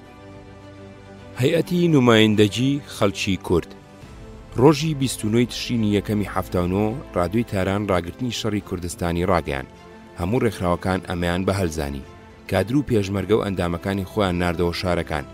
بارەگای دەفتەری سیاسی حیزبی دیموکراتی کوردستانی ئێران تا ئەو کاتەش هەر لە ئاشی پشکاو بوو لە نێوان گوندی شوێنی عێراق و گوندی گۆڕەشێری ئێراندا. ڕۆژی یەکی تشرینی دووەم کۆبوونەوەیەکی سێقۆڵی یەکێتی حیزبی شوێی عێراق، حیزبی دیموکراتی کوردستانی ئێران لە زەڵێکرا. مام جەلال و دکتۆر قاسملۆ لەم کۆبوونەوەدا بەشدار بوون.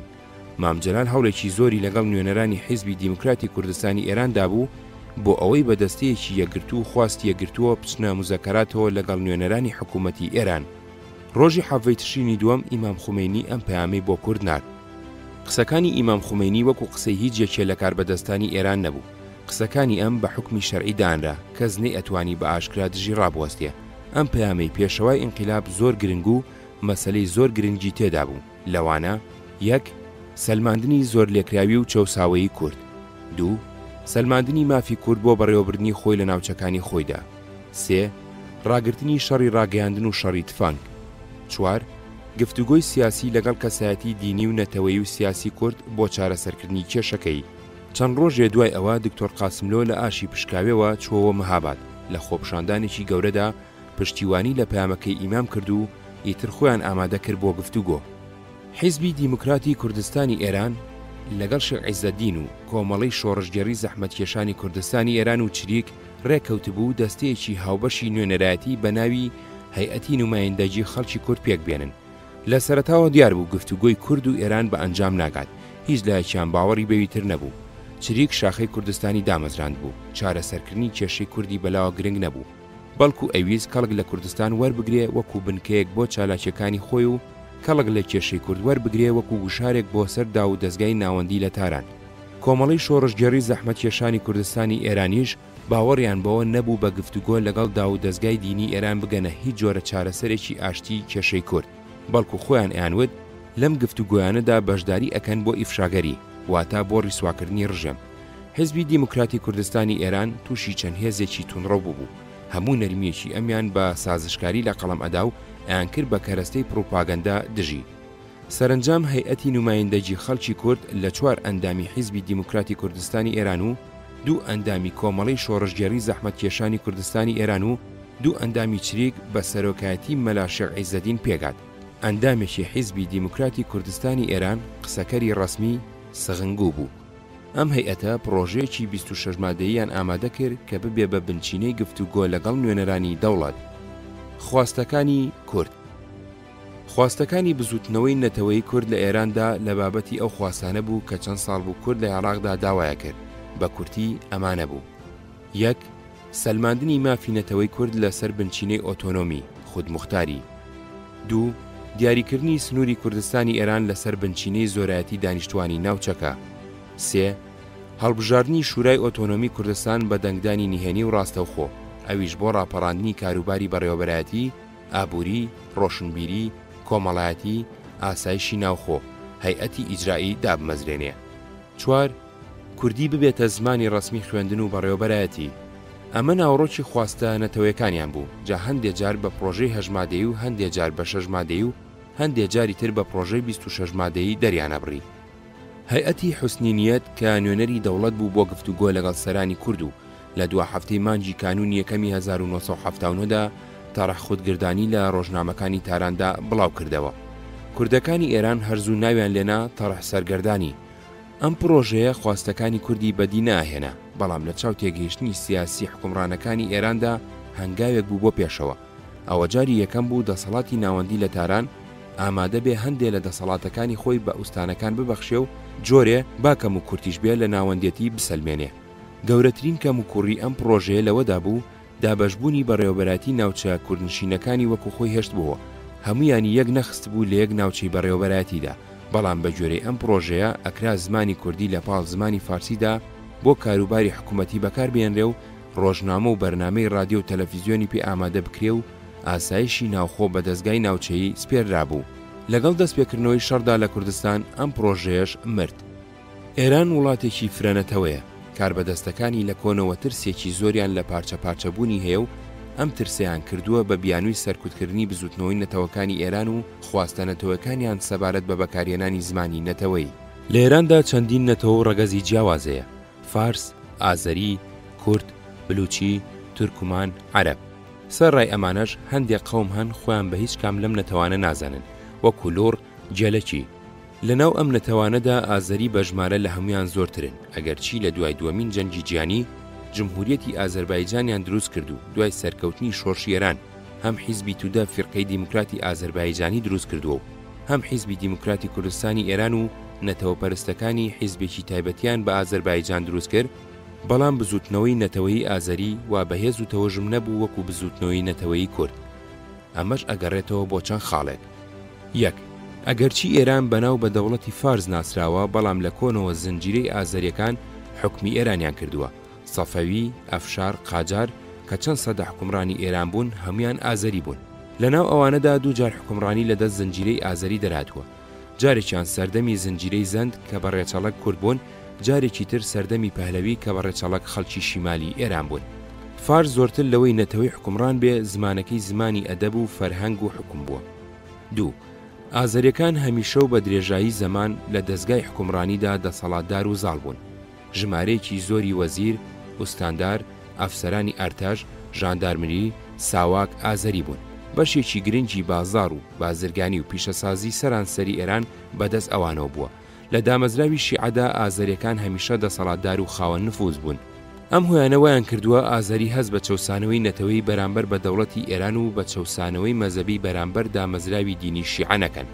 لە بەرامبەر ئەمەدا نەتەوە بچووکەکانی تر کورد، بلوچ، تورکمان، عەرەب لە ئێراندا بە مەزەب سونی بوون و لە داو دەستگای حکومڕانیدا بێبەش بوون و لە بازار و بازرگانیدا دەورێکیان نەبووە. دوای سەرکەوتنی شۆڕش هەروەکو کورد داوای مافی نەتەوەی ئەکرد، بزوتنەوەی نەتەوەی لە بلوچستان، گومبەت سەحرا، گومبەت کاوز، خۆزستان تەقیەوە و هاودەنگ لەگەڵ کووردا ئەوانیش داوای مافەکانی خۆیانە کرد، بەڵام جوڵانەوەکانی ئەوان زووتر لە هی کووردا مرکێنرایەوە، چونکە یەک، ئەو پێشی نەمێژویە درێژەی جوڵانەوەی کورد هەیبوو ئەوان نیان بوو. دوو، بە ژمارە لە کورد کەمتر بوون. سێ، هەڵکەوتنی جوگرافی شوێنەکانیان لە چاوهی کوردستانی ئێراندا خراپتر بوو. پێکهێنانی حسک، حیزبی سۆسیالیستی کوردستان. دوای جیابوونەوەیان، بزوتنەوە و کۆمیتەی ئامادەکردن دامانجی ئاب بەکردەوەیەکیان نەگرت بوو. کۆمیتەیەکی هاوبەشیان دروست کردبوو و سەرپەرشتی کاروبارەکانیە کرد. لە ڕۆژانی 3 تا 6 ئابی هەفتاونەوە کۆبوونەوەیەکی فراوانیان بە کادرەکانی بزوتنەوە و کۆمیتەی ئامادەکردن کرد و پارتی سۆسیالیستی کورد پاسۆکیشیان بان کرد. لەم کۆبوونەوەیەدا ناوی ڕێکخراوەکەیان نا حیزبی سۆسیالیستی یەکگرتووی کوردستان حسیک و سەرکردایەتی حیزبەکەیان دیاری کرد. ئەمانە لە ناو خۆیاندا ناتەبا بوون، کاغەزی یەکتریان نەخوێندەوە، کەسیان خۆی لەوی تریان بە کەمتر نەئازانی، زۆر جار لە پاشەم لە گاڵتەیان بە یەکتریە کرد. هەر لەبەرەوە کە نامەیان بۆ حیزبێکی تر ئەنووسی، 3 کەس ئیمزای ئەکرد و کە ئەچوون بۆ کۆبوونەوەیەکی هاوبەش لەگەڵ حیزبێکی کەدا زۆریان ئەچوون. دکتۆر مەحموود و ڕەسوڵ مامەند هەر کەسیان خۆی بە شایستەی ئەوە ئەزانی کەسی یەکەمی حیزب بێ، بەڵام هێزی ڕاستەقینە هی ڕەسوڵ بوو. دکتۆر مەحموود هێزێکی ئەوتۆی نەخست بۆ سەر هێزەکەی ڕەسوڵ. جیابوونەوەی چەکدارەکانی بزوتنەوە لەشکرێکی تری لە کوردستان زیاد کرد و بیری یەخستنی چەکداری هەموو حیزبەکان لە یەک لەشکری یەکگرتوودا کە لە سەرەتای دامەزرانی یەکێتیەوە بازەکراو. ئەمانویست هەموو لایەنەکان بەم بیرەقانە بکەین بە یەکجاری داڕوخا. لەوە بەدواوە کوردستان بەرەو فرە لەشکری ڕۆژ. جگە لە پارتی دیموکراتی کوردستان کە هەر لە سەرەتاوە لەشکری خۆی هەبوو، حیزبەکانی تریش حسک، حیزبی سۆسیالیستی کوردستان، پاسۆک، پارتی سۆسیالیستی کورد، حشع، حیزبی شوێی عێراق و دوای تریش هێزەکانی سەر بە ئێران و گەل هەر یەکەیان میلیشیای تایبەتی خۆی دروست کرد. فرە لەشکری هۆی سەرەکی شەڕی ناوخۆ بوو. ڕاستە ناکۆچەکان هەمیشە لە سەرچاوی سیاسی و هەڵەقوێن، بەڵام ئەگەر ئەم حیزبانە لەشکری تایبەتی خۆیانیان نەبوایە، نیانەتوانی پەنا بەرنە بەر شەڕی چەکدار بۆ بەلاداخستنی ناکۆچەکانیان کە زۆر جار سیاسی نەبوون. لەشکرەکەی حیزبی سۆسیالیستی کوردستان کە دوای لەشکرەکەی یەکێتی لە چاو هەموو لەشکرەکانی ترا بە ژمارە زۆرتر بوو، تەنیا بۆ ئەوەی زۆر بن و باڵادەستی پەیدا بکەن، جێگەی هەموو جۆرە کەسێکیان لە ڕیزەکانی خۆیاندا ئەکردەوە بێ ئەوەی گوێ بدەنە ڕابردووی و مەبەستی ڕاستەقینەی لە هاتنی بۆ پێشمەرگایەتی. لەشکرەکەی حیزبی سۆسیالیستی کوردستان بوو بە پەناگای داڵدەدانی هەموو ئەوانەی لەدەست لێپرسینەوەی حیزبی لە ناو حیزبەکانی ترەوە ڕایانەکرد. سەرکردایەتی حیزبەکە توانای دارایی ژیاندنی لەشکرەکەی نەبوو، چاوپۆشی لێ ئەکردن بۆ دابینکردنی ژیانی خۆیان و پێویستیەکانیان بە ناوی جیاجیاوە بە زۆر پارە لە خەڵک بسێن و ڕاوڕوود بکەن. حیزبی سۆسیالیستی کوردستان لەو شوێنانی جۆرێ لە باڵادەستی هەبوو، هێزەکانی یەکێتی دەرەکرد. سید کاکە لەم ڕۆوە لە هەمویان زیاتر تونند و تیژ بوو. لە چەند جێگای وەکو بێدەلان لە ناوچەی سەرکردایەتی، خۆشناوەتی، دەشتی هەولێر، بناری کۆسرەت هێزەکانی یەکێتی دەرکرد و لە چەند جێگایەک چەکی ئەکردن و لێ ئەکوشتن. هێزە ڕاونراوەکان هەندێکیان بە چەکراوی ئاهاتنەوە بۆ ناو زەنگ. لە پەراوێزی ئەو کۆبوونەوانەدا کە لەسەر داوای حیزبی دیموکراتی کوردستانی ئێران ئەکراو یەکێتی نیشتیمانی کوردستان و حیزبی شوێی عێراق و حیزبی سۆسیالیستی کوردستان بەشداریان تێدا کرد، نوێنەرانی یەکێتی نیشتیمانی کوردستان عەلی حەوێز و فازڵ کەریم و نوێنەری حیزبی سۆسیالیستی کوردستان حاجی برایم ڕۆژی 4 ئەیلولی 79 لە بن و خەڵەف کۆبوونەوە. هەردوو لایەن ڕێکەوتبوون لەسەر ئەوەی لەمەولا زوو یەکتری ببینن، هەوڵ بدەن باوەڕکردن بە یەکتری بینا بکەنەوە، هاوکاری یەکتر بکەن، ناکۆچیەکانیان بە گفتوگۆی برایانە چارەسەر بکەن و هەڵوێستیان بەرامبەر ڕژێم یەک بخەن. بڕیاریاندا بوو هەردوو لا بڵاوکراوەی ناوخۆ بۆ ڕێخستن و پێشمەرگەکانیان بڵاو بکەنەوە بۆ ئەوەی بەم جانە کار بکەن. شەفیق زاهیر و سەرباز ئەحمەد هەردووچیان کۆیی و هەردووچیان ئەندامی بزوتنەوە بوون، لەسەر کێشەیەکی خێزانی لەناو خۆیاندا ناکۆک بوون، بە دوای یەکتریدا گەڕان بۆ کوشتن. لە جیابوونەوەی بزوتنەوەدا ئەوانیش لە یەکێتی جیابوو بوونەوە، هەردووچیان فەرماندەی کردبوون. پاش ماوەیەک شەفیق گەڕایەوە ناو یەکێتی. شەفیق و سەرباز لە گوندی شوشکە لە بناری کۆسرە تووش یەک ئەبن و ئەبێ بە شەڕیان، چەند کەسێکیان لە یەکتری کوشت و بریندار کرد. ئەم ڕووداوە هیچ پەیوەندێکی بە کێشەی سیاسی یەکێتی و حیزبی سۆسیالیستی کوردستانەوە نەبوو. سید کاکە کردی بە بیان و لەشکری کۆکردەوە، چوو بۆ دۆڵی جافەتی. لە یاخسەمەر ڕۆژی 11 ئابی 79 هەڵی کوتایە سەر هێزێکی یەکێتی، پێشمەرگەیەکی کوشت و چەند کەسێکی تریشی بریندار کرد. یەکێتی لەو ناوچەیەدا بەهێز بوو، بە سید کاکە چار نەئەکران، لەبەر ئەوە هەرزوو لەو ناوچەیە کشایەوە بۆ بەری کۆسرەت و خۆشناوەتی. دوای جیابوونەوەی بزوتنەوە یەکێتی لە دەشتی هەولێر و خۆشناوەتی لاواز بوو. سەرانی حیزبی سۆسیالیستی کوردستانیان ویست هەولێر بۆ خۆیان پاوان بکەن و کادر و پێشمەرگەکانی یەکێتی لێ دەربکەن، شەڕیان بە مەفرەزەکانی یەکێتی ئەفرۆش، چەکیان ئەکردن و لە ناوچەکە دەریانەکردن. چەند جارێ ئەم ڕووداوانە دووبارە ئەبوونەوە بۆ ئەوە یەکێتی لەو ناوچەیەدا هەڵبستێتەوە حیزبی سۆسیالیستی کوردستان زاد نەکا پەلاماریان بدا، کادر و پێشمەرگەکانی هەولێر کۆکرانەوە و سید مەجید کرا بە لێپرسراویان. سەلاح چاوشین و هێزێکیشیان بۆ پشتیوانی لەگەڵ ناردن. ئەم هێزە تێکەڵاو و بێسەر و بەر بوو. فەرماندەکانیان کەسیان بە قسەی ئەوی تریانی نەکرد بوو. هەندێکیان تازە هاتبوونە شاخ، تەجروبەی پێشمەرگایەتیان نەبوو، بە کۆمەڵ لە نازەنین پاڵیان لێدا بووەوە. سید کاکە هەموو هێزەکانی خۆیانی لەسەر کۆکردنەوە و شەوی 5 ئەیلولی 79 لە ناکاو لە نازەنین چووە سەریان. هێزەکە یەکێتی پەرەوازە کرد، هەندێکیان جیران و هەندێکیان دەرباز بوون. 2 ڕۆژ دوای ئەوە مەفرەزەیەکی یەکێتی لە ئاوەگرت خۆی قایم کرد بوو، چووە سەر ئەوانیش، هەندێکی لێ کوشتن و هەندێکی لێ بریندارکردن. ئەمە جەزرەبەیەکی کاریگەر بوو حسک لە یەکێتی سرەوان، ئەیویست دەست بەسەر ناوچەکەدا بگرێ. حەمەی حاجی مەحموود ئەوسا فەرماندەی هەرێمی یەکی شارەزور و هەورامانی یەکێتی بوو. هەلی دەست درێژیەکانی سید کاکەی بە دەرفەزانی، ئەویش لە 23 ئەیلولدا هەڵی کوتایە سەر بارەگای عوسمانی قالەمنەوەر لە بلەکێ لە ناوچەی بانە. بارەگاکەی گرت و چەکدارەکانی هەموو چەک کرد، تەنیا عوسمان و یەک پێشمەرگە دەرباز بوون. حەمام کاری لە خۆیەوە کردبوو، سەرکردایەتی یەکێتی ئاگادار نەبوون، گوایە ئەمەی لە تۆڵەی کارەکانی سید کاکەدا کردبوو. ڕەنگە بیانۆکەی ڕاست بوو بێ، بەڵام ڕاستیەکەی ئەوە بوو تەماعی کردبووە چەکەکانی هێزەکەی عوسمان. هەر لەو ماوەیەدا پەیوەندیشیان لەگەڵ حکوومەتدا مەزران بۆ دەستپێکردنی گفتوگۆ. ڕۆژی 30 ئەیلولی 79 وەفدیان بەڕێکەوت بۆ بەغداد، بەکردەوە ئەو ڕێکەوتنی لەگەڵ حاجی لە بن و خەڵەف کرابوو، هیچ نرخێکی نەما. گفتوگۆی حسک حیزبی سۆسیالیستی کوردستان بەعز. سەرەتای مانگی تشرینی یەکەمی 79 دەستەی نوێنەرایەتی حیزبی سۆسیالیستی کوردستان کە پێگاتبوو لە دکتۆر مەحموود و عەدنان موفتی لە قەڵاتزەوە بران بۆ کەرکووک و لەوێشەوە بۆ بەغداد.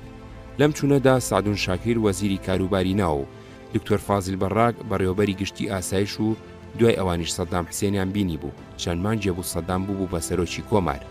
پێناچێ هیچ لایەکیان پرۆژەیەکی دیاریکراوی هەبوو بێ بۆ چارەسەری کێشەی کورد، چونکە هیچ لایەکیان شتێکی نووسراوی بڵاو نەکردەوە، تەنیا قسە و باسی گشتیان کرد بوو. سەدام داوای لێ کردبوون دەست هەڵبگرن لە خەباتی چەکداری و بگەڕێنەوە ژێرباڵی حکوومەت، بەڵام بەڵێنی هیچ دەستکەوتێکی سیاسی پێ نەدابوون. یەکێتی و حیزبی شوێی عێراق لەم کارەی حیزبی سۆسیالیستی کوردستان پەشۆکان، بە جوتە یاداشتێکیان لە یەکی تشرینی دووەمی 79 دا بە حیزبی سۆسیالیستی کوردستان. یاداشتەکە توند و بە زمانێکی ڕەغنووسرا بوو. پەشۆکان و تووڕێی هەردوو حیزب لە ناوڕۆکی یاداشتەکەدا ئەخوێنرێتەوە. داوایان لە حیزبی سۆسیالیستی کوردستان کردبوو دەست لە گفتوگۆی یەکلایەنی هەڵبگرێ و ناکۆچیەکانی لەگەڵ یەکێتی بە ڕێگای گفتوگۆ چارەسەر بکا و شان بەشانی ئەوان خەبات کە بۆ ڕووخاندنی ڕژێمی دیکتاتۆری عێراق. دکتۆر مەحموود لە دوای گەڕانەوەی مام جەلالی لە شوێنێدی، دکتۆر مەحموود ویستی بووی مام جەلال ئیقناع بکە یەکێتیش لە گفتوگۆکەدا بەشدار بێ. مام جەلالیش ویستی بووی دکتۆر مەحموود ئیقناع بکە واز لە گفتوگۆ بێنێ. جەلالی حاجی حسێن نوێنەری پارتی سۆسیالیستی کورد لەم دانیشتەدا بەشدار بوو.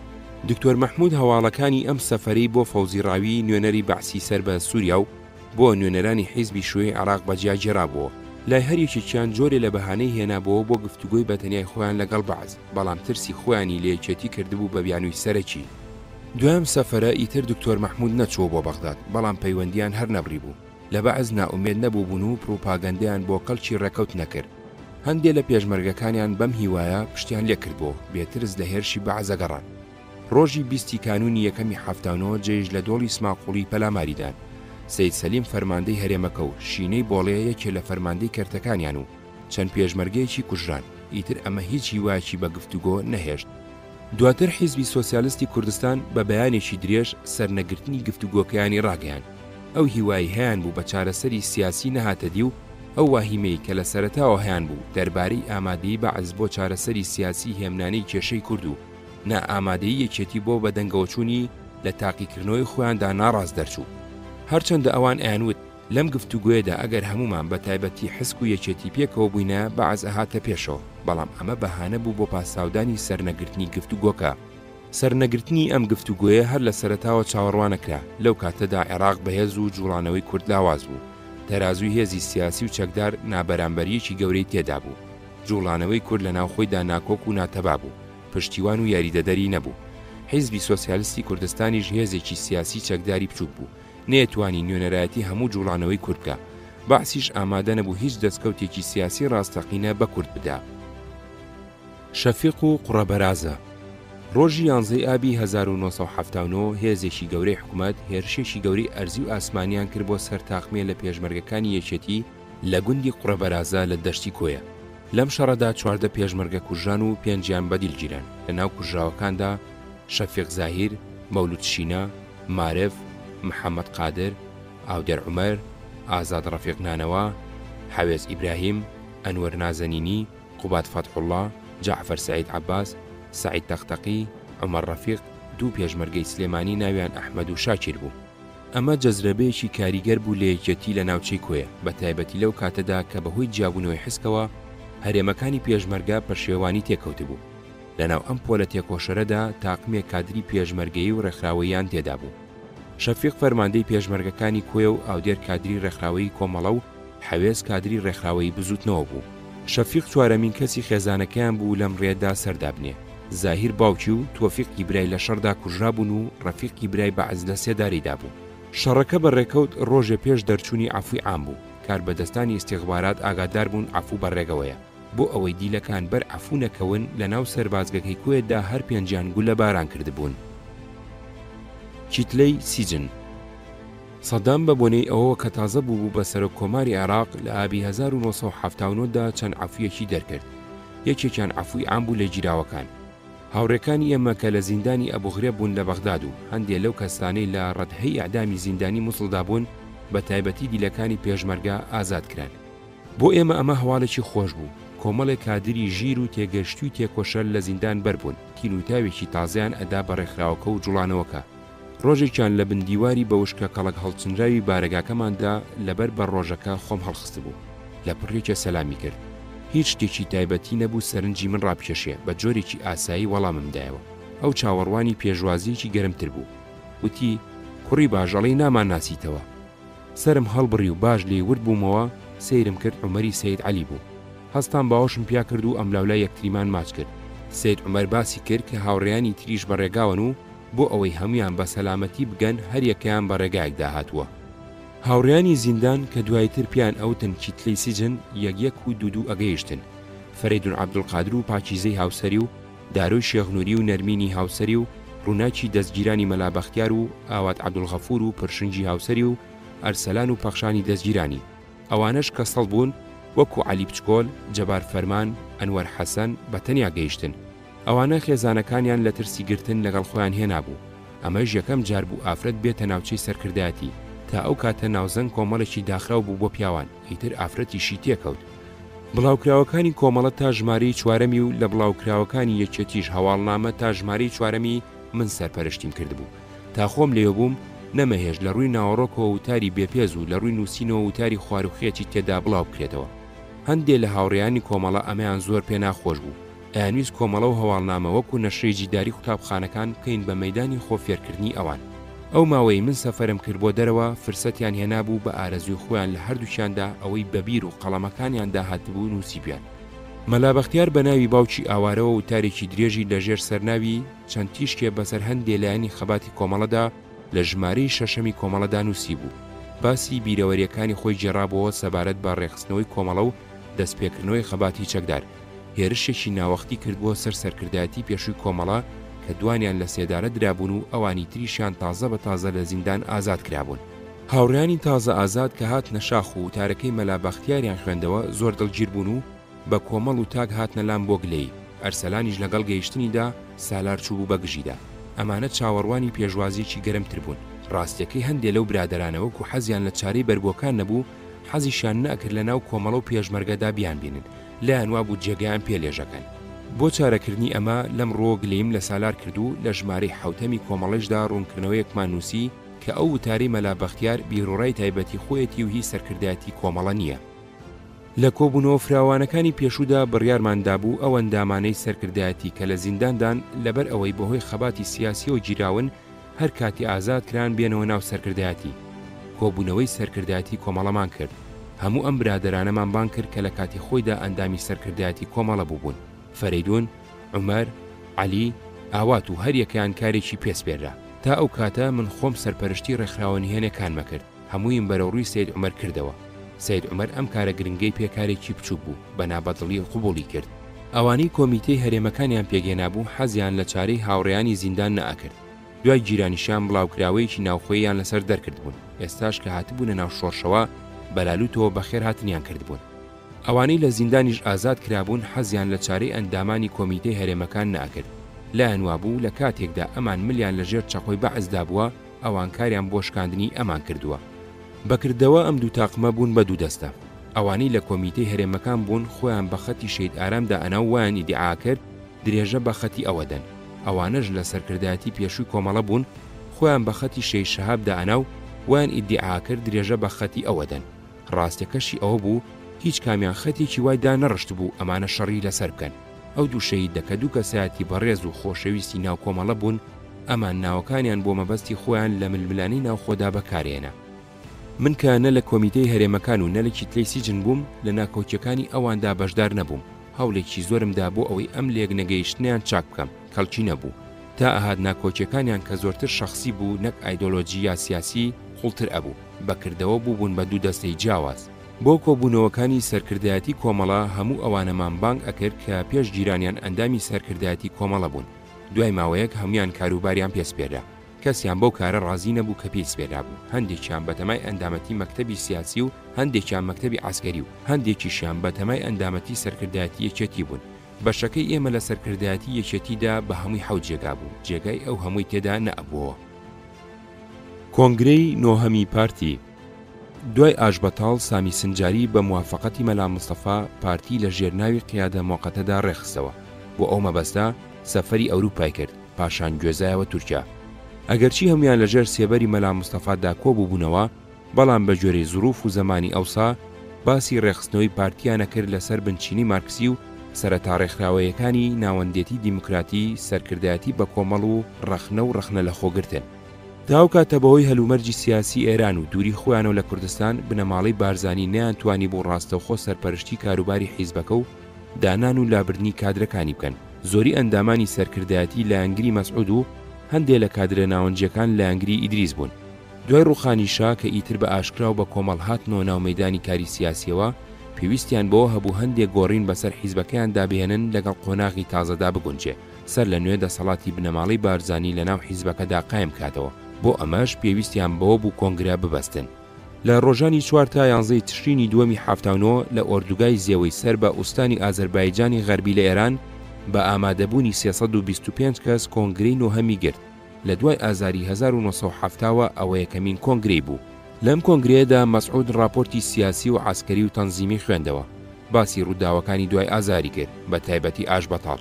بەڵام باوکی و بنەماڵەکەی خۆیانی لە هەموو ئۆباڵێک پەڕاندەوە و ئۆباڵی ئاشبەتاڵ و ئەو کارە ساتەی بەسەر کووردا هاتبوو خستە ئەستۆی دەست و پەیوەندەکانی مەلا مستەفا و شاو ئەمریکا. لە راپۆرتەکەدا ئەڵێ پاش 1970 یعنی پاش ڕێکەوتنەکەی 11 ئازار هەمومان تووشی غرور بوون و ڕۆژ بە ڕۆژ ڕۆحی شۆڕژگێڕایەتیمان لەدەستدا لە جیاتی ئەوەی سوود لەو سەرکەوتنەوە بگرین و ڕێخستنی پارتی بچەسپێنین لە ناو جەماوەر دەرگای بەرەڵایی و فەوزا کرایەوە وەشتی ئەساسی کە بۆ هەر شۆڕشێک پێویستە لەبیر چوو بوو. لەسەر نیتاقی پەیوەندی دەرەوە دیسان زۆر ئیشتیباهات کرا، چ لە ژێر زەختی ڕوودا و وە چ لە نەزانین، بە تایبەتی لە ساڵی 1973-1974. پاش نەکسەی 1975 زۆر کەس ڕایان کرد لە مەیدان، پێشەو کاتە بە هەموو شت ڕازی بوون، بەشدار بوون لە هەموو بڕیارەکانم باش یا خراپ و دەوری باڵیان هەبوو. بەڵام پاش نەکسە بە هەموو جۆرێک هەوڵیاندا مەسئولیت بخەنە سەرشانی ئەو و بەس.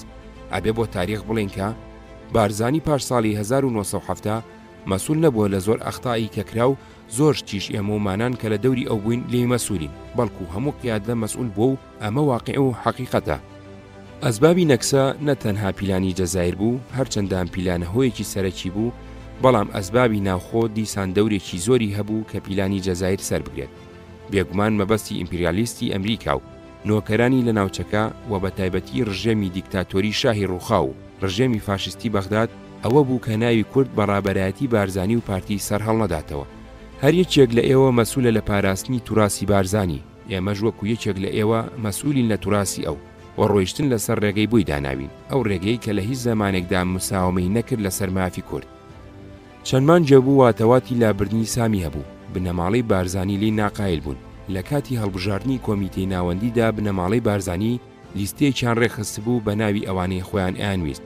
زۆری ئەوانەی قیادە مۆقەتی تێدا نەبوو. سامی ئەویست بۆ ئەوەی جێگەی لە ناو کۆمیتەی ناوەندیدا بە تەواوی لێژ نەبێ، ئەو 12 کەسەی لە سەردەمی قیادەی مۆقەتەدا لەگەڵی بوون لە کۆمیتەی ناوەندی تازەدا هەڵبژێرێنەوە.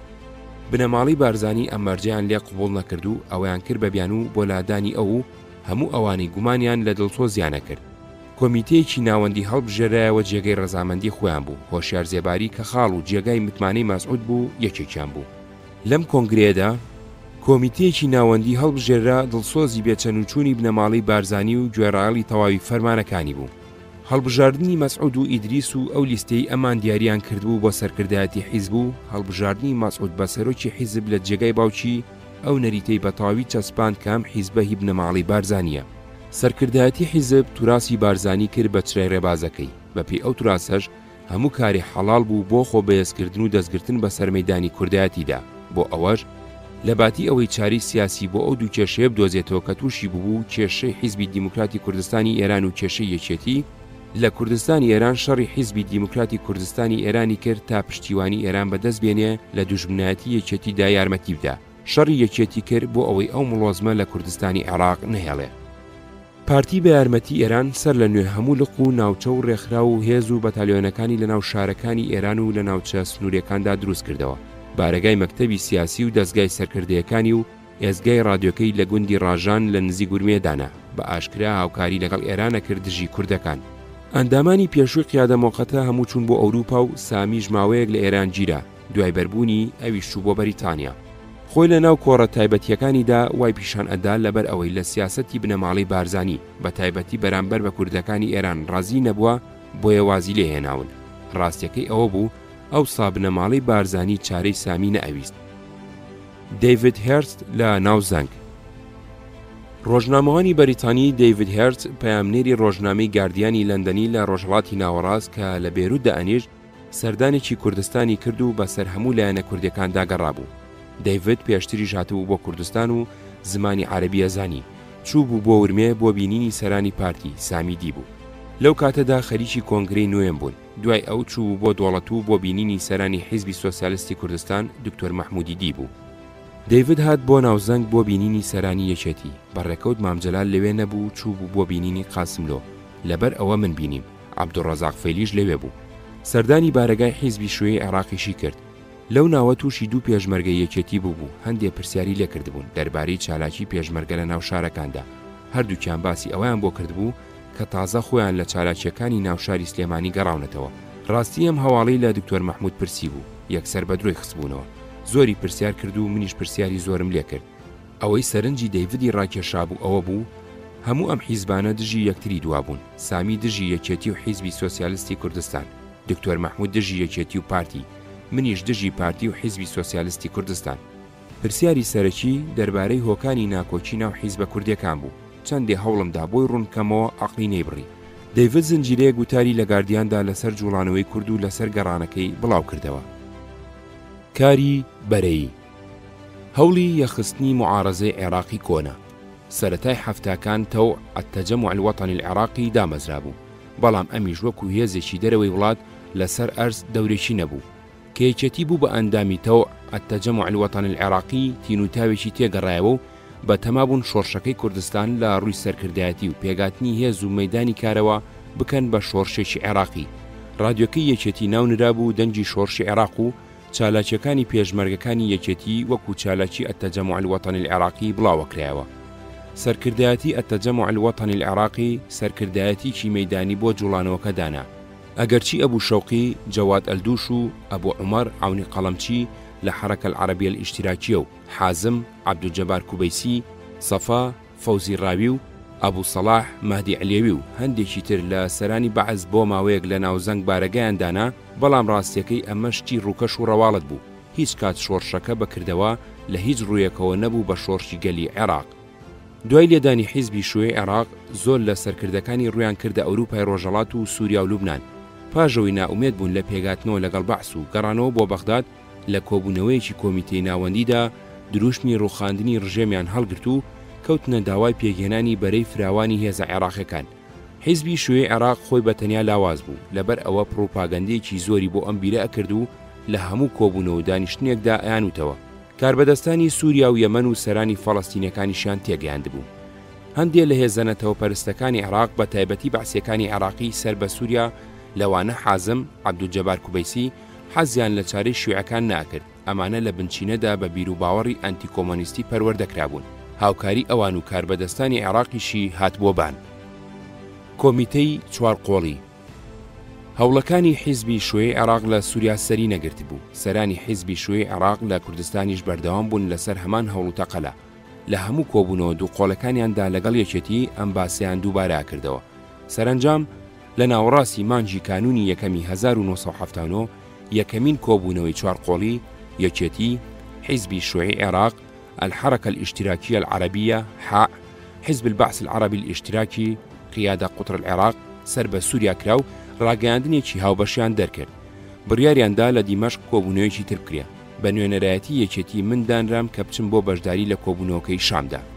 بە کۆمەڵ بەڕێکەوتین بۆ تاران بۆ ئەوەی لەوێوە بچین بۆ سووریا. لە حیزبی شوعی عێراق مەلا ئەحمەدی بانی خێڵانی، لە بەعز ئەبوو سەلاح، لە حرەکەت الئیشتراکیە العەرەبیە ئەبوو شەوقی و ئەبوو عومەر، لە یەکێتی من. لە شام بیرۆڕای حازم جیابوو لەگەڵ بیرۆڕای هاوڕێکانی لە کوردستان. کۆبوونەوەکە نەکرا و کۆمیتەکە کۆنە بووە و کارەکە سەری نەکرد. لە شام چەند جارێک کەریم ئەحمەدم بینی، هەروەها حازم. سەری لوبنانمدا بێرود لەو کاتەدا بەکردەوە لە ژێر دەسەڵاتی فەڵەستینیەکاندا بوو. نایف حەواتمە سەرکردەی ئەجەبهە شەعبیە و جۆرج حەبەش سەرکردەی ئەجەبهە دیموقراتیەم بینی. بیرۆڕاکانی یەکێتیم بۆ باسکردن دەربارەی هەلومەرجی ناو عێراق و هەڵوێستی یەکێتی لە ڕووداوەکانی ئێران. مام جەلال نامەی بۆ هەردووکیان نووسی بوو. من نامەکانم بۆ بردبوون کەچی هەردووکیان زۆر بە ئاشکراوایان دەرخست کە باوەڕیان بە مام جەلال نییە. قسە کۆنەکەم بیرکەوتەوە کە ئەڵێ بۆ بۆرە پیا و خۆت بە کوش بدەی ئەڵێ بە دەردی خوددا مرد. پێم سیر بوو. مام جەلال ئەو هەموو چاکەی لەگەڵ کردبوون کەچی ئەوان بەو جۆرە سەیریان نەکرد و چاکەیان نەدایەوە. جیاوازیی ئەو تویان لە نێوان یەکێتی و پارتیدا نەئەدی. هەل لەم سەفەرەدا جارێکی تر سەردانی نەمسام کردەوە. لە کۆنگرێکدا بەشدار بووم کە خوێندکارانی کورد لە نەمسا ئەیان گرت. ساڵی 1970 لە تێرمیناڵی فڕۆکەوە بۆ چایری ستور. ڕۆژی 13 شوباتی هەشتا لەگەڵ عومەری حاجی عەبدوڵڵا شازاد گەیشتینە فڕۆکەخانەی میراباد لە تاران. عومەر شێخموس و هاوسەرەکەیشی هاوزەمان گەیشتن. ئەمان کێشیان نەبوو تێپەڕین و ئێمەش کەلوپەلەکانی خۆمان بەواندا نارد. ئێمە چونکە فیزای ئێرانمان نەبوو ڕێگان نەداین بڕۆین گلیان داینەوە. خەریک بوو سواری فڕۆکەیەکی ترمان بکەن و ڕەوانەی سووریامان بکەنەوە. دکتۆر فواد مەعسوومە و کاتە نوێنەری یەکێتی بوو لای حکوومەتی ئێران. بەڵێنیاندا بوویە فیزاکەمان لای کاربەدەستانی فڕۆکەخانە بۆ دابنێن. بەڵێنەکەیان بەجێ نەهێنابوو. جێچەڵی زۆریان پێکردین. بۆ ئەوەی خۆمان گیر بکەین تا کارەکەمان بۆ جێبەجێ ئەبوو ناچار بووین سەر و بلیتی تازە بکڕین. پاش چەند سەعاتێ چاوەڕوانی ڕێگەانداین بچینە ناوتارانەوە. لە ڕێگەی مەهابادەوە چوینە گوندی بێوران. ئەو کاتە لە نێوان بێوران و سنووری عێراقدا هێنان و بردنی کەلوپەل لە برەودا بوو. لە بێوران و ناوزەنگ دوو تێرمیناڵی گەورەی وڵاخی لێبوو. هەر یەکەیان بە سەدان یەستری تێدا ڕاگیرا بوو. ئەوەی لێرەدا من بە تێرمیناڵی وڵاغ ناوم بردووە لە کوردی کۆندا پیان وتووە چایریستور. نالی لە شیعرنامە بەناوبانگەکەیدا ئەپرسێ: سەیرێکی خۆش لە چیمەنی ناوخانە قابکە، ئایا ڕەبیعی ئاهووە یا چایریستور؟ ئەم دوو شەیە ئێستا لە ناو وڵاغدار و کاروانچیەکاندا بەکار ناهێنرێن. چایر، تەویلە، بەهاربەند کە وڵاغی تێدا ڕاگیراوە. ستور، چوارپێ، ئێستا هەر لە وشەی سەگ و ستوردا بەکار ئەهێنرێ و بۆ سوکایەتی پێکردن ئەوترێ.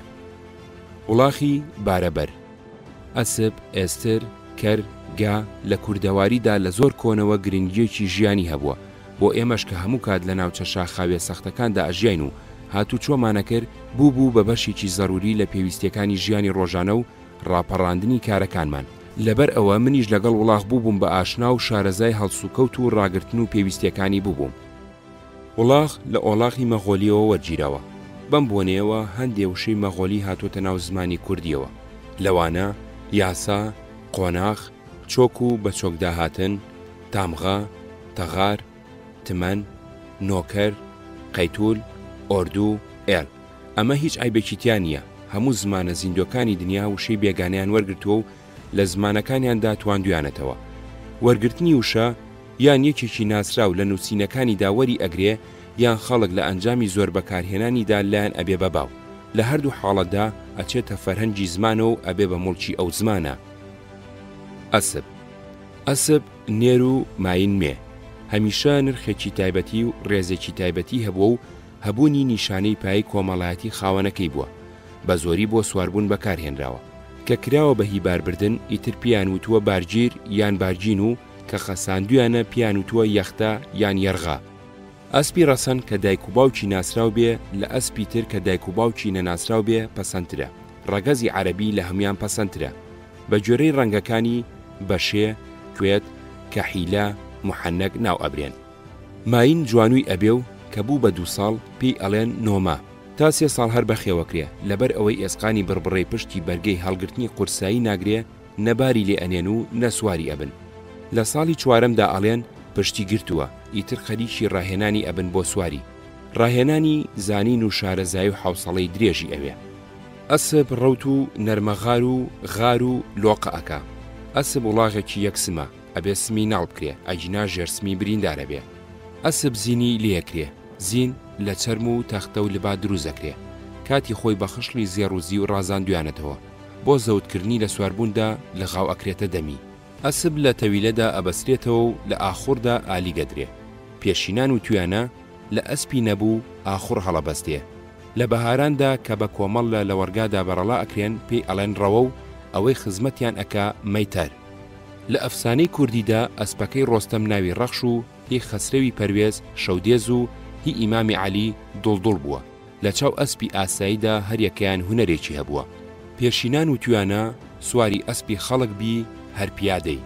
سالم لە باسی خۆی و ئەسپەکەیدا ئەڵێ: خانەخوێم میوان نەوازە وەرنە سەیری پیاوەتی، دۆشەکی خۆم خاک و خۆڵ و سەرڕاخەری ئەسپم سەما، شیشی سوور بێنن وەرن خالیگەمان داخکەن بەجوود، چونکە ژانمان کرد من و ئەسپم لە بەرسەردی هەوا.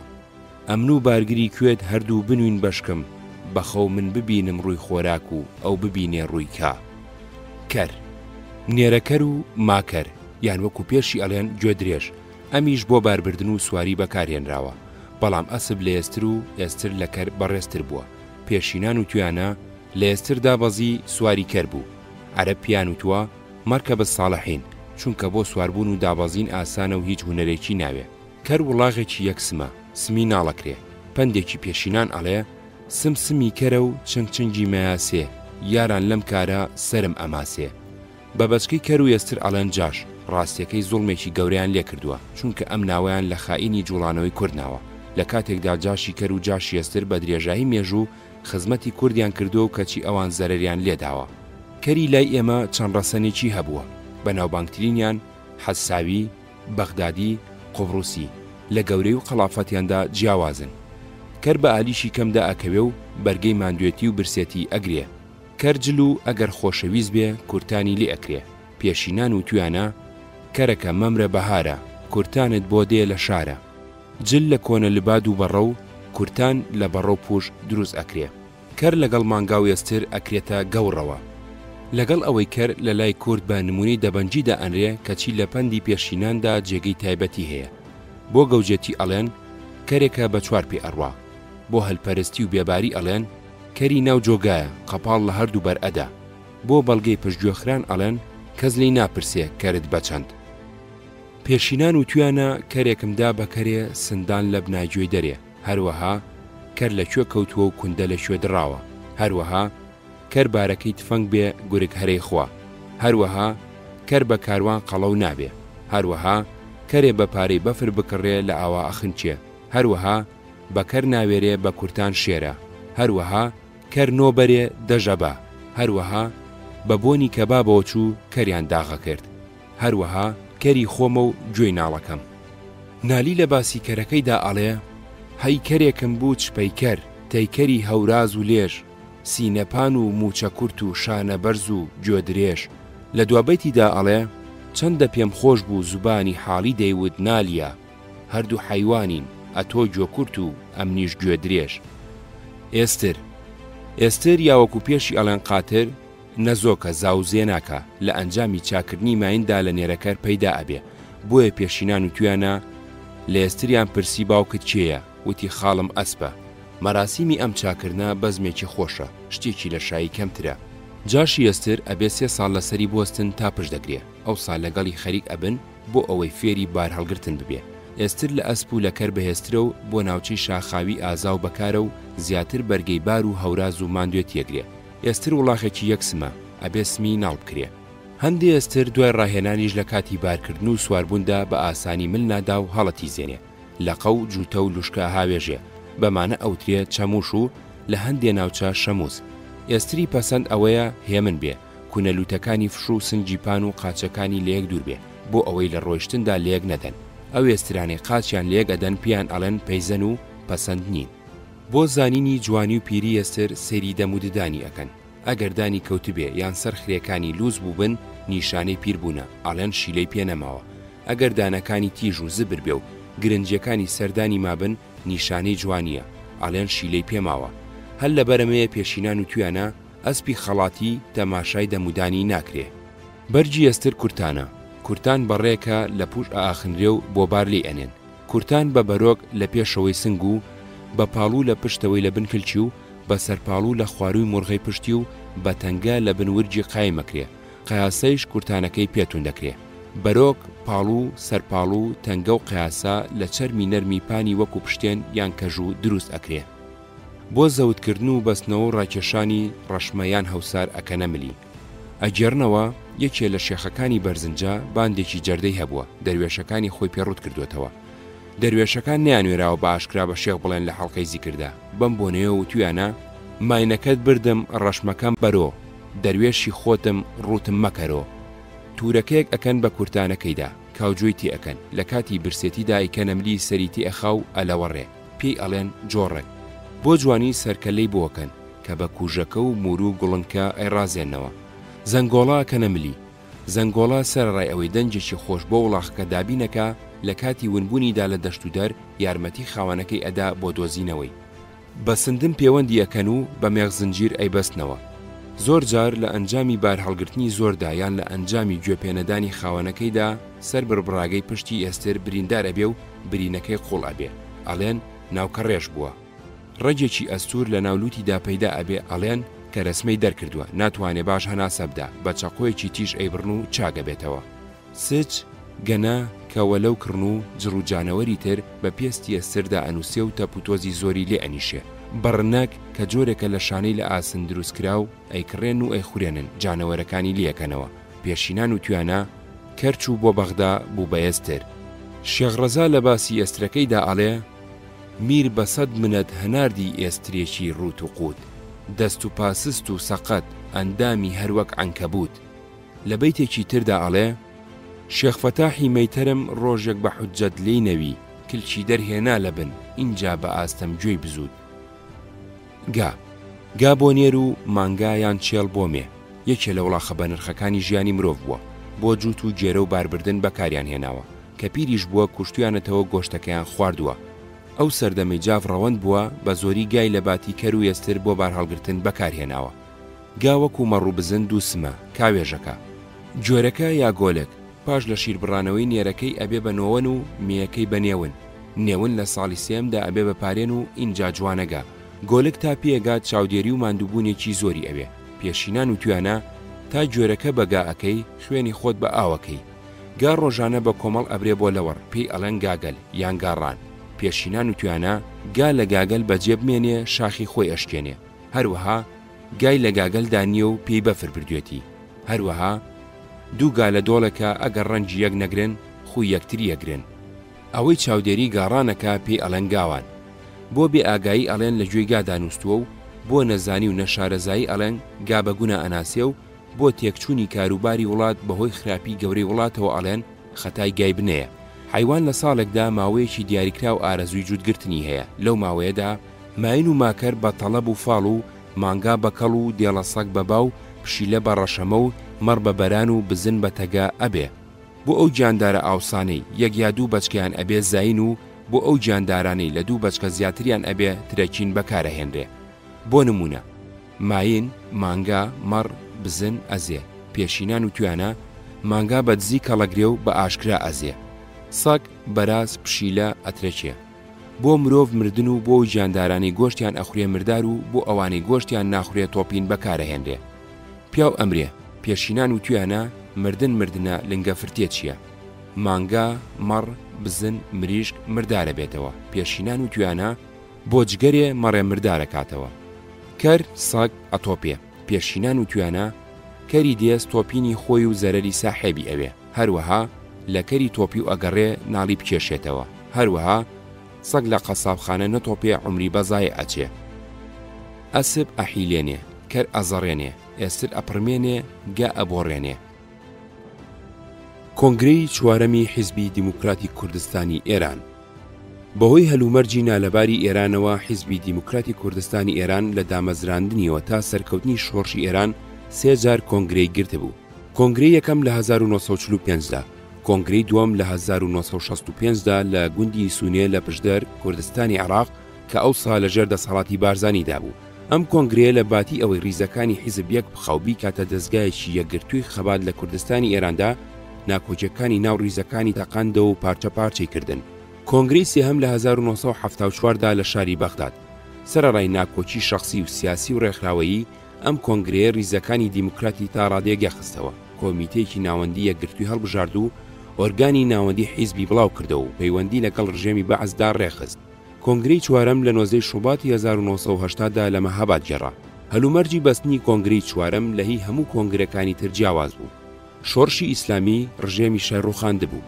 بەڵام هێشتا بە تەواوی دەسەڵاتی خۆی نەچەسپان بوو بۆ یەکەمین جار ئێران ئازادیەکی بێوێنەی بەخۆیۆدی بوو کادرەکانی حیزبی دیموکراتی کوردستانی ئێران دوای دەیان ساڵ دووڕوڵاتی و دەربەدەری گەڕابوونەوە کوردستانی ئێران و ببوون بە هێزێکی دەسەڵاتداری گەورەی سیاسی ڕێکخراوەیی چەکداری لە کوردستاندا 310 ئەندام بەشداری کۆنگرە بوون کە نوێنەرایەتی 30,000 ئەندامی حیزبیە کرد بەل لە شۆڕژ هەموو کادر و ئەندامەکانی حیزب لە عێراق نەئەگەیشتە 100 کەس و لە ئەوروپا بە پەنجەی دەست ئەژمێران و لە ناو ئێراندا لەوەش زۆر کەمتر بوون ژمارەی ئەندامانی حیزب لە ئەنجامی ڕوخانی ڕژێمی شاو دروستبوونی بۆشایی دەسەڵات لە کوردستانی ئێراندا کتوپڕ و لە چەند مانجێکی کەمدا وازیادی کرد بوو حیزب بۆ ئەوەی لە ململانەی دەسەڵاتدا لەگەڵ کۆمەڵە و ڕێکخراوەکانی تر ببێتە هێزی هەرە گەورە و زاڵی کوردستان هەموو جۆرە کەسێکی بێگوێدانە ڕابردووی سیاسی لەو پەڕی چەپەوە بۆ ئەو پەڕی ڕاست لە ریزەکانی خۆیدا کۆ کردبووە کۆنگرە بە راپۆرتێکی درێژی سکرتێری گشتی حیزب دکتۆر ئەوڕەحمانی قاسملوو دەستی پێکرد چەند ڕۆژێ درێژەی کێشا هەلومەرجی ئاڵۆزاوی کوردستان و ئێران و کێشەکانی لە ناو بیرروڕای دانیشتوانی کوردستان و ئەندامانی حیزبی دیموکراتی کوردستانیشدا ڕەنجیدا بووە ناکۆچی لە ریزەکانیدا لەسەر کێشەی تایبەتی و جیاوازی بیرروڕا لە شۆڕشی ئیسلامی و حیزبی تودە و جۆری بەڕێوەبردنی حیزب و جوڵانەوەی کورد لە ناو ئەندامەکانیدا ئاشکرا بوو هیچ ڕێکخراوێکی کوردستانی عێراق بۆ ئەم کۆنگرەیە بانگ نەکرابوو بەڵکو لە راپۆرتەکەدا تاوانبار کرابوون بە دەستوەردانە کاروباری ناوخۆی کوردستانی ئێران کۆمیتەی ناوەندی هەڵبژێرایەوە کە تێکەڵاو بوو لە کەسانی جۆراوجۆری خاوەن بیر و باوەڕ و هەڵوێستی جیاواز لە ڕۆژانی شەڕی کورد و پازداردا یەکێ لە تاقمەت چەپەکان جارێکیان ویستی بیان پردێکی ڕێگەی مەهاباد سەردەش خراپکەن وەکو بەشێ لە هەوڵی دواخستنی لەشکرکێشی هێزەکانی ئێران پێشمەرگەکانی حیزبی دیموکراتی کوردستانی ئێران ڕێگەیان نەدابوون و دەریان کردبوون. ئەوانی ژووتبیان ئێوە خۆتان داوای دیموکراسی ناکەن، ئەم کاری ئێوە دژی دیموکراسیە. ئەوانی ژووتبیان ئێمە دیموکراسیمان بۆ ئێران داوا کردووە، بۆ ئێرە خودموختاری. دکتۆر قاسملۆ زۆر جار ئەم نوکتەی بە پێکەنینەوە جێڕایەوە، ئەگەرچی خۆی بە هەڵگری بیر و باوەڕی دیموکراسیدا ئەنا و زۆری بازەکرد، زۆر جار ئەیوت خراپترین دیموکراسی لە باشترین دیکتاتۆری باشترە، بەڵام زۆر لە هاوڕێکانی لە ناو دەفتەری سیاسی و کۆمیتەی ناوەندیدا توانی تاگڕەوی و سەپاندنی بیرۆڕاکانی خۆیان بە پاڵدا ئەدا و ئۆباڵی هەندێ لەم جیابوونەوە وازیێنانیان ئەخستەگەردنی ئەو کۆبوونەوەی سەرکردایەتی یەکێتی. لە ڕۆژانی 2 تا 18 مارتی 1970 کۆبوونەوەی کۆمیتەی سەرکردایەتی و کادرە پێشکەوتوەکانی یەکێتی کرا. ئەم کۆبوونەوانە چەند خەلەلێکی گرنگیان لە یەکێتیدا ئاشکرا کرد کە لایەنی ڕێکخراوەیی و سیاسی و ئایدۆلۆجیان هەبوو. کەسی یەکەم و جۆری بەڕێوەبردنی یەکێتی و دەستگا سەرکردەیەکانی، جۆری ڕاگررتنی تەبایی سیاسی و ئایدۆلۆژی لە ناو باڵەکانیدا، جۆری ڕاگررتنی هاوسەنجی لە نێوان باڵەکانیدا. یەکێتی لە سەرەتای دامەزراندنیدا دەستەی دامەزرێنەری هەبوو کە پێگات بوو لە 7 کەس لە دەرەوەی وڵات. ئەم 7 کەسە نوێنەرایەتی هیچ ڕێکخراوێکیان ناکرد، بەڵکو لەسەر بنچینەی لێوەشاوەی خۆیان دەست پێشکەریان کردبوو بۆ دامەزراندنی یەکێتی و لە ناوەی وڵاتیش داوا لە چەند کەسێک کرابوو دەستەی دامەزرێنەری یەکێتی پێک بێنن. ئەوانیشتا لە شار بوون نەیانتوانی بوو کۆ ببنەوە دەستەی دامەزرێنەری وڵات دامەزرێن و ڕێوشوێنێکی سیاسی ڕێکخراوەیی پێشمەرگەیی یەگرتو بۆ کارکردن لە چوارچێوەی یەکێتیدا دابنێن. وەکو دوو ڕێکخراوی جیاواز و دابڕاو لە یەکتری کاریان کردبوو تا هاتبوونە شاخ. لە شاخیش نەیانتوانی بۆ ڕێوشوێنێکی یەگرتو دابنێن، هەر لایەکیان بۆ خۆی کاری کردبوو. بۆ ئەوەی ناکۆچیەکان دوا بخەن سەرکردایەتیەکی دوانیان بۆ کاروباری سیاسی و پێشمەرگەی دامەزراند بوو بە تەمای گەڕانەوەی مامجەلال و بەلاداخستنی ئەو گیر و گرفتانە. تا کۆبوونەوەی برادۆز یەکێتی و شۆڕشەکە سەرکردایەتیەکی یەگرتووی نەبوو. لە پەیڕەوی ناوخۆشدا باسی جۆری دروستکردنی و دەسەڵاتەکانی نەکرابوو، بەجێ هەڵرابوو بۆ گەشەکردنی یەکێتی و ڕووداوەکانی کوردستان. لە کۆبوونەوەی برادۆزدا کە بە ئامادەبوونی نوێنەرانی بزوتنەوە و کۆمەڵە و مامجەلال کرا، بڕیاردرا سەرکردایەتی یەکێتی یەک بخرێ و سکرتێر هەڵبژێرێ و مەکتەبی سیاسی لە 2 نوێنەری بزوتنەوە و 2 نوێنەری کۆمەڵە پێک بێنرێ. لەو کۆبوونەوەیشدا دەسەڵاتەکانی ئەو دەستگایانە دیاری نەکرابوو، پەیڕەوی ناوخۆ وەکو جاران بێدەستکاری مایەوە. بەدوای ئەودا زنجیرەیەک ڕوودا و قەومان سەرکردایەتی یەکێتی لەبەر ئەوەی هەموو ڕەنج و تەقەلای خۆی بۆ هەڵساندنەوەی یەکێتی و شۆڕشەکە تەرخان کردبوو، نەیتوانی بوو لایەنە فەنیەکەی جۆری پەیوەندیەکانی نێوان باڵەکانی یەکێتی و دەستگا سەرکردەیەکانی سکرتێر، مەکتەبی سیاسی، کۆمیتەی سەرکردایەتی لەقەکان بە جۆرێکی گونجاو لەگەڵ پێویستیەکانی شۆڕش و بۆچوونی سەرکردایەتی باڵەکانی یەکێتی ڕێک بخاتەوە. ئەم کۆبوونەوانە ئەو کێشە و گیر و گرفتانیان تەقاندەوە. کۆبوونەوەکان بێسەروبەر بوون، ڕۆژانە درێژیان پێ ئەدرا بێ ئەوەی ئەنجامی باشیە بێ. مامجەلال راپۆرتێکی درێژی نووسی بوو، زۆری کاتی کۆبوونەوەکە بە خوێندنەوە و لێدوانی ئەم راپۆرتەوە کوژرا. زۆر لە ئەندامانی سەرکردایەتی وەڕز بوون، لە کۆبوونەوەدا خەویانە هات. عومەرەکان بەڕێکەوت چەند کەسێ لەوانەی لە دەستگا سەرکردەیەکانی یەکێتیدا کاریان نەکرد ناویان عومەر بوو. عومەر مستەفا و عومەر عەزیز لە بزوتنەوە، عومەر عەبدوڵڵا و عومەر سەید عەلی لە کۆمەڵە و عومەر شێخ موز لە خەتی گشتی. بۆ ئەوەی ئەم ناوانە لە یەکتری جیا بکرێنەوە، عومەر مستەفا بە کاکی کاکان و کاکە عومەر و عومەر عەزیز بە حاکم عومەر و عومەری حاجی عەبدوڵڵا بە ملازم عومەر و عومەری سەید عەلی بە سەید عومەر و عومەر شێخ موز بە هۆمەر ناوەبران. ئەم ناوە لە یەکچوانە هەندێک جار ئیشکال و نوکتەی دروست دەکرد، وەکو ئەیان جێڕایەوە جارێکیان 3 عومەر پێکەوە چوو بوون بۆ لیبیا. یەکێ لە لیبیەکان کە بەڕیز ناوی چەند عومەری بە دوای یەکدا دیبووتبووی بە 3 عومەر یەک عەلیان دەست نەکەوتووە لەگەڵ خۆیانی بهێنن. جارێکی تر 3 عومەر پێکەوە سەردانی سەفارەتی ئێرانیان کردبوو لە شام. ئەو کاتە نێوانی ئێران و یەکێتی ناخۆش بوو، ئەمان چوو بوون خۆشی بکەنەوە.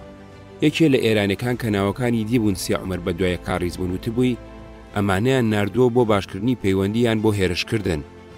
نوێنەرانی کۆمەڵە لە مەکتەبی سیاسیدا وەکو خۆی سالار و جەعفەرمانەوە، عومەر شێخ موس و کەمال خۆشناو لە باتی خەتی گشتی، جەمال حەکیم و عەلی حەوێز لە باتی بزوتنەوە دانران.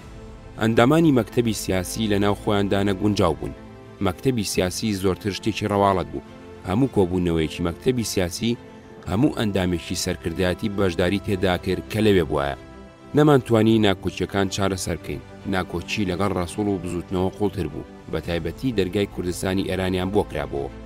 ناکۆچیەکانی ناو کۆمەڵەشدا هات ناخۆشترە بوو. ڕووخانی شە بۆ ئێمە مزگەنێکی یەکجار خۆش بوو لەو ئابڵوقەیە دەرچوین کە تێی کەوتبووین و قوڵایەکی استراتیژیمان بۆ دروست بوو کە ئەمانتوانی هاتوچۆی پێدا بکەین و پێویستیەکانی جوڵانەوەکەی لێدابین بکەین.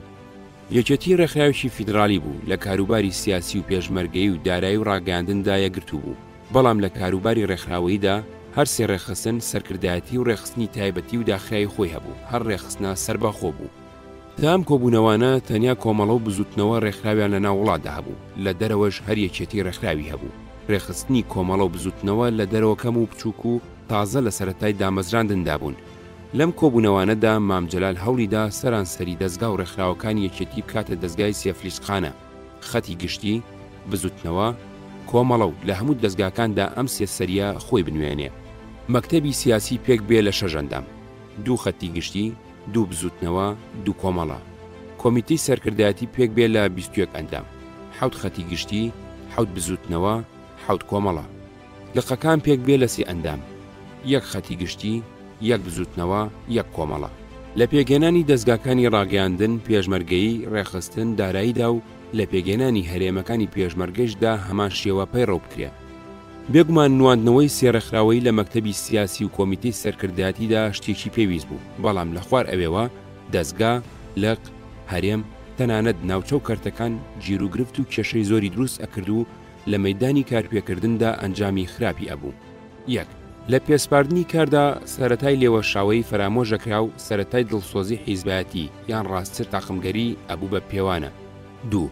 لەبەر ئەوەی ئەم سێ ڕێکخراوە لە هەموو ناوچەکاندا وەکو یەک کادریان نەبوو، بواری بۆ کەسانی هەلپەرز هەڵەخست خۆی بە یەکێ لەم ڕێکخراوانەدا هەڵبواسێ و ڕێکخراوەکەش بۆ قەبەکردنی خۆی بیگرێتە خۆی و بە حەق و بە ناحەق لەسەری هەڵبداتێ. 3. منافەسەیەکی ناڕاستی لە نێوان باڵەکاندا دروست ئەکرد بۆ ڕاکێشانی ئەندام و دۆست و بۆ زماندان لە یەکتری لای سکرتێری گشتی. 4. یەکێتی ویستوکاری لە دەستگاکاندا نەهێشت و تەگەرەی لە خێرایی ڕاپەڕاندنی کارەکان ئەدا. ڕێخستنی جۆری پەیوەندی سکرتێر لەگەڵ مەکتەبی سیاسی و دەستگا سەرکردەیەکان و هەر سێ ڕێکخراوە جیاوازەکە یەکێ لە کێشە قوڵە چارەسەر نەکراوەکان بوو. بێگومان یەکێتی پێویستی بۆ هەبوو کەسی یەکەمی هەبێ. کەسی یەکەم بێ هیچ منافەسەیەک مام جەلال بوو، هەموو لایەنەکان هەڵیان بژارد بوو ڕازی بوون ئەو بێ. لێرە چەند مەسەلەیەک ئەهاتە پێشەوە، لەوانە ئەگەر مام جەلال بە تەنیا خۆی بە خاوەنی ڕێکخراوی خەتی گشتی ئەزانی، ئەوە ئەویش وەکو سکرتێرەکانی بزوتنەوە و کۆمەڵی لێدێ. خۆ ئەگەر سکرتێری گشتی یەکێتیە نابێ ئیتر خۆی بە خاوەنی خەتی گشتی بزانێ. مام جەلال سکرتێری گشتی بێ دەسەڵاتەکانی چیە و چۆن پەیوەندەکانی خۆی لەگەڵ باڵەکانی یەکێتیدا ڕێگەخا. مرۆڤی ڕۆژهەڵاتی لە دەرونی خۆیدا حەزی لە تاگڕەوی و ئیستیبدادە. ئێمەی کوردی ئەو زەمانەش ئەو نمونانی شارەزای بوون هەمویان لەم بابەتە بوون. نمونەی کوردی مەلا مستەفای بارزانی، نمونەی عەرەبی جەمال عەبدولناسر، عەبدولکەریم قاسم، حافظ ئەسەد، ئەحمەد حەسەن بەکر، سەدام حوسێن. نمونەی جیانی ستالین، ماوسیتۆنگ، تیتۆ، کاسترۆ. مام جەلال چاوی لەمان بە زۆری چاوی لە نمونە کوردێکە ئەکرد. ئەوانەی لە ناوێکێتیدا کۆبوو بوونەوە بە هیوای دامەزرانی شێوەیەکی نوێ بوون لە داڕشتنی پەیوەندیەکانی ناوخۆدا. بە تایبەتی ئەو جۆرە پەیوەندی مەلا مستەفا لەگەڵ سەرانی پارتی دایمەزراند بوو، بەلای ئەمانەوە یەکێ بوو لە هۆسەرەکیەکانی لاوازکردنی پارتی و دەسەڵاتەکانی و لە ئەنجامدا ئاژبەتاڵی پارتی و شۆڕش. ئەم دوو جۆرە ئیشکردنە جیاوازە زۆر کاتی ناو سەرکردایەتی بەشتی بێهودەوە ئەکوشت، ئەمانویست شێوەیەکی گونجاو بدۆزینەوە. مەکتەبی سیاسی و دەستگا سەرکردەیەکانی ڕێخستن، پێشمەرگەیی، ڕاگەاندن، دارایی، پەیوەندیەکان هەبوون و بە ئەندامانی سێڕێکخراوەکەی کۆمەڵە، بزوتنەوە، خەتی گشتی پڕکرابوونەوە. من هەمیشە پەیوەندیم لەگەڵ مام جەلال باش بووە، هەمیشە ڕێزی زۆری بیر و بۆچوونەکانی منیە کرد. بە درێژایی تەمەنی درێژی برایەتیمان لە هیچ بۆنە و کات و شوێنێکدا بە گژمندا نەهات بوو. زۆر جار بیر و بۆچوونەکانمان دژی بیر و بۆچوونی یەکتری بووە، بەڵام هەرگیز لەمان لە یەک نەگیراوە، لە یەکتری عاجز ئەبووین، زوو پێگەهاتینەوە. ئەندامانی سەرکردایەتی هەر هەمیان لە پاشەملە گلەیان لە مام جەلالە کرد و ڕەخنیان لێگرت، بەڵام زۆری گلەیەکانیان لەسەر شتی بچووک و تایبەتی خۆیان بوو، وەکو ڕێزی نەگرتوون، لەبەر چاوی خەڵک لیان تووڕە بۆ شکاندونی، حرمەتی ڕێی نەگرتوون و چۆتۆ بە گژیاندا. سەرانی کۆمەڵات چەند جارێ لە کۆبوونەوەی تایبەتی خۆیاندا ئەم باسییان ئەکردەوە و داوایان لە من ئەکرد لەگەڵی باس بکەم و چارێکی بۆ بدۆزینەوە. زۆریان ئەیانوت ئەرچی قورسی شۆڕشەکە لەسەر شانی ئێمێ لە هەموو لایەنەکانی کە زیاتر قوربانیە دەین، بە ژمارەی کادر و پێشمەرگە لە هەمویان زۆرترین. بۆچی ئەمە لە مام جەلال قوبوڵ بکەین؟ کەچی هەموو جارێک کە باسەکەم ئەکردەوە لەگەڵی ئەبوو بە ناخۆشیمان خاوەنی گلێ و ڕەخنا لە باتی ئەوەی پشتیوانی لە من بکەن ئەبوون بە ناوبژیکەر لە بینی من و مام جەلالدا. من زۆرم بیر لێ کردبەوە، لەگەڵ زۆر لە هاوڕەکانم گفتوگۆم کردبوو چارێک بۆ ئەم کێشەیە بدۆزینەوە. تەنانەت ئەوانەی خەتی گشتیش وەکو عومەر شێخموس و دکتۆر فواد مەعسووم هەمان ڕەیان هەبوو. چەند جارێ لەگەڵ مام جەلال قسەم کرد کە جۆری سکرتاریەتەکەی بگۆڕین بە یەکێ لەم دوو شێوە حکومڕانی لە دنیادا هەیە، شێوەی سەرۆکایەتی وەکو لە ئەمریکا هەیە، یان شێوەی پارلەمانی وەکو لە ئەوروپای ڕۆژئاوادا هەیە. شێوەی سەرۆکایەتی سەرۆک یارمەتیدەرەکانی خۆی بۆ کاروباری پێشمەرگە، ڕاگەیاندن، دارایی، کاروباری پەیوەندی دەرەوە هەڵەبژێرێ. ئەمانە کۆبوونەوەی دەوریان نییە بۆ بڕیاردان لەسەر کاروبار، بەڵکو سەرۆک هەڵیان ئەبژێرێ و سەرۆک ئەرکەکانیان دیاری ئەکا و هەر لە بەردەمی ئەویشدا لێپرساوە بن. لە باتی مەکتەبی سیاسی دەستگایەکی لەو بابەتە بۆ خۆی هەڵبژێرێ و لە هەمان کاتدا لە باتی کۆنگرێز کۆمیتی سەرکردایەتی ئەبێ تێکەڵاو لە هەر سێڕێکخراو کە ناوبەناو کۆبوونەوە ئەکا بۆ دانانی سیاسەتی گشتی و لێپرسینەوەی کارەکانی سەرۆک. شێوەی پارلەمانی سەرۆکی وەزیران دوای پرسوڕال لەگەڵ هاوڕێکانی ئەندامانی ئەنجومەنی وەزیران هەڵەبژێرێ و ئەخاتە بەردەمی پارلەمان بۆ وەرگرتنی باوەڕ. ئەنجومەنی وەزیران کۆبوونەوەی بەردەوام ئەکەن، بڕیارەکان بە زۆرایەتی ئەدرێ و بە تاکو بە کۆمەڵ لە بەردەمی پارلەماندا لێپرسراون. مام جەلال سەروەزیر و مەکتەبی سیاسی ئەنجومەنی وەزیران و کۆمیتی سەرکردایەتی پارلەمان بێ. مام جەلال پێشنیارەکانی پێ ناخۆش بوو، هیچیانی قبوڵ نەبوو، ئەیویست وەکو خۆی بمێنێتەوە، وەکو خۆشی مایەوە، چونکە ئەندامانی مەکتەبی سیاسی و سەرکردایەتی نیان ئەویستوشی بەرەنگاری ببن لەگەڵی. عەبدوڕەزاق فەیلی ئەیوت پارتی حیزبێکی عەشایریە بەڵام بە ئوسلوبی عەسری ئیژەکات. یەکێتی حیزبێکی عەسریە بەڵام بە ئوسلوبی عەشایری ئیژەکات. یەکێتی و حیزبی دیموکراتی کوردستانی ئێران. نێوان مام جەلال و قاسملۆ و یەکێتی و حیزبی دیموکراتی کوردستانی ئێران لە سەرەتاوە بەڕەواڵەت باش و خۆش بوو، بەڵام ڕاستیەکەی بێباوەڕی و گومان لەم پەیوەندیەدا هەبوو. حیزبی دیموکراتی کوردستانی ئێران عێراقی بە پشتیوانێکی گرنگدا ئەنا بۆ خۆی، نێویست لەبەر خاتری یەکێتی یان هیچ ڕێکخراوێکی تری عێراقی دۆستایەتی بەعەز لە دەست بدە. هەر بەم هۆیەوە هەموو ئەو کۆبوونەوانی لە ئەوروپا لە ساڵانی ڕابردوودا لە نێوان نوێنەرایەتی یەکێتی و حیزبی دیموکراتی کوردستانی ئێران و ڕێکخراوە کوردیەکانی تورکیا و سووریادا کرا بۆ دامەزرانی بەرەیەکی هاوبەشی کوردستانی سەری نەگرت. زۆر جار نوێنەری حیزبی دیموکراتی کوردستانی ئێران تەگەرەی لەم کۆبوونەوانە ئەدا و بە بیانووی جیاواز نێهێش بۆ پێشەوە بچێ. دوای سەرکەوتنی شۆڕشی ئێران حیزبی دیموکراتی کوردستانی ئێران یەکێتیان تاوانبارە کرد بەوەی دەستی وەرداوەتە ناو کاروباری کوردستانی ئێرانەوە، لە شارەکاندا ڕێخستنی دروست کردووە و بە هاندان و یارمەتی یەکێتی بۆ دوژمناتی حیزبی دیموکراتی کوردستانی ئێران کۆمەڵەی شۆڕشگەڕی زەحمەتکێشانی کوردستانی ئێران دامەزراوە. بێگومان ئەمە ڕاز نەبوو، خۆشیان ئەیانزانی ڕاز نییە، بەڵام کردوبیان بە بیان و بە بنێشتە خۆشەی ژێردانیان هەر ئەیانوت و ئەیانوتەوە. کۆمەڵەی شۆڕشگەڕی زەحمەتکێشانی کوردستانی ئێران لەلایەن یەکێتیەوە دانەمەسرێنرا بوو، گوێی لە ئامۆژگاری و قسەکانی یەکێتیش نەئەگر، بەڵکو یەکێتیان بە ڕێکخراوێکی نەتەوەی نامارکسی و هەندێک جار بە پۆپۆلیس دائەنا.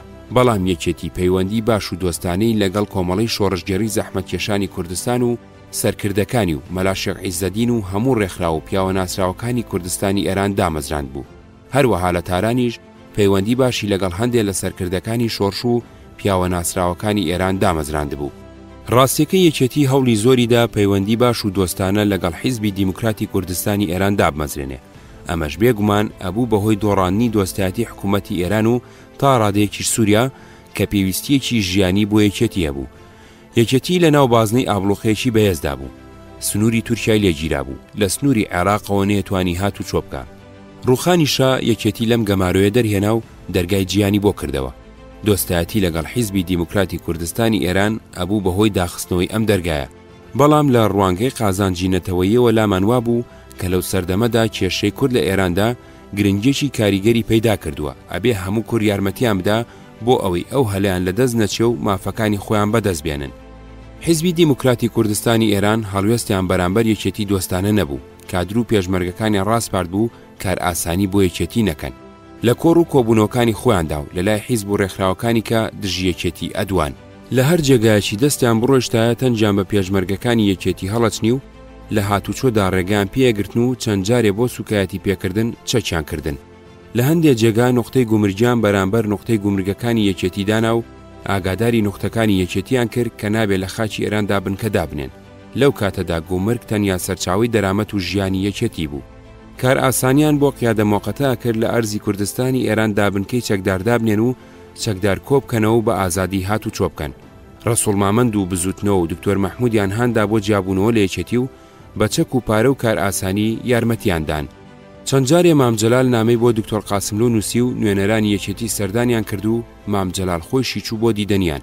ئەمانە پەیوەندی دووقۆڵی باشتر نەکرد هەتا جەنگی سێمانگە دەستی پێکرد و هێزەکانی ئێران هێزەکانی حیزبی دیموکراتی کوردستانی ئێران و ڕێکخراوەکانی تریان لە زۆری ناوچەکانی کوردستان ڕاونا بەرەو سنووری عێراق بۆ نزیک بارگاکانی یەکێتی. بۆ چاکردنی پەیوەندی دووقۆڵی یەکێتی دەستێکی نوێنەرایەتی پێگەێنا لە عومەر شێخموز، عومەری حاجی عەبدوڵڵا، جەمال حەکیم، شازاد سایب و من لە مانگی نیسانی 1970دا بە کۆمەڵ بەڕێکەوتین بۆ سەردەشت. هەر لە سەردەشتەوە ئیتر خۆمان کرد بە میوانی حیزبی دیموکراتی کوردستانی ئێران. دوای ئەوەی شەوێک لە سەردەژماینەوە بۆ ڕۆژی دوایی بەڕێکەوتین بۆ مەهاباد. لە مەهاباد کۆشتێکی شاهانە لە نزیک بەندای مەهاباد بوو، لەوێ دایان بەزاندین. گفتوگۆکانمان دەستی پێکرد لەلایەن حیزبی دیموکراتی کوردستانی ئێرانەوە دکتۆر قاسملۆ، مەلا عەبدوڵڵای حەیاچی، مستەفا شەڵماشی و چەند کەسێکی کە بەشداری کۆبوونەوەکانە بوون. ئێمە لە قسەکانمان داویستمان چەند مەسەلەیەکیان بۆ ڕوونکەینەوە. ئێمە هیچ هۆیەکی ڕاستەقینە نابینین بۆ ئەو ساردیەی لە پەیوەندی دووقۆڵی یەکێتی و حیزبی دیموکراتی کوردستاندا هەیە و هاتوین بۆ ئەوەی هۆکانی بنەبڕ بکەین و قۆناغێکی تازەی دۆستایەتی و هاوکاری دەست پێ بکەین و لەلای ئێمەوە سنوورێک بۆ ئەو دۆستایەتیە نییە، بەجێی ئەهێڵین ئێوە دیاری بکەن. وتمان ئێستا کورد لە ئێراندا هەلێکی مێژووی بۆ هەڵکەوتووە. ناو ناوبانجی حکوومەتی ئێران بە تایبەتی دوای داگیرکردنی سەفارەتی ئەمریکی لە دنیادا زۆر خراپ بووە. حکوومەتی ئێران دابڕاوە لە دنیا.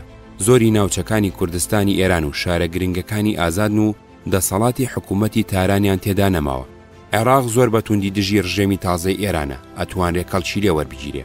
کورد ئەگەر حکوومەتێکی کاتی تایبەت بەخۆی دابمەزرێنێ و هەڵبژارنێکی گشتی بکە بۆ پێگەێنانی ئەنجومەنی کوردستان و دا و دەستگای ڕاگەیاندن، دەستگای رادیۆ، تەلەڤیزیۆن، ڕۆژنامە و جەنگی لەشکری نیزامی دابمەزرێنێ، ئێمە ئامادەین شۆڕش لە کوردستانی عێراق ڕابگرین و هەموو توانای خۆمان هی پێشمەرگەی و سیاسی و ڕێکخراوەیی و ڕاگەیاندن ئەوەی لە شاخ و ئەوەی لە شار هەمانە تەرخان بکەین بۆ خزمەتی ئەو هەنگاوە بێ ئەوەی چاوەڕوانی هیچ پاداشت و دەستکەوتێک بین.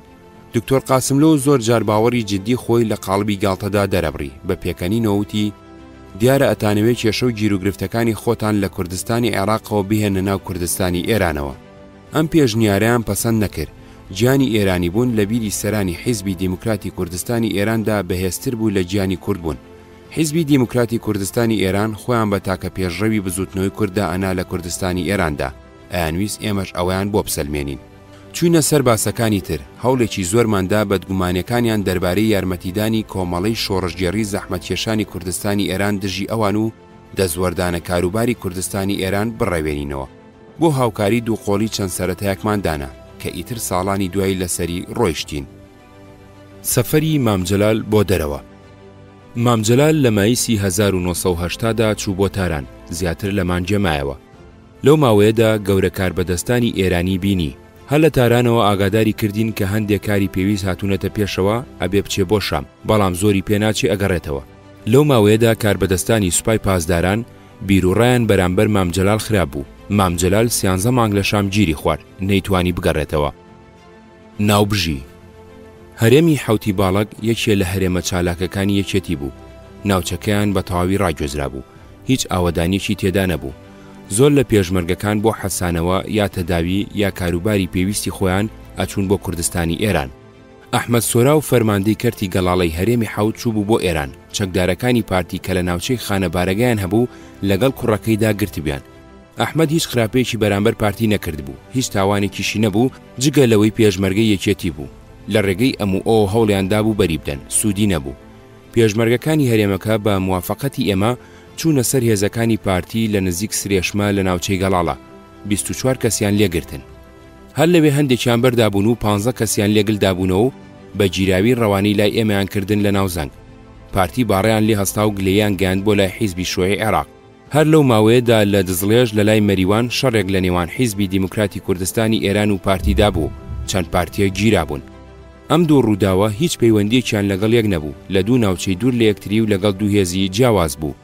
حیزبی شۆعی عێراق کەوتە بینەوە، لەو لاوە لەگەڵ حیزبی دیموکراتی کوردستانی ئێران و لەم لاوە لەگەڵ ئێمە. پاش گفتوگۆیەکی زۆر لەسەر ئەوە ڕێکەوتین ئێمە گیراوەکانی پارتی بەربدەین، پارتیش گیراوەکانی یەکێتی بەربدەن. گیراوەکانی پارتی 15 کەس بوون، گیراوەکانی یەکێتی 3 کەس بوون، ئەحمەد سۆرا و کوڕەکەی و عەبدولواحید باجەڵان کە ئەویش هەر لەناو ئێراندا گیرا بوو. ڕۆژی 29 حوزەیرانی هەشتا ئێمە هەموو گیراوەکانمان نار بۆ لای حیزبی شۆی عێراق تا ئەوان ڕەوانەی لای سەرکردایەتی پارتیان بکەن و گیراوەکانی ئێمە ژوەر بگرنەوە و ڕەوانەی لای ئێمەی بکەن. گیراوەکانی پارتی گەیشتنەوە لای سەرکردایەتی خۆیان، بەڵام گیراوەکانی ئێمە هەرگیز نەگەیشتنەوە لای یەکێتی. ئەحمەد و کوڕەکەیان پاش چەند هەفتە بێنەو بەردە بەردابوو بەو مەرجەی تەسلیمی عێراق ببێتەوە، ئەوی تریشیان بەرنەدا بە توهمەیەکی درۆ کە گوایە ویستویەتی سەرۆکی پارتی بکوژێ. حیزبی شوعی عێراق ئەم پەیمانشکێنی پارتی بە ڕۆحی ڕیازی وەرگرت، بە سوکایەتی دانەنا بۆ هەوڵەکەی و هیچ ناڕەزایەکی لەسەر دەرنەبڕی. ئەمە نمونەیەک بوو لەو ناوبژیانەی حیزبی شوعی عێراق لە نێوان یەکێتی و پارتیدا ئەنجامیدا. عیلاقاتی ئومەمی یەکێ لە ڕەخنەکانی عومەری سەید عەلی و هاوڕێکانی تری کە تازە لە زیندان ئازاد بووبوون لە هەموو کۆبوونەوەکدا دووبارەیانە کردەوە ئەوە بوو کەوا ئێمە عیلاقاتی ئومەمیمان فەرامۆش کردووە و هیچ هەوڵێکمان نەداوە بۆ دروستکردنی پەیوەندی لەگەڵ حیزبە شیوعەکانی دنیا، بە تایبەتی حیزبی شیوعی سۆڤێتی و چینی کرێکارانی وڵاتانی سەرمایەداری و خەباتی ڕزگاری خوازی گەلانی دنیای سێم. لەم بارەوە زۆرە دوین باسی هەوڵە سەرنەکەوتەکانی خۆمان و گۆڕانی دنیامان ئەکرد. سید عومەر ئەو ماوەی لە زیندان بوو دەنگ و باسی جوڵانەوەکانی ئەفریقای بەوردی چاودێری کرد بوو، ناوی زۆر لە سەرکردە و ڕێکخراوەکانی لەبەر بوو، زۆر جار بەغیلیم پێبرد و هەندێک جار لە قسەکانی من تووڕە ئەبوو، بە تایبەتی کە بەگاڵتەوە باسی سێجۆگاکەم لێپرسی.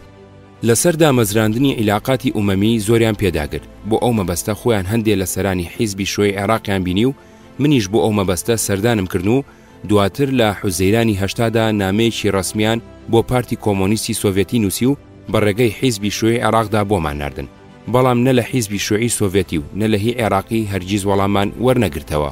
هەندێک لە برادەرانی دەرەوە جێگایەکیان دۆزی بۆەوە زەمالەی سۆڤێتیان بە پارە لێکڕی. سید عومەر و هاوڕێکانی هیوایەکی ئەوتویان بە عیلاقاتی ئومەمی نەما. کتێبەکەی سید عەزیز. سید عەزیز شەمزینی نەوەی شێخ عوبەیدوڵای نەهری یەکێ بوو لەوانەی لە یەکێتی سۆڤێت خوێندبووی، ئەگەرچی لە کولی عەسکەری عێراق دەرچوو بوو، بەڵام بنەماڵەکەیان لە ئێران داهێنیشتن. لە ناکۆچەکانی 1964دا سید عەزیز ئەندامی مەکتەبی سیاسی بوو. مەلا مستەفا ماوەیەک دەست بەسەرداینە و دوایی تەسلیمی ئێرانی کرد. ئێرانوازیان لێهێنا لە گوندی شێخان لە نزیک شنۆ داهێنیشت. سید عەزیز دۆستی مام جەلال بوو، زۆر جار نامەی بۆ نارد. یەکەمین جەنەڕەیتەری کارەبا کە ڕادیۆکەمانی پێخرایە کار ئەم بۆی کڕین و بە دیاری بۆی ناردین. سید عەزیز لە یەکێتی سۆڤێت دکتۆرای تەواو کردبوو، نامەی دکتۆراکەی لەسەر جوڵانەوەی ڕزگاری خوازانەی گەلی کورد نووسی بوو. کتێبەکەی کردە عەرەبی و بەشی زۆری لە سەرەتای شەستەکاندا بە زنجیرە لە خەباتدا بڵاو کردەوە. کتێبەکەی بەپی پرۆگرامی مارکسی نووسرا بوو، پڕ بوو لە زانیاری تازە دەربارەی ڕێکخراوە کوردیەکان و شۆڕشەکانی کورد و لێکۆڵینەوەی باش و بەنرخی تێدا بوو دەربارەی مێژووی نوێی کورد. لە یەکێ لەو سەفەرانەدا کە بۆ لەندەنی کردبوو، ئەسلی ڕووسی کتێبەکە و مسۆدەکانی بە عەرەبی هێنابوو دابووی بە شازاد لە بێرود یا لە هەر جێگایەکی تر چاپی بکە. کتێبەکە لە بێرود مایەوە و چاپ نەکرا. لە یەکێ لەو سەفەرانەدا کە بۆ بێروتم کرد، کۆپیەکی کتێبەکەم لەگەڵ خۆم هێنایەوە کوردستان. دەستگای ڕاگەیاندن بە عەرەبی چاپی کرد و فەرید ئەسەسەر کردی بە کوردی و بە کوردیش چاپ کرا. بۆ شارەزایی مێژووی کورد ئەندامانی کۆمەڵە ئەبوو ئەم کتێبەی دکتۆر عەزیز شەمزینی و کورد و کوردستانەکەی دکتۆر ئەوڕەحمان قاسملۆ و هەندێک لە کتێبەکانی دکتۆر کەمال مەزهەر بە تایبەتی کوردستان لە ساڵانی شەڕی یەکەمدا بخوێنێتەوە. دامەزراندنی ڕادیۆ. دەستگایکی ڕادیۆمان هەبوو لە برادۆستەوە لەگەڵ خۆمان بۆنەوەکان و لێو بۆ قەندیل و لە قەندیلەوە هێنابوومانەوە ناوزەنگ، باری ئێسترێک بوو، لەگەڵ خۆمانەمان جێڕا بێ ئەوەی بتوانین بەگەڕی بخەین. بەکارخستنی پێویستی بە جێگایکی ئەمین هەبوو، دەستگاکە و ئاریەڵ و ماتۆڕ و ستۆدیۆی تۆمارکردنی قسەی لێدا بنرێ، هەروەها پێویستی بە تەکنیکار هەبوو بۆ کارپێکردنی. تەڵعەتگلی ئەندازیارێکی کەرکوچی و ئەندامی یەکێتی لە کوێیت کاریە کرد، کاتی خۆی ئەو دەستگای ڕادیۆکەی هەڵبژارد بوو، لە کوێیتەوە بەنیێنی هاتە ناوزەنگ. دوای گەڕان بە ناوچەکەدا شوێنێکی هەڵبژارد، پیان ئەوت گردی کوپان بۆ دانانی دا و دەستگای ڕادیۆ. دارستان گردەکەی داپۆشی بوو، کانیەکیشی لێبوو.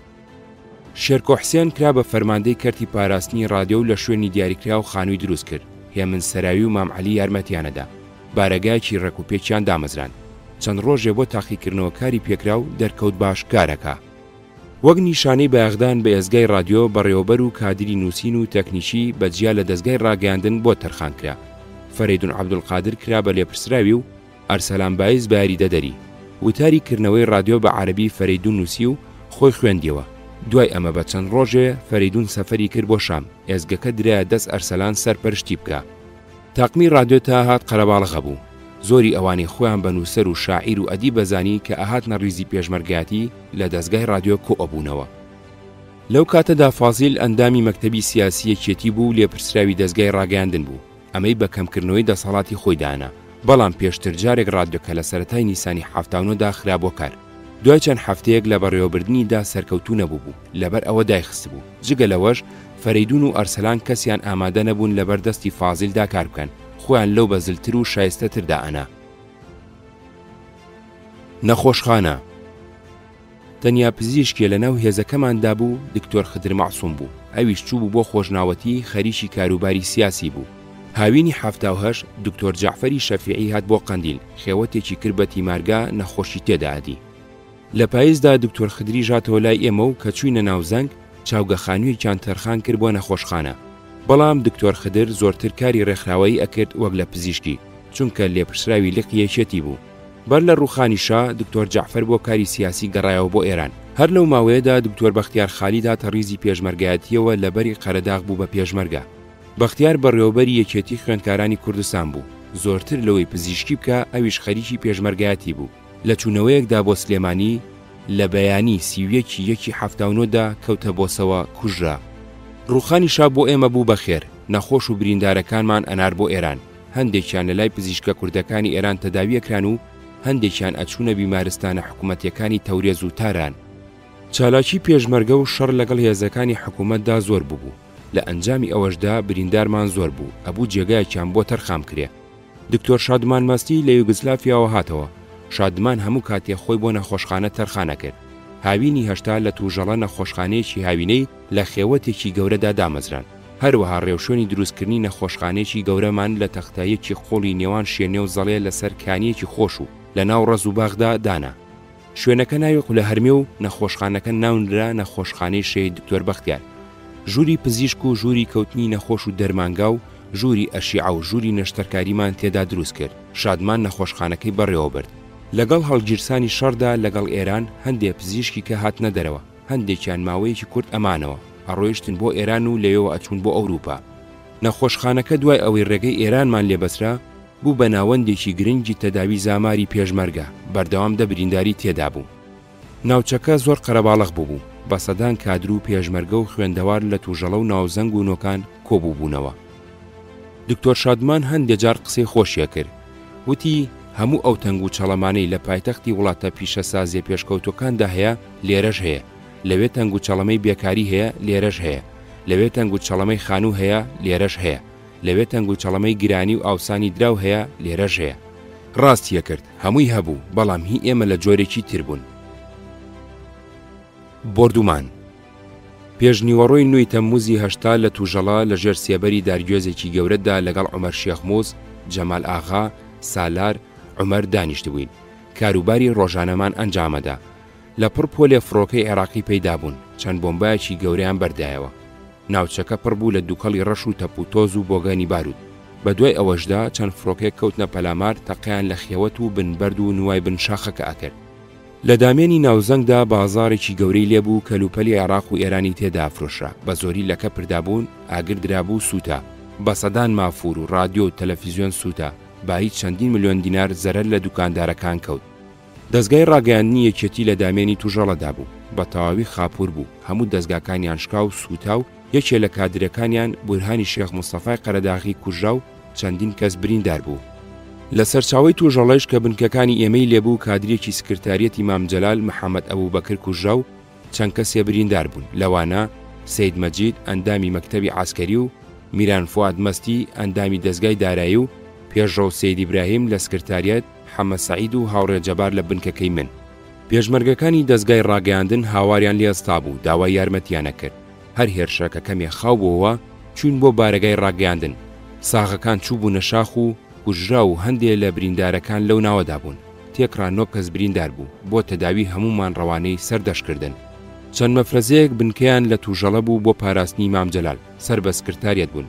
فەرماندەکانیان بەکر پیرۆت، مەلاوسوی خەندەکە شێخە کۆڵ بوو.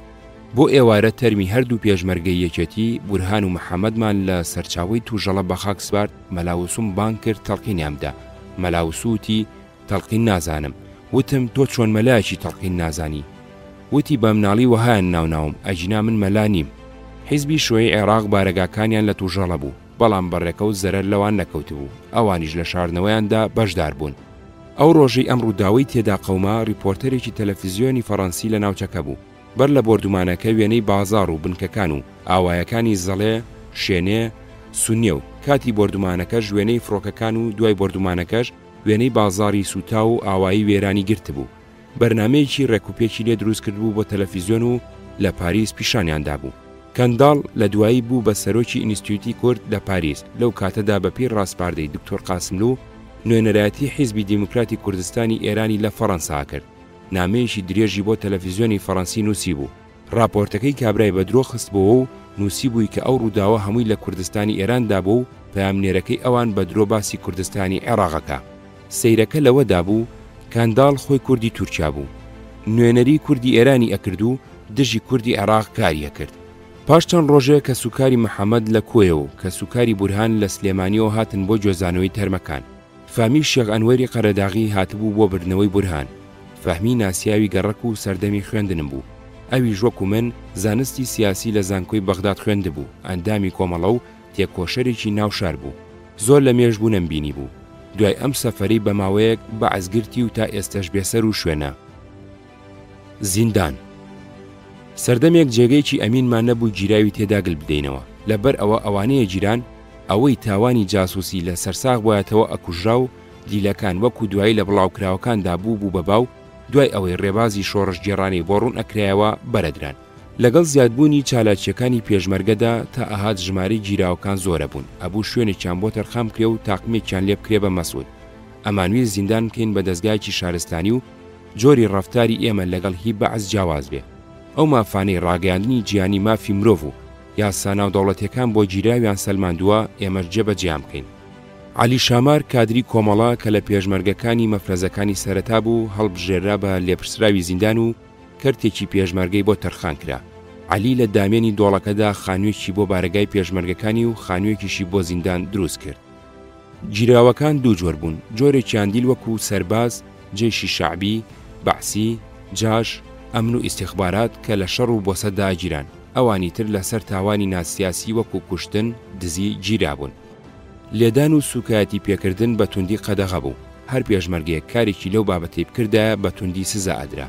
خواردنیان وەکو خواردنی هەموو بارەگاکانی پێشمەرگە بوو. لە نەخۆشی و ناساغیدا وەکو پێشمەرگە لە نەخۆشخانەی شۆڕشدا تیمارەکران کە سوکاریان بۆیان هەبوو هەر کاتێکی بیان ویستایە بە ئازادی سەردانیان بکەن، خواردن و کەلوپەلیان بۆ بهێنن یا بۆ بنێرن. بۆیان هەبوو داوا و سکاڵا و شکات بۆ دەستگا سەرکردەکانی یەکێتی بنووسن. کەسانی شارەزا و قانونی لێکۆڵینەوەیان لەگەڵەکردن و دادگا کە پێگاتبوو لە 3 کەس، 2 ئەندامی مەکتەبی سیاسی و یەکێکی حقوقی حکمی ئەدان و مەکتەبی سیاسی لە کۆبوونەوەی خۆیدا دوابڕیاری لەسەر حکومەکە ئەدا. حکوومەتی بەعز هیچ کاتی ئامادە نەبوو گیرا و هەر پلەپایەکی لە بەعز یا لە جێش یا لە دائیرەکانی دەوڵەتدا هەبووە بگۆڕێتەوە. لەبەر ئەوە زۆر لە گیراوەکان بە تایبەتی سەرباز مانەوەیان کەڵکێکی ئەو توێ نەبوو، زوو بەرەدران. هەزاران کەسی عەرەب سەر بە دا و دەستگای جیاجیا گیراون و بەبێ هیچ بەرامبەرێک ئازاد کراون. دروستکردنی خانووی تازە. هاوڕیانی زیندان کە زۆریان هاوسەرەکانیان لەگەڵ خۆیان هێنابوو، هەروەها کاری سیاسی ڕێکخراوەی ڕاگەاندنیان پێسپێرابوو، ئەبوو ئەوانیش جێگە بۆ خۆیان خۆش بکەن. لە شوێنێ، قولەهەرمێ، زەڵێ، ناوزەنگ، تووژەڵا چەندین خانووی نوێیان بۆ دەستگاکانی پێشمەرگە، ڕاگەیاندن، دارایی، ناوەندی کۆمەڵە، ڕێخستنی بزوتنەوە دروست کرد.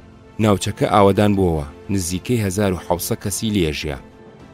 ناوەندی کۆمەڵە ریزەخانوویەکی خۆشی دروست کرد، دەستگای ڕێخستن و دەستگای ڕاگەیاندنی تێدا بوو، شوێنێک بۆ کتێبخانە تەرخان کرابوو، هۆڵێکیش بە ناوی هۆڵی شەیر شەهاب دروست کرا، جێگەی کۆبوونەوەی 300 کەسی تێدا بووەوە. بۆ هاوینەکەی منیش لەسەر و هەمان خانووی زستانی ڕابردوو لێی بووم بە چەند مەترێک لە پاڵ تا شەبەردێکی گەورەدا خانوویەکی چوارژووریم دروست کرد. ئەگەرچی بەنایەکی خەڵکی داوداوەمان هێنا بوو دیوارەکانی بۆ دەئاناین، بەڵام کرێکاریەکەی خۆمانەمان کرد. خانووەکەی من خۆشتر بوو لە زۆری خانووەکان، حەمام و شوێنی چێژلێنانی تێدا بوو. دوایتر بەردەمەکەیم تەخت کرد و حوزێکی گەورەی جوانم تێدا دروست کرد و چواردەورەکەیم کرد بە گوڵ و ڕەز و باخ. بەختیاری برام و حەمەجەزایش چەند خانوویشیان لە نزیک خانووەکەی من بۆ ژیانی خۆیان دروست کرد. جگە لە بارگای داو دەستگاکانی یەکێتی، حیزبی شۆیەی عێراق، پارتی سۆسیالیستی کورد، مەفرەزەیەکی بەعسی سەر بە سووریا، هەندێ ڕێکخراوی عەرەبی، عێراقی و ئێرانی لەو ناوەدا خانوویان کرد. لەم کارانەدا ئەوەی سەرنجی ڕائیکێشا دۆزینەوەی هەندێک کەرەستەی کۆم بوو کە دەریان ئەخز ئەم ناوچەیە لە کۆنەوە ئاوادان بووە. لە ناو دۆزراوەکاندا لە زینی سوور لە کاتی هەڵکەندنی بناغەی خانوەکاندا چەند گۆڕێکیان دۆزیەوە. گۆڕەکان هی موسڵمان نەبوون، چونکە ڕۆقیبلە نەنێژرابوون و ملوانکە و متوموریان لەگەڵ خرابۆ چاڵ، ئێسکەکانیان تێکەڵاوی گڵ بوو پوا بوو. لە ناوزەنگ لە شوێنی هۆڵی شەهابدا دوو گۆزەی گەورە و ساغ و لە تووژەڵەش لەو شوێنەی کە ناوی گردی کوپان بوو ئێزگەی ڕادیۆی لێبوو لە نێوان تووژەڵە و ناوزەنگدا چەندین گۆزە و چەند دراوێکی سەردەمی ئەسکەندەری گەورە دۆزرایەوە. گۆزە بۆ چەند مەبەست بەکار هاتووە، یەکێکیان وەکو تابوت بۆ هەڵگرتنی ئێسک و پرووسکی مردوو، ئەوی تریان بۆ هەڵگرتن و شاردنەوەی دانەوێڵە و خواردەمەنی و گەنجینە لە چاوی دوژمن. زەردەشتەکان کە یەکێکیان لێ مردووە تەرمەکەیان بردووەتە شوێنێکی بەرزدایان ناوە تا قەلوداڵ گۆشتەکەی خواردۆ و تیشی خۆر ئێسکەکانی خاوێن کردوتەوە، ئەوسا ئێسقانەکانیان کۆ کردوتەوە و خستویانەتە گۆزەیەکە و گۆزەکەیان لە ئەرزدا ناشتووە. ئەبێ کوردستان چەندێ لەم شوێنەوارە دێرینە بە نرخانەی تێدا بوو بێ کە ڕابردووی ناوچەکە و کوردیان ڕوون ئەکردەوە، بەڵام بەم جۆرە فەوتا بێ. گرتنی بێگانە. شۆڕشی ئەیلول هەر لە سەرەتاوە لە دنیادا دەنجیدایەوە و ڕۆژنامەوانی بەناوبانجی دنیا سەردانیان کرد و وتار و لێدوان و کتێبیان لەسەر نووسی. شۆڕشی حوزەیران لەبەر چەند هۆیەک لەم ئیمتیازە گرنگە بێبەش بوو. 1. عێراق تەعمیمی ئەعلامی خست بۆ سەر چالاکیەکانی شۆڕش بە هیچ جۆرێ لە دەستگاکانی ڕاگەیاندنی خۆیدا ڕۆژنامە، رادیۆ، تەلەڤیزیۆن باسی نەئەکرد و نێ هێشدەنجی بۆ دنیا دەربچێ. 2. شێوەی چەوتی ڕاگەیاندنی یەکێتی. یەکێ لەو تاکتیکە تازانی لەم شۆڕشەدا داهێنرا بۆ ئەوەی لە ئابلوقەی ئەعلامی دەربچێ و دەنجی بە دنیا بگات گرتنی کارکەرانی بێگانە بوو. گرتنی ئەمانە لەلایەن دەستگاکانی ڕاگەیاندنی ئەو وڵاتانەوە بازەکرا و لە دنیادا دەنجیەدایە و بەم ڕێگەیە سەرنجیان ڕائکێشرا بۆ هەبوونی جوڵانەوەیکی سیاسی چەکدار دژی بەعز لە کوردستانی عێراقدا. سەرەتا چەند کارکەرێکی فەڕەنسی گیرا لە قەندیل کاریانە کرد، بە دوای ئەواندا پۆڵۆنی و ئەڵمانی و یوگزلافی و ڕووس.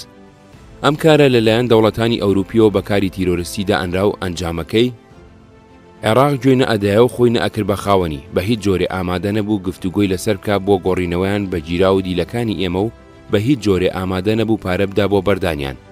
دەوڵەتەکانی خۆشیان دوو جۆر بوون، ئەوانەی ئەوروپای ڕۆژهەڵات، یەکێتی سۆڤێت، پۆڵۆنیا، یوگزلافیا هاوڵاتیەکانی خۆیان فەرامۆژە کردو لە سەریان هەڵ نەئەدانێ و بەتەنجیانەوە ناهاتن. دووەمیان وڵاتانی ڕۆژاوا ئەمەیان بەکارێکی تیرۆریستی داهەنا، بەڵام ئەکەوتنە گفتوگۆی ڕاستەوخۆ و ناڕاستەوخۆ بۆ پاراستنی ژیان و بەردانیان. ئەم کارە بۆ ئێمە لە چەند سەرەوە سوودی هەبوو. 1. ڕۆژنامەکانی وڵاتانە باسی گیراوەکانیان نەکرد و هەواڵی هەبوونی جوڵانەوەی کوردیان ڕاگەیاند. 2. لە هەندێ وڵات ئەبوو بەهۆی دامەزراندنی پەیوەندی ڕاستەوخۆ لەگەڵ نوێنەرانی یەکێتی. دکتۆر کەمال فواد چەند ساڵ لە ئەڵمانیا نەیتوانی بوو پەیوەندیان لەگەڵ دابمەزرێنێ، بەم هۆیەوە پەیوەندیان لەگەڵ دامەزران. 3. لە هەندێ وڵات ئەبوو بەهۆی هەندێ دەستکەوتی مادی، ناردنی دەرمان، تەداوی بریندار، دانی پارە. ئەم کارە هەندێ لە هەڤاڵانی ئەوروپای سەغڵەت کرد بوو، ویان ئەزانی جێگەیان پێلێژەکە. لە باتی ئەوەی هەوڵ بدەن بە چاکترین شێوە کەڵکی لێ وەربگرن، گوشاریان بۆ سەرکردایەتی یەکێتی هێنا وازنەم تاکتیکە بێنێ، تەنانەت گەیشتە ڕادەی هەڕەشەی وازێنان لە یەکێتی. بەڵام ئەم تاکتیکە بوو بەباو، هێزەکانی تریش پەنایان ئەبردەبەری، لەوانە حیزبی سۆسیالیستی کوردستان و پارتی. ئەگەر ئێمە ژوازمان لێبهێنایە ئەوان درێژیان پێ ئەدا. هاوینی 1970 لەبەری قەرەداغ 9 کەسی سۆڤێتی لە کاتی ڕاوماسیدا گیران. هەرێمی 5 قەرەداغ ویستیان بە پەلە بیان پەڕێنەوە بەری شارباژێر بۆ ئەوەی بیانگەێنە بارگاکانی سەرکردایەتی. جێشی عێراق یەکێ لە گەورەترین لەشکرکێشەکانی کرد بۆ سەریان و هەموو ئەو ڕێگایانەی ئەوان گومانیان لێ کرد بە هالیکۆپتەر لی دابەزین و گرتیان. لە شوێنێکدا پێشمەرگەکانیان دۆزیەوە، بوو بە شەڕێکی قورس. 6 کەس لە پێشمەرگەکان کوژران، لەوانە گۆران کە یەکێ لە باشترین فەرماندەی کەرتەکانی هەرێمی 5 بوو. 7 پێشمەرگە و دوان لە سۆڤێتیەکانیش بریندار بوون. مستەفا چاوڕەش فەرماندەی هەرێمەکە بۆ ئەوەی هێرشەکەیان لە کۆڵبێتەوە سۆڤێتیەکانی بەردا بوو. یەکێ لە بریندارەکان شاهۆ حەمەی تەلە بوو. شاهۆ شاخەوانێکی کەم هاوتا و شمشاڵژەنێکی شارەزا بوو. لەم شەڕەدا گولێک لە سەری و گولێک لە دەستیدا بوو. برینەکەی سەری لە زمان و گولەکەی دەستیشی پەنجەکانی لە کارخست بوو تا ماوەیەکی زۆر قسەی بۆ نەئەکرا و تا کوژراژ زمانی بەتەواوی بەرنەبوو چەند پەنجەیەکی دەستیشی سەقەت بوو لە گەرمەی شەڕ و هێرشی هالیکۆپتەردا بە برینداری لە بندەوەنێکدا ئەبێ خوێنی لەشی چۆڕاوگەی بەست بوو لەو کاتەدا مارێک لە نزیکی پەیدا ئەبێ دەست ئەکا بە لیستنەوەی خوێنەکەی شاوە هۆشی لە لای خۆیە بێ بەڵام نە زمانی ئەبێ هاوار لە هاوڕەکانی بکاو نە دەستی بەردەگرێت لە مارەکەی بگرێ مارەکە تا تێر بوو چۆڕاوگەی خوێنەکەی لست بووە و دوای ئەوە بێ ئەوەی پێوەی بدا ڕۆیشت بوو بێگومان هەڵوێستێکی دژوار بووە دیمەنەکەی هەرگیز لە بیر شاهۆ نەئەچووە گروهی 7 نەفەر 4 مانگ دوای گرتنی چوارەمین کۆنگرەی حیزبی دیموکراتی کوردستانی ئێران 7 ئەندامی کۆمیتەی ناوەندی بەیانێکی درێژیان بڵاو کردەوە جیابوونەوەی خۆیان لە حیزب ڕاگەیاند بە بیانووی جیاوازی هەڵوێستیان لە حکوومەتی ئیسلامی ئێران و هاوکاری سەرکردایەتی حیزبی دیموکراتی کوردستانی ئێران لەگەڵ ڕژێمی بەعەز ناویان لە خۆیان نابوو پەیڕەوانی کۆنگرەی چوارەم لە ناو پەیڕەوانی کۆنگری چوارەمدا چەند کەسێکیان تێدا بوو تازە هاتبوونە ڕیزی حیزبی دیموکراتی کوردستانی ئێرانەوە بەڵام 3 کەسیان لە ناودارە کۆنەکان بوون غەنی بلووریان کە زیاتر لە 20 ساڵە لەسەر حیزبی دیموکراتی کوردستانی ئێران لە زیندانی شادا بوو ڕەحیمی قازی کە لە سەردەمی جمهوریەتی مەهابادەوە چوو بۆ سۆڤێت و تا ڕوخانی شا لەوێ مابووە هێمن کە 10 ساڵ زیاتر بوو لە عێراق بوو دوای ڕوخانی شا ئەویش گەڕابووە حیزبی توودە لە ئێراندا لاواز بوو لە کوردستاندا سەرڕای لاوازی بەدناویش بوو بەڵام نفوزی حیزبی توودە لە ناو حیزبی دیموکراتی کوردستانی ئێراندا کۆم بوو ئەگەڕایە بۆ ئەو جۆرە پەیوەندیەی لە پەنجاکاندا لە نێوان هەردوو حیزبدا دروست کرابوو دوای سەرکەوتنی شۆڕش ئەگەرچی ڕێکخراوی تایبەتی خۆیدا مەزراند بوو پاشکۆی هەفتەنامەی مەردومی لەتاران بە کوردی بڵاو ئەکردەوە بەڵام هەندێک لە تودەیەکان خۆیان خزاند بۆ ناو ڕیزەکانی حیزبی دیموکراتی کوردستانی ئێرانەوە لەو کاتەوە دکتۆر قاسملۆ بوو بە سکرتێری حیزبی دیموکراتی کوردستانی ئێران حیزبی دیموکراتی کوردستانی ئێرانی بەرەو سربەخۆیی لە تودەیە نابوو لەبەر ئەوە لەگەڵی کۆگ نەبوون دوای سەرکەوتنی شۆڕش کە حیزبی دیموکراتی کوردستانی ئێران نەچۆ ژێرباری سیاسەتی حیزبی توودەوە ناکۆچیەکەیان قوڵتر بوو بە تایبەتی توودە پشتیوانی بێ چەند و چۆنی ڕژێمی ئیسلامیە کرد بە بیانووی ئەوەی دژی ئیمپریالیزمی ئەمریکایە و حیزبی دیموکراتی کوردستانی ئێران لە کێشە و شەڕدا بوو لەگەڵ ئەم ڕژێمە چونکە مافەکانی کوردی نەئەسەلماند پەیڕەوانی کۆنگرەی چوارەم بەم جیابوونەوەیە لایەن وابوو زۆرەتی ئەندامانی حیزب و دانیشتوانی کوردستان کە لە شەڕ بێزارن و ڕێزی تایبەتی دائنێن بۆ ڕابردووی سیاسی ئەم تێکۆشەرانە لە دەوری ئەمان کۆ ئەبنەوە و ئەمان ئەبن بە حیزبی دیموکراتی کوردستانی ئێران یەکێتی سۆڤێتی وڵاتانی ئەوروپای ڕۆژهەڵات و حیزبی کۆمۆنیستەکانی جیهان پشتیوانی لەوانەکەن ڕژێمی ئێران لەگەڵ ئەوان پێک دێ ئەگەر خود مختاریشیان نەداتێ بە ئاشتی کێشەی کورچارە سەرەکە سەرکردایەتی حیزبی دیموکراتی کوردستانی ئێران زۆر زوو چووە بەگشت ئەم تاقمەدا و بەجاش و خائین نایبردن لە بۆچوونەکانیاندا و لە ژوور هەڵسەنگاندنی خۆیاندا بە هەڵە چوو بوون جەماوەری حیزبی دیموکراتی کوردستانی ئێران بە زۆری لە دەوری سەرکردایەتی قاسملومانەوە ئومێدەکانی هەشیان بوو بە سۆڤێت و ڕژێمی ئێران نەهاتە دی هاوکاریان لەگەڵ حیزبی توودە و کاربەدەستانی ئێران هیچ دەستکەوتێکی سیاسی یا سەربەرزیەکی بۆ خۆیان دابین نەکرد بە لاوازیمانەوە و سەرنجام پەرەوازە بوون هەندێکیان لە شەڕی حیزبی دیموکراتی کوردستاندا کوژران ڕەحمانی کەریمی هەندێکیان چوونە ئەوروپا ڕەحیمی قازی و غەنی بلووریان هەندێکیشان لە شارەکاندا جێگیر بوون هێمن و ئەوانیکە هێمن شاعیر و ئەدیب بوو زیاتر لەوەی سیاسی بێ خاوەنی سرودی نەتەوەیی گەرچی تووشی ڕەنجەڕۆی و حەسەت و دەردم ئەمن و خاوەنی تاریک و ڕوون توحفەی مزەفەریە ناڵەی جودایی و پاشەڕۆک بوو مخابن بوو خۆی لە کاروباری حیزبایەتیەوە بگلێنێ جەنگی عێراق ئێران ناکۆچی عێراق لەگەڵ ئێران پێشینەیەکی مێژووی هەیە بە تایبەتی لەسەر دیاریکردنی سنوور و پیرۆزگاکانی شیعە ئەگەڕێتەوە بۆ سەردەمی عوسمانی و سەفەوی ئەم ناکۆچیانە بە میرات بۆ دەوڵەتی عێراق مابوونەوە لە سەردەمی پاشایەتیدا هەردوو دەوڵەت جۆرێ لە پەیوەندی دۆستانەیان دامەزراند بوو هەردووچیان ئەندام بوون لە پەیمانی بەغدادا ڕژێمی جمهوری ناکۆچیە کۆنەکانی هەموو زیندوو کردەوە ئەو ڕەحمان عارف هەوڵیدا نێوانی عێراق لەگەڵ ئێران باش بکە بەڵام ئینقیلابی بەعەز لە 1968دا نەیهێش ئەم هەوڵە سەر بگرێ ئێران ڕێکەوتنی ساڵی 1937 دەربارەی شەتڵ عەرەب یەکلایەنە هەڵوەشاندەوە ئەحمەد حەسەن بەکر بەم بۆنەیەوە لە ساحەت تەحریر لە بەغدا وتارێکی ئاگرینیدا وتی وسوف لن أكون عربيا ولا مسلما إذا نسيت هذا الموقف النذل نعرب نمسلمان دبم أجر أم هەڵوێستە سەرشۆڕانەیەم لەبیر بچێتەوە عێراقی بەعسی لەو کاتەدا توانای ڕوبەڕووبوونەوەی چەکداری ئێرانی نەبوو ئێران یارمەتی شۆڕشی کورد و دوژمنەکانی بەعسیەدا و بەحسیش باوەشیان بۆ معارەزەی ئێرانی کردبووە تا ڕێکەوتنەکەی سەدام شا لە جەزایر. ئەو کاتی ڕێکەوتنی جەزایر ئیمزاکرا هەمان ئەو بەکرەی سوێندەکەی خواردبوو سەرۆکۆماری عێراق بوو. سەدام لە ڕێکەوتنی جەزائیردا تەنازولێکی زۆر گەورەی کرد بۆ شا، نیوەی شەتڵ عەرەب و چەند جێگای تری سنووری وشکایی لە کوردستان دابووە بەرامبەر دەزەڵگرتنی شا لە کورد. ئەم تەنازولەی سەدام بۆ شا لەناو کۆڕەنەتەوە پەرستەکانی عەرەبدا بە خراپ دەنجیدایەوە. سەدام ئەگەرچی بە سەرکەوتنیکی مێژووی گەورەیدا ئەناو بیانووی بۆ داهاتاشی، بەڵام لێ بوو بە گرێیەکی ڕەوانی. دوای ڕوخانی شاو سەرکەوتنی ئینقلابی ئیسلامی ترسی سەدام لە ئێران زۆر زیادی کرد، ئەترسا شەپۆلی ئیسلامی دەسەڵاتی ئەویش ڕابماڵێ. وەکو لە کۆڕە تایبەتەکانی خۆی داوت بووی، پێشەوەی شەڕ بکەوێتە ناو ماڵی خۆتەوە شەڕەکە بخەرە ناو ماڵی دوژمنەکەتەوە.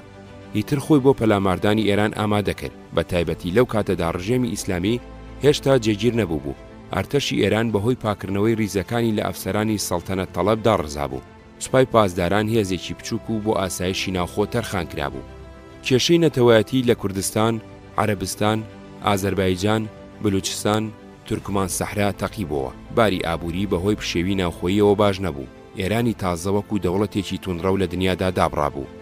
سەدام ئەمەی بە هەلزانی بۆ ئەوەی تۆڵە لە ئێران کاتەوە و ڕژێمەکەی بڕوخێنێ و وڵاتەکەیان پارچە پارچە بکە. ڕۆژی هەفتەی ئەیلولی هەشتا ئەنجومەنی نیشتیمانی بان کرد بۆ کۆبوونەوەیەکی نائاسایی. سەدام لە بەردەمی ئەم کۆبوونەوەیدا وتارێکیدا.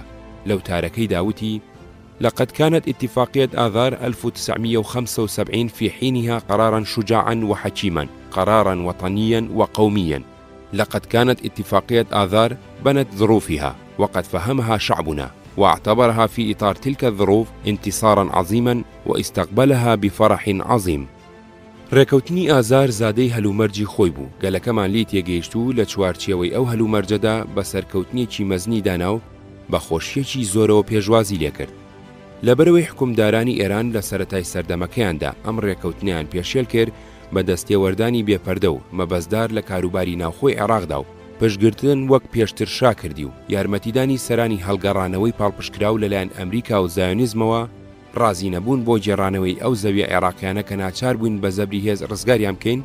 من لە بەردەمتانە ڕای دەگەێنم ئێمە ڕێکەوتنی 6 ئازاری ساڵی 1975 بە هەڵوەشاوە دادەنین و ئەنجومەنی سەرکردایەتی شۆڕش ئەو بڕیارەی داوە. سەدام نە لە ئیمزاکردنی ڕێکەوتنی جەزائیر و بەخشینی شەتڵ عەرەبدا پرسی بەگەلی عێراق کردبوو، نە لە هەڵوەشاندنەوەیدا. ڕۆژی 22 ئەیلولی 1970 فڕۆکەی جەنگی کەوتنە فڕین بۆ بۆردومانی ئێران. ڕۆژی 23 ئەیلول هێزی زەمینی عێراق لە سێ لاوە پەلاماری ئێرانیدا، لای سەرو بۆ ڕاگرتنی هێزەکانی ئێران لە شوێنەکانی خۆیاندا، لای ناوەڕاست بۆ گرتنی هەندێک شار و شوێنی ئێران تا نەتوانن لەو قۆڵەوە هێرش بۆ بەعقوبە بەغداد بکەن، لای خوارو بۆ داگیرکردنی کانگاکانی نەوتی ئێران. ئەمەیان هێرشی سەرەکی بوو. سەدام ئەم جەنگەی ناونا قادسیەی سەدام، لەمەش مەبەستی ژیاندنەوەی دوژمنایەتی کۆنی نێوان عەرەب و ئێران بوو. لە قادسی یەکەمدا لەشکری عەرەب لەشکری ئێرانی شکاند و دەوڵەتی ساسانی ڕووخاند و گەلانی ئێران موسڵمان بوون. ئەم شەڕی بەو شەڕە ئەشوبهاند. لە سەرەتادا جێشی عێراق هەندێک پێشڕەوی کرد و هەندێک جێگای گرت، بەڵام نەیتوانی ئامانجەکانی بەدی بهێنێ.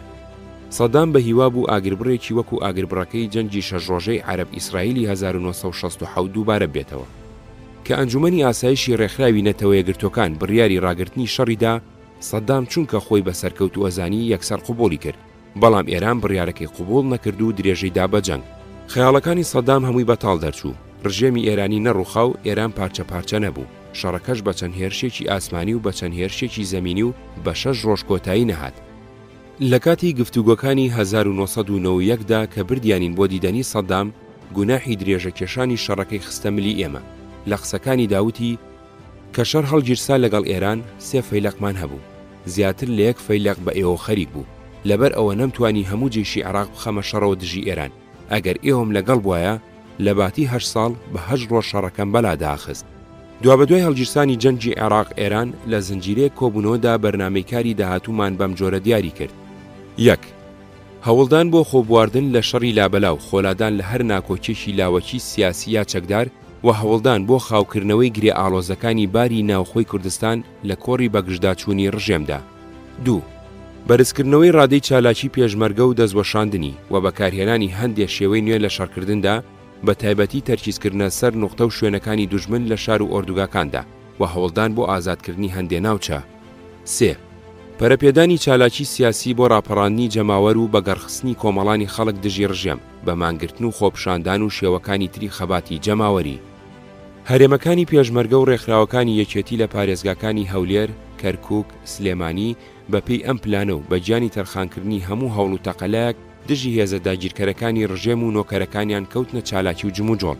لە سەرەتای جێبەجێکردنی ئەم پلانەدا بووین لە پڕهێزێکی گەورەی پارتی شاخەکانی بەرامبەریان لێگرتین. بەیانیەکی زوو لە خەوهەڵیان ساندم وتیان کابرایەک هاتووە نامەی پەلەی پێ ئەوێ وەڵامی بدەیتەوە و بگەڕێتەوە. کابراکە شێخ عەبدولعەزیزی داربەڕوولە و نامەکەی هی شێخ محەممەدی شێخ عەبدولکەریم بوو. شێخ محەممەد لە دوای باوکی بوو بە شێخی تەریقەتی قادری لەگەڵ دا و دەستگاکانی حکوومەت تێکەڵاو بوو. تەکیەکەیان لە کرپچنە بوو لە بەری قەرەداغ و لە بەغدادیش تەکێی هەبوو. شێخ محەممەد لە نامەکەی دانووسی بووی کە دوای ئەوەی شەڕ لە نێوان عێراق و ئێران هەڵگیرساوە و زۆری ڕێکخراوە ئێرانەکان تەنانەت ئەوانش کە دژی ڕژێمی ئێران بوون پشتیوانی لە ئێران ئەکەن دژی عێراق. ئەرچی نیشتیمانی ڕێکخراوە عێراقیەکانیش ئەوەیە لەم شەڕەدا پشتیوانی لە عێراق بکەن دژی ئێران. لە نامەکەیدا پرسی بووی کە ئاخۆیەکێتی ئامادەیە لەگەڵ حکوومەت گفتوگۆ بکا بۆ بەلاداخستنی کێشەی کورد. مام جەلال سەفەری دەرەوەی کردبوو. شێخ محەممەدی ژەیزانی بەڵام نامەکەی بۆ ئەو نووسی بوو. بە شێخ عەزیزم وت شێخ نامەکەی بۆ مام جەلال نووسیوە، منیش ئەینێرم بۆ ئەو کەی وەڵامەکەی نووسیەوە بۆتانە نێرم. شێخ عەزیز وتی پێی وتوم ئەگەر مام جەلال لەوێ نەبوو بیدەم بە تۆ و جوابەکەی لە تۆ وەربگرم. وتم باشە تا تۆ پشوویەک ئەدەی منیش وەڵامەکەی ئەنووسمەوە. لە نامەکەمدا بۆ شێخ محەممەدم نووسی ئەم دوو حکوومەتە عێراق و ئێران ئەوەندەیان زوڵم لە کورد کرد و کورد خۆشی نەیتوانی حەقی خۆیان لێبسێنێ واخوا حەقیان لێ ئەسێنێ و بەم شەڕەبەر غەزەبی خواکەوتون. ئێمە پشتیوانی لە هیچ کامیان ناکەین بەڵکو داوا لەخۆ ئەکەین وەکو سەگەکانی ڕەزابە گیان لێبێ. لەگەڵ ئەوەشدا ئێمە هەرگیز دەرگای گفتوگۆماندا نەخستووە. ئەگەر عێراق بەڕاستی بێتە پێشەوە بۆ چارەسەرکردنی کێشەی کورد ئێمەش ئامادەین بۆ گفتوگۆ. ڕەزابەک پیاوێکی قسەخۆشی سلێمانی بووە. خەیاڵێکی بەپیتی هەبووە بۆ دروستکردنی حکایەتی خەیاڵی. وتوێتی 2 سەگی گەورەم هەبوو ڕۆژێکیان بوو بە شەڕیان. ئەمیان قەپاڵێکی لەو گرت دەستێکی خوارد. ئەویان قەپاڵێکی لەم گرت دەستێکی ئەمی خوارد. وەختی ئاوڕمدایەوە هەردووکیان یەکتریان خواردبوو تەنیا کلکەکانیان مابووە ئەجوڵا. وەڵامی نامەکەمدایەوە بە شێخ عەبدولعەزیز. شێخ محەممەد نامەکەی پیشانی کار بەدەستاندا بوو. زۆر زیاتر لە جاران ڕقیان لێڵگرتم. ئێستا کە بیری لێ ئەەکەمەوە ئەبوو بە زمانێکی ئەدەبیتر نامەکەم بنووسیە. ناشێ هەموو جار پیا و ڕازی دڵی خۆی بڵێ. وەکو دوای بیسمانەوە نووری حەدیسی خاوەنی پێشنیارەکە بوو بەڵام وتبووی بەم نزیکانەیە چێتی ئەکەوێتە نێوان کەماشەی پارتی و حکوومەتەوە زۆر لاواز ئەبێ ئیتر بۆچی لەگەڵی ڕێک بکەوین. پێ ئەچوو بەعەز زانیاری پێگەیشت بێت لە سەرنیازی پارتی بۆ لەشکرکێشی بۆ سەر بارەگاکانی یەکێتی لە ناو زانگ.